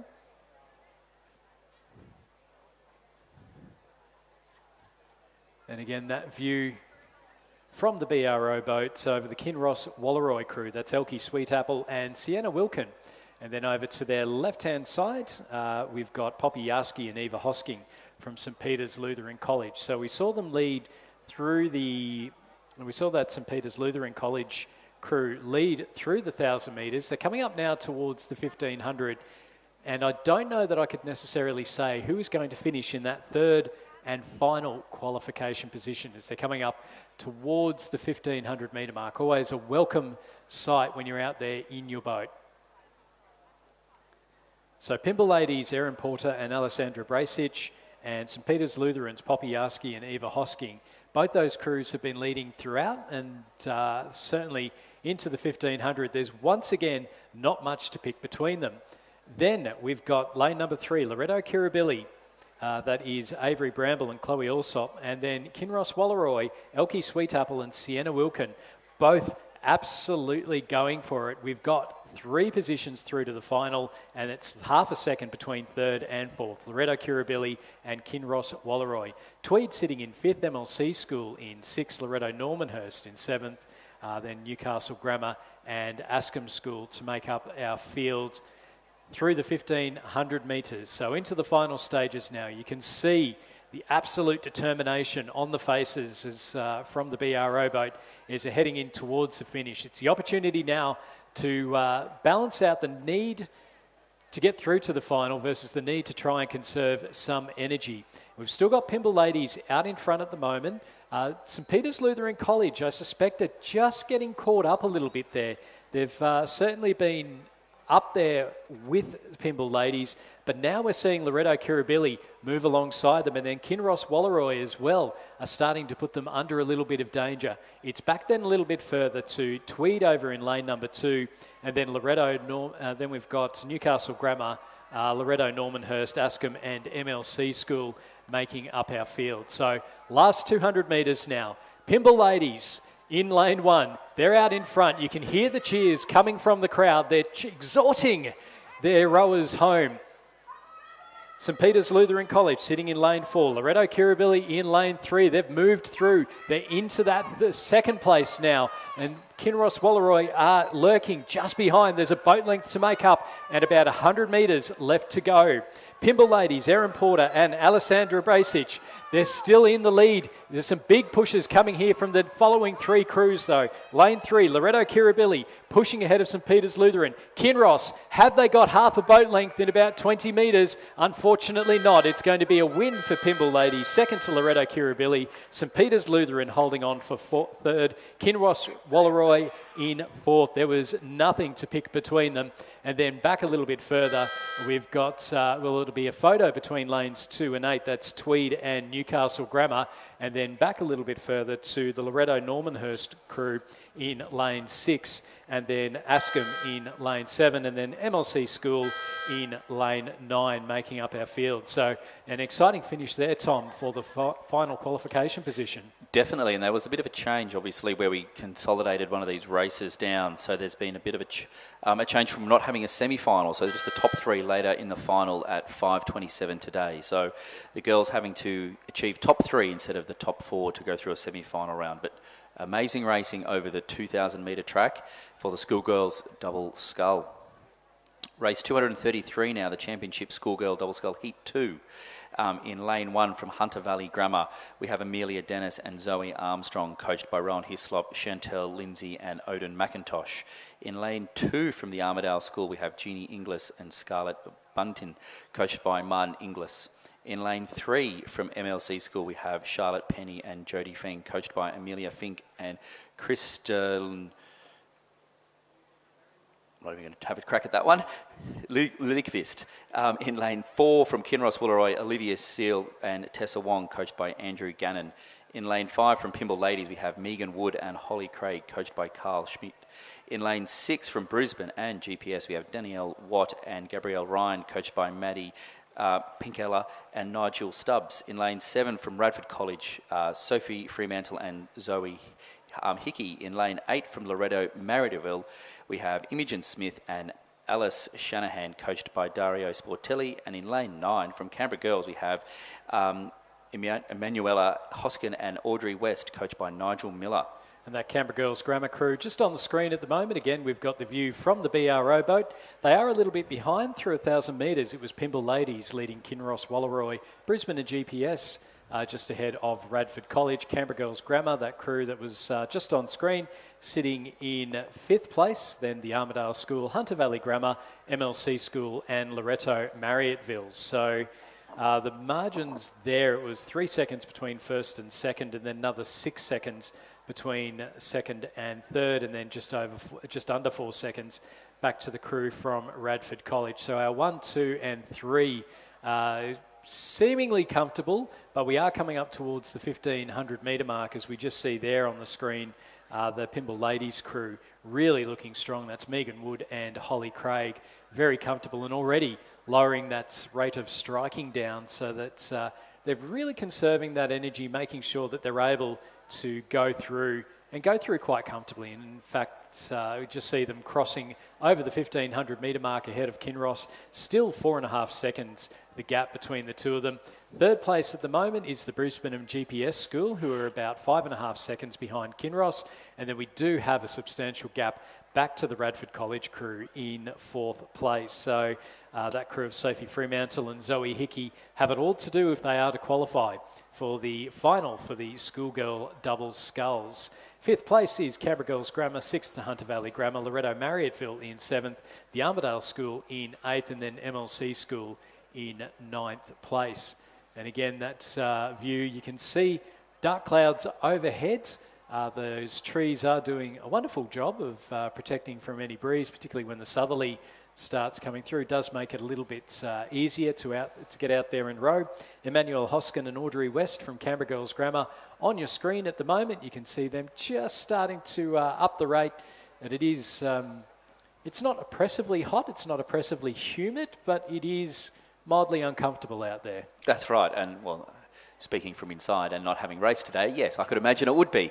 It, I would say it's probably what would be desired as conditions that have, on historically very hot New South Wales champs out here. So marginally comfortable, I would say. We need but Tony Gregg's weather wall. We do. With the player comfort.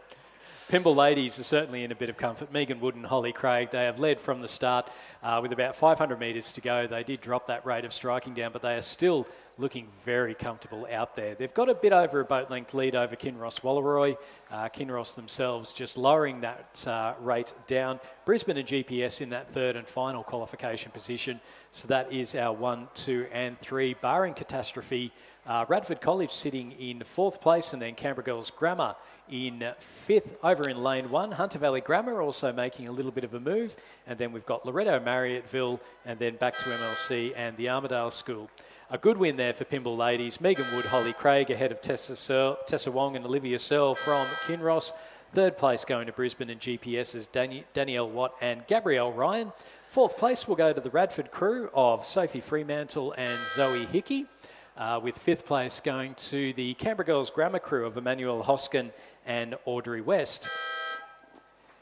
In 6th place, we will have the crew in lane 8, Loreto Marriotteville's Imogen Smith and Alice Shanahan, ahead of the crew from Hunter Valley Grammar, that is Amelia Dennis and Zoe Armstrong. Then MLC Schools, Charlotte Penny and Judy Feng, and the Armidale Schools, Jeannie Inglis and Scarlett Bunteen.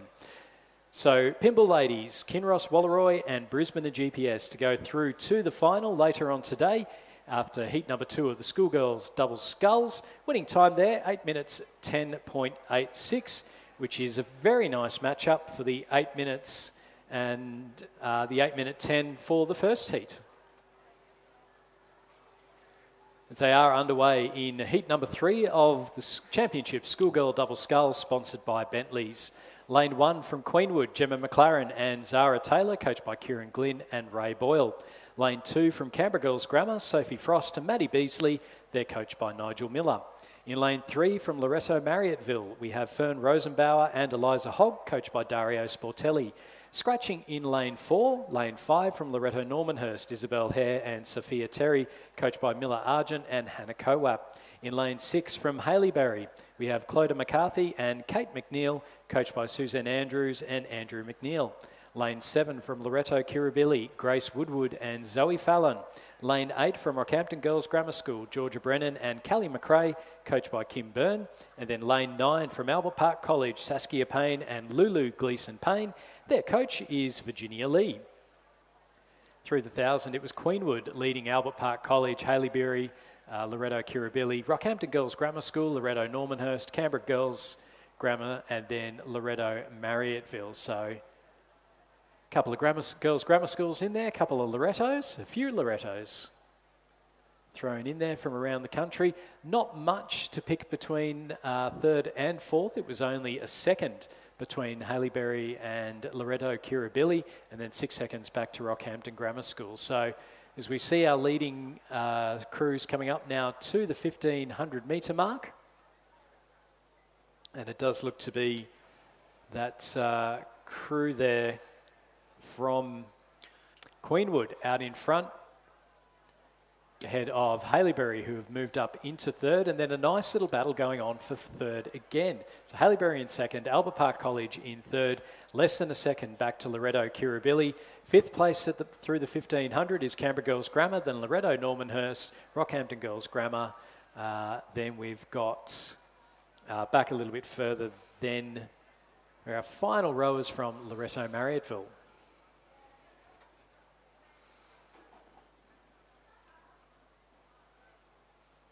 So Queenwood's Gemma McLaren and Zara Taylor have led from the start, but we are seeing, so they're on the far side from the grandstand, so in lane number 1, but we are seeing a little bit of a push here come from Albert Park College, Saskia Payne, Lulu Gleeson Payne in lane 9, and then Loreto Kirribilli's Grace Woodward and Zoe Fallon, and then Haileybury's Clodagh McCarthy and Kate McNeil, Tom. That's right. It's some good competition for those minor placings just to progress through. Top 3, so it's going to be tight between that crew from Haileybury, Loreto and Albert Park. I feel the Queenwood crew over in lane 1 has got out to a good start. Hopefully they don't get caught being just a little bit further out of the pack in lane 1 with the crew coming up the middle from, I think it's Haileybury there.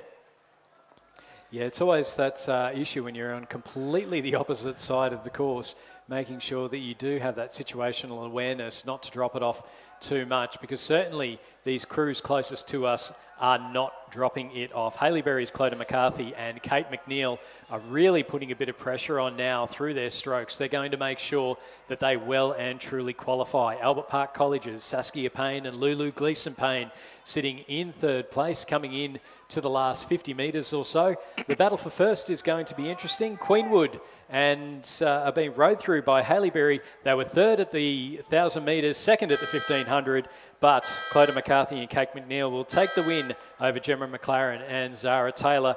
3rd going to Saskia Payne and Lulu Gleeson Payne from Albert Park College. It took it out of them there. Loreto Kirribilli's Grace Woodward and Zoe Fallon going through in 4th. The Canberra Girls Grammar, Sophie Frost, Maddie Beasley in 5th. 6 going to Loreto Normanhurst, Isabel Hare and Sophia Terry. 7th to Rockhampton Girls Grammar's Georgia Brennan and Callie McRae, with Fern Rosenbauer and Eliza Hogg from Loreto Marriotteville coming through in 8th. Winning time there of 8 minutes 1.85.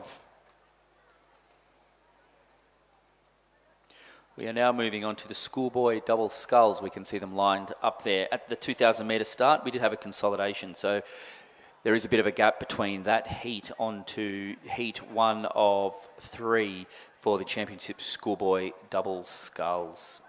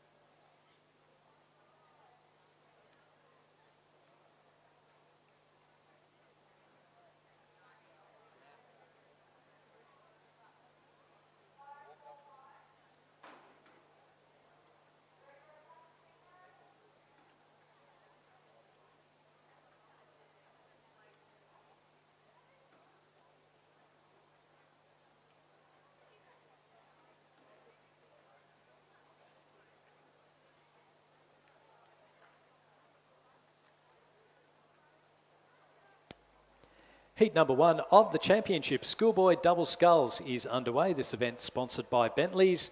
As with the schoolgirls, it's first, second and third going through to the final later on this afternoon. In lane 1 from Varsity College, we have Joshua Pickering Pentland and Ryan Hitchler. They're coached by James Harcombe. In lane 2 from Hunter Valley Grammar, Will Stedman and Hayden Williamson. They're coached by Odin McIntosh and Rowan Hislop. Lane 3 from Trinity, it's Hugo Nelson and Matthew Rigby. Lane 4 from Marist College, Sam Martin and Hamish Ridd, coached by Tom Hayes, Peter Benny and Taylor Thomas. Lane 5 from Redlands, Thomas Jackson and Jack Meek, coached by Timothy Robertson and Alec Price. Lane 6 from Newcastle Grammar, Lucas Burton and Ronan Brown. Lane 7 from the Armidale School, Thomas Burgess and Henry Curtin, coached by Martin Inglis. And lane 8 from Cranbrook, Lachlan Larson and Jack Stone, they're coached by Adrian Henning. Yeah, through the 500 metres, it was the Newcastle Grammar crew. Did get a bit of a jump on the start, just a couple of seconds ahead of the Cranbrook combination, and in third place, just over a boat length back to Marist College 2, and in fourth place, Redlands. In fifth place, Hunter Valley Grammar. Sixth place, Trinity. Seventh is Varsity College, and eighth is Armidale. But as you mentioned, Stuart, the top 3 go through, so there is a bit of a gap already opening up in the top 3 crews. We'll just see what has to happen over the next middle of the race. Yeah, and it's going to be, it's an interesting one here, Tom, because all 3 of these crews I would expect to see down in the ACT, down in Canberra next weekend. ACT Junior Championships and Head of the Lake on the Saturday and the Sunday. So Cranbrook, Marist College, Redlands, Cranbrook and Redlands, consistent visitors down there. Newcastle Grammar, I think we had down there last year. I know that Barker College and Gippsland Grammar are also sending some crews as well, so it should be a good weekend of racing. And potentially a sneak preview of what it's going to be at Head of the Lake and Junior Championships. That's right. I think a lot of these, the boys get to know each other out there in their competition and always look forward to racing. And as you mentioned, racing here and then racing in a week, always good. Bit of redemption can be made if required between the weeks. Well, at the moment, Lucas Burton and Ronan Brown don't need some redemption. They're 3 seconds ahead of the Cranbrook combination of Lachlan Larson and Jack Stone. Then back a little bit further, Redlands sitting in third place. Marist College a couple of seconds behind them. Then Varsity College only another second back. So certainly fifth place Varsity College from Queensland not out of the running as yet. Hunter Valley Grammar sitting in 6th. Then we have Trinity in 7th. As we go now to the view from the BRO boats. And you can see there just the rowers just looking over the shoulder, having a look where the competition is to make sure that they are exactly where they want to be. So that looks to be lane number 3. Trinity. Yeah, so that Trinity crew and in 7th place through the first 1,000. Just keeping away from the boys. And then a couple of lanes across from them, we've got the crews from Varsity College and Hunter Valley Grammar as well. It's always good to have the different views from the different cameras. I know there's been a lot of work done to try and, I guess, diversify the different camera views that we've got from around. And some of those ones that we have, as we just see here, that looks to be lane number 6, Newcastle Grammar's Lucas Burton and Ronan Brown. Some of those views, and particularly the ones from the BRO boats, it really gives you a bit of an idea. Number one is to the weather conditions. It's certainly, you know, if it's overcast, if it's windy, it may not be always apparent from the live stream from the cameras up high as to what their water is actually doing. And then you get to the BRO boat and you see the ripples going through the water and you see the blade work and how important that clean blade work is. Newcastle Grammar still out in front. Lucas Burton, Ronan Brown, they've got themselves a good few boat lengths over the Cranbrook crew of Lachlan Larson and Jack Stone. Redlands sitting in 3rd place, and then back to Marist College 4 seconds behind. Varsity College still in 5th, and then Hunter Valley Grammar in 6th place. And again, that view from the BRO boat. So you can see the flags off in the background. This was the Olympic venue for the 2000 Sydney Olympics. down in for the 1956 Olympics. It was on Lake Wendouree out at Ballarat. And then in 2032, it's going to be at Wyaralong or just outside of Brisbane. So nice little part of the world. Certainly some scenic areas around the Gold Coast hinterland. Personal favourite is Natural Bridge, if you get the chance to go out there. It still blows my mind as a Queenslander that the Olympics are coming to Brisbane. Newcastle Grammar still with that lead now, and they're just starting to ease off now a little bit. Cranbrook, Lachlan Larson and Jack Stone have rowed very well themselves in those very distinctive bright yellow caps. Over on the far side, we're seeing a push come from Varsity College, Joshua Pickering Pentland and Ryan Hitchler. And they'll be looking to make it up over Thomas Jackson and Jack Meek from Redlands. So into the last 100 metres or so, it's still Redlands in that final qualification position. Hunter Valley Grammar just dropping off the pace a little bit, and they'll have it all to do if they are to go through, as will Marist College, potentially just a bit too far back. But out in front, Lucas Burton, Ronan Brown, Newcastle Grammar, they've got the heat win. Very comfortable there in the pink bucket hats. Second place will go to Lachlan Larson and Jack Stone. And then they saw the danger. It's a big push at the end from Redlands. Thomas Jackson and Jack Meek, they'll qualify for the final. A boat length ahead of Varsity College's Joshua Pickering Pentland and Ryan Hitchler in fourth. Hunter Valley Grammar's Will Stedman and Hayden Williamson in fifth place. Marist, Sam Martin and Hamish Ridd in sixth. And then we'll go back a little bit further to the Trinity crew of Hugo Nelson and Matthew Rigby. And then the final crew across the line will be from the Armidale School. That's Thomas Burgess and Henry Curtin.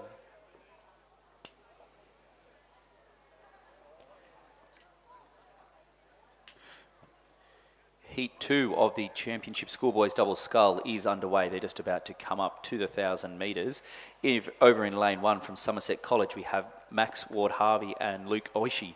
In lane 2 from Varsity College, Mitchell Franz and Caden Hatchett, coached by James Harkham. In lane 3 from Marist College, we have Riley Elliott and Riley Dale, coached by Tom Hayes, Peter Benny and Taylor Thomas.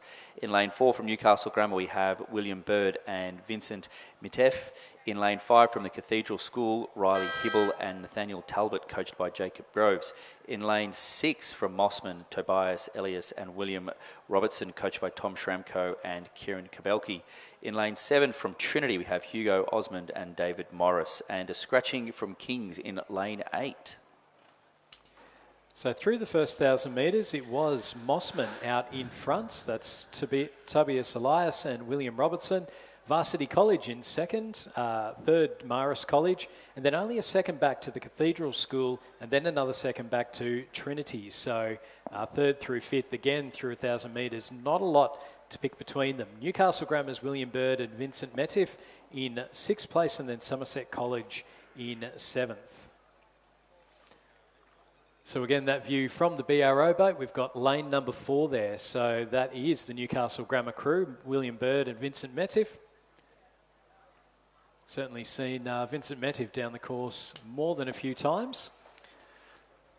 And I am liking the pink bucket hats. It's good. You've got to stand out somehow, and it helps for the parents to know which club they're looking for, helps for the fans, and it's, I don't know, just good and unique. It's sun smart. That as well. It covers the back of your neck. Mossman Rowing Club out in front. Tobias Elias and William Robertson, who have led and looking quite comfortable out there. You see them with a nice little margin through as they're coming up to that 1,500 metre timing point. Yeah, that's right, Stuart. The Mossmen have been putting in a bit of effort to rebuild their junior rowers, and I think some well-known names of Tom Schramko and Kieran Kabelke have been got a good reputation themselves as rowers, and also now trying to move into that coaching realm and building out Mossman into the future with some solid junior rowers. Well, it's always having those rowers come back and, give back to the clubs that help make them. It's, that big circle, I guess, passing on that knowledge that they've got. Through the 1,500, we did have Mossman leading Varsity College, Marist College in third, and then only a second and a half back to the Cathedral School. Trinity in fifth place, Newcastle Grammar in sixth, and then in seventh place we have Somerset College. So keep an eye out on third and fourth. Marist College are in third. The Cathedral School are in fourth. They're only a second and a half back, and with 500 metres to go, it is all to play for. First, second and third will go through to the final later on today. Down to the 250 metres, and it is that big push coming from the Cathedral School in lane number 5. So Mossman are still out in front, and they're looking quite comfortable. We've got Varsity College in lane 2. They're about a boat length ahead of Marist College, and then catching them are the Cathedral School, Riley Hibble and Nathaniel Talbot. They'll need to put in some big strokes, though, into the last, the Red Boys marking the last 200 metres or so. They've just got a boat length to make up. They are starting to move it. You can hear some cheers come from the crowd trying to get the boys home. Out in front, Mossman, Tobias Elias and William Robertson. They're going to go through barring catastrophe and take the heat win in heat number 2 of the Championship Schoolboys Double Sculls, sponsored by Bentley's. So a strong win there for that Mossman crew. Second place, Varsity College leading Marist. Here comes the Cathedral School. They're looking out to their right. They're pushing. Have they done it? No, it's just half a canvas between third and fourth. So Varsity College going through in second. Mitchell Franz and Caden Hatchett. Third to Marist College, Riley Elliott, Riley Dale. And then Riley Hibble and Nathaniel Talbot from the Cathedral School in fourth place. Half a second. No, sorry, that was 0.37 of a second between third and fourth. Bit of a gap then back to Trinity. That is Hugo Osmond and David Morris. William Bird and Vincent Meti from Newcastle Grammar finishing in sixth place. And then we'll go back to the crew from Somerset College, Max Ward Harvey and Luke Oshie going through in seventh place there. So winning time in that heat, 7 minutes 18.66. And always felt like that Mossman crew had a little bit something up their sleeves as well. So it'll be fascinating to see how they go in the final. That's right, Stuart. And the final for this race is at 5:22 this afternoon, with the top 3 from each heat progressing through. So that'll be a nice final of 9 boats across the track coming down at, as I mentioned, 5:22. Heat 3 now, and the final heat for the Championship Schoolboy Double Scull. This event is sponsored by Bentley's. Over in lane 2, we've had a scratching from Trinity. In lane 3, from the Cathedral School, we have Charlie Patrick and Henry Chin. In lane 4, from Newcastle Grammar, we have Edward Baker and Mitchell Chung. In lane 5, from St Joseph's, we have Samuel Basher and Finley Mitchell, coached by Michael Lane and William Raven. In lane 6, from Varsity College, we have Charles Hill and William Clarily, and James Harcombe. In lane 7 from Radford College, we have Eugen Gregg and Joshua Miller.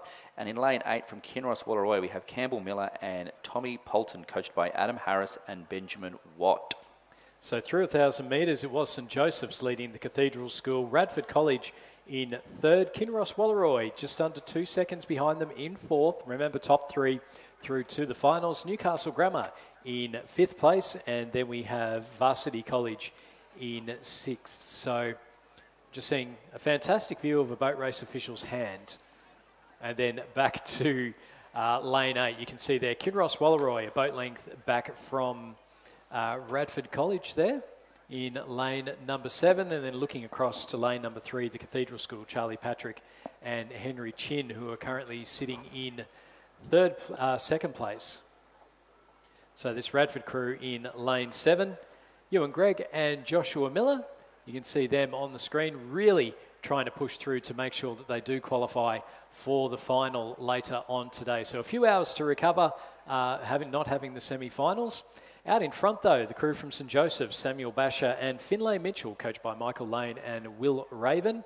They're still sitting comfortably out in front. They've got themselves 8 seconds over the Cathedral School and Radford College. Radford just pulling ahead of Kinross Wallaroy. It's now 4 seconds between third and fourth. So it would be all to do for our Kinross crew. Newcastle Grammar sitting in fifth place, and then coming across the line in behind them will be the crew from Varsity College. And again, just that footage of the Kinross Scullers in lane number 8. You can see there, Radford College, that's who they're chasing. They're the crew in third place. It's about a 4-second gap between fourth and third, and only the top three going through. So while they're certainly putting in some big strokes there, not letting it go with the rating, Radford College do have that advantage of being able to see exactly what Kinross are doing, exactly where they are, and make sure that they just keep that boat length, just that nice little bit of clear water between themselves and Kinross. St Joseph's still out in front and looking very comfortable, just dropping that rating down, conserving the energy to make sure that they're able to go through. Over in lane number 3, the Cathedral Schools, Charlie Patrick and Henry Chin, they're also just, they're bringing the rating back up and again, making sure that they don't get taken by Radford or by Kinross. Kinross just dropping off the pace a little bit now. They may just have put in a fair amount of effort through that third 500, but just dropping off the pace towards the end here as we just see the Radford crew start to push up a little bit more. St Joseph's though, Samuel Basher and Finlay Mitchell will go through and take the heat win in heat number 3 of the Championship Schoolboy Double Scull. Radford will go through into second place, Ewan Gregg and Joshua Miller, with Charlie Patrick and Henry Chin qualifying in third from the Cathedral School. Campbell Miller and Tommy Poulton from Kinross Walleroy will finish in fourth place after a fantastic row. Newcastle Grammar's Edward Baker and Mitchell Chung finishing in fifth, with Varsity College's Charles Hill and William Crelly to come across the line shortly.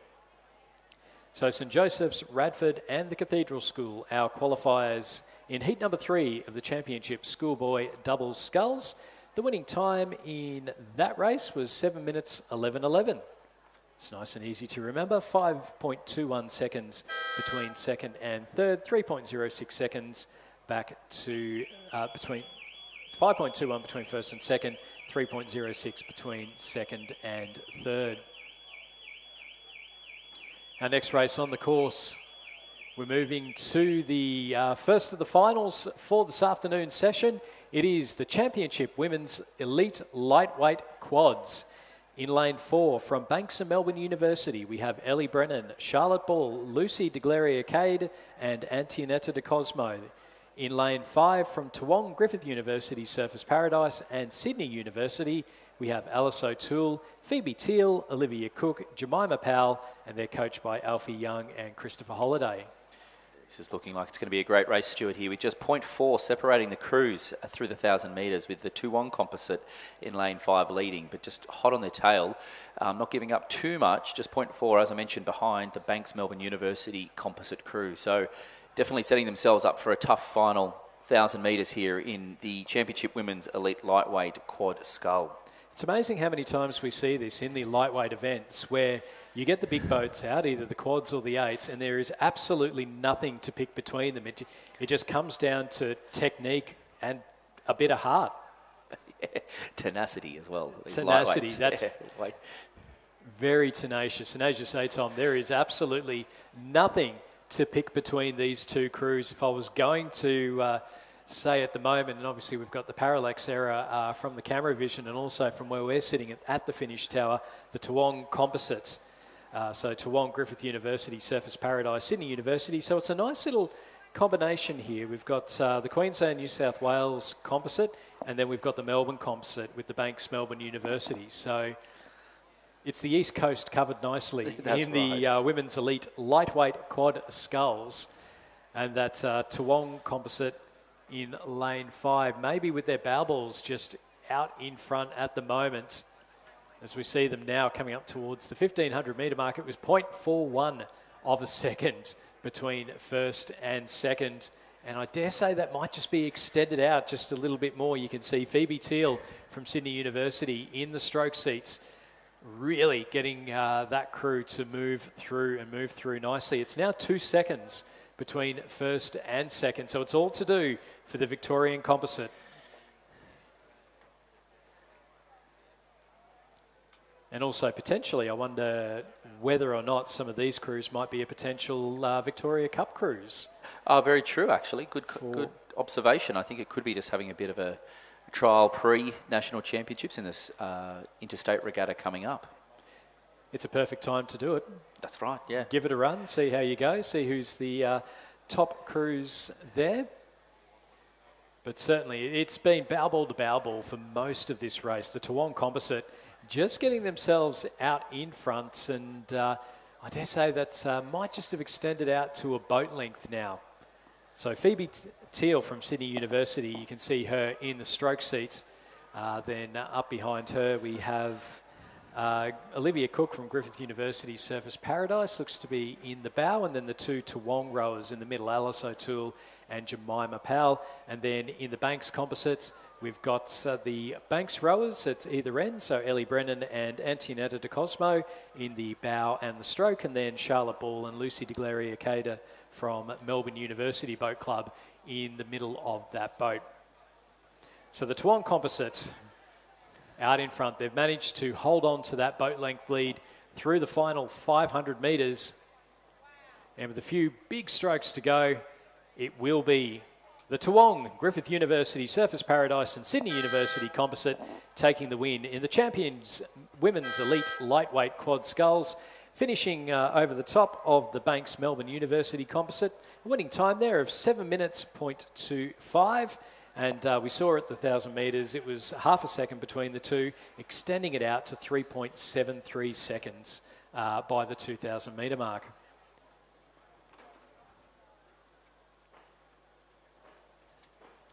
So our next race underway is race number 240. It's the first heat of the Championship Women's Under-21 Double Sculls, sponsored by V Insurance.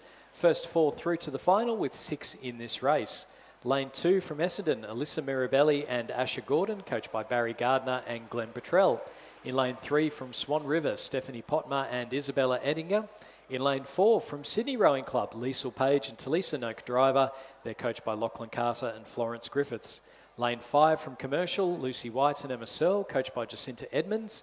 Lane 6 from UTS, Grace Burke and Elizabeth Carey, coached by Jared Watson and Katie Healy. And then lane 7 from Toowong Rowing Club, Una Murphy and Georgia Campbell, and they're coached by Alex Field and Claire Raven.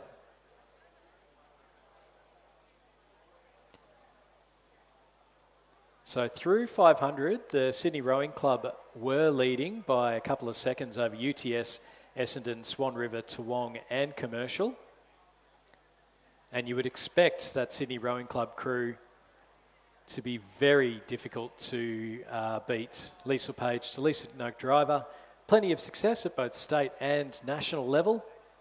And through the 1,000 metre mark, they do have a good couple of boat lengths over the UTS crew of Grace Burke and Elizabeth Carey. Back a little bit further then to Essendon's Alyssa Mirabelli and Asher Gordon. And then we've got Swan River's Stephanie Potma and Isabella Edinger. And then Toowong in 5th place, that's Una Murphy and Georgia Campbell. And then back a little bit further again to the crew from Commercial, Lucy White and Emma Searle.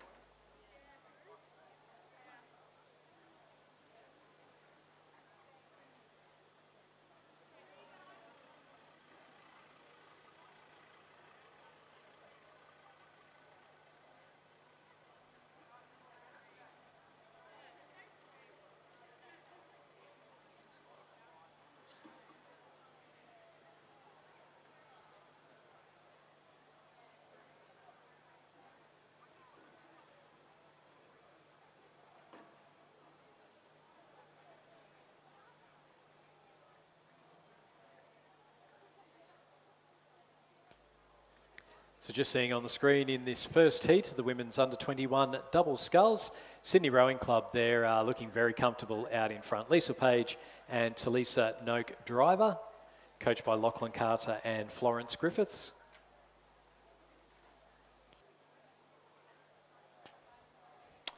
Ladies and gentlemen, we are just going to do the presentation of medals for the Championship Women's Elite Lightweight Quad Scull. This event sponsored by Bentley's. And in first place, it was the Toowong Composite of Alice O'Toole, Phoebe Teal,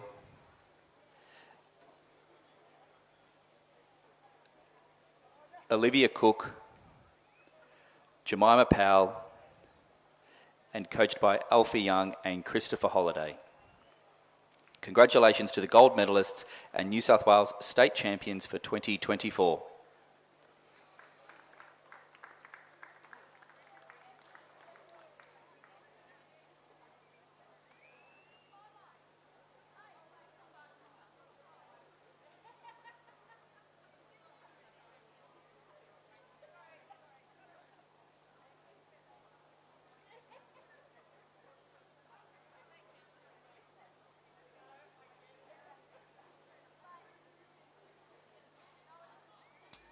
Sydney Rowing Club still leading this first heat of the championship women's under-21 double sculls. UTS sitting in second place. We are seeing a push though from Essendon's Alyssa Mirabelli and Asha Gordon. Through the 1500 it was 9 seconds between first and second, and then 4 seconds back to Essendon. First four going through to the final, that fourth qualification position, Swan River's Stephanie Potmer and Isabella Edinger. And then back about 5 seconds to Toowong's Una Murphy and Georgia Campbell, and then Lucy White and Emma Searle from Commercial at the back of the field. So we can see here the Sydney Rowing Club crew just, well, they had started to ease off a little bit, and you can see it there, just making sure they're getting plenty of connection with every stroke. You can see the power going through, the oars being ripped back, and making sure that they still stay ahead of the other crews. UTS, Grace Burke and Elizabeth Carey sitting in second place ahead of Essendon's Alyssa Mirabelli and Asha Gordon. Some great boat run from the Sydney Rowing Club crew. Yeah. So they'll cross the line. Sydney Rowing Club will cross the line in first place. Liesl Page, Talisa Noak driver. Second to Grace Burke, Elizabeth Carey from UTS, with Essendon's Alyssa Mirabelli and Asha Gordon in third. Coming through in fourth place, well, we've seen this crew from Swan River just ease up a little bit, but there's a big push coming here from Toowong, and it will be Toowong that rode through and qualifies. So qualification for Toowong Rowing Club, Una Murphy and Georgia Campbell. Swan River's Stephanie Potmer and Isabella Edinger just missing out. I don't know that they realised that the other crew were approaching fast, with Commercial's Lucy White and Emma Searle at the back of the field. So a winning time there for Liesl Page and Talisa Noak driver of 7 minutes 47.59. But I would suggest you could probably take about 20 seconds off that, how easily they took the last 500 metres or so. Definitely. And quite rightly. Always happy to be able to finish a heat with doing power strokes by the look of it.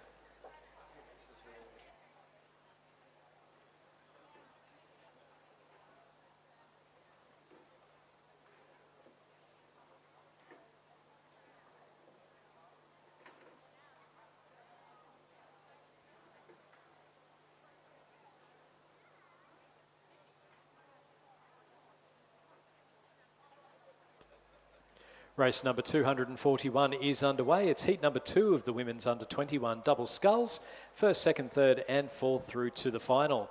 Lane 3 from Mercantile, Zoe Kaur and Mia Harrison. In lane 4 from Sydney University, Ciara Ortolani and Charlotte Harton, coached by Alan Bennett and Alfie Young. Lane 5 from Sydney, Paige Critchlow and Madison Joins, coached by Lachlan Carter and Florence Griffiths. Lane 6 from Griffith University Surfers Paradise and Commercial Rowing Clubs. We have Paris Reed and Gemma Jansen Van Vuren, coached by Jacinta Edmonds and Christopher Holliday. And lane 7 from Mersey Rowing Club, Olivia Yeats and Ella Spalding, and they're coached by Merv Tippett. Through the first 1,000, it was that Mersey crew, Olivia Yeats and Ella Spalding, leading the Sydney Rowing Club crew of Paige Critchlow and Madison Joins by 6 seconds. And then back another 3 seconds to Sydney University, Ciara Ortolani and Charlotte Harton, and then Paris Reed and Gemma Jansen Van Vuren, less than a second back. There are 1, 2, 3 and 4 through the 1,000, 24 seconds back to the Mercantile crew of Zoe Kaur and Mia Harrison. So just the one crew to miss out, and at the moment it does look like it will be that Mercantile crew.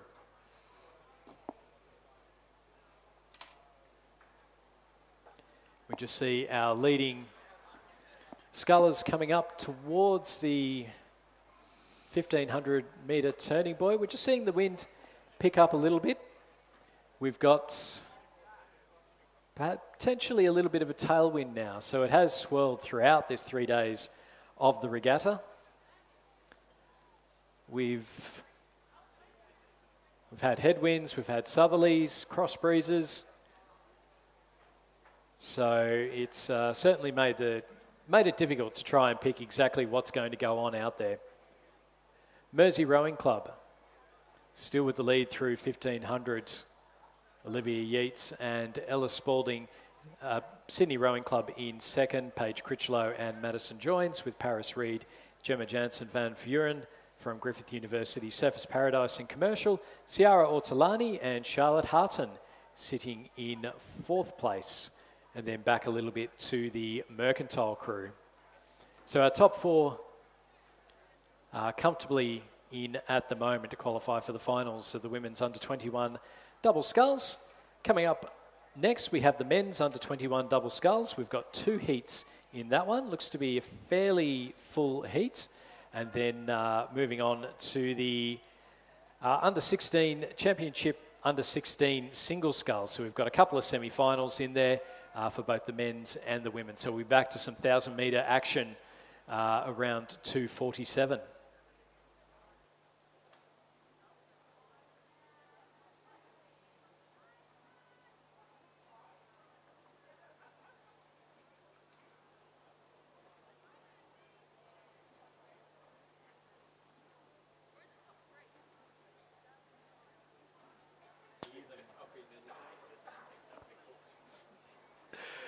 Going into the last 50 metres now, it is the Mersey crew of Olivia Yates and Ella Spalding, looking very comfortable as they come into the last 20 metres here to qualify in first position and progress through to the final later today. Second position to qualify will be the Sydney Rowing Club combination of Paige Critchlow and Madison Joins. In lane 6, it's the Griffith University and Surfers Paradise commercial combination in third place. Fourth place from Sydney University. And that Mercantile crew coming down looking like in lane 0. So we're going to assume that there could be some technical errors there that's caused that Mercantile crew to have to come down lane 0. Disappointing to not progress through. The race will be 276 at 5:32 this afternoon.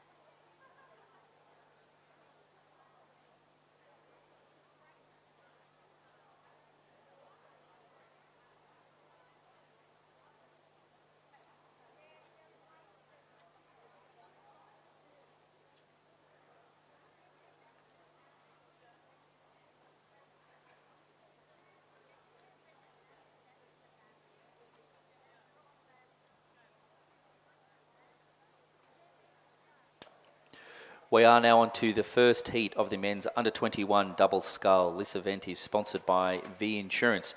Just looking like 2 heats here progressing through to the final later today. In UTS over in lane 1, we have Oscar Berigi and Jack Power, coached by Matthias Ungermark and Judith Undermark. In lane 2 from Sydney, we have MacArthur Bucknell and Charlie Hine. We've had a scratching in lane 3 from UTS. In lane 4 from Sydney University, Sebastian Atherton and James Scott Brown, coached by Peter Wan. In lane 5, Uni of Queensland Composite Griffith University Surfers Paradise, we have Charles Clark and Patrick Murphy, coached by Christopher Holliday and Randall Martin.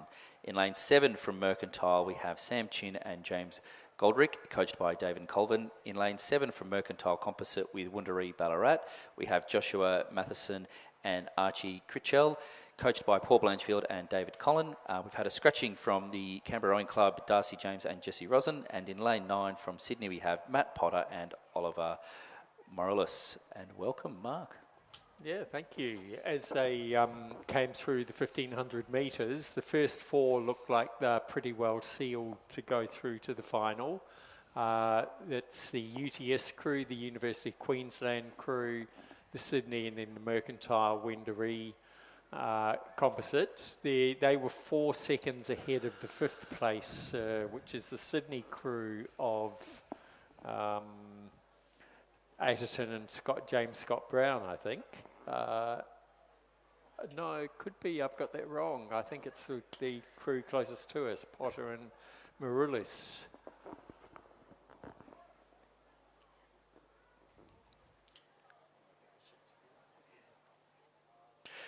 The UTS combination on the far side of Berigi and Power looking in a comfortable lead just to round out the first heat of the men's under-21 double scull. Similar to some of our previous races, just comfortably hitting the... Cracking 20 strokes a minute. But they have a very healthy lead. They've got about four or five lengths. So That's right, and the Bucknell and Hine Sydney combination in lane 2 is starting just to pick it up. They're getting some challenge from the lane 5 Sydney, Queensland composite, and Griffith University composite. The top 4 going through, so some of these guys just pushing out a little bit of their energy just to maybe get a better lane later this afternoon. Looking like it will be possibly the Sydney Rowing Club crew in second. Third will be the New Queensland composite, and fourth in lane 7, the Mercantile Wendouree Ballarat composite. Rounding out the progression, Sydney Rowing Club in lane 9 doing a great finish there, but couldn't quite catch lane 6, the Mercantile combination of Sam Chin and James Godlick. That was Matt Potter and Oliver Morales coming across in 6th place, and in 7th place we'll have Sydney University, Sebastian Atherton and James Scott Brown.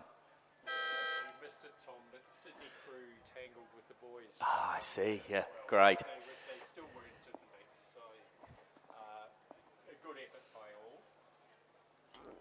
Sorry, I was just chatting away to Tom there, sharing that the Sydney crew had tangled with the boys there, but they weren't in the mix to get through to the qualifiers, so but a great effort had by all. So now we go into race 243, which is the second heat of the men's under-21 double scull. I think looking at the names that are here, Tom, we can see some pretty good competition in the final. Over in lane 1 from Adelaide Uni is Jude Shermer and Jasper Boyce, coached by Nicholas Mitchell and Christine McLaren and Sam Morton. In lane 2 from Swan River, Harry Selfinger and Fergus McNamara. In lane 3 from Sydney, Nicholas Whalen and Alec Hoskin. In lane 4 it's a Queensland composite of Benjamin Shuttlewood from Griffith University Surfers Paradise and Nicholas Barlow from Toowong. In lane 5 from Hawthorn, Max Curry and William Hexter.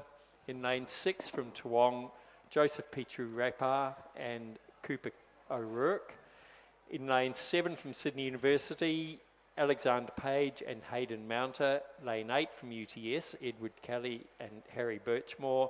And in lane 9 from Adelaide Uni, Kylie Miller and Hugo Worm. So given that it's a full field and it doesn't look like there's any scratchings, we might see a little bit more effort go through in this race. That's correct, yeah. Through the 1,000 metres, it was the Hawthorn combination of Curry and Hexter in the lead, and then 2.5 seconds, probably a bit more than a boat length in a double to Toowong and Griffith University combination from Queensland.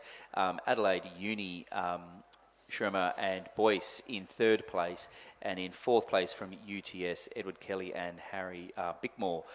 Just 1.8 seconds behind, just over 3 seconds back to the Toowong crew.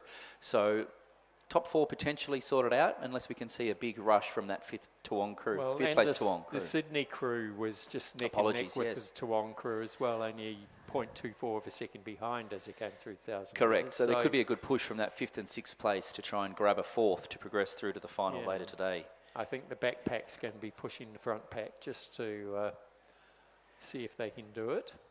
As they came through the 1,500 metres, the Hawthorn crew had a good couple of boat lengths out in front of the Toowong Griffith composite, then Adelaide Uni and UTS, and they've kept their margin back to the Sydney crew has overtaken the Adelaide crew, but the margin of 3 seconds. So that front pack's just really got to keep sitting ahead of the Sydney crew, and they should all be through. That's right. The under 21s, they know what they need to do to get through to the final later today. Bit of a tough time. Final time is 5:37 this afternoon, so it must be one of the last few races of the day for these men's under 21 double scull. Yeah, just the last races are after 6 o'clock. 6:20, I believe, is the last race. Normally the men's quad and women's quad at 6:15. So definitely hang around if you can to watch some of the great racing of the men's elite quad and women's elite quad at 6:15 and 6:20. Exactly, and if you're the last one out, turn out the lights. That's correct. Pick up a boat tie or two. It was at the 1,500 metres. It was the Hawthorn crew in lane 5 who look like they've still just hanging on to their lead, but the lane 4 Toowong Composite with Griffith University are giving them a bit of a run for their money into the last 100 metres. Also in lane 1, Adelaide Uni. And the Adelaide Uni on this side in lane 9 is working hard to see if they can get themselves into that top 4 mix. Yeah, so going over in lane 5 from Hawthorn, nice and clear water over lane 4, the Toowong Composite with Griffith University. Third place over in lane 1, Adelaide University. Fourth will be the UTS combination of Edward Kelly and Harry Bickmore. And they were nearly caught by Nicholas Whalen and Alex Hoskin from Sydney. So they put on a final burst to see if they could get through, but unfortunately not this time. Yes, having a good photo finish it is for that 5th and 6th place with Sydney and Adelaide University. 7th was Swan River, 8th Sydney University and 9th Toowong. And it's reflected in the times. So for this second heat, it was 6:55.74. The first heat where they were able to stay fairly relaxed was 7:02.3. And coming down the course now is the women's under 16 single scull, the first heat. So this is the semi-final. So there'll be two semi-finals. Yeah, just starting from 1,000 metres here, the under 16s. So we can see on the screen there the lining them up. Yes, they are coming down the course, but just to start initially. Over in lane 1 from Nepean, we have Sophia Whitelaw, coached by Daniel Waddell. In lane 2 from Hunter Valley Grammar, Erin O'Kane, coached by Chantel Lindsay, Rowan Oslop and Odin McIntosh. In lane 3 from Askham, we have Isabel Bugg, coached by Gemma Kolalot and Lizzie Chapman. Lizzie Chapman stepping away from the microphone to be able to support her athletes that she's coaching. Lane 4, we have Redlands, Isabel Campbell, coached by Ingrid Halther. In lane 5 from Commercial, we have Bethany Peaty, coached by David Vanderglass and Gary Townsend. In lane 6 from Nepean, we have Ellie Taylor, coached by Daniel Waddell. In lane 7 from Sydney, we have Heidi Heap, coached by Charlie Patterson and Alfie Hoffman. And in lane 8, closest to the grandstand from Newcastle Grammar, we have Heidi McKenzie.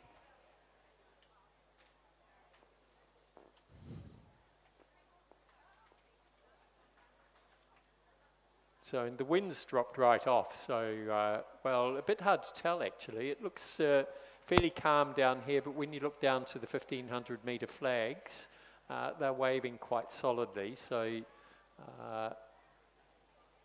and at the 1,000 metre mark where they were lining up for the start, but perfect conditions really.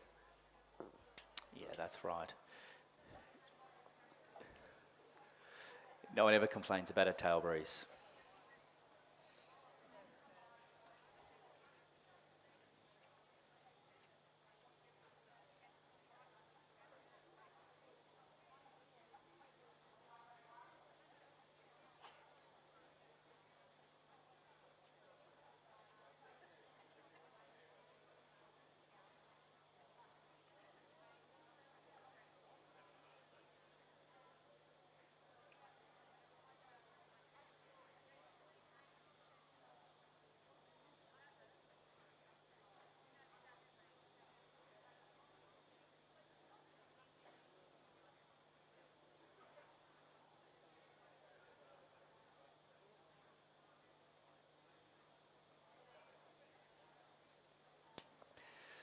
this semi-final of the women's under 16 single scull is on the way. We have some footage there of the lane 5 rower Commercial. That's Bethany Peaty in the middle of the screen there, coming in to the 1,000 metres, obviously, starting from 1,000 metres, apologies. So just kicking off her race, finishing off her start, and you can see also... You could see Isabel Bugg from Askham had a fairly healthy lead over in lane 3.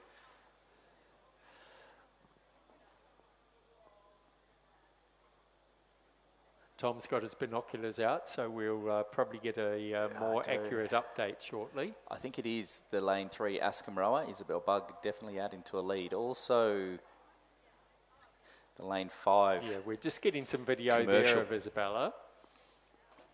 Isabel, sorry. It looks to be a length ahead, but it's very difficult to tell from the angles too, because just in the corner of the screen there, you could see Erin O'Kane over in lane 2 from Hunter Valley Grammar. But it does look to me, Tom, like Ellie Taylor from Nepean in lane 6 is possibly out in front of the rest of the field. So again, it's a bit hard to tell with the angles coming off the bow of the boat where the cameras are. Here we have them coming through the 500 metre mark, and yes, it is the Nepean rower, followed across by Isabel Bugg, I think. Yes, that's right. Ellie Taylor placed second in her heat earlier today, so maybe just playing a sensible race here as well. Yeah, very close though. They're really working it because there's less than a second between the leader, Ellie Taylor, and Isabel Bugg, and then 0.78 of a second back to Heidi Heap.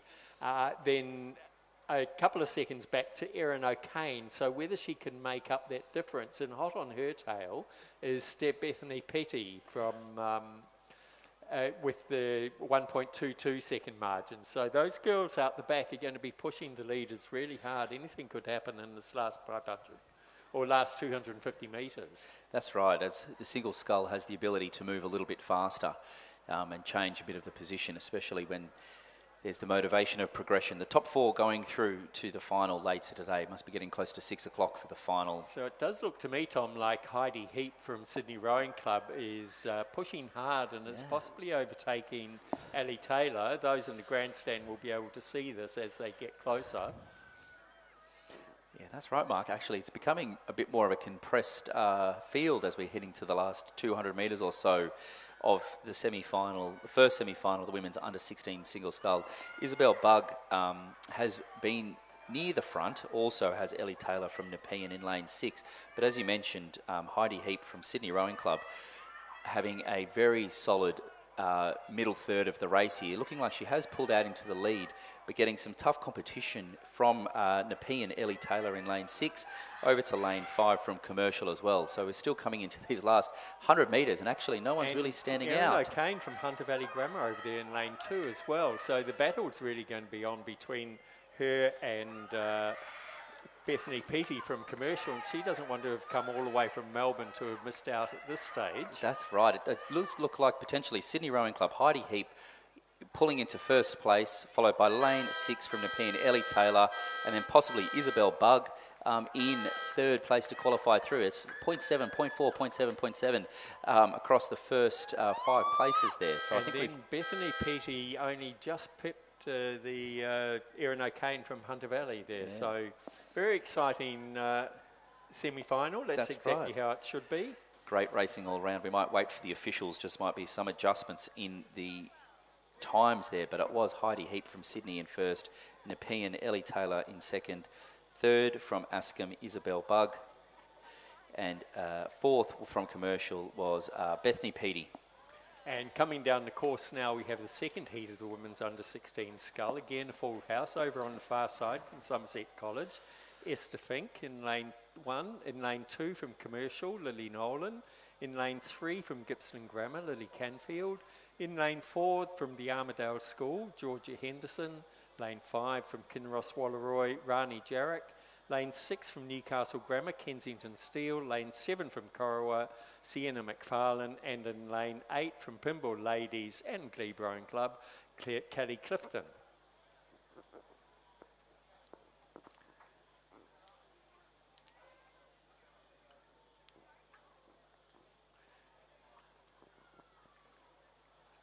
So as they came through the 500 metre mark, it was very close, with Georgia Henderson having a slight lead over Lily Nolan, then Rani Jarek, Lily Canfield, probably only a couple of seconds between them all. They were followed across by Kensington Steele. She was about a couple of seconds back. And then Sienna McFarlane, Kelly Clifton and Esther Fink. So the battle is really on between those first four girls as to who crosses the line first. It's a matter of whether Kensington Steele and Sienna McFarlane and Kelly Clifton can catch up. So anything can happen. They're just coming up into the last 250 metres now.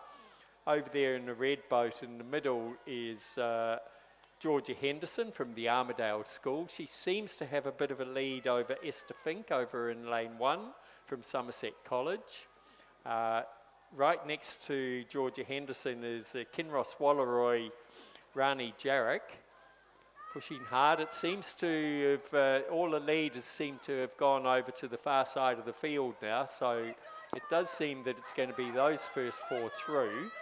That will be Rani Jarek from Kinross Walleroy. It's going to be very close as to who comes across second. It'd be Georgia Henderson from the Armidale School in the red boat. Over on the far side, Lily Nolan from Commercial, and followed by Lily Canfield, just taking it easy as she crosses the line there. She's followed across by Kensington Steele from Newcastle Grammar, then Sienna McFarlane from Corowa, and Kelly Clifton closest to the grandstand. So the first four through there were the Rani Jarek, Georgia Henderson, Lily Nolan and Lily Canfield. We are now on to the boys under 16 single scull semi-final 1. This event is sponsored by Quest Apartments, Penrith. In lane 1 from Newington, we have Jeremy Cooper. In lane 2 from Radford College, Hugo Ryan. In lane 3 from Hunter Valley Grammar, Raphael Cousin, and coached by Odin McIntosh and Rowan Houslip. In lane 4 from St Joseph's, we have Fred O'Hara. In lane 5 from Corio Bay, we have Xander Bailey, coached by Jeff Watt and Ian Bridgeland. In lane 6 from Newcastle Grammar, we have Thomas Metef. In lane 7 from Redlands, we have Kieran Newman, coached by Alex Coney. And in lane 8 from Marist College, we have Blake Ugar. So they're just about to come through the 500 metre mark. And it does look to me that we have the Corio Bay row of Xander Bailey seems to have a lead over the rest of the field. This is my naked eye talking, but as they've come through, yes, he has so Xander Bailey has crossed 500, nearly 5 seconds ahead of Fred O'Hara from St Joseph's. Then 1.3 seconds back to Hugo Ryan, a further 1.4 seconds back to Jeremy Cooper. And he's hot on his tail by less than a second is Kieran Newman from Redlands. So that's where the real battle's going to be to get through to the finals. Thomas Maitef from Newcastle Grammar was only another 1.5 seconds behind, and also Raphael Cousins in there. And less than a second back to Marist College. So the real battle here is going to be on for that coveted 4th position. Now that they're all coming into clear view, we can see that. Although they do look to have spread out a little bit more, they're probably about 300 metres out now. So Xander Bailey has a pretty comfortable lead, and then it does seem to be Raphael Cousins, Fred O'Hara and Hugo Ryan. So that's lanes 2 and lane 4, counting from the far side. That's right. The 4th position over there in lane 1, Jeremy Cooper is going very strongly. And I think Raphael Cousins from Hunter Valley Grammar has upped his rating. And over here in lane 7, Kieran Newman from Redlands has realised he's got to do a real big push if he's going to get through to this qualifier. But it does look like, to me, the boy over there, Jeremy Cooper over in lane 1 is going to be the one that gets through. No, look at the surge coming from Kieran Newman, who's Redlands. just surged past there to get in through to the qualifier. So that was A Xander great Bailey. finish, yes. Then Fred Fred O'Hara. O'Hara, Hugo Ryan and Kieran Newman are the first 4 Progressing across. to the final later today, that's right. Some good close racing there, but still out at comfortable lead was Xander Bailey from Corio Bay. Comfortable as he came into the finish there, but a good race for that final 4th place to progress through to the final later today. Semi-final 2 is underway on the course. Over in lane 1 from Hunter Valley Grammy, we have Angus Purdy, coached by Odin McIntosh and Rowan Hislop. In lane 2 from Kinross Woolloomooloo, we have Hamish Searle, coached by Benjamin Watt. In lane 3 from Manning Valley Anglican, we have Oliver Sampson, coached by Murray Doust. In lane 7 from Corio Bay, we have Tad Bailey, coached by Jeff Watt and Ian Bridgeland. In lane 5 from Radford College, we have Charlie Knight. In lane 6 from Radford College, we have Mitchell Wadey.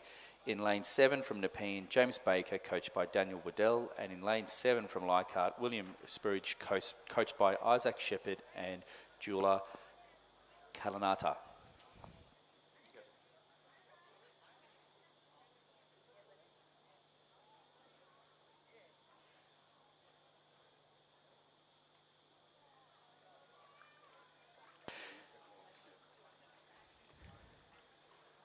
We can see here the boys coming up to the 500 metre mark here. Still looking really close for contention. The top 4 progressing through to the final later today. Could be the Kinross Woolloomooloo rower. Well, no, it's Oliver Sampson from Manning Valley who came across first. Very close though. There's probably less than 2 seconds between the first 6 scullers here. So pretty difficult to call. The only, I don't think I would dare to even suggest they're very close. And as you can see now, as they get closer and within eyesight, you can see that straight row of the 5 scullers across the middle of the field there. So that's over in the far side is Hamish Searle. Then in lane 3, Oliver Sampson. Lane 4, Taj Bailey. And lane 5, Charlie Knight. And lane 6 is in the mix there as well. That's Mitchell Wadey. So this is where they've all got to do their work. The last 250 metres of this race, they would have seen the boys change colour, I hope, and realise that now's the time to push. And we can see it there. Look at the them taking it up. That's Charlie Knight, I think. Lane 4, sorry, Taj Bailey. Really just upped his rating there. So has Mitchell Wadey, a bit closer to us. Over on the far side there, the Kinross Woolloomooloo Blue Boat does look to me to be getting a slight edge over the rest of them. That's Hamish Searle. Yeah, that's right, Mark. And I think he has started to lift the rating here as he's realised he's in the last 100 metres, really pulling through. Pulling hard on those finishes. It is also the Marist College rower in lane 6, Mitchell Wadey, who's putting in a big finish. All these boys really putting it in for this last second, third and fourth into the final here. It's over on the far side, it is Hamish Searle that's going to take out first. Might be looking like Marist College, Radford College, Corio Bay, and then in lane 3, Manning River.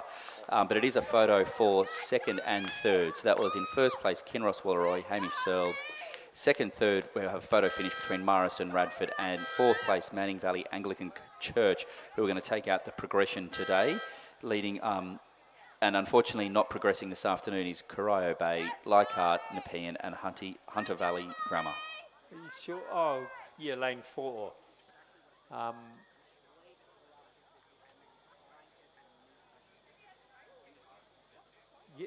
Yeah, I think it was Oliver Sampson that just missed out there, but we wait for the official ones to come through. It did look like Mitchell Wadey, Charlie Knight and Taj Bailey all just got Oliver Sampson on the surge at the line there, who was giving it everything he got to try and hold them off.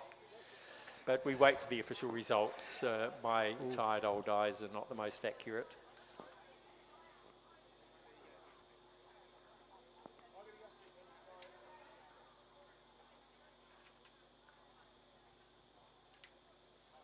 Yeah, there we have it. The official the official times are Hamish Searle went through at 3:52, a margin back of 1.24 back to Mitchell Wadey, then 0.22 of a second to Charlie Knight, 0.49 of a second to Taj Bailey, so those are the first four through. And poor old Oliver Sampson missed out by 0.1 of a second. That was close. That was amazing racing. Can't wait for the final later today. I shouldn't say poor old because these kids are under 16, so...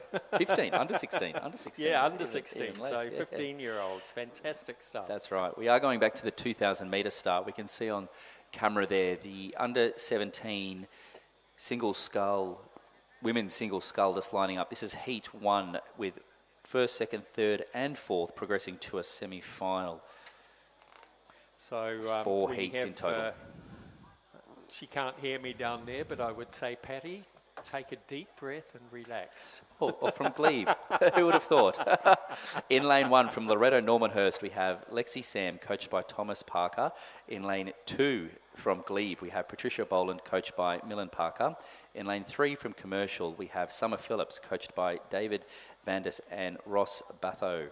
In lane 4 from Leichhardt, we have Sabrina Kozka, coached by Isaac Shepherd and Jula Kalanata.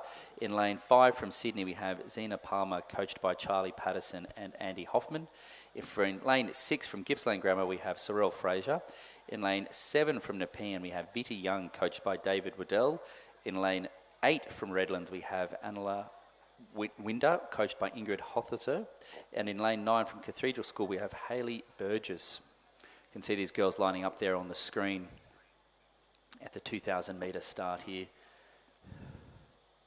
Top 4 progressing through to the semi-final and then a final later today. So a full racing card for these girls. They go into race 267.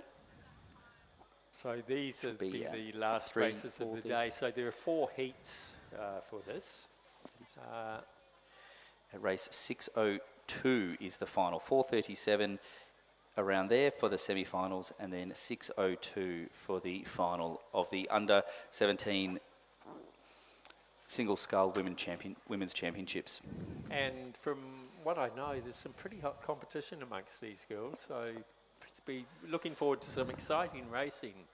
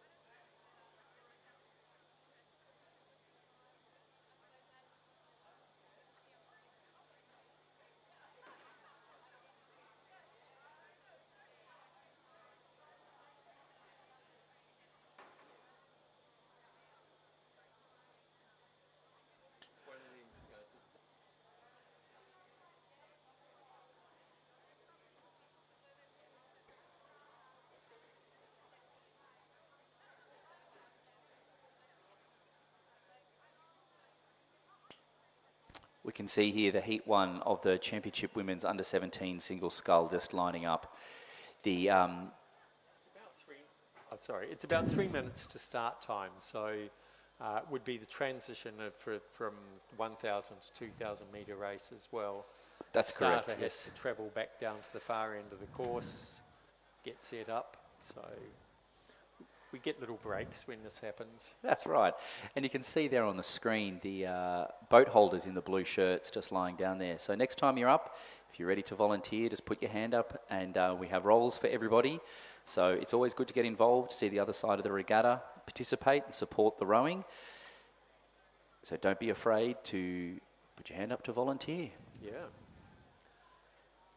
So it looks like they're about to start. They've all gone, sat forward, square blades.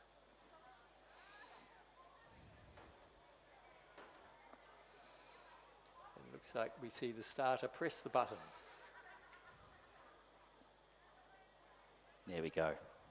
Race underway, which is Heat 1 of the Championship Women's Under-17 Single Scull.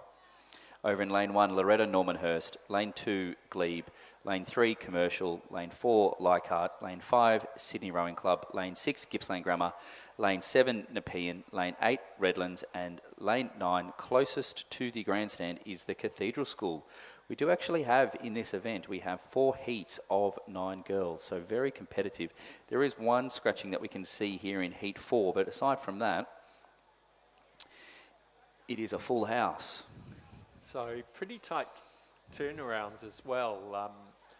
So these girls that get the early race have about an extra 20 odd minutes a break between the before the semi-finals.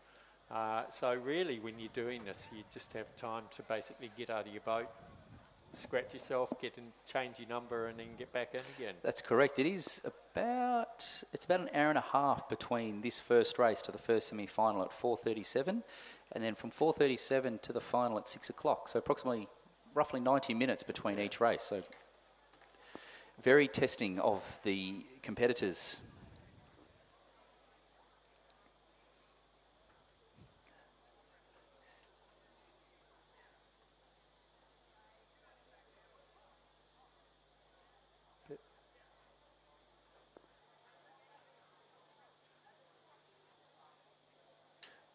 You can see some great in-race footage here from the BRO boat.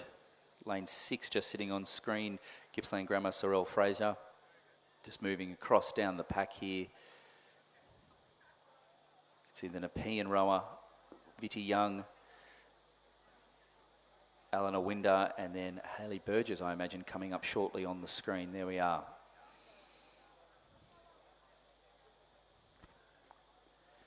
So as they came through the first 500, it's not a gauge of where they'll finish, but Sabrina Koskar had a couple of seconds lead over Xenia Palmer. Then the rest of the field's pretty close together. Summer Phillips, Patricia Boland, Vitti Young, Hayley Burgers, they're all in the mix. In fact, there's really only a bit of a gap back to Sorel Fraser, who's sitting pretty close to Lexi Sam. So anything can happen. It's that middle section of a 2,000 metre race that really sorts them out, isn't it?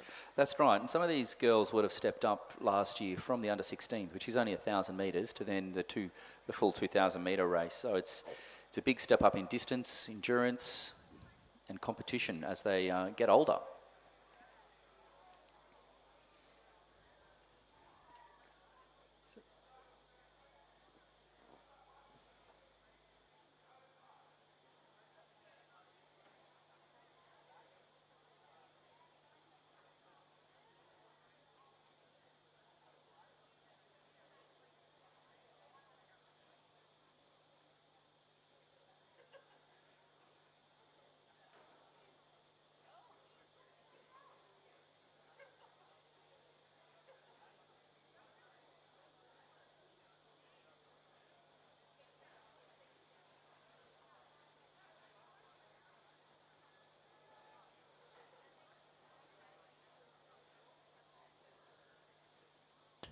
We can see here the lanes 4 and 5, Leichhardt and Sydney rowers. They went through the 500 metre mark as the leaders, so possibly still leading as we do hit the 1,000 metres shortly. So we'll get a clearer picture as they come through the 1,000 metre mark. It does look like Sabrina Koskar from Leichhardt. Very difficult to tell on the angles until they actually come through the line. But yes, Sabrina Koskar there has a bit of a lead, only a half a canvas over Xenia Palmer, and then it was Summer Phillips from Commercial, followed across by Paddy Boland, so she's still in the mix there.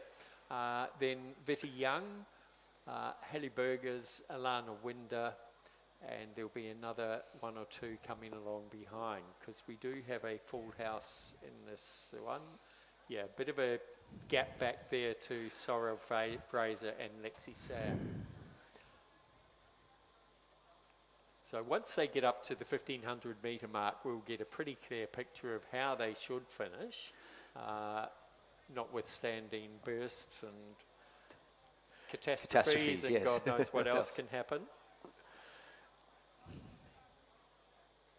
It is a tight pack though for the first heat, with it's only about 5 seconds between the first 4 crews as they went through the 1,000 metres. Probably will be Leichhardt and Sydney maybe just extending their lead in this third 500 metres.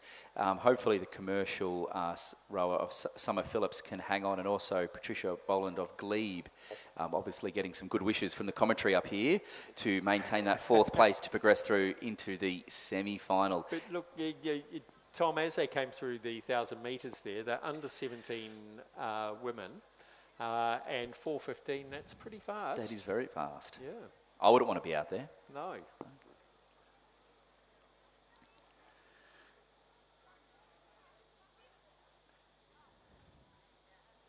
So again, some wonderful video footage there. Just watching these girls in action, they'll be able to sit at home tonight and study this and just check everything they're doing is what their coaches told them to do. That's right. Alana Winder there from Redlands, filling the screen. She certainly likes to keep an eye on her neighbours. Look at this though, as they're coming up to the 1500 metre mark. That is the Xenia Palmer has now taken the lead over the Sabrina Koskar from Leichhardt, and then it was Summer Phillips. Bit of a gap back to Paddy Boland, but there seems to be even a further back gap to, I think that was Vitty Young, was it? No, Hallie Burgers, and then Vitty Young. So there's a bit of a gap back to Patricia Boland of 6 seconds as they came through the 1500 metres out of the, so all pretty close together, the first 4 girls except Patricia. But she was still 4 and 3/4 seconds ahead of Hallie Burgers. So she's been strategic too, I think. Yes, and that's just right. working to hold off Hallie. The second and third place, Phillips and Koskar, have shortened their margins though down to 0.7 and 0.5 through that middle 500 metres. So there is a bit of compression at the front chasing Xenia Palmer of Sydney Rowing Club. But as we do hit the last almost 250 metres, it is looking like the girls over on the far side could round out the top 4, which is lanes 2, 3, 4 and 5, to progress through to the semi-final later today, with another tough competition over closer to the grandstand between Cathedral, Redlands and Nepean as well for that 5th place. Just looking at it, Tom, I think Patricia Boland over there maybe can't see the girls over this side, in particular Hallie Burgers in lane 9 closest to us, who knows that she's got to work, and she's just upped her rating, as has Vitty Young. And Patricia Boland over the far side there is taking it very easy, as if she knows she's through. But these girls over this side are really having a good race, which might push them into a qualifying position. It is still out in front from Sydney Rowing Club. Xenia Palmer in a comfortable lead. They have started to wind it down a little bit. That's lane 5, 4 and 3, Sydney Leichhardt Commercial, as those girls will sit in the top 3 qualifying positions. It is Patricia Boland over in lane 2, who is getting a bit of pressure from lane 9. She might not be aware of it still, as she looks like she's just had a bit of a peak maybe, or maybe has a better angle than us, Mark. But we'll cross in 4th place. And this lane 9 girl has unfortunately just gone out of her lane. That's Hallie Burgers. So potentially the first time she's rowed here at Cirque.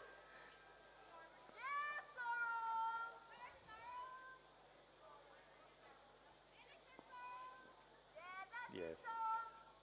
we're just waiting for the official results to come through because we don't, from what we saw, is not quite what's showing on our screens. That's right. And just rounding out in lane 6 from Gippsland Grammar, Sorrel Fraser. Over on the far side from Loretto Normanhurst is Lexi Sam, which is the first heat of 4 in the women's under-17 single sculls. Yeah, so it's come through now. It was Xenia Palmer from Sydney, Sabrina Koskar from Leichhardt, Summer Phillips from Commercial, and Patricia Boland from Glebe are the first 4 through to the semi-finals. Helleberger's missed out by nearly 5 seconds, followed across by Vitti Young, Alana Winder, Sorrel Fraser and Lexi Sam. The time there was 8 minutes 44. Patricia probably sensed your calming advice from the boat park to hold on to that 4th place to move through this afternoon. One thing we do know is there'd be a lot of tactics have been conveyed to her from her coach, Milan Parker. So, yeah, I think fairly signed and sealed. That's great. In Heat 2 now of the Championship Women's Under-17 Single Scull, we have from Nepean, Jessica Harris over in lane 1, coached by Daniel Waddell. In lane 2 from Commercial, Olivia Grant, coached by David Vandas and Ross Batho. In lane 3 from Canberra Rowing Club, we have Talia Turnbull, coached by Nuno Santos. In lane 4 from Loretto Normanhurst, Juliet Mason, coached by Thomas Parker. In lane 5 from Brisbane and GPS, Willa Dunbar, coached by Maddie Pinkella and Nigel Stubbs. In lane 6 from Armidale School, we have Isabella Henderson. In lane 7 from Newcastle Grammar, Roxana Brown. In lane 8 from Commercial, Sienna Becker, coached by David Vandas and Ross Batho. And in lane 9, close to the grandstand, we have Tara D. Hood. And as they went through the 1,500 metres, it is the Canberra rower of Talia Turnbull in first place. A bit of fist punching here from... he's not as blatant in his coming through with patronage as I am. With a 14.56 second lead over the Brisbane GPS Willa Dunbar and Sienna Becker, also from Queensland, the Commercial Rowing Club up there. In 4th place, Nepean Jessica Harris was about just another half second behind. So Talia going out to a strong lead in the second heat of the under-17 single scull, with what would probably be about 3 or 4 lengths back to Willa Dunbar from Brisbane and GPS and Sienna Becker from Commercial Rowing Club, and then to 4th Nepean Jessica Harris. It was 3.48 seconds back to the 5th place. So we might actually have had these girls sort them out, the top 4 be sorted out on the racetrack as we now come into the last 250 metres here.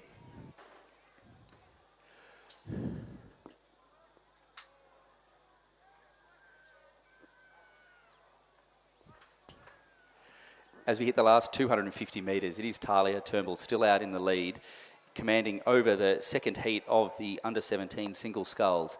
It will be the girls over in lane 5, 8 and 6 and 1 as well over in Nepean, making up the next 3 to progress through. Looks like... So I think as they came through the 500 metre mark, Jade Sharp was... about 5 seconds behind. That's an Nepean sculler over on the far side, but she is certainly pushing hard as we... Oh, sorry. Looking at the wrong list there, Jessica Harris from Nepean over the far side. It's Isabella Henderson from the Armidale School in lane 6, who is the one to... She in the bright yellow cap out there. Can she push through? Over on the far side there also, there's in lane 2... Olivia Grant from Commercial is really working it hard, so to get through to the final, it does look... Oh, we've had a capsize there. So that was...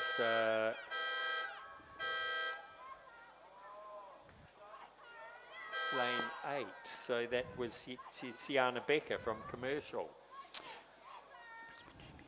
So rounding out the top 4 was from Canberra Rowing Club, Talia Turnbull, Brisbane and GPS, Willa Dunbar.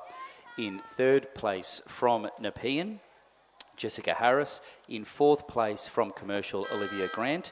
They will round out the progression through this afternoon to the semi-final. In 5th place from the Armidale School, Isabella Henderson. In 6th place from Loretto Normanhurst is Juliet Mason. In 7th place from Gippsland Grammar, Tara De Hood. And in 8th place from Newcastle Grammar, Roxana Brown. And we are just having in lane 8, unfortunately, Sienna Becker did have a last-minute big surge to the finish and unfortunately had a bit of an accident and fell in. I wasn't watching. Perhaps she caught a boy, as we don't know. But anyway, coming down the course now is the 3rd heat of the women's under-17 single scull. The women's under-17 sculls all sponsored by Mobius. In lane 1 from Loretto Kirribilli, Maddie Wheelahan. In lane 2 from Kinross Wallaroi, Lucy Reedy, coached by Emma Fessy. In lane 3 from Newcastle Grammar, Annabelle Mackenzie. In lane 4 from Somerset College, Brooke Bowden. Lane 5 from St George, Charlotte Olivier, and she's coached by Mark Featherston. In lane 6 from Gippsland Grammar, Kate Edgar. In lane 7 from the Cathedral School, Talia Penrose. In lane 8 from Nepean, Jade Sharp, coached by Daniel Waddell. And in lane 9 from Pimble Ladies, Mika Naito, coached by Carl Schmidt. And it's great just to see the commercial rower of Sienna Becker getting back in her boat to finish off the heat. Well done, and great to hear a round of applause from the crowd for finishing off the 2nd heat of the women's under-17 single scull. The 3rd heat, as it did go through the 1,000 metres, was the Kinross Wallaroi, Lucy Reedy, in 1st place, but just 0.9 back to Pimble Ladies, Mika Nito. In 3rd place from Newcastle Grammar, Annabelle Mackenzie, 4 seconds back, so a bit over a length there, but then hot on the heels there is 1.6 seconds behind from St George, Charlotte Oliver. So again, the top 4 still under contention as they're about to head into the last 500 metres, crossing through the 1,500 metres for those minor qualification placings. So then there was a further gap back to Jade Sharp from Nepean of 6 odd seconds. So it's unlikely should they be able to make that up. They've just come through the 1,500 metres mark. So Lucy Reedy has a pretty comfortable lead over Mika Naito. Then there's a bit spread out, but further back to Annabelle Mackenzie from Newcastle Grammar, then Charlotte Olivier. So those should be the first 4 to qualify, because then there was a 6.5 second gap back to Jade Sharp from Nepean, and we're still waiting for the others to actually cross. So if you look down on the field there, you can see the spread. That is Lucy Reedy over on the far side from Kinross Wallaroi in the distinctive blue boat. And then closest to us in lane 9, Mika Naito from Pimble Ladies. And then out in the middle is Annabelle Mackenzie in lane 3, and Charlotte Olivier from St George in lane 5. So those should be the first 4 qualifiers.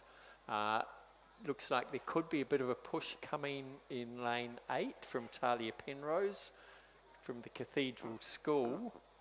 But no, that can't be right.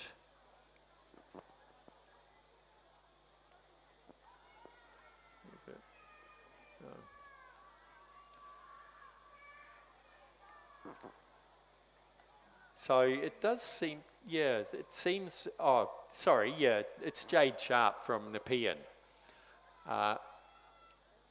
Me just getting a little bit confused there, apologies. Jade Sharp has realised that if she wants to be in contention, she really needs to push it. So that's the Nepean rower in lane 8. And she's gaining ground. The others are just cruising though. They'll see her coming and if need be, do a bit of a push. Looking comfortable though in first place in lane 2 is Kinross Wallaroi, Lucy Reedy, coached by Emma Fessy. Will cross in a comfortable first place. Second place looking like we'll go to Mika Nito from Pimble Ladies in lane 9. Also looking quite comfortable there. Probably sitting at about under 20 is the stroke rate, nice and casual. And then a good race here just for the placings and the progression through between lanes 3 and 5. Lane 3 being Newcastle Grammar and 5 from St George. I think St George? I'd say Charlotte Olivier from St George just pipped Annabelle Mackenzie from Newcastle Grammar. It's showing as 0.3 of a second. And then back to the Nepean 2, Jade Sharp, 8.4 seconds behind in 5th place. Another good race here for 6 between lane 6 and lane 1. Ooh, looks like I think it would be lane 6 crossed over there just ahead. That's Kate Edgar from Gippsland over the Loreto Kirribilli Maddie Wilhanen.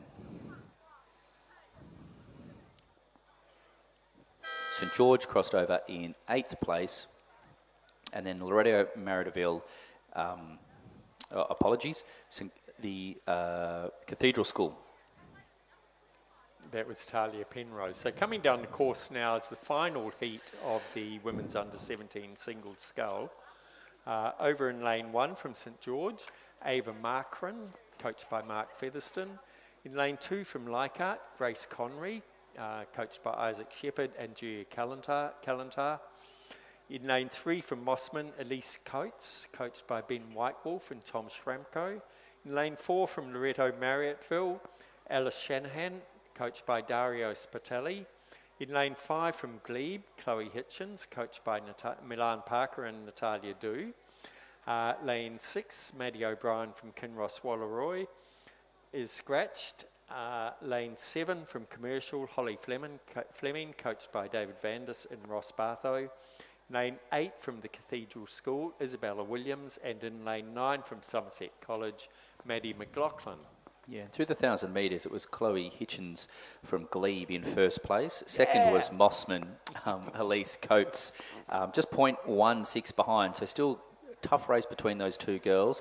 And then in third place, 6.24 seconds behind from Somerset College, Maddie McLaughlin, 0.8 back to Holly Fleming from Commercial, and then about a length back to Grace Connery from Leichhardt. So potentially the top 4, definitely the top 2 places have been maybe sorted out in the first half of the race, and we're just waiting for those 3rd and 4th positions to be decided in the last 1,000 metres. The real thing will be whether Grace Connery from Leichhardt can do a push and catch up to the rest of the two, Maddie McLaughlin and Elise Coates. There was quite a gap back, 18 seconds back to Isabella Williams, and but further gaps back to Ava Markran and Alice Shanahan.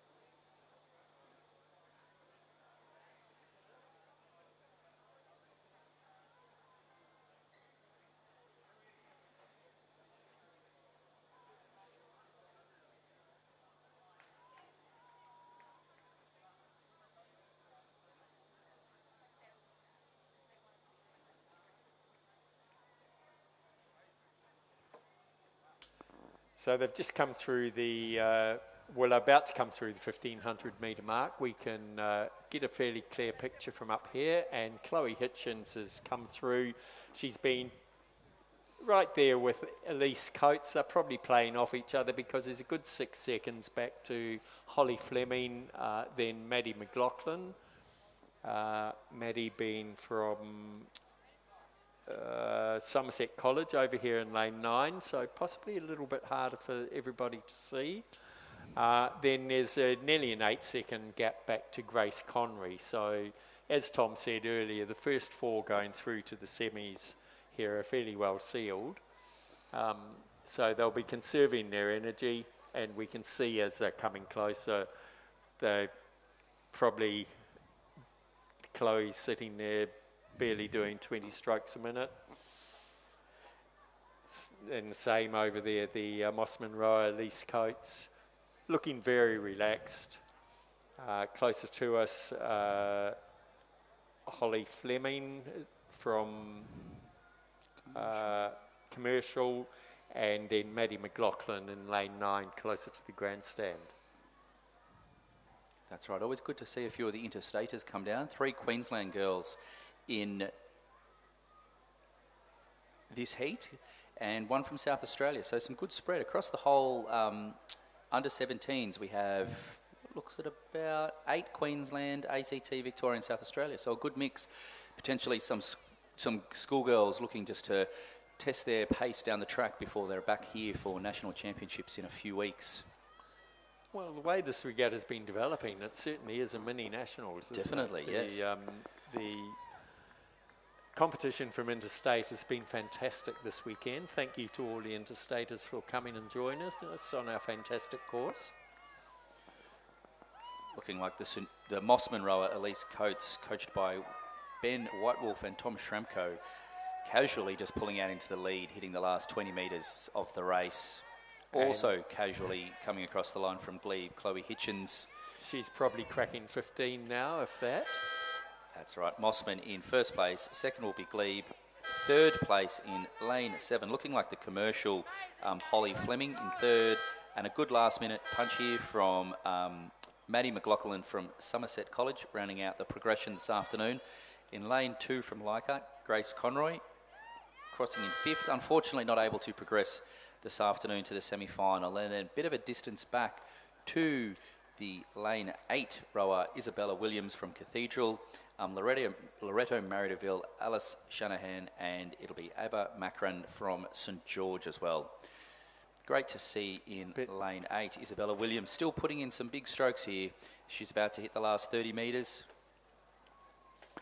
racing all the way to the end. And coming down the course now, we have Heat 1 of the Championship Men's Under 17 Single Scull. And again, there are 4 heats, so the first 4 from each heat will progress through to the semi-final. Over in lane 1 from Nepean, we have Ezekiel Pratt, coached by Daniel Waddell. In lane 2 from Hunter Valley Grammar, Edward Walsh, coached by Odin McIntosh and Rowan Hislop. In lane 3 from the Cathedral School, Hamish Wright. In lane 4 from Somerset College, Angus Riddle. In lane 5 from Glebe, Chris Vlahos, coached by Robin McNee and Nicholas Galea. In lane 6 from Marist College, Roland Carter. In lane 7 from Redlands, Archer Kerr and Alec Price, coached by Alex Price. In lane 8 from Kinross Walleroy, Toby Buckland, coached by Benjamin Watt.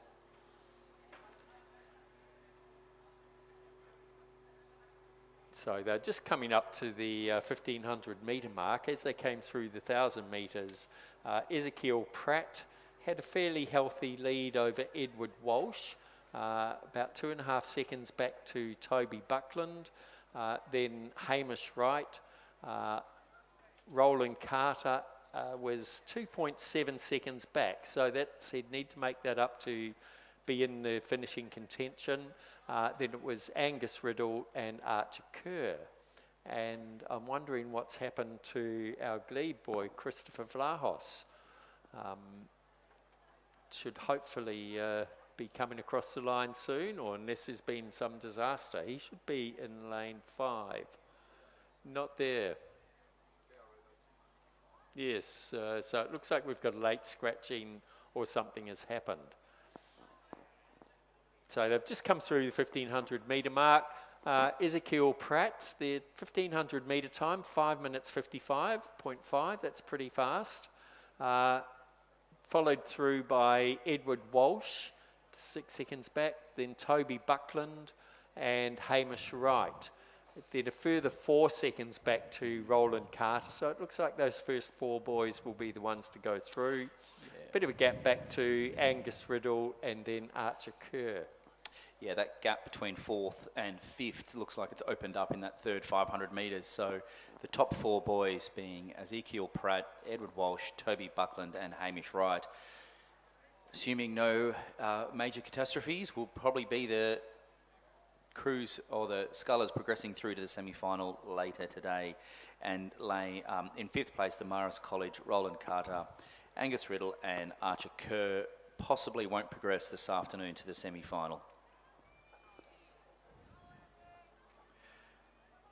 So it's Roland Carter from Marist College, who's the one that I think's realised he's got to do some work. He's in the horizontal stripes out there, the Marist College colours. Will he be able to catch up to Hamish Wright from Cathedral School over there in lane 3? He's working at it. Definitely. It's a big ask for the last 200 metres, but it's always good. As you said, you should never give up until the very end. Over in lane 1 from Nepean, Ezekiel Pratt, comfortable in first place. Oh, see there, Hunter Valley Grammar, Edward Walsh just had a little bit of a pause. Something went wrong, maybe hit a buoy. In third place in lane 3 from Cathedral School, Hamish Wright. But getting some tough pressure from lane 8 from Kinross Walleroy, Toby Buckland, looking like he'll secure that 4th place. And as mentioned, unfortunately, the Marist Roland Carter will probably place 5th to not progress through this afternoon. That was Nepean, Ezekiel Pratt in first, Edward Walsh from Hunter Valley in second. Third was the Cathedral School, Hamish Wright. 4th to Kinross Walleroy, Toby Buckland, making out the top progression through this afternoon. 5th, Marist College, Roland Carter. And 6th, Somerset College, Angus Riddle. And 7th, Archer Kerr. And as we acknowledged, something happened to our glebe row-up, so we wait and see. We wait and see. Not a full race. And so 7 race boys. 254 is coming down the course. This is heat 2 of the men's under 17 single scull. Again, all sponsored by Mobius. Over on the far side from Hunter Valley Grammar, Thomas Foster, coached by Odin McIntosh and Rowan Hislop. In lane 2 from Somerset College, Xavier Brand. Lane 3 from Kinross Walleroy, Lachlan de Vries, coached by Benjamin Watt. In lane 4 from Marist College, Harrison Braithwaite, coached by Tom Hayes, Peter Benny and Mark Kwiatkowski. In lane 5 from Manning Valley Anglican, Rian Watkins, coached by Murray Doust. In lane 6 from Leichhardt, Peter Simkovich, coached by Isaac Shepherd and Julia Kalantar. In lane 7 from Nepean, Lockie Rogers, coached by Daniel Waddell. And in lane 8 from Kings, Lockie Tyndall, coached by Harrison Randall and Julian Huxley. Yeah, as they went through the 1,000 metres, it was the Marist College Harrison Braithwaite in the lead, and then 5 seconds, a few lengths back to Kings, Lockie Tyndall in second place. 12.7 seconds back to Lockie Rogers from Nepean, and then just 0.3 back to Kinross Walleroy, Lachlan Vander V, sorry, I was just trying to get the full name. Peter Simkovic is 2.8 behind. So that's just over a length. It's quite tough to make up in the last 1,000 metres, but some of these boys can do a lot in the last 1,000 metres, being young and energetic to be able to make up some quick places. But it's still strong lead between Harrison Braithwaite and Lockie Tyndall of Marist and Kings, collectively So being 12 seconds ahead. We have 3 Lockies coming in We do, yes. second, third and fourth.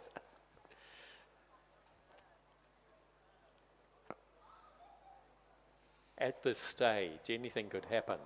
So as they're getting closer to us, you can see Harrison Braithwaite sitting well out in front there in lane 4 from Marist College. Closer to us from Kings, is it? Yeah, Lockie Tyndall. So we have everything going on here. We have the video as they just crossed the 1,500 metre line. We have Tom on his binoculars and me using my naked eye, so we should figure something out. That's right. It was Harrison Braithwaite first through the 1,500 metres. 5.5 seconds back to Lockie Tyndall from Kings in lane 8. Nepean, Lockie Rogers in third pace. And we're assuming we'll have another Lachlan coming through from Kinross, but it's going to be tight there from Peter Simkovic from Leichhardt. So it'll be a good race now for 4th and 5th with just 0.35 between the Lachlan and Peter coming into the last 500 metres. So this could be for a very exciting finish for the that final 4th spot because Peter Simkovich from Leichhardt has made up the time of Lachlan de Vries over from Kinross Walleroy. So those are the 2 boys over here in lane 6 and 7, just a bit closer to us. And it does look to me the Leichhardt rower has dropped back now. So, yeah. He hasn't been able to hold his ground necessarily. The challenge is over on the far side there in lanes 1 and 3. That's Lachlan de Vries from Kinross Walleroy in the blue boat. And over on the far side, I don't think Thomas Foster from Hunter Valley Grammar is going to be able to stay in the mix. It's really a matter actually of Lachlan de Vries from Kinross Wallaroi, who's just had a little mishap there. One oar went up in the air. Whether he can actually catch the Leichhardt rower of Peter Simkovic here in lane 6. So I called that a little wrong a bit earlier. So, and we can see over on the far side there, Thomas Foster from Hunter Valley Grammar is giving it everything. We did see Lachlan de Vries have a slight mishap just a little bit earlier. It does seem to me like Thomas Foster on the far side is reeling them in.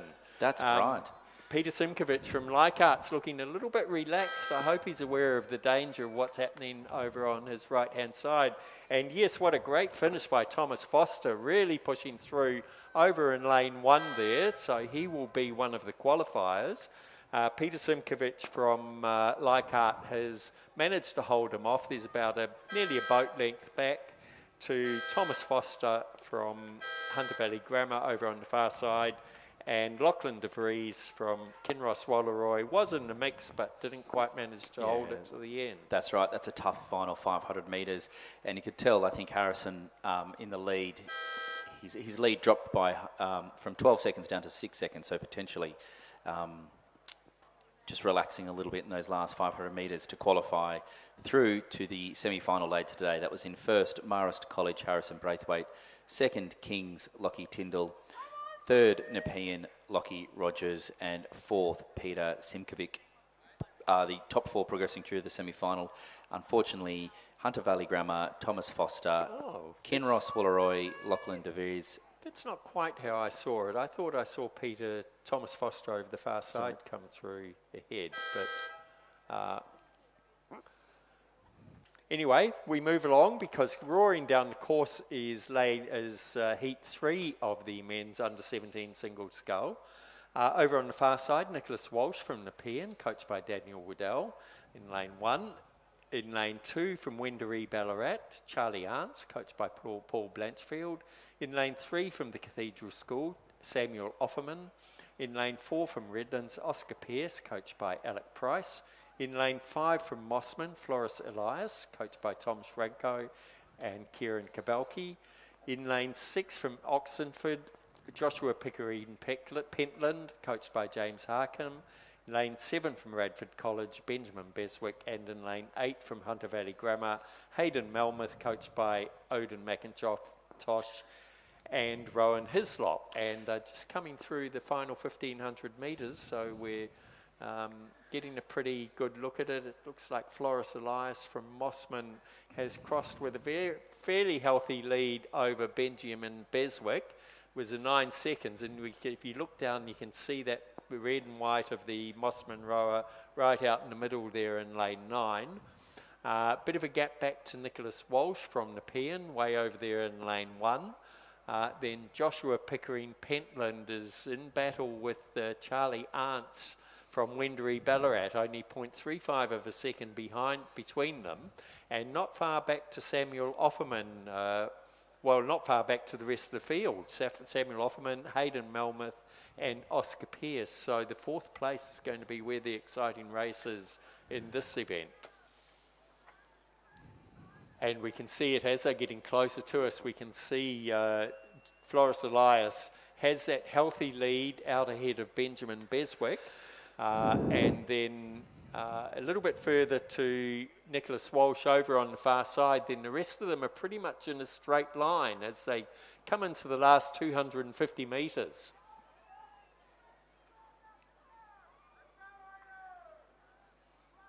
We can see the Nepean rower over on the far side realises he's got to work to hold them off. I think he's just taken his rating up. He looks to be doing about 35, 36 to me. Can he hold it right through to the finish? In the middle here, the yellow and black. What is that?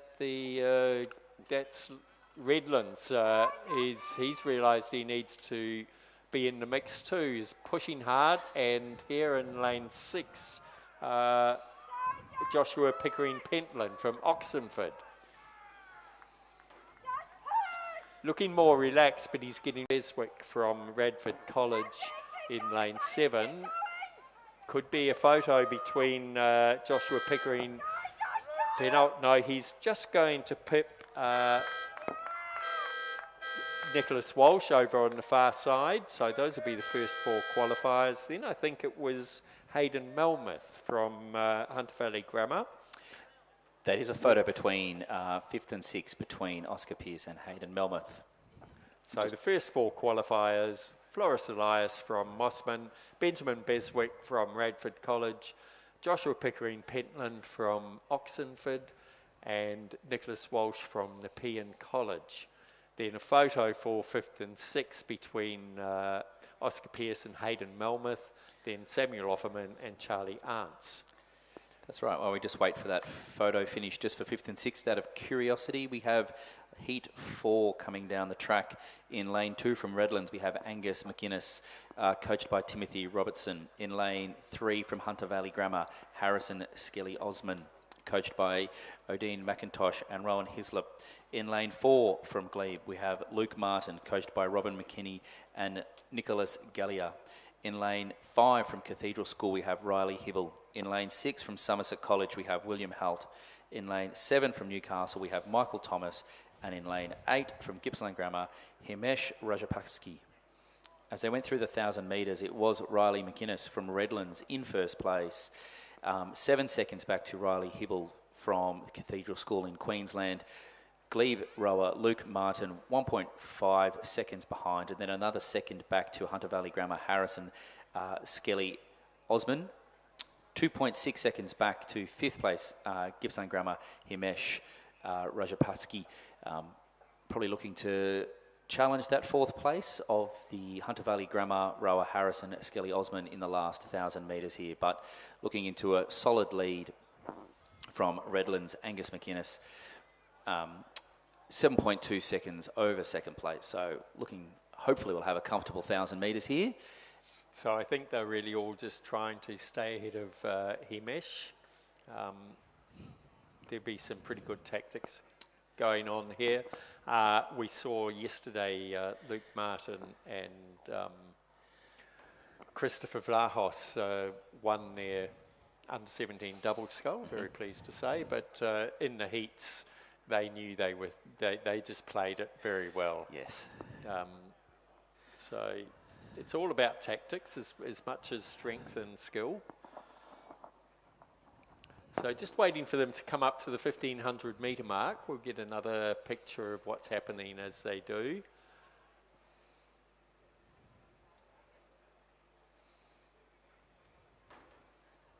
So with the naked eye, it does look to be Angus McInnes over on the far side is holding his lead. And then in the middle of the lake there, a bit hard to tell, but it seems to me to be Luke Martin and, well, there's 3 of them there. And then there's a rower over this side, Himesh Rajapaksa. Apologies for any mispronunciations by us both. Might have dropped back though into a solid 5th. So the top 4, second, third and 4th, it's just about 3-4 seconds between them, and then it was a 5.5 second gap back to the Gippsland rower in 5th place. So Angus McInnes still in a commanding lead, 7.1 seconds back to the Glebe rower of Luke Martin. Closely on the heels though is Riley Hibble from Cathedral School, and Harrison Skelly Osman just 2.3 seconds back. And then, as I mentioned, probably 2 to 3 boat lengths clear water back to 5th place Gippsland Grammar Himesh Rajapaksa. Yeah, so not difficult for the first 4. They've just got to stay ahead of Himesh, who is in the lane 8 over closest to the grandstand. So sometimes can be a little bit hard to see where your challenges are coming from when they're in the outside lanes. Yes, well, as we progress through the heats and get semis, traditionally we will find that the faster boats are in the middle of the course to give them an advantage over their fellow rowers, so that they can not required to look across the whole width of the course. And look at Angus McInnes over the far side there. He's probably down to about 20 strokes a minute, if that. Just cruising, looking across, make sure everybody's holding their places. Yeah, that's right. It is good. It's exciting down here in lane 8, though. Himesh Rajapaksa has not given up, and he's still starting to lift his rating here, just to make sure that he can maintain his position, even though they're probably out of the qualification to progress through later today over the Gippsland rower of Michael Thomas. So a great race down there still going on, but looking like first place could still be Angus McInnes. We're getting a bit of competition over there from lane 3 from Harrison Skelly Osmond, but we'll still be Redlands in first. Second will be Hunter Valley Grammar, and third will be Cathedral School Riley Hibble, and fourth will be Glebe Luke Martin. Himesh just cruising over the line there. He was getting a bit of a push there also from Michael Thomas from Newcastle Grammar. You're in a race, you might as well have a go. That's right. They had a Good little acknowledgement of each other there just at the finish line, just to a bit of friendly banter and a friendly racing in the under 17 single scull. That was heat 4. And rounding out the event from Somerset College, we have William Holt just finishing in 7th place in the Championship Men's Under 17 Single Scull. They'll be back in about 90 minutes for the semi-final. And we do actually have a bit of a pause for about 10 minutes. The next race isn't due to start until 3:57. We've had some under 23 double sculls, women's under 23 double sculls consolidated. So we will be back shortly with the men's under 23 double scull at 3:57. This is heat 1 of 2. Progressing through to the final later today.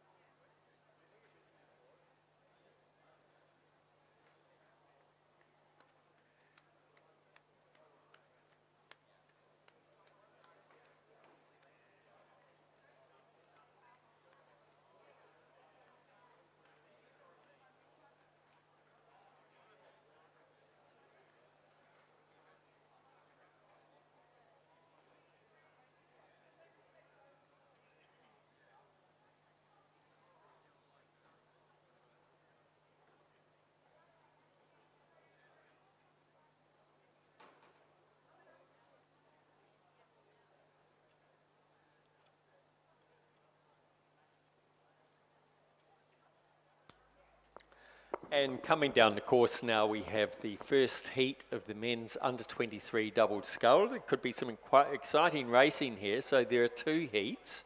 The first 4 will go through to the final. Over on the far side, we have a composite in lane 1 from of Blake Wyatt from the Western Australian Rowing Club and Adam Holland from Adelaide. They're coached by Stefano Belosso.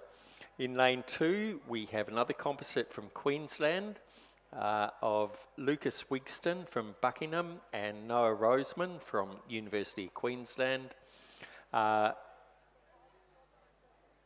University of Queensland Boat Club. Just working out what all the letters stand for. They're coached by Michael Russell. In lane 3 from Wendouree Ballarat, Angus Murfitt and William Gilbert, coached by Paul Blanchfield and Jamie McDonald. In lane 4 from Adelaide, Joshua Lascock and Cooper Hoskin. In lane 5 from the University of Queensland, Hugh Waitman and Andrew Waitman, coached by David Waitman and Philip Bergignon. In lane 6 from UTS, Patrick Burke and Henry Blackwell, coached by Matthias and Judith Ungemark. In lane 7 from Toowong, Roden Martin and Moss Murphy, coached by Mark Game. And in lane 8, a composite of Flynn Wilkinson from Sydney Rowing Club and Liam Taylor from Penrith.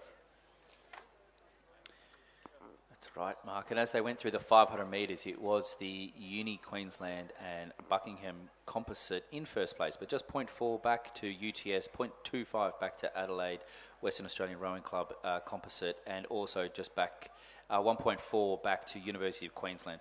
Early on in the race, only 500 metres in. Top 4 progressing through to the final later today. There is still, across the whole field actually, now that I look at it a bit closer, there's about 4 to 5 seconds across. So just a boat length, maybe a boat length and a half across the whole field at the 500 metre mark. We're shortly about to see the men's under-23 double sculls come through the 1,000 metre mark. Does look like the crew over in lane 2, the University of Queensland composite, still holding on to that lead. UTS 0.7 behind, Adelaide Western Australia 0.2 behind, 5 seconds back to the Uni Queensland Buckingham composite, and then Penrith Sydney Rowing Club in 5th place, 0.5 behind. So they're going to definitely be putting it on only half a second in 5th place, looking to get to that 4th place to progress through. Wendouree Ballarat in 6th place. And in 7th place, South Australia, from Adelaide Rowing Club, Joshua Lascock and Cooper Hoskins. Looking at those splits for the 1,000 metres, it could be anyone at this stage. It's That's really correct. whether the back of the pack can make up that 5 seconds to catch the front of the pack. So the excitement's going to be for the 4th place, though, because it was quite narrow between 4th, 5th, 6th and 7th. That's correct, Mark. Hopefully, always good to get some exciting racing in the heats, pushing forward into the finals later today. We do look to be missing a crew out there. It seems to be... Yes, we look to be missing lane 7 from Toowong. Yes, I agree. We'll get a better picture as they get closer and we'll be able to see the club colours. Tom's getting his binoculars out, so we may have an answer shortly. Yes, it is. There is a gap between the UTS and the Penrith composite with Sydney Rowing Club. So Toowong late scratching or not showing up to the start. So down to 7 crews now with the top 4 progressing and 3 unfortunately missing it out. Through the 1,500 metres, it's still that Uni Queensland Buckingham combination pulled out extended their lead, to 1.5 seconds over Adelaide and Western Australian Rowing Club. UTS in 3rd, 2.3 seconds behind, 7.1 seconds back to Penrith Sydney composite crew, and then 2.26 back to the University of Queensland, Hugh Whiteman and Andrew Whiteman as well. You assume they must be brothers, trying to chase that 4th place down to progress through to the final later today. So it's really whether Angus Murfitt and William Gilbert can push sufficiently through to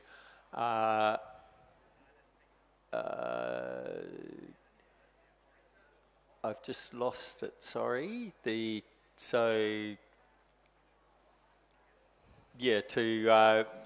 Flynn Wilkinson and Liam Taylor to get that 4th position. the Waitman brothers, so we assume they're brothers, and then catch Flynn Wilkinson and Liam Taylor. So that's where the battle's going to be, to see who can come forth in this first heat of the men's under 23 double scull. That's right. Over there in lane 2, the Uni Queensland Buckingham combination of Lucas Wigston and Noah Roseman, coached by Michael Russell, in a comfortable lead as they hit the red boys. UTS looking like they're in third place now. They're over on the far side. Adelaide Rowing Club in Western Australia, Blake Wyatt and Adam Holland, coached by Stefano Blosso, looking like they'll be securing second place to progress here. First, as I mentioned, Uni Queensland Composite with Buckingham.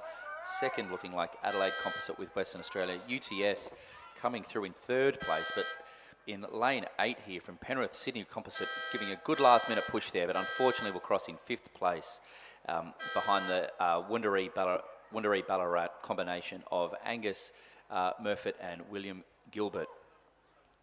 Rounding out the top qualifying positions there are University of Queensland, Buckingham, second place Adelaide Western Australia, third place UTS, and fourth place to progress through this afternoon in to the final. In 5th place, unfortunately missing out, only 0.8 behind, was that Penrith Sydney crew, who definitely put on a last push, but not quite enough. Give them another 50 metres, they might have got them.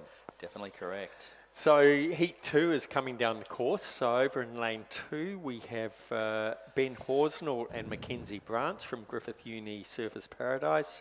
They're coached by Christopher Holliday and Duncan Free. We have a couple of scratch-ins. So then in lane 5 from UTS, Harry Curtin and Mitchell Kaponis, coached by Matthias and Judith Ungermark. In lane 6 from Adelaide University and Mercantile, we have Dom Federico from Mercantile and Nick Blackman from Adelaide, coached by Nicholas Mitchell and Alistair Matthews. In lane 7 from Toowong, Nicholas Barlow and Mitchell Bridge, coached by Mark Game. And in lane 8, we have Cormac Hayes from Canberra and Chad Willett from Canned Rowing Club, coached by Scott Rowe. So in this race, with the scratchings, there are only 5 crews, so we just the first, so they just don't want to come last, basically. That's right, and through the 1,000 metres, the Toowong crew was 4 seconds off the pace of 4th, so looking like it would be the Adelaide Mercantile combination in first, about a length back to UTS, length back to Canberra Rowing Club combination, 2.2 seconds back to Griffith University Surfers Paradise, and then 4 seconds back to Toowong. And from up here, you can see the Toowong crew in lane 7. They're just back that little bit further. A bit hard to tell them apart from the Griffith Uni crew over on the far side in lane 2. Just getting the angle, so a bit hard to tell. They're just coming through the 1,500 metre mark, so we'll get a clearer picture here. So look at that, that would be almost a photo finish as they came across the 1,500 metre mark, but the Adelaide Uni and Mercantile crews just pulled ahead slightly of the UTS crew. They're followed across by Cormac Hayes and Chad Willett, and then by the Ben Horsell and Mackenzie Branch. So Toowong, unfortunately, still out the back by about 5 seconds, so they're unlikely to qualify unless they can do something superhuman in this last 500 metres. Well, they're about 400 metres out now.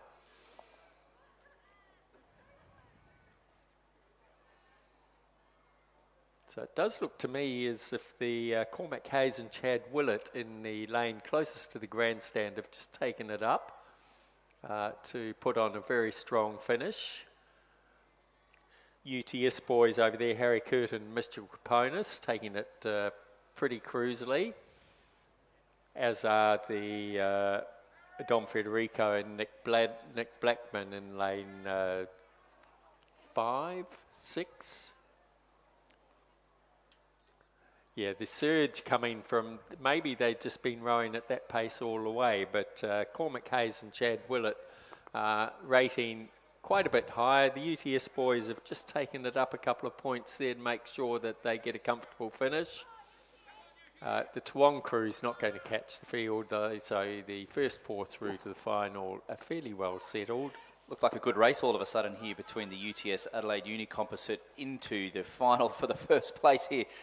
Oh, I think I might call the Adelaide Uni Mercantile might have just pipped ahead there by 0.5 is what the initial timing is calling. I think they were just a bit of rivalry there, just playing with each other over the finish line. Yeah, UTS in second place, third Canberra Composite with Cormac Hayes and Chad Willett. In fourth from Griffith University, Surface Paradise, and fifth was Toowong. Unfortunately not qualifying to progress through this afternoon. But it could be a very exciting final, that race. We wait and see, because nobody will really know how the other one performs after those 2 heats. Yeah, that's correct. Some good gaming going on into the final. Yes. We are now moving to the Championship Women's Under-19 Quad Scull. It looks like there is 2 heats here. Top 4 progressing through to the final later today. Must be getting close to that final race of the day. In lane 2 from Radford College, Amelie Brennan, Bonnie Hardy, Zara Turner and Coco Grunther. In lane 3 from Commercial, we have Rose Ricks, India Jenkinson, Bethany Harvest, Melina Wilcox, coached by David Vandas.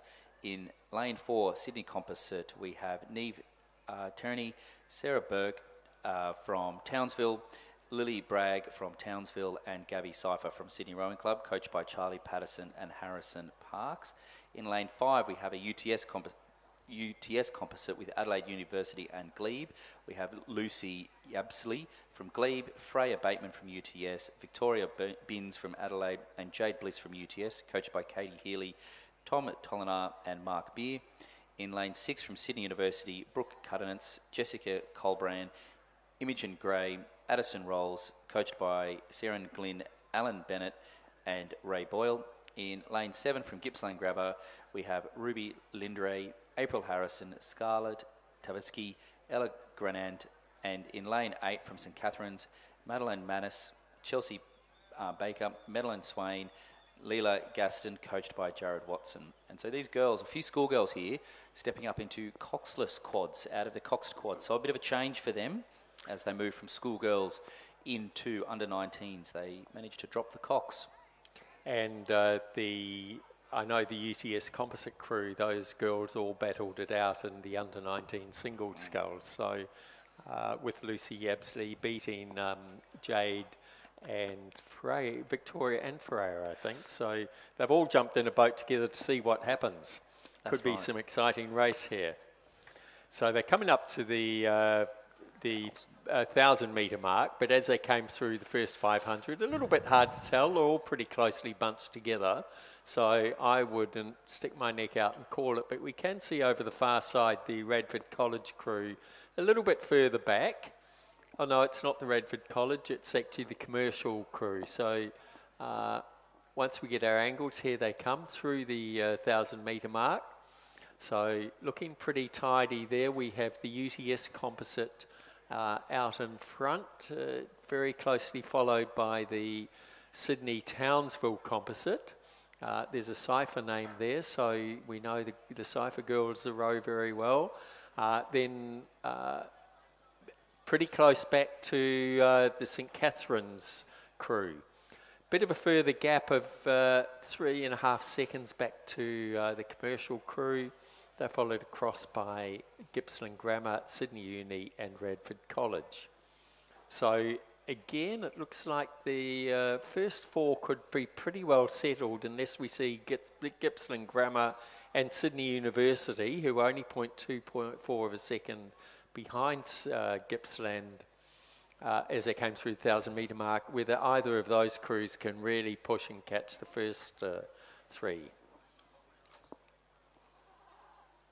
And some great video there of the first 3 crews. So that's over on the far side. Is that St Catherine's?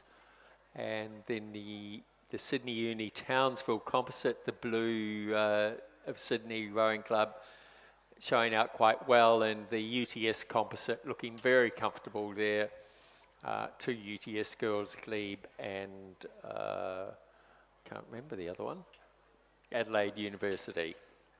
And just in the background, we could also see the commercial rowing club combination of Ricks, Jenkinson, Harvest and Wilcox in a 3rd place. As we're just watching them come up into the 1,500 metres here, it is these couple of composite crews definitely out in the lead. The UTS composite in first through the 1,500 metres. St Catherine's actually, in 2nd place. We've been a bit awry not seeing them there in lane 8. And then Sydney Townsville composite in 3rd and commercial in 4th. So St Catherine's out here in lane 8, giving a good run for the money for the middle pack of those 3 boats that we're watching before, which is the UTS Sydney and commercial. So the 4th position, which is the crucial one here, is the commercial have managed to extend their lead over Sydney University. It's sitting in 5th place as they came through the 1,500 metre mark. We see how it pans out as they come in. They're about 300 metres out now. Most of them looking pretty comfortable. So we can see the Sydney University crew back there over in lane 6, so the 3rd in from the grandstand. They're the ones that are putting in all the work to try and catch the rest of the field. Over on the far side there, the commercial crew is just holding a good solid pace to hold off those the Sydney Uni crew. No doubt glancing out of the left side of their eye just to make sure that they hold their position just behind them. Looks like about a boat length behind. The UTS composite crew just dropping their rating, going for maximum boat run, looking very comfortable. They know they're easily through.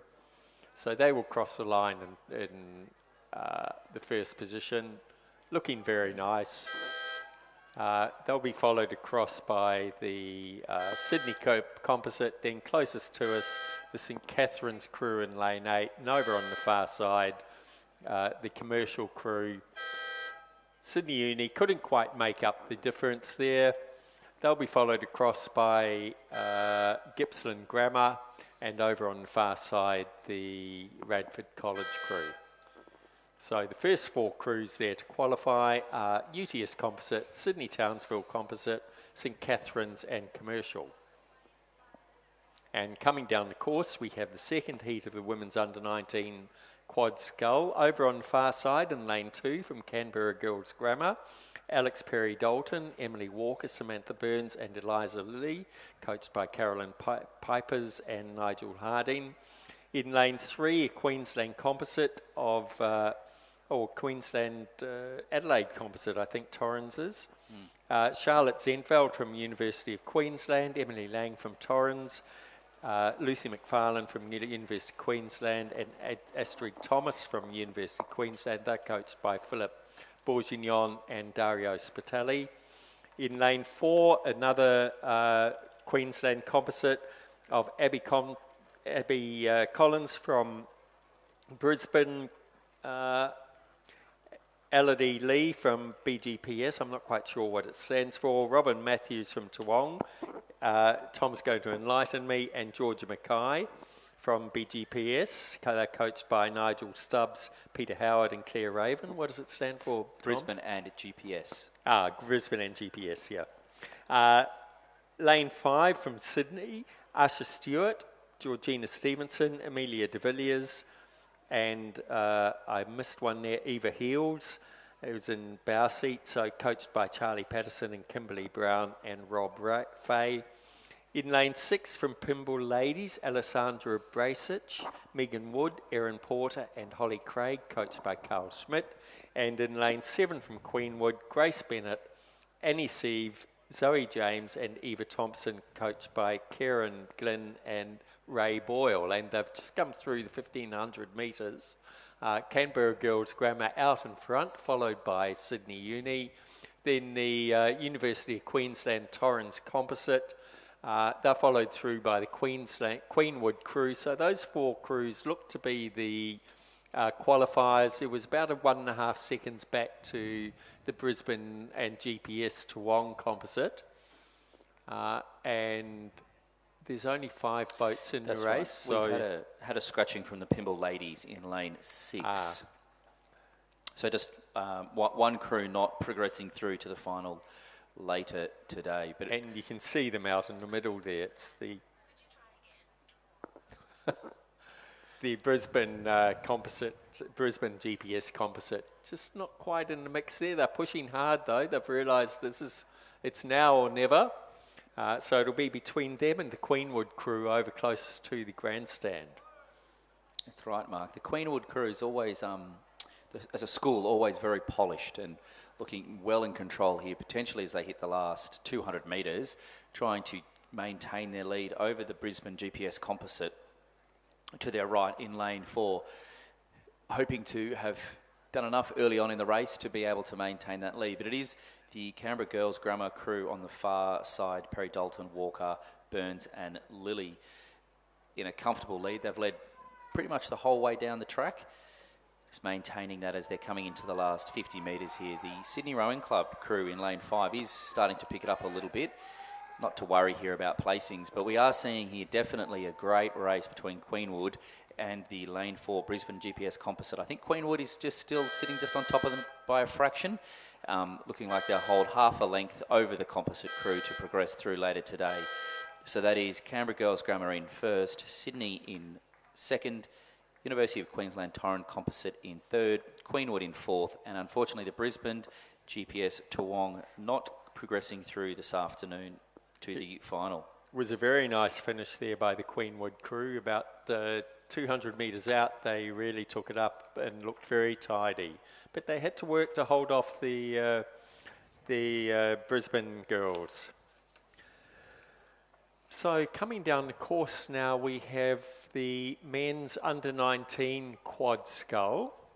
There are 2 heats, only 5 boats in each heat. So unfortunately we only have 9 lanes on the course, so it couldn't go straight to a final. So the first 4 of each heat will progress through to the final. Over in lane 3 from Gippsland Grammar, we have Lagan Joshi, Evan Lewis, Hagan Cook and Samuel Reynolds. In lane 4 from Kinross Wallaroi, Harry Dimmock, George Wackham, Oscar Cleary and Oliver Smith. They're coached by Adam Harrison. In lane 5 from St Augustine's, Jay Taylor, Rory Parker, William Pender, Hamish Wise, and they're coached by Bjarne and Judith Ungemark. In lane 6 from St Joseph's, Xavier Gersoy, Grant Dreyer, Alex Nigleen, Gus Chiziolka, my apologies, coached by Michael Lane and William Raven. And in lane 7, a composite from of Thomas Stevens from the University of Queensland, Samuel Forbes from the University of Queensland, Caelan Routley from UTS, and Luke Purdy from Newcastle Uni Boat Club. And they're coached by Odin McIntosh, Judith Ungemark and Randall Martin. And as they went through the 1,000 metres, it was the Kinross crew out in the lead, but only about a length behind to the Newcastle Uni composite crew with the UTS and University of Queensland combination in second place, St Joseph's in third and St Augustine's in fourth. But back to third and fourth, just over 7 seconds, so a bit of a distance has opened up here. And I think it is looking like the Gippsland Grammar crew over in lane 3, a little bit off the pace as they're about to come through the 1,500 metre mark. As mentioned, quite a few, this is a combination or a hybrid event really of some of the schools and some of the club rowers starting to lay down their mark of junior rowers. So it's great to see the school boys and previously the school girls rowing up in the under-19s, a taste of what's to come. And we can see with the naked eye the Gippsland Grammar crew over on the far side in lane 2 are the ones that are just that little bit behind the rest of the field.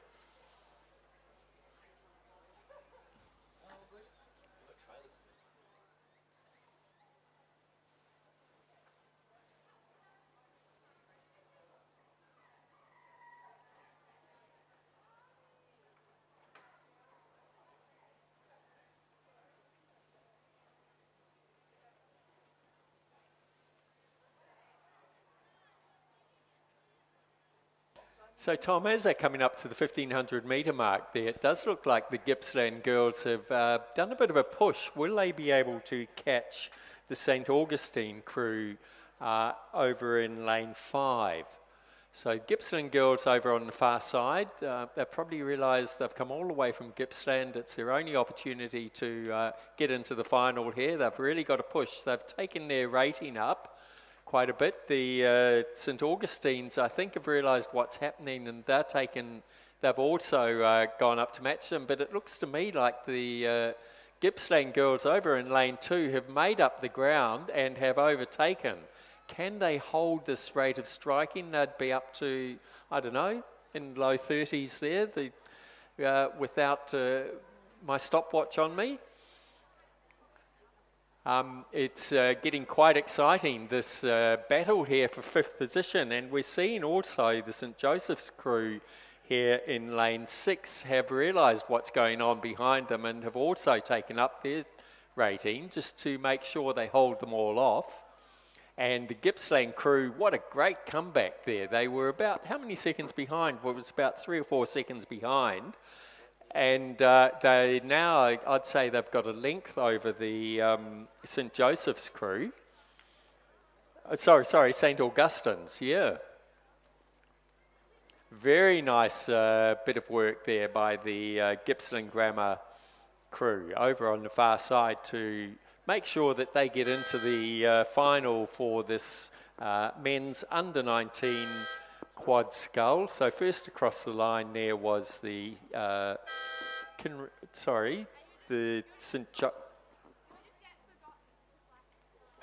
Newcastle Uni Composite. Kinross Wallaroi came across second. They were followed across by St Joseph's, and then that fantastic finish by Gippsland Grammar, and rounded out by the St Augustine's crew. So coming down the course is the second heat of the men's under-19 quad scull. This whole event is sponsored by Quest Apartments in Penrith. Over in lane 2 from Oxenford is Mitchell Franz and William Crowley. Charles Hill, Caden Hatchett, they're coached by James Harcombe. In lane 4 from Newcastle Grammar, Lucas Burton, Mitchell Chung, Edward Baker and Ronan Brown. In lane 5 from St Joseph's, McKinley Dooley, Matthias Maloney, Thomas Maloney, Darcy Williams, coached by Michael Lane and William Raven. In lane 6 from Radford College, Rowan White, Angus Scott, Hamish Gaydon and Hamish McKee. And in lane 7 from Trinity, Nicholas Whiteoak, Patrick McKinney, William Ball and Charlie White. And they're coached by Jackson Harrison and Lachlan Goller. And I've just been joined in the box by the fantastic high compliment. Lizzie. Thank you. Then he's going to say someone else's name. No, well, I'm just having a mental blank here. But we have to say... Lizzie Chapman is my name. Yeah, Lizzie Chapman. She's the premier commentator in New South Wales. Too kind. I wouldn't. I'm not sure about that. But we have to say a huge thank you to Tom, who's sat here for 4 shifts. Yes, you've been a complete legend. Thank you. All the way doing from a great ACT, job. just to sit here and watch people from everywhere else, Exactly. as well as ACT. Yeah. Thanks, Tom. It has been fantastic, though, hasn't it, to have an interstate commentary team, because it's really good to get some insight into what's going on in ACT. So thank you for that. Yes, and see you at Nationals, presumably? We'll see each other again, or Sydney Rowing Club as well. Sydney Rowing Club, he can't stay away. Good racing coming up. See you, Tom. So yes, our second heat of the Championship Men's Under-19 Quad Scull. And because there are 2 heats, the first 4 in each will progress through to the final, which is race number 281 at 5:57 p.m. Seems amazing. Feels quite late, doesn't it? And we're still going through the rounds. And as they progress down the course, it's Oxenford that have taken in lane 3, that have taken a lead. Sorry, St Joseph's, they have taken the lead. The crew of, as we said, McKinley Dooley, Matthias and Thomas Maloney and Darcy Williams. At the 1500 metre mark, they had a lead over Trinity of 3.5 seconds, so slightly over a length. then a long way back to the rest of the field.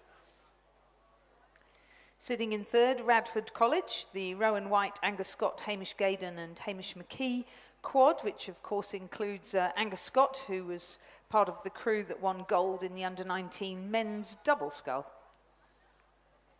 Then Oxenford, so quite a gap back. Radford were looking pretty relaxed, even though they were quite a way back, but Newcastle Grammar is pushing them.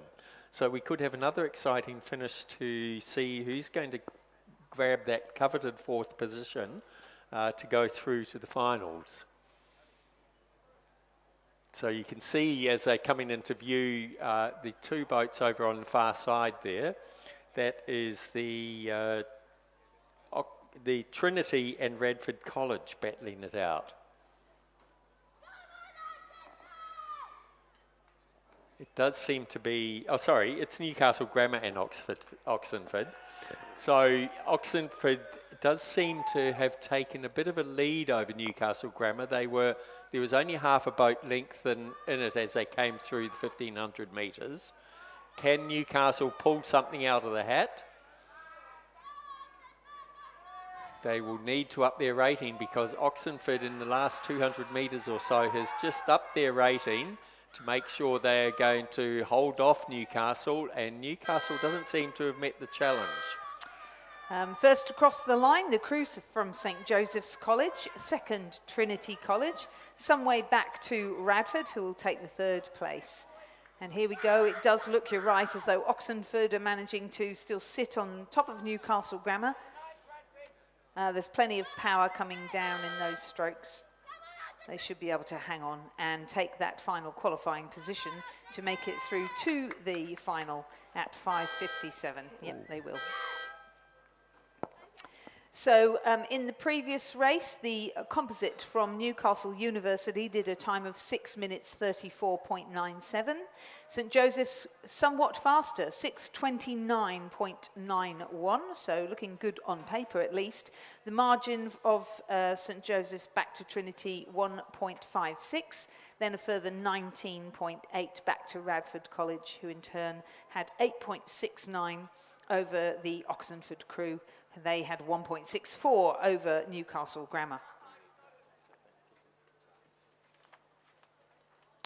We have a couple of races now at 4:27 and 4:32 scheduled that have been consolidated into a final, the Championship Schoolgirl Double. So there's a little break now, and racing will resume in about 10 minutes' time with the Championship Women's Under-17 Single Scull semi-final, race number 267 on our programme. So we'll see you in, I think it's 7 minutes' time.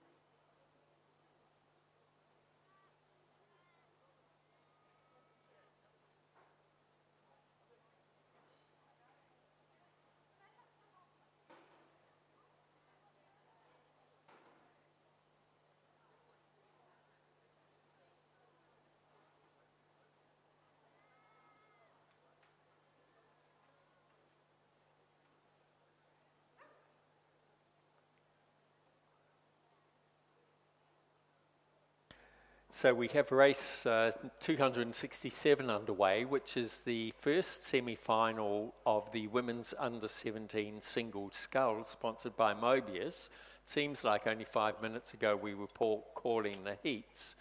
But over in lane 1 from commercial, we have Olivia Grant, coached by David Vandas and Ross Bartho. In lane 2 from commercial, Holly Fleming, also coached by David and Ross. In lane 3 from Leichhardt, Sabrina Koskar, coached by Isaac Shepherd and Julia Kallentar. In lane 4 from Canberra, Talia Turnbull, coached by Nuno Santos. In lane 5 from Mossman, Elise Coates, coached by Ben Whitewolf and Tom Schramko. In lane 6 from Pimble Ladies, Mika Naito, coached by Carl Schmidt. In lane 7 from commercial, Summer Phillips, also coached by David Vandos and Ross Bartho. And in lane 8 from Newcastle Grammar, Annabelle McKenzie. So they're coming up to the, they'll be short, they look to be about 400 odd metres, or maybe 700 metres into the race, coming up to the 1,000 metres. We're getting some pretty good video footage there. A little bit hard to distinguish as the light falling on the water there, but it is interesting. We're seeing the sculler just off the right of the screen came very close to the buoys there. It looks like she's just corrected and pulled herself back into the middle, possibly a bit of a cross current because there's certainly no wind at the moment, and the wind has mostly be coming from the southeast, which would push them the other way. Down before the 1,000 metre mark, where the warm-up lake enters into the main lake, you can often get a slight current coming through. So, but they all look to have it pretty much under control. Yeah, they're just coming through the 1,000 metres now, and pretty fast time, 4:12. Elise Coates came through. She's followed hot on her tail as Talia Turnbull. Bit of a gap back to Summer Phillips, and then Annabelle McKenzie.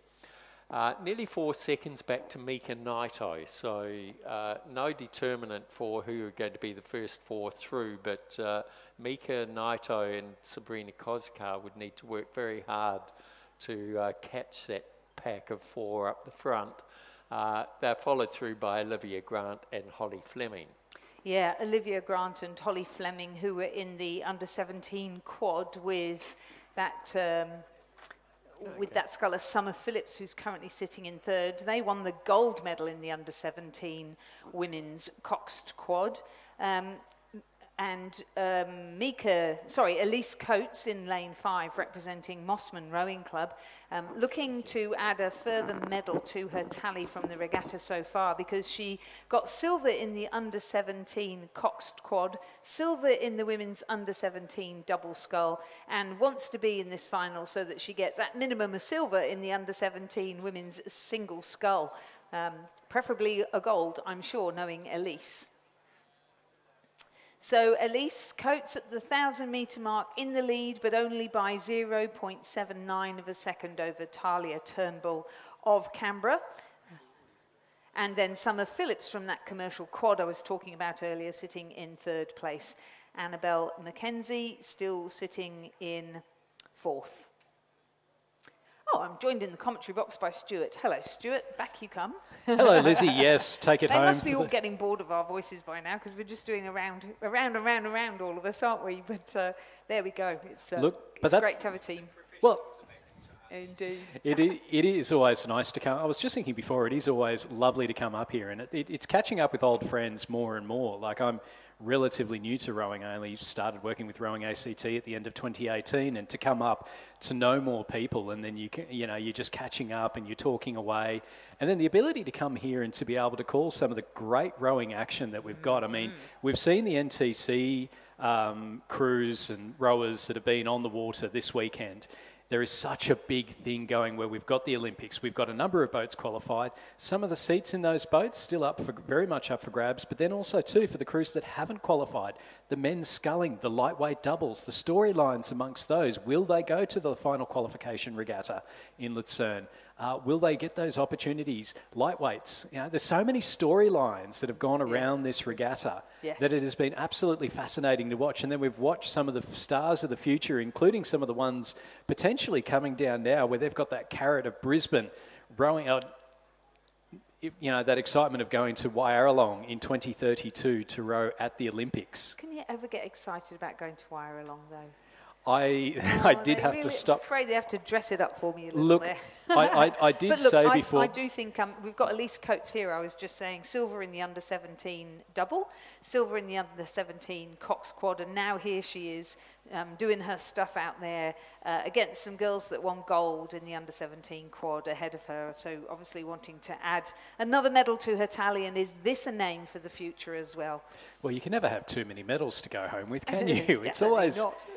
always a lot of fun. Talia She's Turnbull. certainly going to be in the final. Oh, 100%. And Talia Turnbull from Canberra Rowing Club next to her.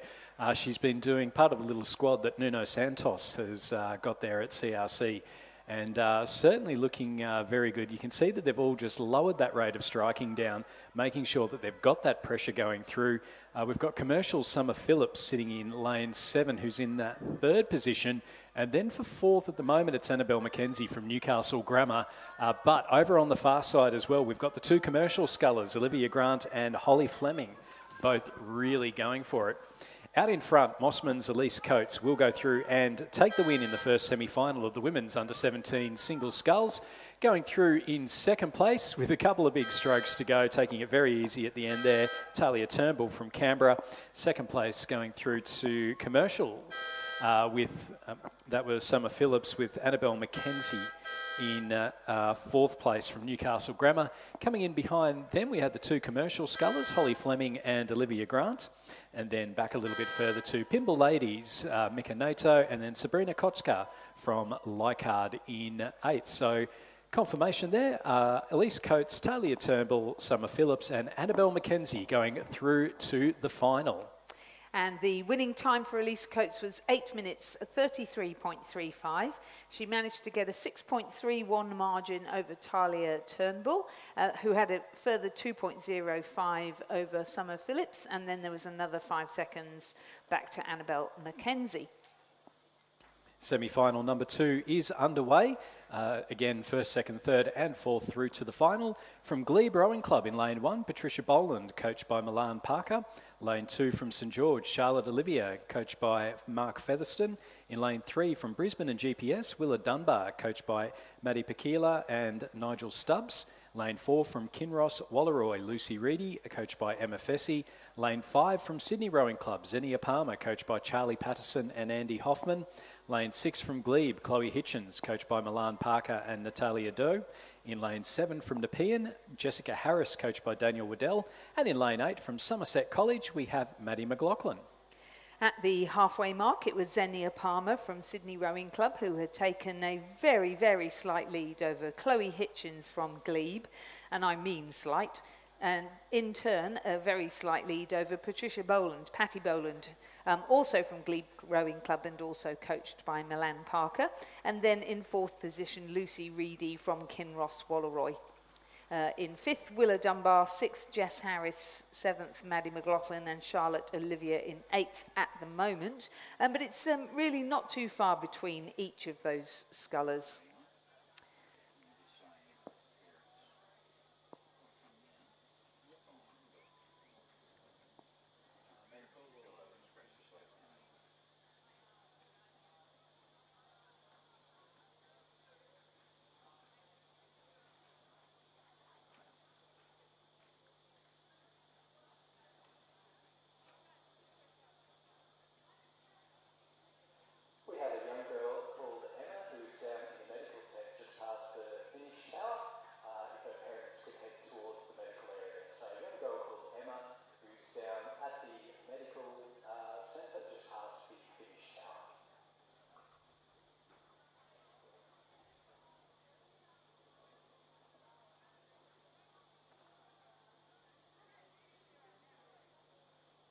Oh, a great race going on between the Sydney and Glebe scullers out here in the 2nd semi-final of the Championship Women's Under-17 scull. Patricia Boland over in the far lane, closest to the flags there at the 1500 metre mark, pushing up strongly now on Xenia Palmer from Sydney and Chloe Hitchens from Glebe, who are battling it out in lanes 5 and 6.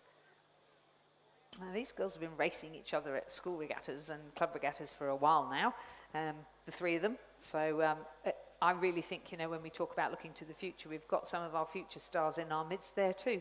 But look, it's not that well strung out. It's certainly Kinross Walleroy sculler Lucy Reedy hasn't backed off at all. She's hanging on in there. And Willa Dunbar from Brisbane and GPS looks as though she has picked up the pace in the third 500, which is always a very telling point of the race. On the near side, we've got Jessica Harris from Nepean and Maddie McLaughlin from Somerset College, and then Charlotte Olivia over on the far side in the red and white of St George Rowing Club. So our first four look to be fairly set. Oh, actually, we've got five because we've got the Glebe sculler over in lane number 1, Patricia Boland. So a little bit to go on. We're into the last 250 metres. Out in front, we do have the Sydney sculler. No, we have the Sydney sculler, Xenia Palmer, ahead of Chloe Hitchens from Glebe, and then Kinross Walleroy's Lucy Reedy, Willa Dunbar from Brisbane and GPS, and over on the far side, Patricia Boland from Glebe. So I'm sure our co-commentator, Mark Tetchin, would be very happy if both Glebe scullers were able to make it through to the final. And it's going to be a fascinating little finish coming up here. This is the second semi-final of the Championship Women's Under-17 Singles Scull. The event is sponsored by Mobius. Yeah, Patty Boland has been in a really good double with Stella Moore for a whole season, and she got a bronze medal in the under-17 double, and she looks to me as though she is pushing very strongly indeed against her colleague Chloe Hitchens. She might even just pip her to the post, and Xenia Palmer just hanging on now, keeping it long, keeping it strong, keeping it under control. She will take out the win by a length over Chloe Hitchens, but I think Chloe will hang on for second, and Paddy Boland will have to settle for third. Lucy Reedy coming through in fourth, and then back a little bit further. Willa Dunbar just missing out on qualification in 5th place. 6th place will go to lane 7. That's the Nepean sculler, Jessica Harris. And then back to St George's, Charlotte Olivier in 7th place, and then Maddie McLaughlin from Somerset College in 8th. So confirmation there. Our qualifiers for the final will be Xenia Palmer, Chloe Hitchens, Paddy Boland and Lucy Reedy. Winning time in the second semi-final was 8 minutes 36.46. So comparatively the same. It was about 3 seconds different between the first and second semi-finals, but I do think Xenia Palmer was taking it nice and easy towards the end. They had the qualification in the bag. Looking very good. We move to race number 269 on our programme, the event of the Championship Men's Under-17 Single Scull, also sponsored by Mobius. And the first semi-final has 8 contestants, of whom 4 will progress through to the final. In lane 1, representing Leichhardt, Petar Simkovic, coached by Isaac Shepherd and Julia Kalantar. In lane 2, from the Cathedral School in Townsville, Riley Hibble. In lane 3 from Radford College, Benjamin Beswick. In lane 4 from Nepean Rowing Club, Ezekiel Pratt, coached by Daniel Waddell. In lane 5 from Mossman Rowing Club, Floris Elias, coached by Tom Schramko and Kieran Kabelki. In lane 6 from the King's School Parramatta, Lockie Tyndall, coached by Harrison Randell and Julian Huxley. In lane 7 from the Cathedral School in Townsville, Hamish Wright.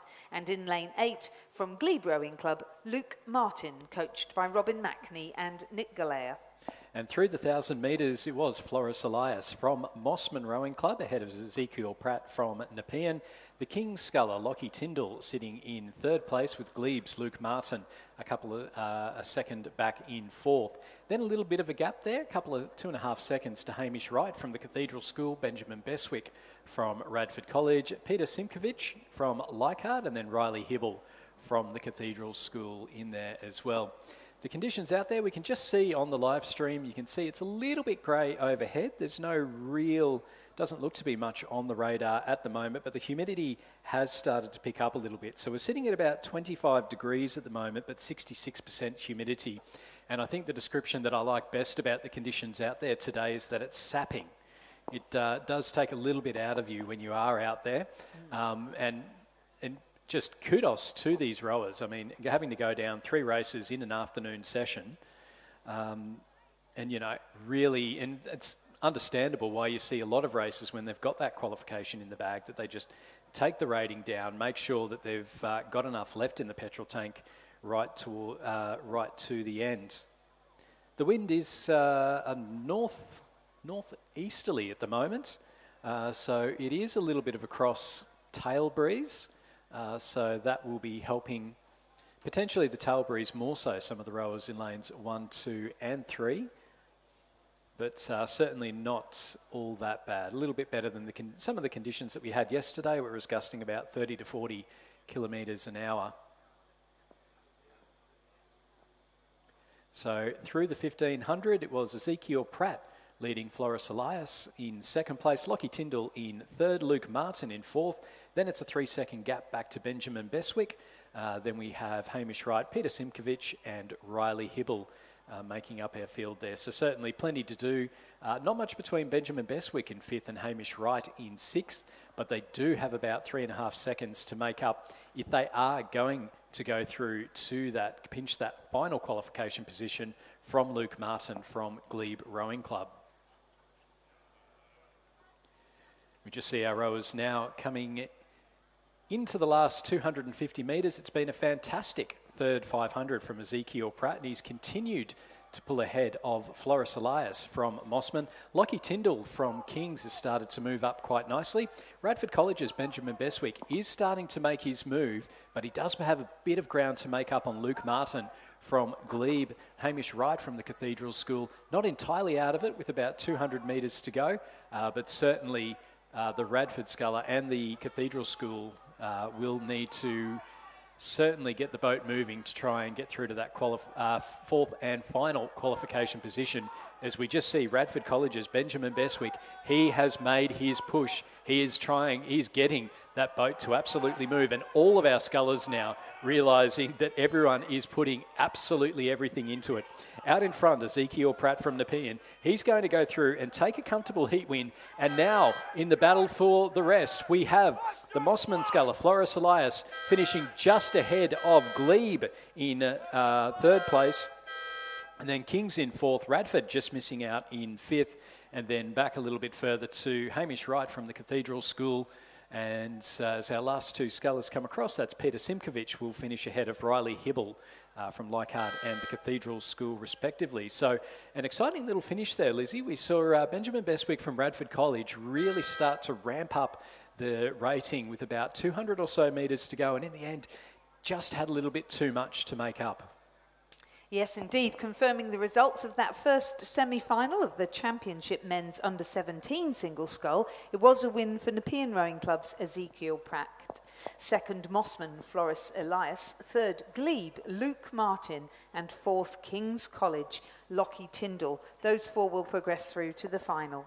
Fifth, Radford College, Benjamin Beswick. Sixth, the Cathedral School, Hamish Wright. Seventh, Leichhardt, Peter Sinkovich.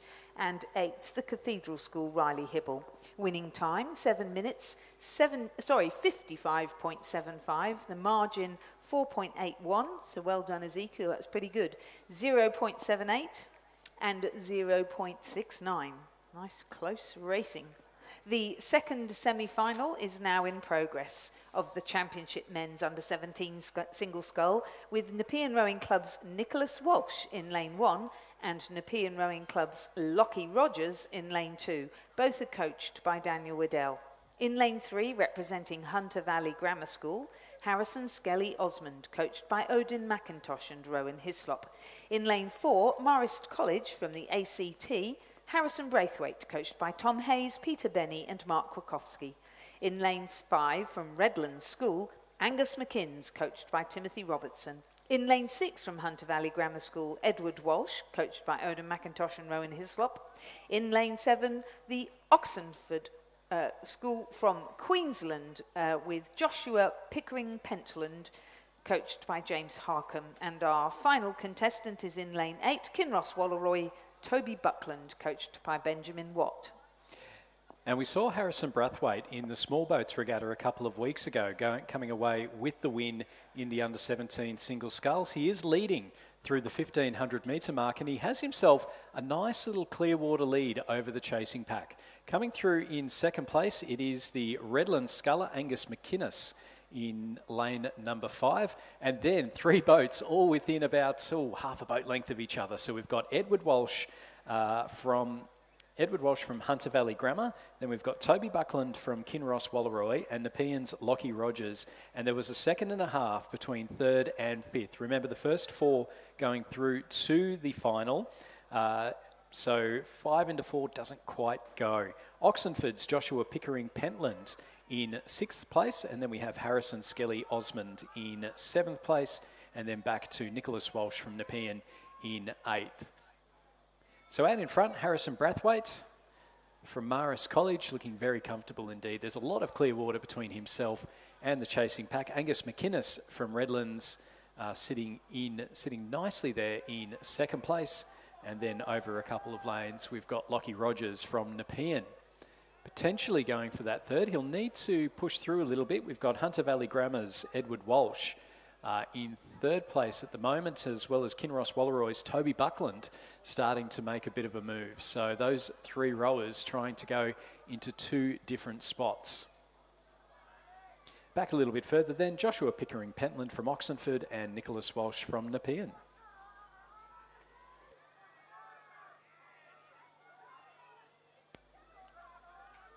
So Harrison Brathwaite with the win in the small boats. Angus McInnes winning a gold in the under-17 quad earlier this regatta. So a couple of gold medal winners, 1 and 2 at the moment. The big push coming here though from 3rd and 4th. So we're seeing Lockie Rogers from Nepean and also Hunter Valley Grammar's Edward Walsh just starting to pick it up as well. A win for Harrison Brathwaite.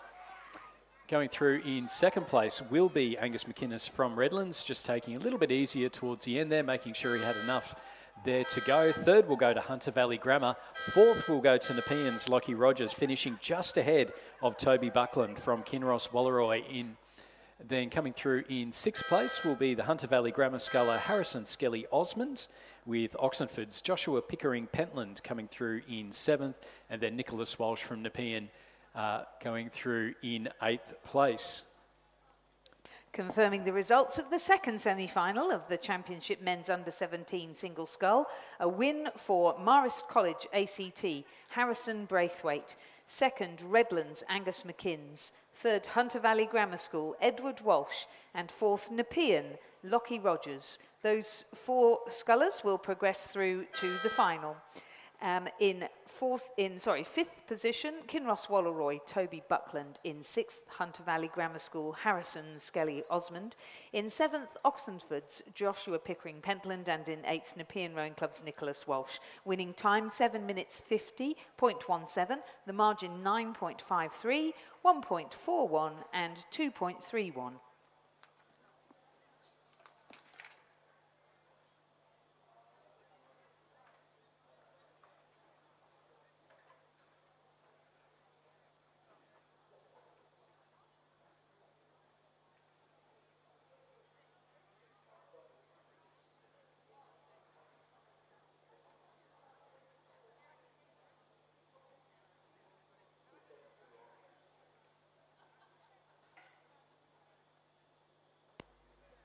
The footage on your screen is race number 271. It's the Championship Men's Elite Lightweight Quad Sculls, and through 500 metres there was half a second between these 2 crews, and you can see there on the footage from the boat race officials that is absolutely nothing in between them. So in lane 4 from Mercantile, Seth Swinney, Oscar Tyrrell, Alex Tomanovitz and Jordan Roberts. And in lane 5 from UTS, Angus Dunstan, Nicholas Mathur, Zink Bosco, Sean Murphy, coached by Sam Fennessy and Matthias Ungermack. So it was UTS leading Mercantile by half a second through 500 metres. They're just coming up now towards the 1,000 metre mark, so halfway through. We've seen in a number of lightweight events that there's generally not a lot to pick between the 2 crews, particularly at this level, but it does look like the crew in lane number 5, UTS, are just out in front.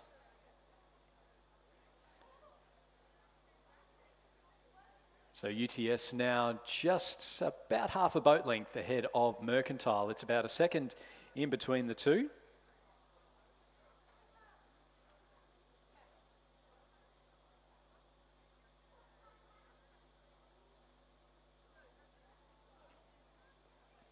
Coming up after this race, so this will be the first of our finals for the afternoon, and then we'll move on to the men's and women's under 16 single sculls, going on to the schoolboy, schoolgirl double sculls. We've got some under 21 double sculls as well, under 23 double sculls for the men's and the women's, some junior quad sculls before finishing up single sculls for the under 17s, before finishing it up with the men's and women's elite quad sculls. So a fantastic way to finish racing here at the 2024 New South Wales Championship Regatta. So UTS through this race have led Mercantile, but have Mercantile just managed to put in a little bit of a push through this third 500. We can see them going past the 1250 now.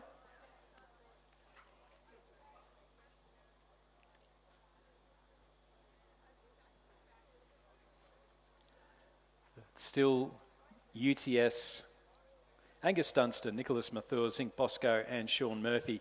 A number of very busy rowers in this event.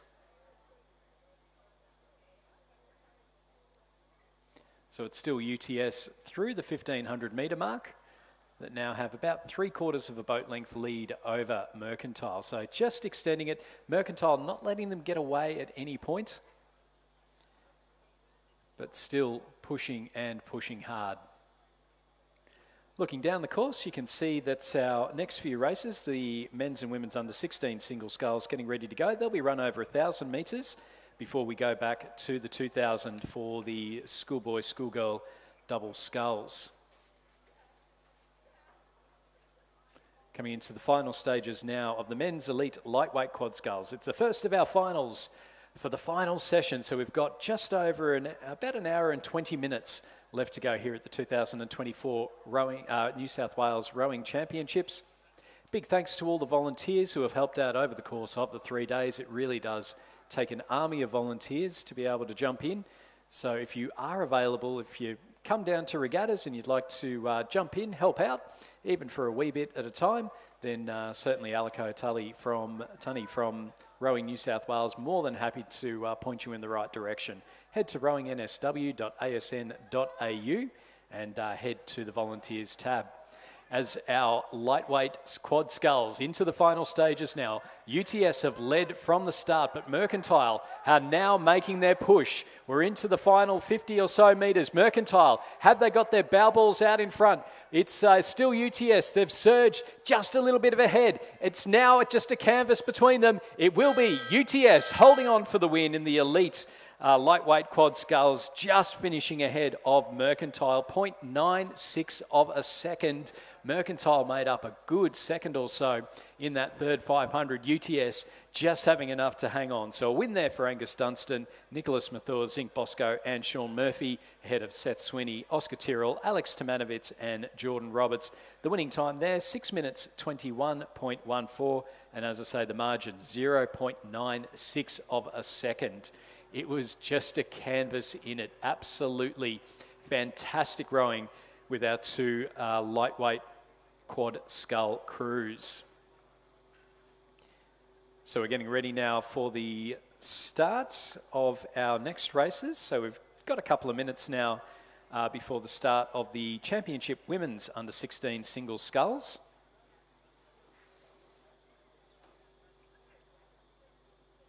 So we just see the footage now, very peaceful down at the start line, just while we've got a couple of 1,000-metre races coming on now. So we'll run the two over 1,000 metres. Don't forget, if you do win a medal, to head to the presentation pontoon. We'll do the presentation of medals there.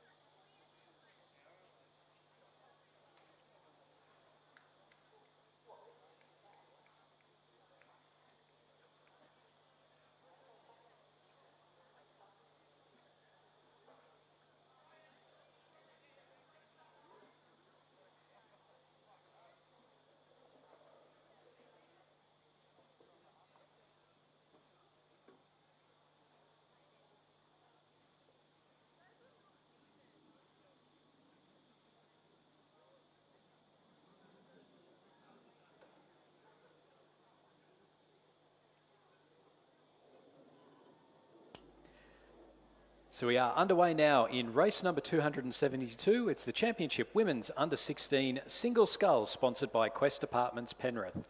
In lane 1 from Gippsland Grammar, Lily Canfield. Lane 2 from Askham, Isabel Bugg, coached by Gemma Coulet and Lizzie Chapman. In lane 3 from the Armidale School, Georgia Henderson. In lane 4 from Sydney, Heidi Heap, coached by Charlie Patterson and Andy Hoffman. Lane 5 from Kinross Walleroy, Rani Jarek, coached by James Perrin. Lane 6 from Nepean, Ellie Taylor, coached by Daniel Waddell. Lane 7 from Commercial, Lily Nolan, coached by David Vandus and Gary Townsend. And lane 8 from Commercial, Bethany Peaty, coached by David Vandus and Gary Townsend.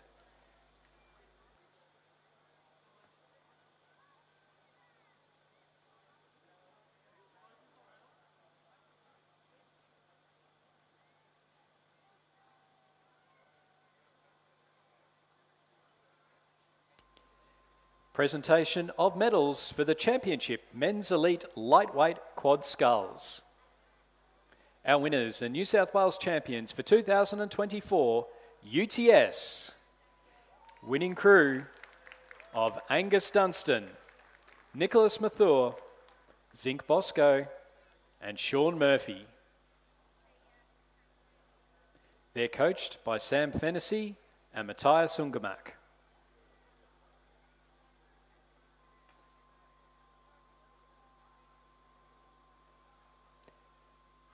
Please congratulate our 2024 New South Wales State Champions.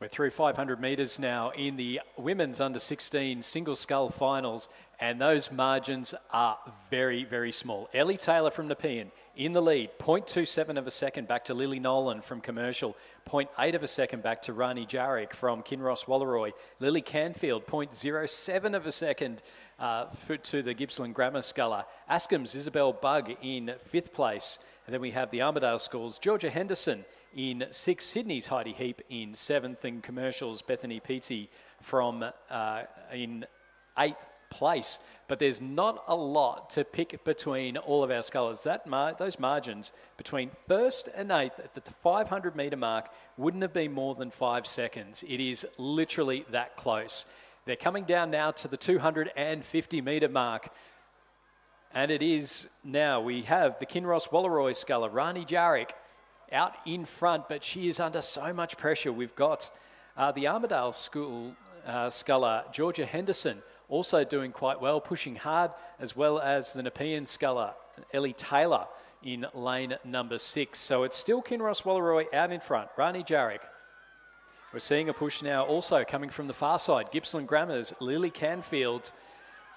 And then a little bit behind, we have Askham's Isabel Bugg, Heidi Heap from Sydney Rowing Club, and then Commercial's Bethany Peaty a little bit off the pace in 8th place.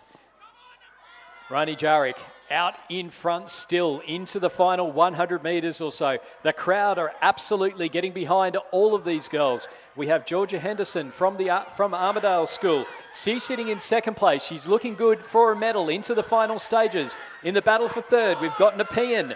We've got Gippsland Grammar pushing hard as well. Here comes Commercial. It's going to be a win for Kinross. 2nd place to the Armidale School. 3rd will be lane 7. That's the Commercial sculler, Lily Nolan, finishing ahead there of Ellie Taylor from Nepean by 0.5 of a second, and then less than a second back to Heidi Heap from Sydney, Lily Canfield from Gippsland Grammar in 6th, Askham's Isabel Bugg in 7th, and then Commercial's Bethany Peaty in 8th. A fantastic finish there, a great row from Rani Jarek from Kinross Walleroy. Georgia Henderson picking up a medal for the Armidale School, and Lily Nolan, the big push at the end to take home bronze.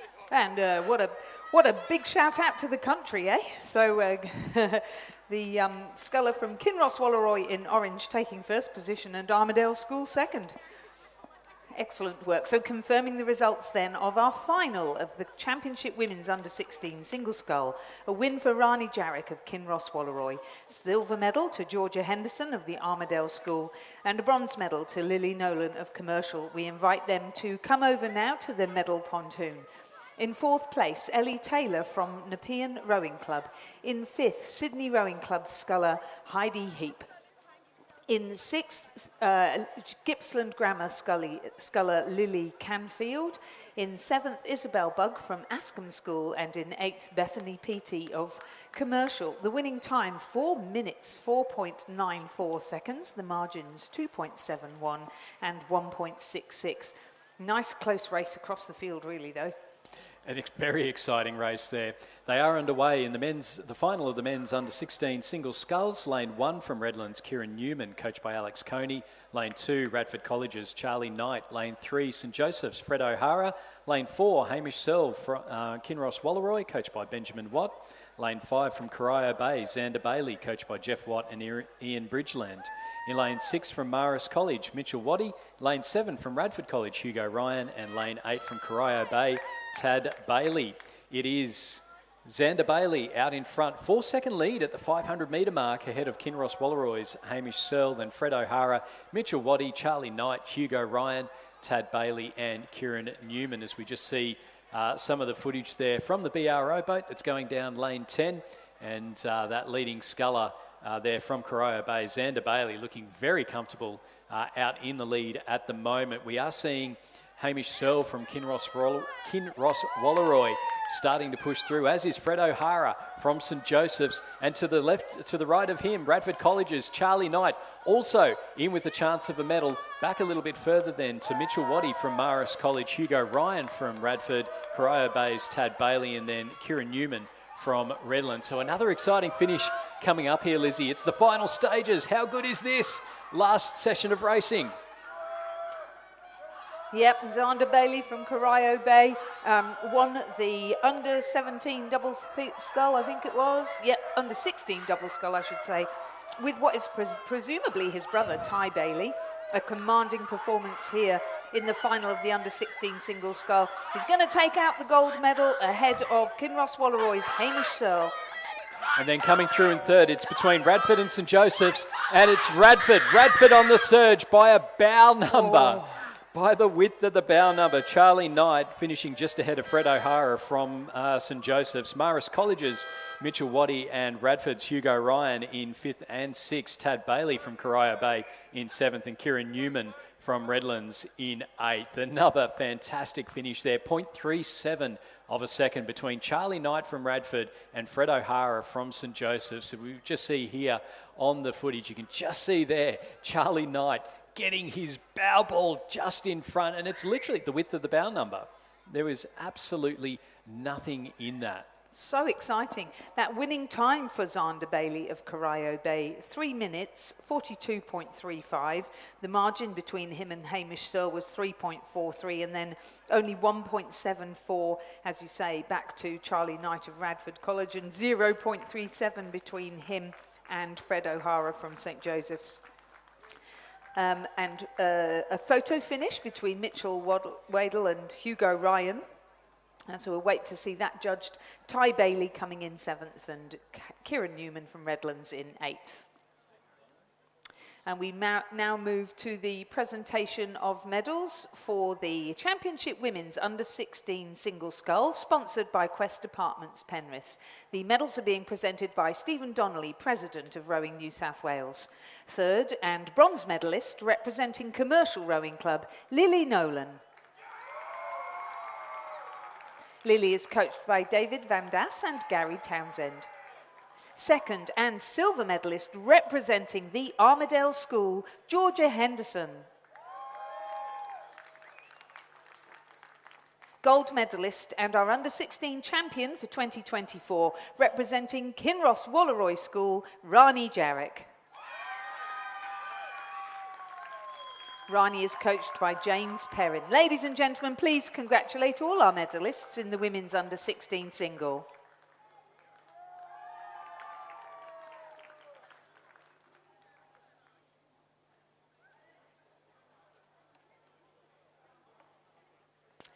Race number 274 is about to get onto the start, and that is the final of the Championship Schoolboy Double Scull, sponsored by Bentley's. The current champions are Cranbrook School. Last year they were represented by Darcy Dawson-Damer and Wright. And this year, Cranbrook are represented by Lachlan Larson and Jack Stone. They're in lane 2. In lane 1, from Marist College, Riley Elliott and Riley Dale. In lane 2, as I said, Cranbrook, Lachlan Larson and Jack Stone. In lane 3, from Radford College, Ewan Gregg and Joshua Miller. In lane 4, from Newcastle Grammar, Lucas Burton and Ronan Brown. In lane 5, from Mossman Rowing Club, Tobias Elias and William Robertson. In lane 6 from St Joseph's College, Samuel Basher and Finley Mitchell. In lane 7 from Varsity College, Mitchell France and Caden Hatchett. In lane 8 from the Cathedral School, Townsville, Charlie Patrick and Henry Chin. And in lane 9 from Redland School, Thomas Jackson and Jack Meek.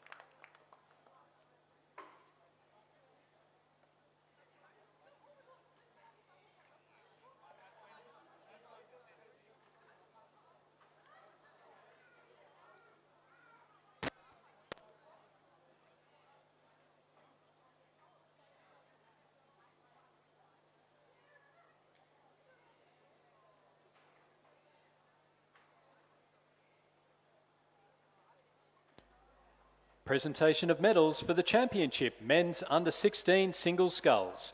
The medals will be presented by Rowing New South Wales President Stephen Donnelly.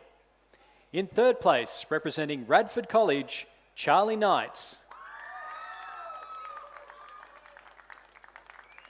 In second place, and silver medalist representing Kinross Walleroy, Hamish Searle. Hamish is coached by Benjamin Watts. And the winner and New South Wales champion for 2024, representing Corio Bay, Xander Bailey. Xander's coached by Jeff Watt and Ian Bridgeland. Please congratulate our 2024 state champion and medalists.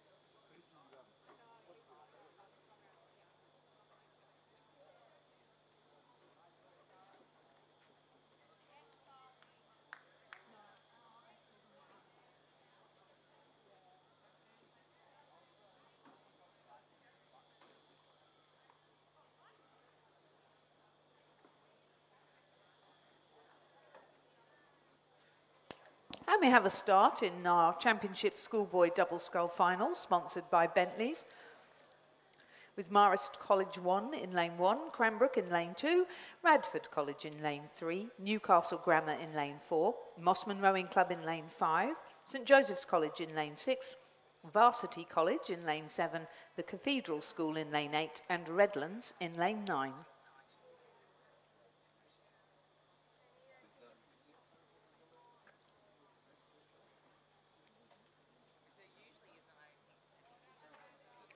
So as you would expect with championship schoolboy double sculls, fast and furious off the start as they make their progress now towards the Blue Mountains. What a lovely shot there from the umpire's launch. You can see all the flags at the end of the course.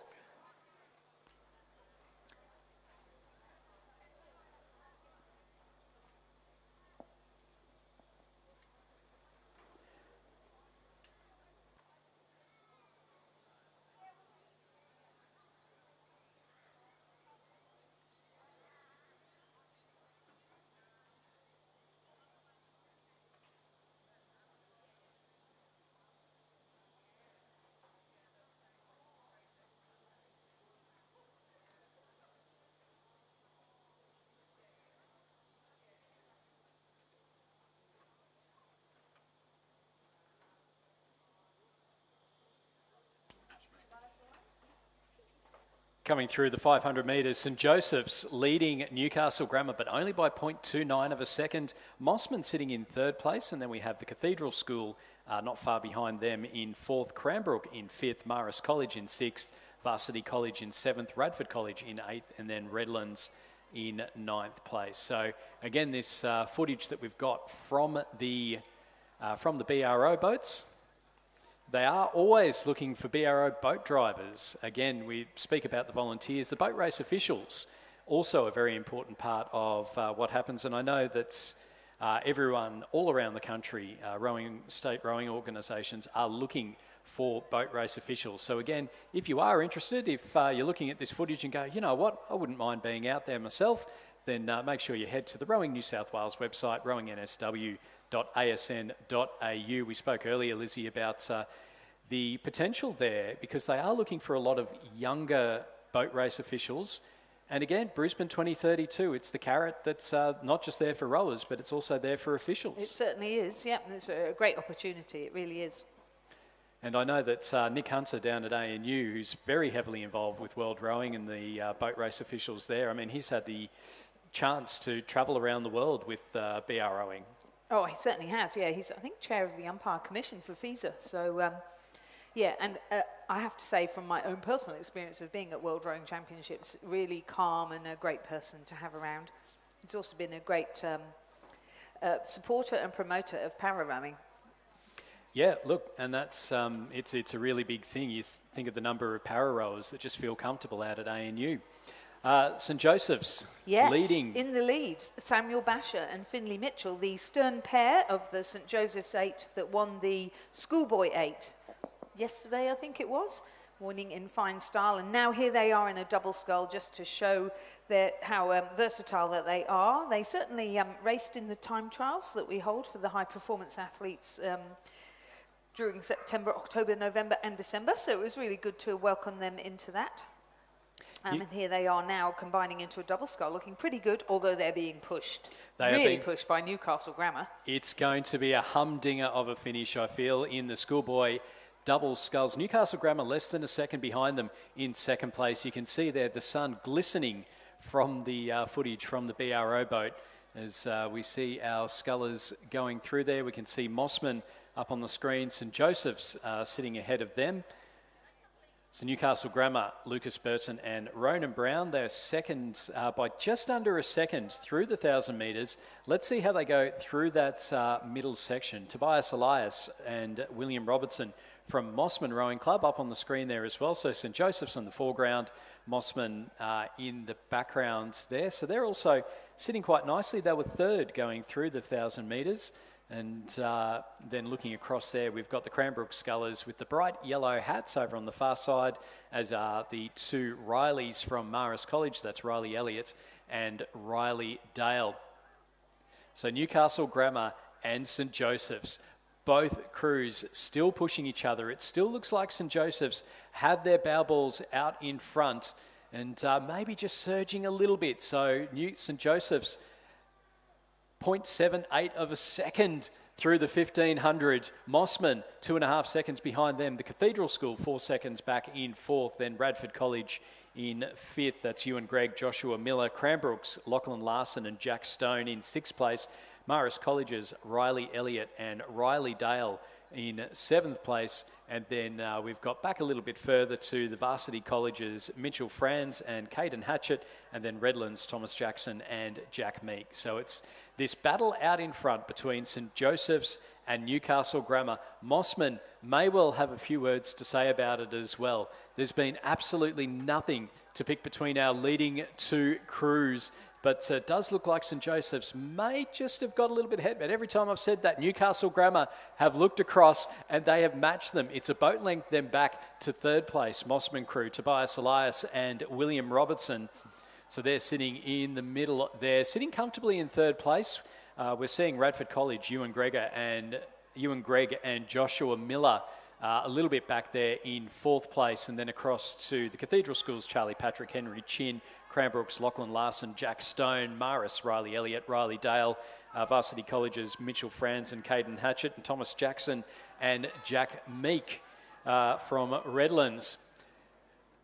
St Joseph's still with their bow balls out in front. Newcastle Grammar have put up an absolute heck of a fight, but now you can just see St Joseph's start to pull away. Mossman are making a push now over the final 50 metres or so. They've got half a boat length. Are they able to get there on the surge? It's going to be a win for St Joseph's. Second place to Newcastle Grammar, with third going through to Mossman. Our 1, 2, 3 in the middle of the field. A fantastic battle between St Joseph's and Newcastle Grammar. Fourth place will go to Radford College, with fifth going through to the Cathedral School, Charlie Patrick and Henry Chin. Sixth going to Cranbrook. That's Lachlan Larson, Jack Stone, Riley Elliott, Riley Dale from Marist in seventh place. Coming through in eighth, it will be Thomas Jackson and Jack Meek from Redlands, and then the varsity colleges, Mitchell Franz and Caden Hatchett in ninth. They pushed each other the whole way, Lizzie, Newcastle Grammar and St Joseph's. They certainly did, and in the meantime, the St Joseph's boys looking like they were taking it pretty easy.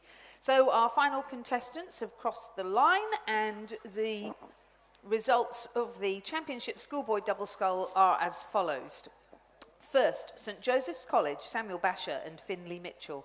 Second, Newcastle Grammar, Lucas Burton and Ronan Brown. And third, Mossman Rowing Club, Tobias Elias and William Robertson.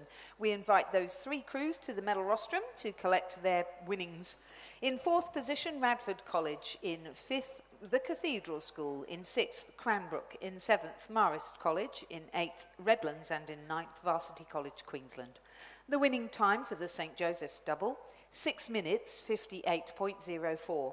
The margins 2.45 and 0.85. Moving on to race 275, it's the Championship Schoolgirl Double Scull, sponsored by Bentley's. Our defending champions are Loreto Kirribilli, the crew of Fickers and Carey. Lane 1 from St Peter's Lutheran College, we have Poppy Yarsky and Eva Hosking.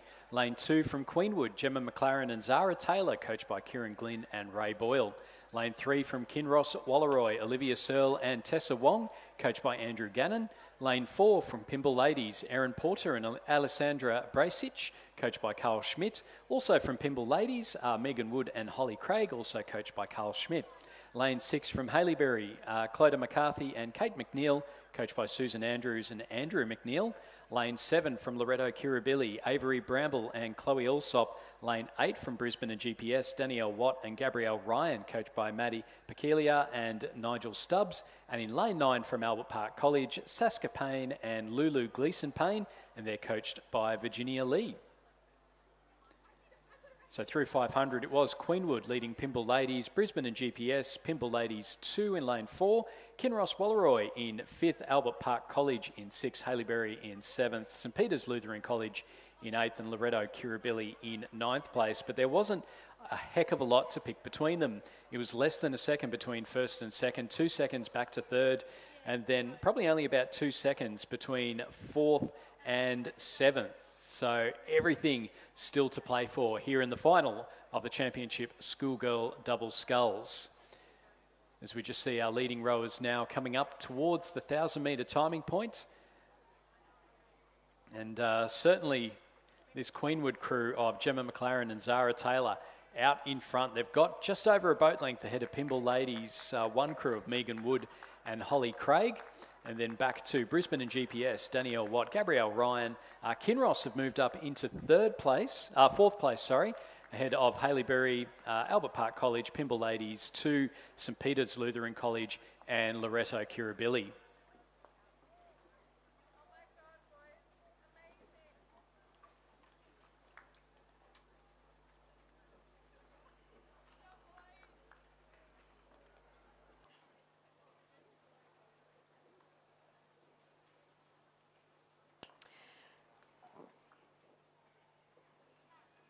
So interesting to see that Queenwood School managing to get the lead over the Pymble Ladies First crew, given that the Pymble Ladies First crew, Megan Wood and Holly Craig, won silver in the schoolgirl 8, and Megan Wood was in the under-21 8 for Sydney University earlier on today.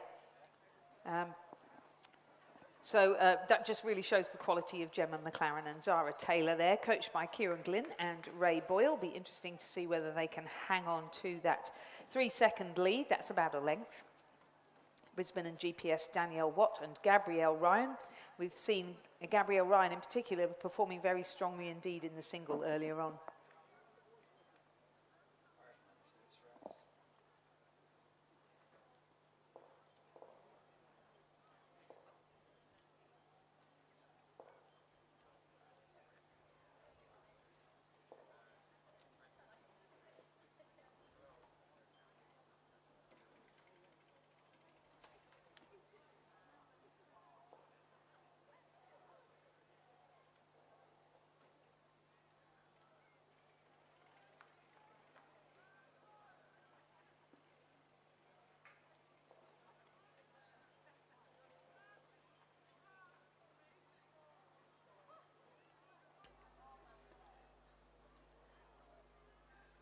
Presentation of medals for the championship schoolboy double sculls.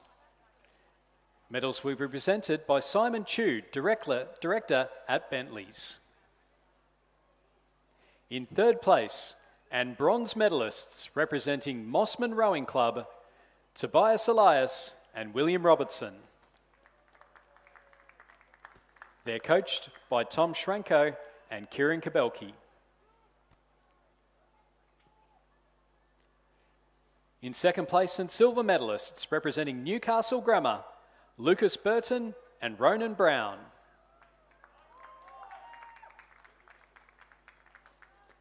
And our winners and state champions for 2024, representing St Joseph's, Samuel Basher and Finlay Mitchell. They're coached by Michael Lane and William Raven. Please congratulate our 2024 state champions and medalists. Well, meanwhile, back on the course at the 1500 metre mark, the Queenwood crew of Gemma McLaren and Zara Taylor continue to lead this final of the championship schoolgirl double scull. Megan Wood and Holly Craig from Pymble Ladies College First crew continuing to sit in the silver medal position. But there's been a change between 3 and 4. Haileybury, Clodagh McCarthy and Kate McNeil have moved into third place. Brisbane and GPS Daniel Watt and Gabrielle Ryan were overtaken. In fifth was Kinross Wallaroy's Olivia Searle and Tessa Wong. Queenwood going through. They're going to take the win. It's a strong row there from Gemma McLaren and Zara Taylor. They're the state champions for 2024. Silver medal will go to Pymble Ladies, Megan Wood and Holly Craig in the battle for third. We saw this crew from Haileybury really push through in the heats. They've in the semi-final. They've gone through now and taken bronze medal. So that's Clodagh McCarthy and Kate McNeil. Danielle Watt and Gabrielle Ryan from Brisbane and GPS in fourth. Olivia Searle and Tessa Wong from Kinross Wallaroy in fifth. Poppy Yarsky, Eva Hosking from St Peter's Lutheran College in sixth. Albert Park Colleges, Saska Payne and Lulu Gleeson Payne in seventh. Pymble Ladies 2 crew of Erin Porter and Alessandra Bracich in eighth, with Loreto Kirribilli's Avery Bramble and Chloe Alsop making up the field. And the winning time for our winning crew from Queenwood, 7 minutes 32.18. The margin over Pymble Ladies College, 5.84 seconds, and a further 7.52 back to Haileybury. We invite those crews from Queenwood, Pymble Ladies and Haileybury across to collect their medals. Racing underway in race 276. It's the Championship Women's Under-21 Double Sculls, sponsored by V Insurance. In lane 1 from Sydney University, Ciara Ortolani and Charlotte Harton, coached by Alan Bennett and Alfie Young. Lane 2 from Essendon, Alyssa Mirabelli and Asher Gordon, coached by Barry Gardner and Glenn Buttrell. Lane 3 from Sydney Rowing Club, Paige Critchlow and Madison Joins, coached by Lachlan Carter and Florence Griffiths. Also from Sydney Rowing Club in Lane 4, we have Liesl Page and Talisa Noak Driver, again coached by Lachlan Carter and Florence Griffiths. Scratching in Lane 5 from Mercy, Lane 6 from UTS, Grace Burke and Elizabeth Carey, coached by Jared Watson and Katie Healy. Lane 7, it's a Griffith University Surface Paradise composite of Paris Reed from Commercial and Gemma Jansen Van Vuren from Griffith University Surface Paradise. And Lane 8 from Toowong, Una Murphy and Georgia Campbell. They're coached by Alex Field and Claire Raven. Through the 1,000, Sydney Rowing Club 1 and 2, Liesl Page to Lisa Noak Driver in the lead, just over 2.5 seconds ahead of Paige Critchlow and Madison Joins. Alyssa Mirabelli and Asher Gordon from Essendon in third, ahead of UTS, Sydney University, Griffith University Surface Paradise, Commercial Composite, and then Toowong. Yeah, Liesl Page, she's a little pocket rocket. She was in the junior double scull last year at the World Championships with Eliza Bridgefoot. So she's used to rowing with somebody who's really tall and strong. And that's what she's got with Talisa Noak Driver, who had represented in the junior double scull in prior years. Obviously going really well. Liesl Page, also a winner of Henley Women's Regatta, and a contestant at Henley Royal Regatta, a ferocious competitor. Paige Critchlow and Madison Joins. Well, Madison has recently moved to Sydney Rowing Club from local club, Penrith Rowing Club. So great to see her doing so well. She won a medal earlier today in the quad sculls. So through the 1,500, it was that the two Sydney crews still out in front. There's 4 seconds between Liesl Page to Lisa Noak Driver and Paige Critchlow and Madison Joins in second place. And then another 3 seconds back to Alyssa Mirabelli and Asher Gordon. Then nearly 4 seconds back to UTS, Grace Burke, Elizabeth Carey, Ciara Ortolani and Charlotte Harton from Sydney University in fifth. Paris Reed, Gemma Jansen Van Vuren from the Queensland Composite in sixth, and then Toowong's Una Murphy and Georgia Campbell in seventh place. As they're now coming up towards the finish, we've seen Sydney have a 1 and 2, but here come Essendon in lane number 2. They're looking to see if they can try and pinch a cheeky little silver medal in the Championship Women's Under-21 Double Sculls. It's still Paige and Noak Driver out in front in lane number 4. They've got a boat length. They can see exactly what the other two crews are doing, and they're just keeping that boat length ahead of their Sydney Rowing Club compatriots, Paige Critchlow, Madison Joins, who in turn are just doing enough to keep ahead of Essendon's Mirabelli and Gordon. So that's our 1, 2, 3, bit over a boat length between first and second, and then between second and third. Going through in fourth place, we've got Sydney University lane 1 and UTS in lane number 6. So that's a nice little battle for the fourth place.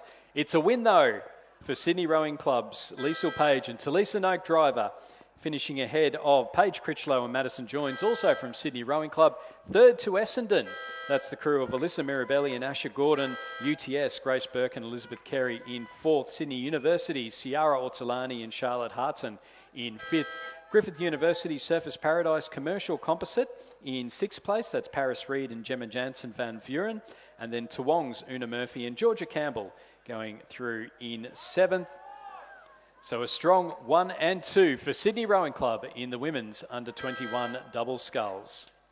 So confirming the results then of the final of the Championship Women's Under-21 double scull. Another gold medal for Liesl Page and Talisa Noak Driver, Sydney Rowing Club. Silver medal to Sydney Rowing Club's Paige Critchlow and Madison Joins, and the bronze medal to Essendon's Alyssa Mirabelli and Asher Gordon. Fourth, UTS Haberfield. Fifth, Sydney University Boat Club. Sixth, Griffith Uni Surface Paradise and Commercial Composite. Seventh, Toowong, and the winning time was 7 minutes 34.46. The margins 3.81 and 4.88. Presentation of medals for the Championship Schoolgirl Double Scull. Medals will be presented by Simon Chu, Director at Bentley's. In third place and bronze medalists representing Haileybury, Clodagh McCarthy and Kate McNeil. They're coached by Susan Andrews and Andrew McNeil. In second place, and silver medalists representing Pymble Ladies, Megan Wood and Holly Craig. They're coached by Carl Schmidt. And winners and champions for 2024, representing Queenwood, Gemma McLaren and Zara Taylor. They're coached by Kieran Glynn and Ray Boyle. Please congratulate our 2024 New South Wales State Champions and medalists.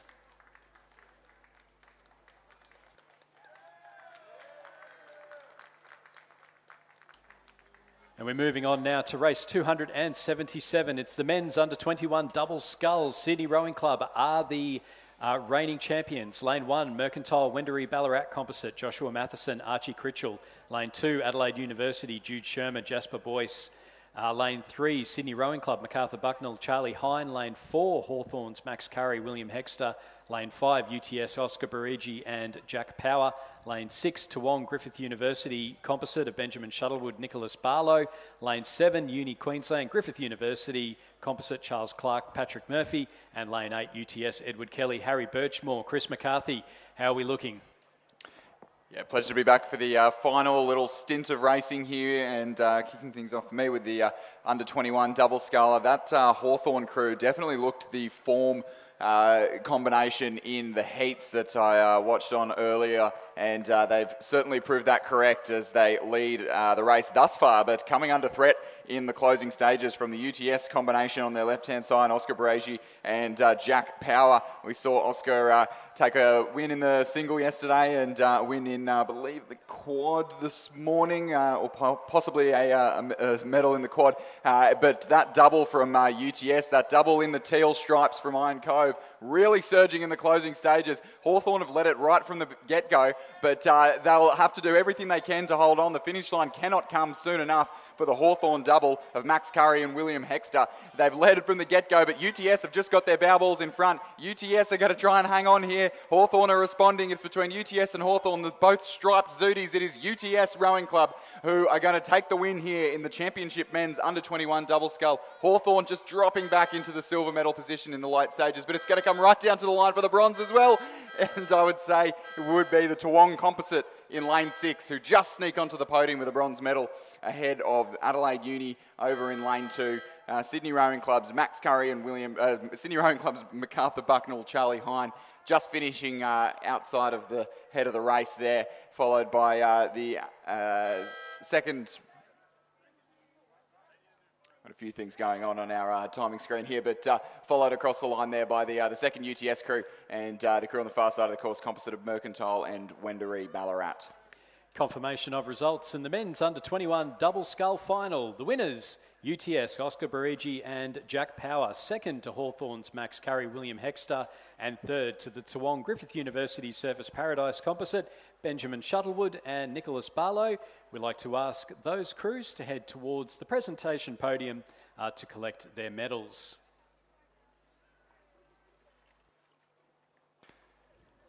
So they're coming at us thick and fast now with A finals and some fantastic racing for the last 40 minutes or so of the program here at the 2024 New South Wales State Championships. The Championship Women's Under-23 Double Scull out on the course now, sponsored by Bentley's. In lane 1, Sydney have scratched. Lane 2, Olivia Rosea and Romy Cantwell from Melbourne University Boat Club. Lane 3 and 4 from Sydney University have scratched. Lane 5, we have a composite of Centenary and Brisbane and GPS. Jessica Malcolm from Centenary, Hannah Kenway from Brisbane and GPS. Lane 6, Griffith University Surface Paradise, Lindsay Colvert and Danica Free. In lane 7 from Toowong, Alice O'Toole and Gabrielle Geldard. Lane 8, a composite of the University of Queensland and Centenary, Sophie Malcolm and Eliza Bridgefoot. And in lane 9, a composite of Adelaide and the West Australian Rowing Clubs, Georgina Tager and Tanika Webb. And as they come through or approaching the 1,000 metre mark, at the 500 metre mark, it was Melbourne University Boat Club who just got there first, but only narrowly ahead of Sophie Malcolm and Eliza Bridgefoot, Centenary and University of Queensland. And then Hannah Kenway and Jessica Malcolm from Centenary and Brisbane and GPS sitting narrowly back in third place. And in fourth, the third of 4 Queensland crews in this race, Lindsay Colvert and Danica Free from Griffith University Surface Paradise, rounding out those top 4 contenders that were all separated by less than a second. So I'm sure we're going to have some racing coming all the way down to the line, and we could see them as they approach the 1,000-metre mark. Those top 4 crews still hard to separate. So Melbourne University still in the lead, Rosea and Cantwell. Malcolm and Bridgefoot, that's Sophie Malcolm, Eliza Bridgefoot in second. Lindsay Colvert and Danica Free sitting in the provisional bronze medal position. About half a length back from those leading 3 was Hannah Kenway and Jessica Malcolm sitting in 4th place. So all to play for here in the under-23 women's double scull.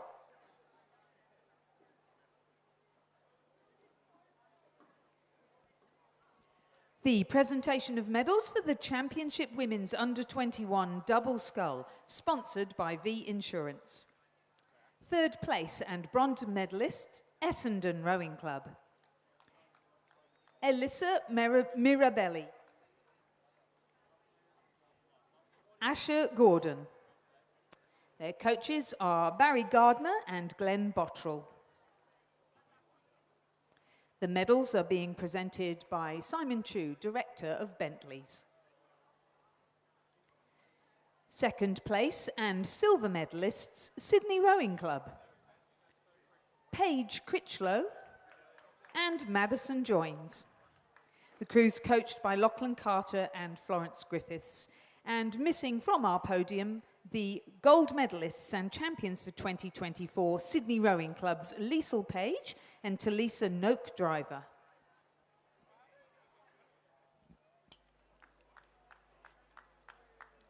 There's been a set of keys handed in at the finish tower. The comment is they're likely to be from the ACT. So if you're from the ACT, you're missing a set of keys, then you may need to check your pockets and make sure that you've got those.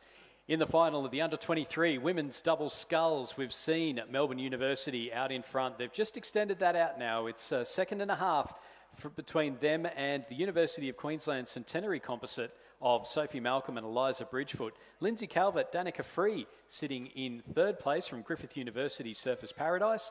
The Centenary Brisbane and GPS composite of Hannah Kenway and Jessica Malcolm in 4th place. Tanika Webb and Georgina Tager from Adelaide and the West Australian Rowing Club in 5th, and then Toowong's Alice O'Toole and Gabrielle Geldard sitting in 6th place. So not a lot to pick between our leading 4 crews now as they're heading into the final stages. Interestingly, we had Sophie Malcolm and Jessica Malcolm winning the under-21 women's double scull last year. They have been put into different crews this year. Jessica Malcolm in with Hannah Kenway from Brisbane and GPS, and then Sophie Malcolm in with Eliza Bridgefoot from the University of Queensland. But it is an absolutely fascinating race coming now into the last 200 metres. We've got Melbourne University in lane 2, furthest from the grandstand. Closest to us, we've got Sophie Malcolm from Centenary, Eliza Bridgefoot from the University of Queensland. They're our 1 and 2 at the moment. Griffith University, Lindsay Calvert, Danica Free sitting in 3rd place, but being pushed hard by Hannah Kenway and Jessica Malcolm. Will we see both Malcolms on the podium? We're in now to the final 75 metres or so. Melbourne University, Livia Rosea and Romy Cantwell, they've been out in front the entire time. It's a big push now coming in from our 2nd, 3rd and 4th. Not much to pick between them. It's going to be Melbourne University to go through and take the win in the under-23 double sculls. 2nd place will go to lane number 8. That's Sophie Malcolm, Eliza Bridgefoot, with 3rd holding on Lindsay Calvert, Danica Free, just ahead of Hannah Kenway and Jessica Malcolm. There wasn't much in that one at all. A very close finish in the women's under-23 double sculls. We're just seeing now Tanika Webb from West Australian Rowing Club and Georgina Tager from Adelaide Rowing Club crossing the line now there, and then coming in behind them will be the Toowong crew of Alice O'Toole and Gabrielle Geldard. The presentation of medals for the Championship Men's Under-21 Double Scull, sponsored by V Insurance. The medals are being presented by Simon Chu from Bentleys. 3rd and bronze medalists, Toowong Rowing Club and Griffith Uni Surfers Paradise. Benjamin Shuttlewood from Griffith Uni Surfers Paradise and Nicholas Barlow from Toowong. Their coaches, Mark Game and Christopher Holliday. 2nd and silver medalists, Hawthorn Rowing Club. Max Curry and William Hexter. Gold medalists and 2024 champions in the under-21 double scull, UTS Haberfield. Oscar Baregi. Jack Power. Their coaches Matthias Ungemach and Judith Ungemach. Ladies and gentlemen, please congratulate all our medalists in the men's under-21 double scull.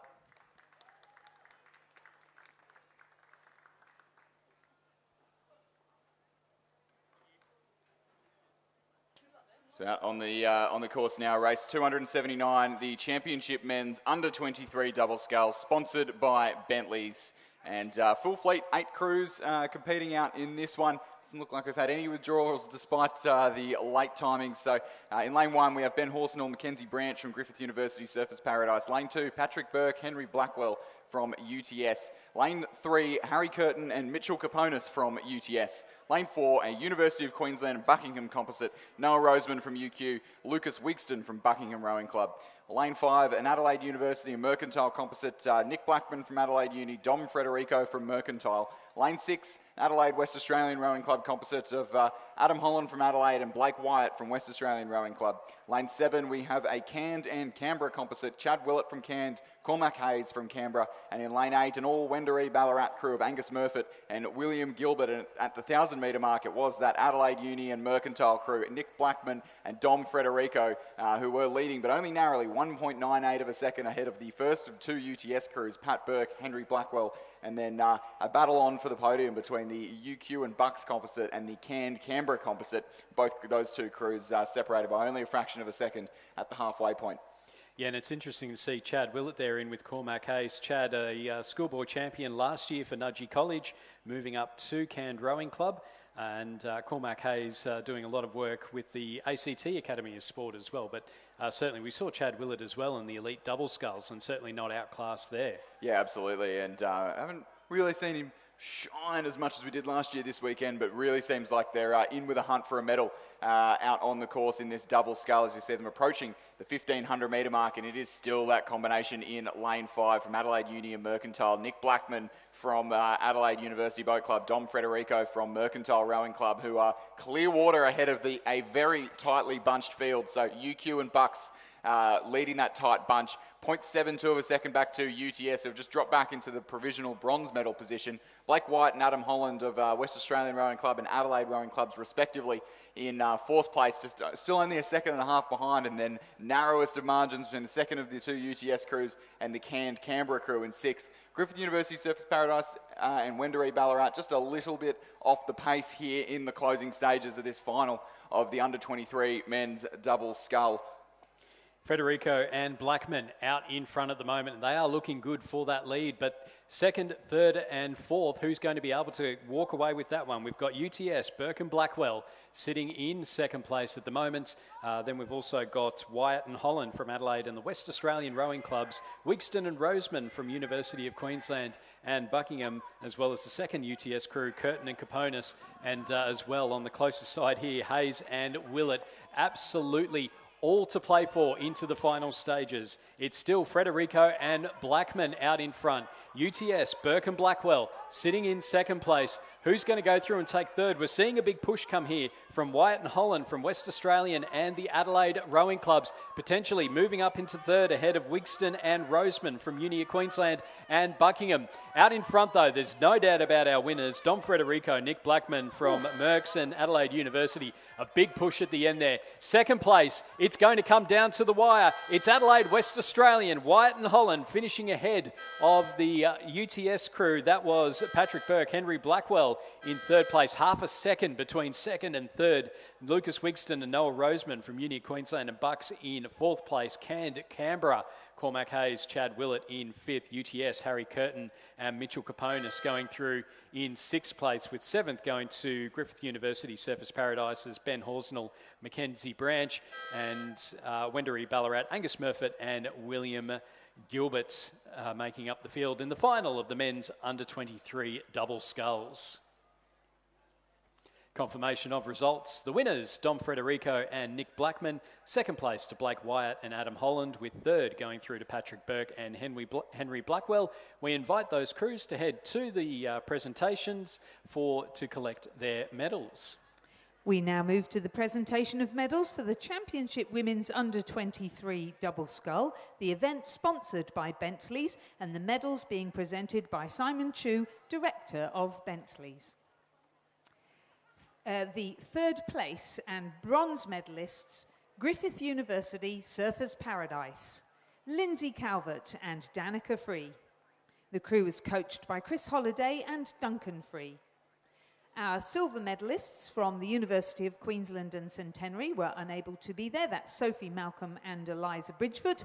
And our gold medalists and champions for 2024, Melbourne University Boat Club, Livia Rosiah and Romy Cantwell. Ladies and gentlemen, please congratulate all our medalists in the Under-23 Women's Double Scull. Out on the course now, we have race number 280 on your program, the Championship Women's Under-19 Quad Scull, sponsored by Quest Apartments Penrith, the reigning champion Sydney University Boat Club. No crew in this race here this afternoon. So over in lane 1, Commercial Rowing Club, Rose Ricks, Indiana Jenkinson, Bethany Harvest, Melina Wilcox. Lane 2 has Scratched. Lane 3, a composite of Sydney and Townsville and JCU. So Neve Tierney from Sydney, Sarah Burke from Townsville JCU, Lily Bragg from Townsville JCU, and Gabby Cypher from Sydney Rowing Club. Lane 4, Canberra Girls Grammar, Alex Perry Dalton, Emily Walker, Samantha Burns and Eliza Lilly. Lane 5, a composite from the UTS Haberfield Rowing Club and Adelaide University and Glebe, Lucy Yabsley, Freya Bateman, Victoria Binns and Jade Bliss. Lane 6, an All-Sydney Rowing Club crew of Eva Eels, Asha Stewart, Georgina Stevenson and Amelia de Villiers. Lane 7, St Catherine's, Madeline Mannins, Chelsea Baker, Madeline Swain and Layla Gaston. And in lane 8 from Queenwood, Grace Bennett, Annie Sieve, Zoe James and Eva Thompson. And I'm hard-pressed to find an athlete in this lineup for this race that has not already won a medal this weekend. So some really high-class racing.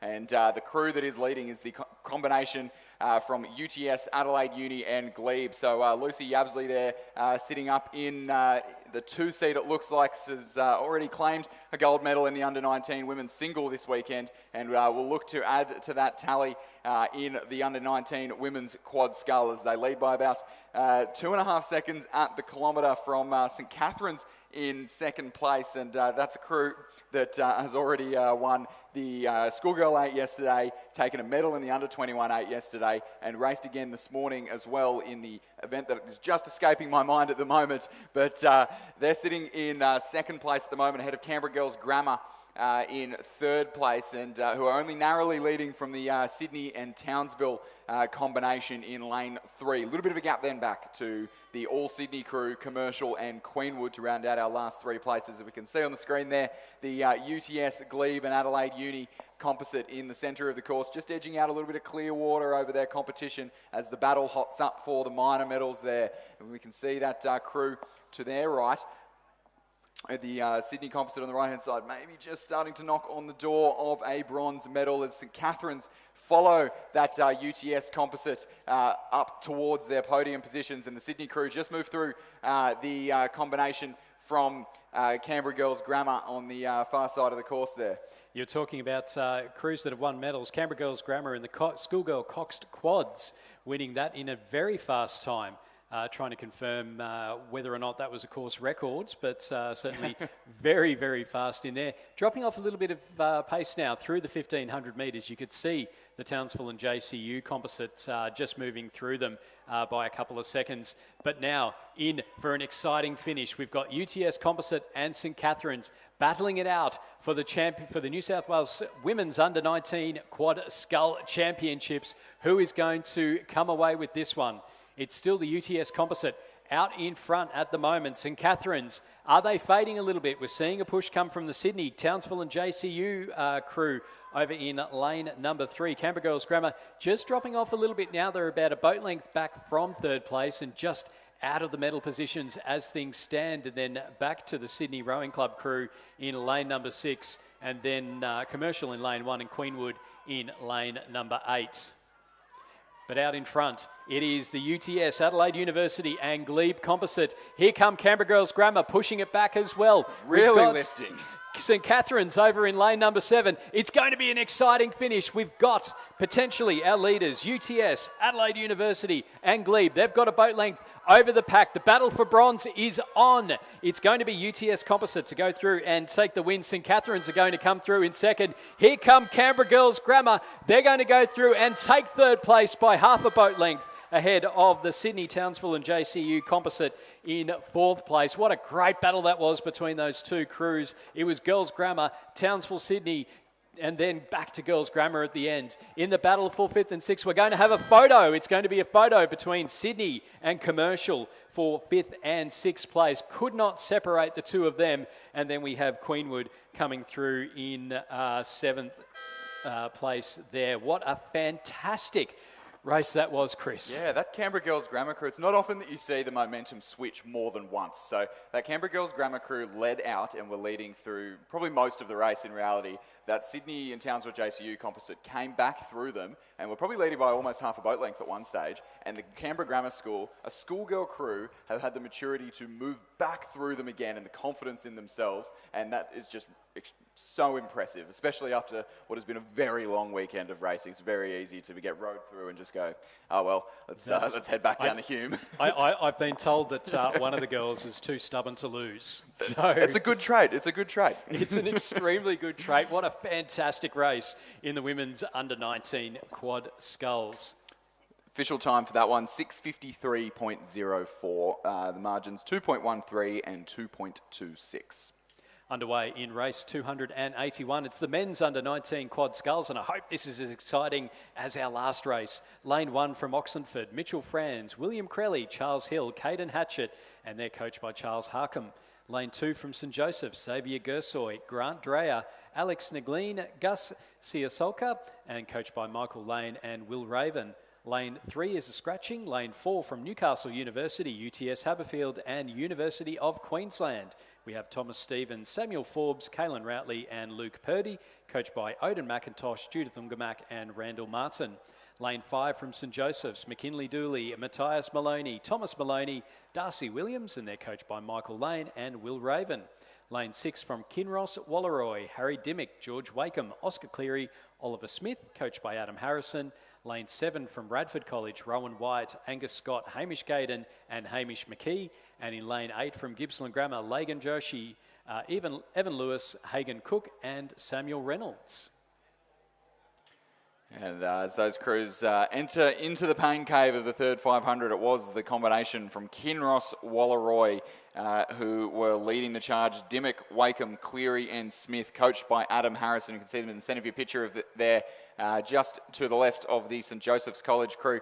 So the Kinross, Walleroy crew, 3:03 to the 1,000 metre mark, which for an under-19 men's quad is extremely rapid, especially after the weekend that these boys have had, and they led by 2.14 of a second, 2.05 of a second back to the Newcastle University Composite with UTS Haberfield and the University of Queensland, and who in turn were about 3 or 4 seconds clear of the first combination from St Joseph's College in lane 5, Dooley, Maloney and Williams, and the second of the St Joseph's combinations, Gersoy, Dreyer, Negleen and Seslioka sitting back in 5th place. And as they cross the 1,500 metre mark, it's still Kinross, Walleroy, but that Newcastle University Composite crew have narrowed that 2.5 second margin all the way down to just 0.18 of a second. So, Stuart, you hoped for a race that was as good as the last one, and I think we're in for a grandstand finish here in the Championship Men's Under-19 Quad Scull. St Joseph's moving into 3rd place, sitting in 3rd place, 7 seconds off the pace, but also occupying 4th with their number 2 crew, and St Radford College in 5th place. Gippsland Grammar sitting back in 6th, but the battle to watch is definitely for the lead. The rest of our positions, some slightly larger margins there, but the battle between Kinross, Walleroy and Newcastle University Composite with UTS Haberfield and University of Queensland is the one that we're going to have our eyes on. It looks to me like the UTS Composite over there in lane 4 have just got their bow balls in front, so we'll come down to the line to see if the Kinross, Walleroy crew have anything left in the tank and can they respond to the push, as we saw with the Canberra Grammar crew in the last race in the women's under-19 quad. Can we see this Kinross Wallaroi quad lift back and respond to the move made by the Newcastle University composite on the far side of the course. Newcastle University have got their bow balls in front. They've timed their run to the line with absolute perfection. They'll take 4 or 5 more strokes and they'll cross the finish line. It'll be the Newcastle Uni composite with the University of Queensland and UTS Haberfield, who will be crowned state champions in the Championship Men's Under-19 Quad Scull for 2024. A length and a half clear of our early race leaders from Kinross Wallaroi, who will take the silver medal.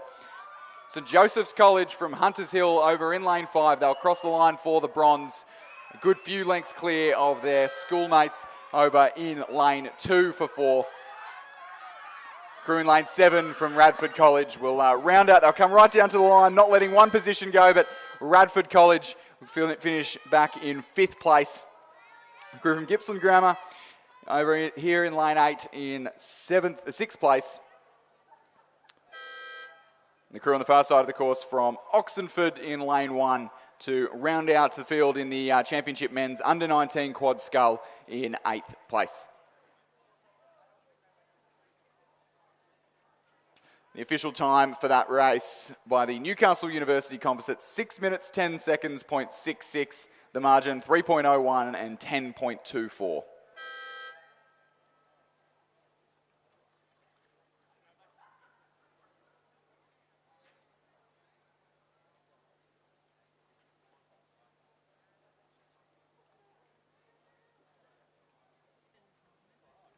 The presentation of medals for the Championship Women's Under-19 Quad Scull.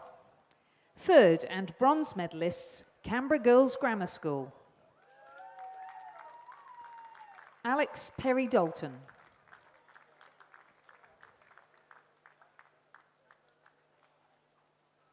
Emily Walter. Samantha Burns. Eliza Lilly. The crew is coached by Caroline Pipers and Nigel Harding. 2nd and silver medalists, St Catherine's School, New South Wales. Madeline Mannins. Chelsea Baker. Madeline Swain. And Leela Gaston. The crew was coached by Jared Watson. Gold medalists and New South Wales champions for 2024. Lucy Yabsley from Glebe Rowing Club. Freya Bateman from UTS. Victoria Binns from Adelaide University. And Jade Bliss from UTS. The crew is coached by Katie Healy, Tom Tolinar and Mark Beer. Ladies and gentlemen, please congratulate all our medalists in the Women's Under-19 Quad Scull. Racing underway in race 282. It's the Championship Women's Under-17 Single Scull. Our reigning champion, Astra Thomas from Brisbane and GPS. Lane 1 from Newcastle Grammar, Annabelle McKenzie. Lane 2 from Glebe, Patricia Boland, coached by Milan Parker. Lane 3 from Canberra Rowing Club, Talia Turnbull, coached by Nuno Santos. In lane 4 from Sydney Rowing Club, Xenia Palmer, coached by Charlie Patterson and Andy Hoffman. Lane 5 from Mossman, Elise Coates, coached by Ben Whitewolf and Tom Schranko. In lane 6 from Glebe Rowing Club, Chloe Hitchens, coached by Milan Parker and Natalia Doe. In lane 7 from Commercial Rowing Club, Summer Phillips, coached by David Vandus and Ross Batho. And in lane 8 from Kinross Wallaroi, Lucy Reedy, coached by Emma Fessy. And through 1,000 metres, it was Patricia Boland leading Elise Coates, Talia Turnbull, Chloe Hitchens, Annabelle McKenzie, Lucy Reedy, Xenia Palmer and Summer Phillips. But Chris, there is 2 seconds at the 1,000 metres between 1st and 3rd. Yeah, and the under-17 category over the last few weeks has actually been really interesting to watch. A lot of changes in form over the last couple of weeks and a lot of different racing going on. So this is actually shaping out to be quite an interesting final because it's really going against the form guide of the semi-finals, where we saw Xenia Palmer just edge out Chloe Hitchens for the win in one of the heats, and in the other heat we had Elise Coates just edge out Talia Turnbull for the win. So and Patricia Boland was not first or second in either of those heats, so she's come out firing on all cylinders, and the battle is really going to be on for the podium here. So The battle's really going to be on for the silver medal here. So Patricia Boland from Glebe Rowing Club, also a member of the Loretto Normanhurst School, and been racing the double with some fantastic results throughout the season. And Talia Turnbull sitting back in second place, 1.4 the margin back to second, and 0.03 back to Elise Coates from Mossman Rowing Club. And looks like all three of those scullers are still well and truly in it. So our top three a little bit separated from the rest of the field at the moment, but the order in which they are going to cross the line is far from determined as they approach the last 250 metres here of the Championship Women's Under-17 Single Scull, sponsored by Mobius Designs. And it looks like the sculler on the far side of the course from Glebe, Patricia Boland, coached by Milan Parker, who is still got her bow ball in front. She definitely was leading early, and some challenges coming from the other side of the course as we see Talia Turnbull from Canberra Rowing Club look over her shoulder just to check on the location and what's going on around her. But Patricia Boland, she's led from the start of the race. She's brought the rating right up and is really starting to move now as she comes home in the last 100 metres of the course. She's well into the red boys now, and the battle is certainly on for the silver medal with Elise Coates from Mossman Rowing Club, about a boat length behind at this stage, but or not even, about half a boat length behind the Canberra Rowing Club sculler, who is looking like maybe just struggling to bring the rate up too much more to respond, but it will be enough, it looks like, in this stage. So Glebe Rowing Club's Patricia Boland will cross the line, be state champion in the Championship Women's Under-17 Single Scull. Canberra Rowing Club's Talia Turnbull will cross the line for the silver medal. Elise Coates from Mossman will take home the bronze. And then some way back to the remainder of our field, which is certainly hotting up. We've got Chloe Hitchens from Glebe just leading the charge for fourth place. Xenia Palmer over on the far side from Sydney Rowing Club will be lucky to hang on to fifth. It'll be Chloe Hitchens and then a photo for Xenia Palmer from Sydney, just over Lucy Reedy of Kinross Walleroy for sixth place. Annabelle McKenzie over on the far side of the course in seventh. And our sculler from Commercial Rowing Club, Summer Phillips, in lane 7 for eighth place.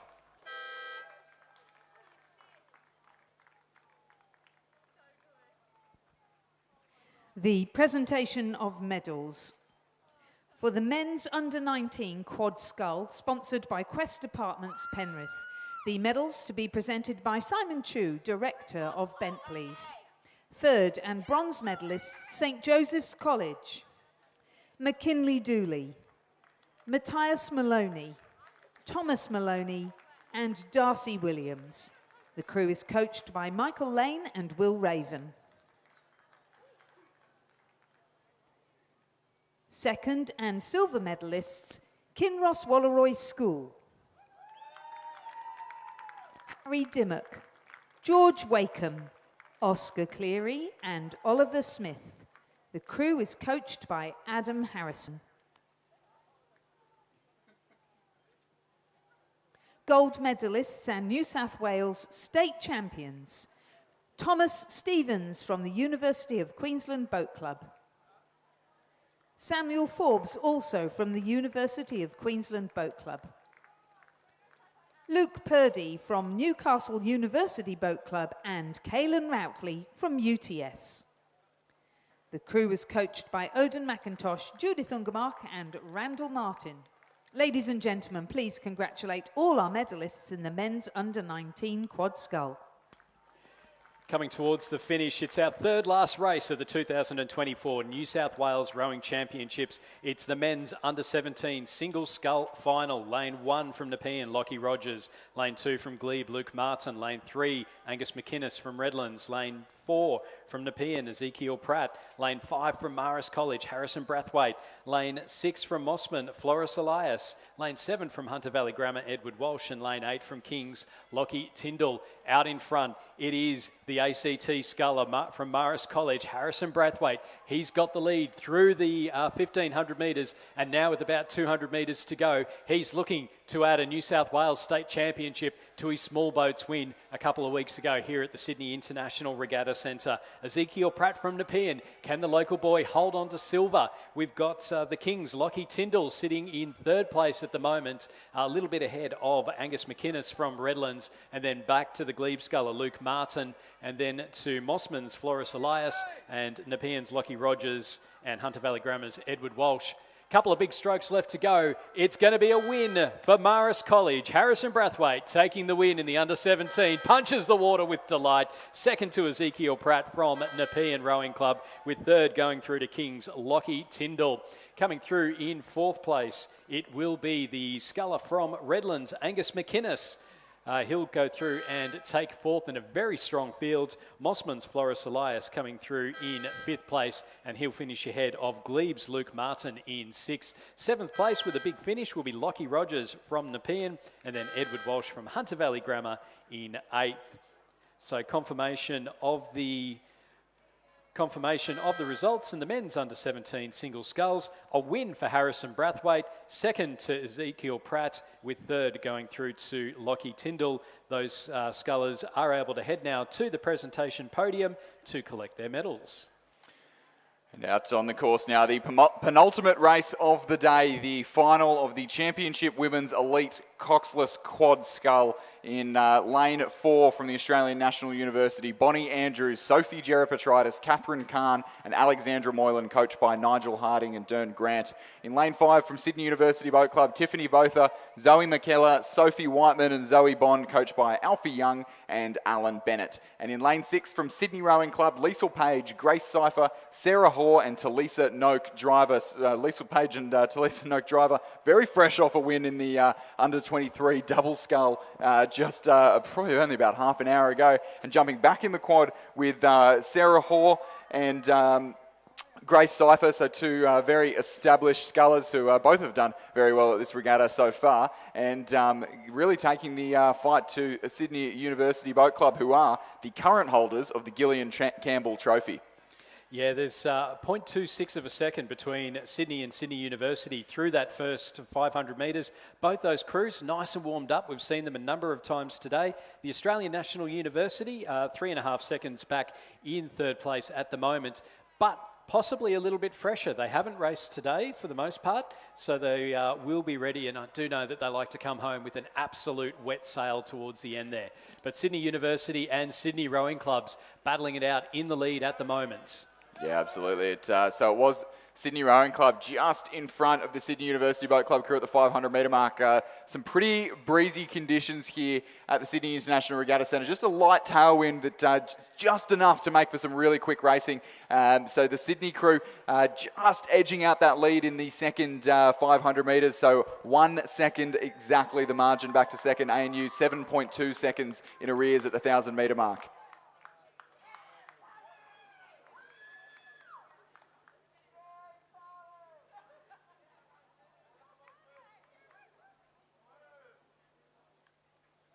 To present the medals for the Championship Women's Under-17 Single Scull, sponsored by Mobius. Medals being presented by Simon Chu, Director of Bentleys.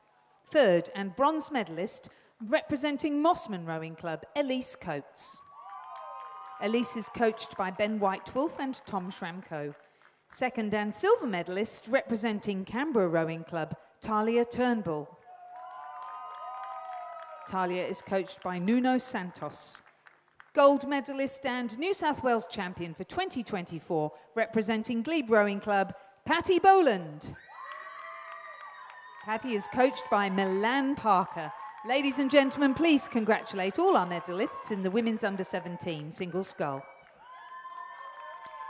Back down to the racing on the course now. You can see there is absolutely nothing separating these two crews in the third 500 metres. I wouldn't say that the Sydney crew has managed to pull away any more margin from the Sydney University Boat Club crew in that third 500 metres. We're going to see them come across the 1,500 metre mark now, and it is still within a boat length between these two crews. I think just about every year that I've ever been to a state championships, the penultimate race of the day has been this, and it has been Sydney Rowing Club and Sydney University Boat Club going absolutely toe for toe. We saw a couple of years in a row where a much favoured Sydney University Boat Club crew caught a crab and broke an oar, and an absolute upset for the ages that was. And but now it seems like the Sydney Rowing Club crew doing it on merit and pulling out to a 2-second lead, about just over a boat length ahead of the Sydney University Boat Club crew. 9.74 seconds the margin back to the ANU crew, but 5 minutes flat through the 1,500 metres is no time to be turning your nose up at for sure in the elite women's quad scull. It'll be very intriguing to see what they can do over the full 2,000 metres and what we can see in the last event of the day as well. Sydney Rowing Club with that lead by 2 seconds over Sydney University. Back a little bit further then to the crew from ANU. We've also seen them do quite well over a couple of different years as well. I know that they led one year in this event right until the end and then got pipped towards the end. So yes. They are not so much in this race, but certainly never discount an ANU women's quad.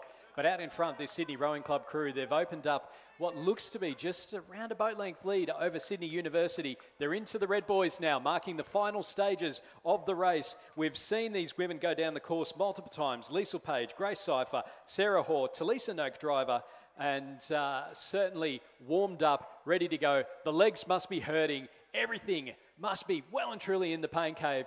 But Sydney Rowing Club are going to go through and take the win in the championship women's elite quad sculls with a couple of big strokes left to go. It will be a win for Sydney Rowing Club. Sydney University coming through a couple of boat lengths back in second place. That's Tiffany Botha, Zoe McKellar, Emily Shepherd and Zoe Bond, with ANU's Bonnie Andrews, Sophie Jerapatridis, Catherine Kahn, Alexandra Moylan in third place. Fantastic row there from Sydney Rowing Club, Chris. Yeah, it was. I know that that one was going to mean a lot to those girls, and they've gone out and attacked the race from the get-go and gotten the job done.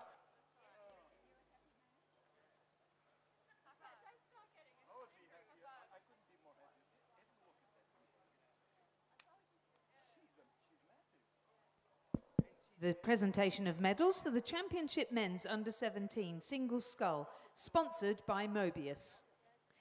Third and bronze medalist representing the King's School Parramatta, Lockie Tyndall.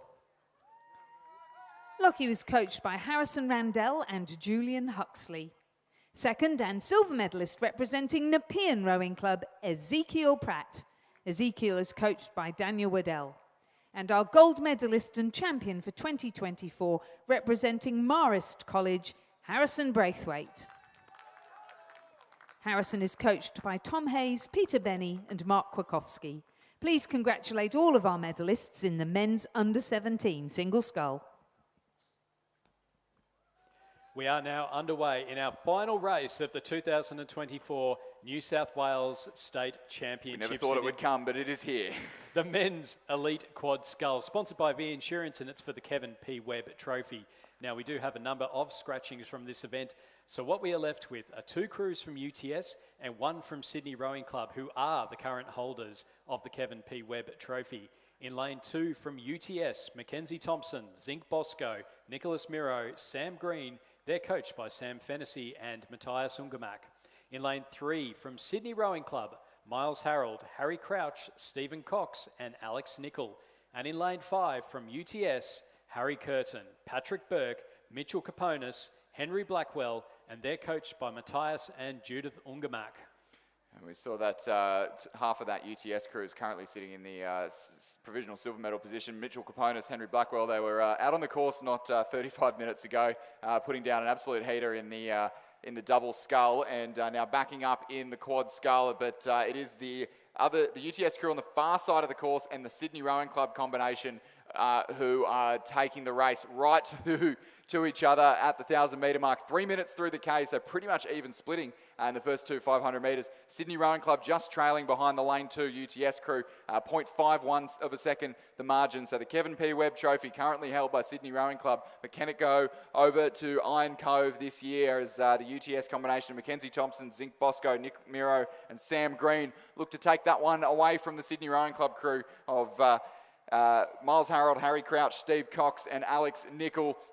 This will be Harry Crouch and Alex Nicol's last races at the Sydney International Regatta Centre for a good period of time as they head off in a couple of weeks to Oxford Brookes University Boat Club for the British summer season, whereas Steve Cox will be around for a little bit longer. He is the sculler from Zimbabwe who is qualified for the Paris Olympics and here to do a little bit of training and having a great hit out in the quad scull alongside his fellow Sydney Rowing Club boys as they have a little bit of a match race with the UTS crew on the far side of the course. A late substitution there. Zinc Bosco, the lightweight, in for Dara Alizadeh, the Bermudan single sculler who is not present in this race this afternoon. Is both crews really going toe for toe. It looks like that Sydney Rowing Club crew have just responded in the third 500s and got their bows just in front as they approach the 1500 metre mark in their efforts to retain the Kevin P. Webb Trophy here for the men's elite quad scull, the last event of the regatta here at the 2024 New South Wales State Championships. 4:31.08. It'll be a big ask to go faster than last year. They went 6 minutes flat in this race last year, and not realising how close they were to rowing under 6 minutes. And it'll be a big ask for them to do it again with that time there. But we can see they're being pushed all the way to the line by UTS. The second UTS crew of Curtin, Burke, Caponis and Blackwell just out of the running at the moment, almost 5 seconds back at this stage of the race, as the Sydney crew really not leaving anything to chance now as they wind up towards the line and move away from that UTS Haberfield combination on the far side of the course. Fantastic shots from our umpires' boats as we see quite a number of umpires' boats coming down as it is the last race of the day. So we saw Sydney Rowing Club take out the women's elite quad scull just one race ago, and the men looking to join them on the podium. That's the crew of Miles Harold, Harry Crouch, Steve Cox and Alex Nicol. The Sydney Rowing Club combination there, they were going neck and neck with UTS in the first half of the race, but they've managed to break away as they stride into the red boys of the last 100 metres of the course here at the Sydney International Regatta Centre. The last 100 metres of the regatta here, the 2024 New South Wales State Championships. It'll be Sydney Rowing Club to retain the Kevin P. Webb Trophy in the men's elite quad scull. Sydney Rowing Club crossed the line in first place. And they're about 2 lengths back to the UTS Haberfield combination for the silver medal. And the UTS Haberfield number 2 combination will cross the line for the bronze medal. So confirmation of the time there, 6 minutes and 2 seconds, 0.14 for the Sydney Rowing Club crew. And we move to the presentation of medals for the Championship Women's Elite Quad Scull, the event sponsored by Bentley's, and the medals being presented by Simon Chu from Bentley's, and he will also present them with the Gillian Campbell Trophy. The silver medal, second place and silver medalists, Sydney University Boat Club, Tiffany Botha, Zoe McKellar, Emily Shepherd and Zoe Bond. The crew is coached by Alfie Young and Alan Bennett. The gold medal to Sydney Rowing Club, Liesl Page, Grace Cipher, Sarah Hoare and Talisa Noak Driver. The crew is coached by Lachlan Carter and Flo Griffiths. The Gillian Campbell Trophy will now be presented to Sydney Rowing Club by President of New South Wales, Stephen Donnelly.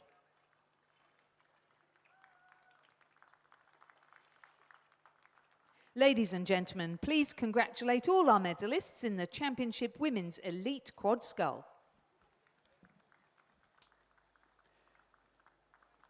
As we wait now for the final presentation for our last race, the Championship Men's Elite Quad Sculls. That concludes a fantastic 3 days worth of racing at the 2024 New South Wales Championships. Chris McCarthy, there's just been some fantastic rowing, not just at the elite level, but also we've seen quite a bit, certainly down at the underage levels as well, some really bright young talent coming through. Yeah, well, absolutely. Well, first of all, I find it hard to believe it was only 3 days. It seems like an eternity ago that we were calling the heats on Friday morning. But yeah, I wouldn't say that there's been a single category that has disappointed or not provided us with some absolutely fantastic racing. I think all the way from our under-16s racing this afternoon was incredible. The quads this morning were great too. The under-17s sculls, we had some real upsets there. Our elite racing, as always at this regatta, was second to none. Absolutely the best field in the world out here at a domestic regatta. And also fantastic to see a lot of club crews coming together in the blue ribbon events that don't allow composites, as we've seen just in front of us here in the quad sculls at the end of the day. So I think from memory, I think this is probably the best racing that I've seen at a New South Wales Championships, and I'm so glad that the National Championships is back here in Sydney in just a month and a bit's time, and I can't wait to see the results that are going to come out of that one. Yeah, the Australian Rowing Championships returning to the Sydney International Regatta Centre from Monday the 18th of March through to Sunday the 24th of March. It's the first time, and it's just so hard to believe it, since 2019. Yep. You were in a boat and I never was.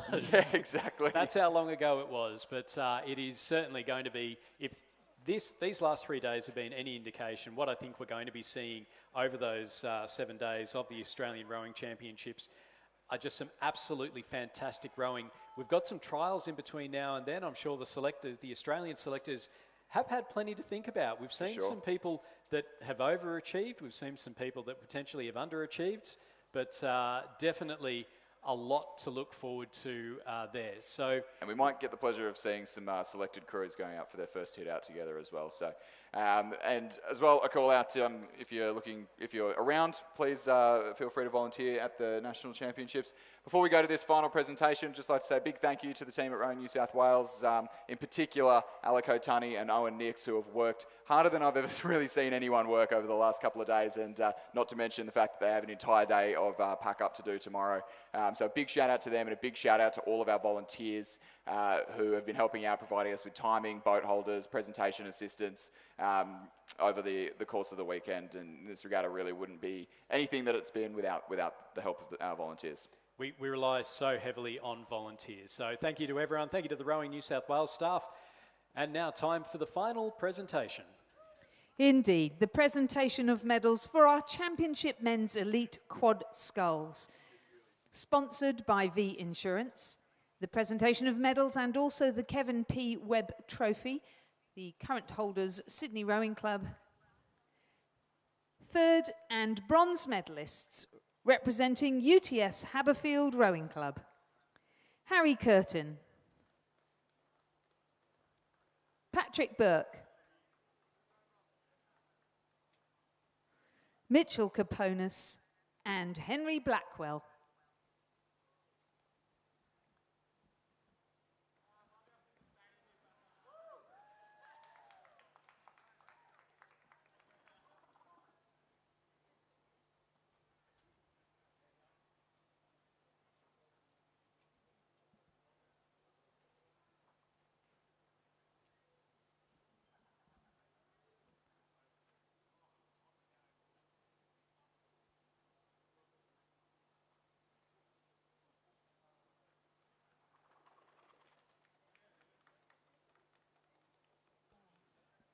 Apologies, the medals have just been presented to the silver medalists from UTS, Mackenzie Thompson, Zink Bosco, Nicholas Miro and Sam Green, coached by Sem Fennessy and Matthias Ungermark. Our gold medalists and champions for 2024 are, of course, Sydney Rowing Club, defending their title. Miles Harold, Harry Crouch, Stephen Cox and Alex Nichol. And the Kevin P. Webb Trophy will now be presented back to Sydney Rowing Club by President of Rowing New South Wales, Stephen Donnelly. Ladies and gentlemen, please congratulate all our medalists in the men's elite quad scull.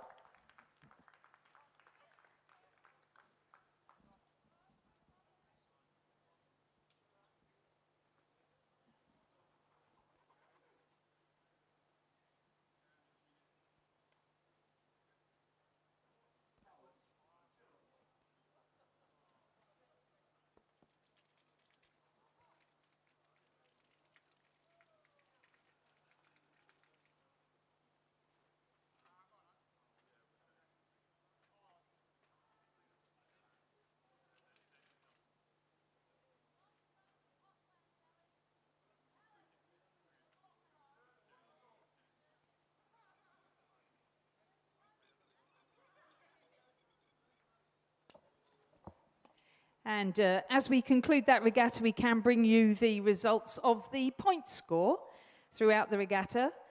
Sitting in third place, UTS Haberfield. In second, Sydney University Boat Club. And winner of the point score, Sydney Rowing Club.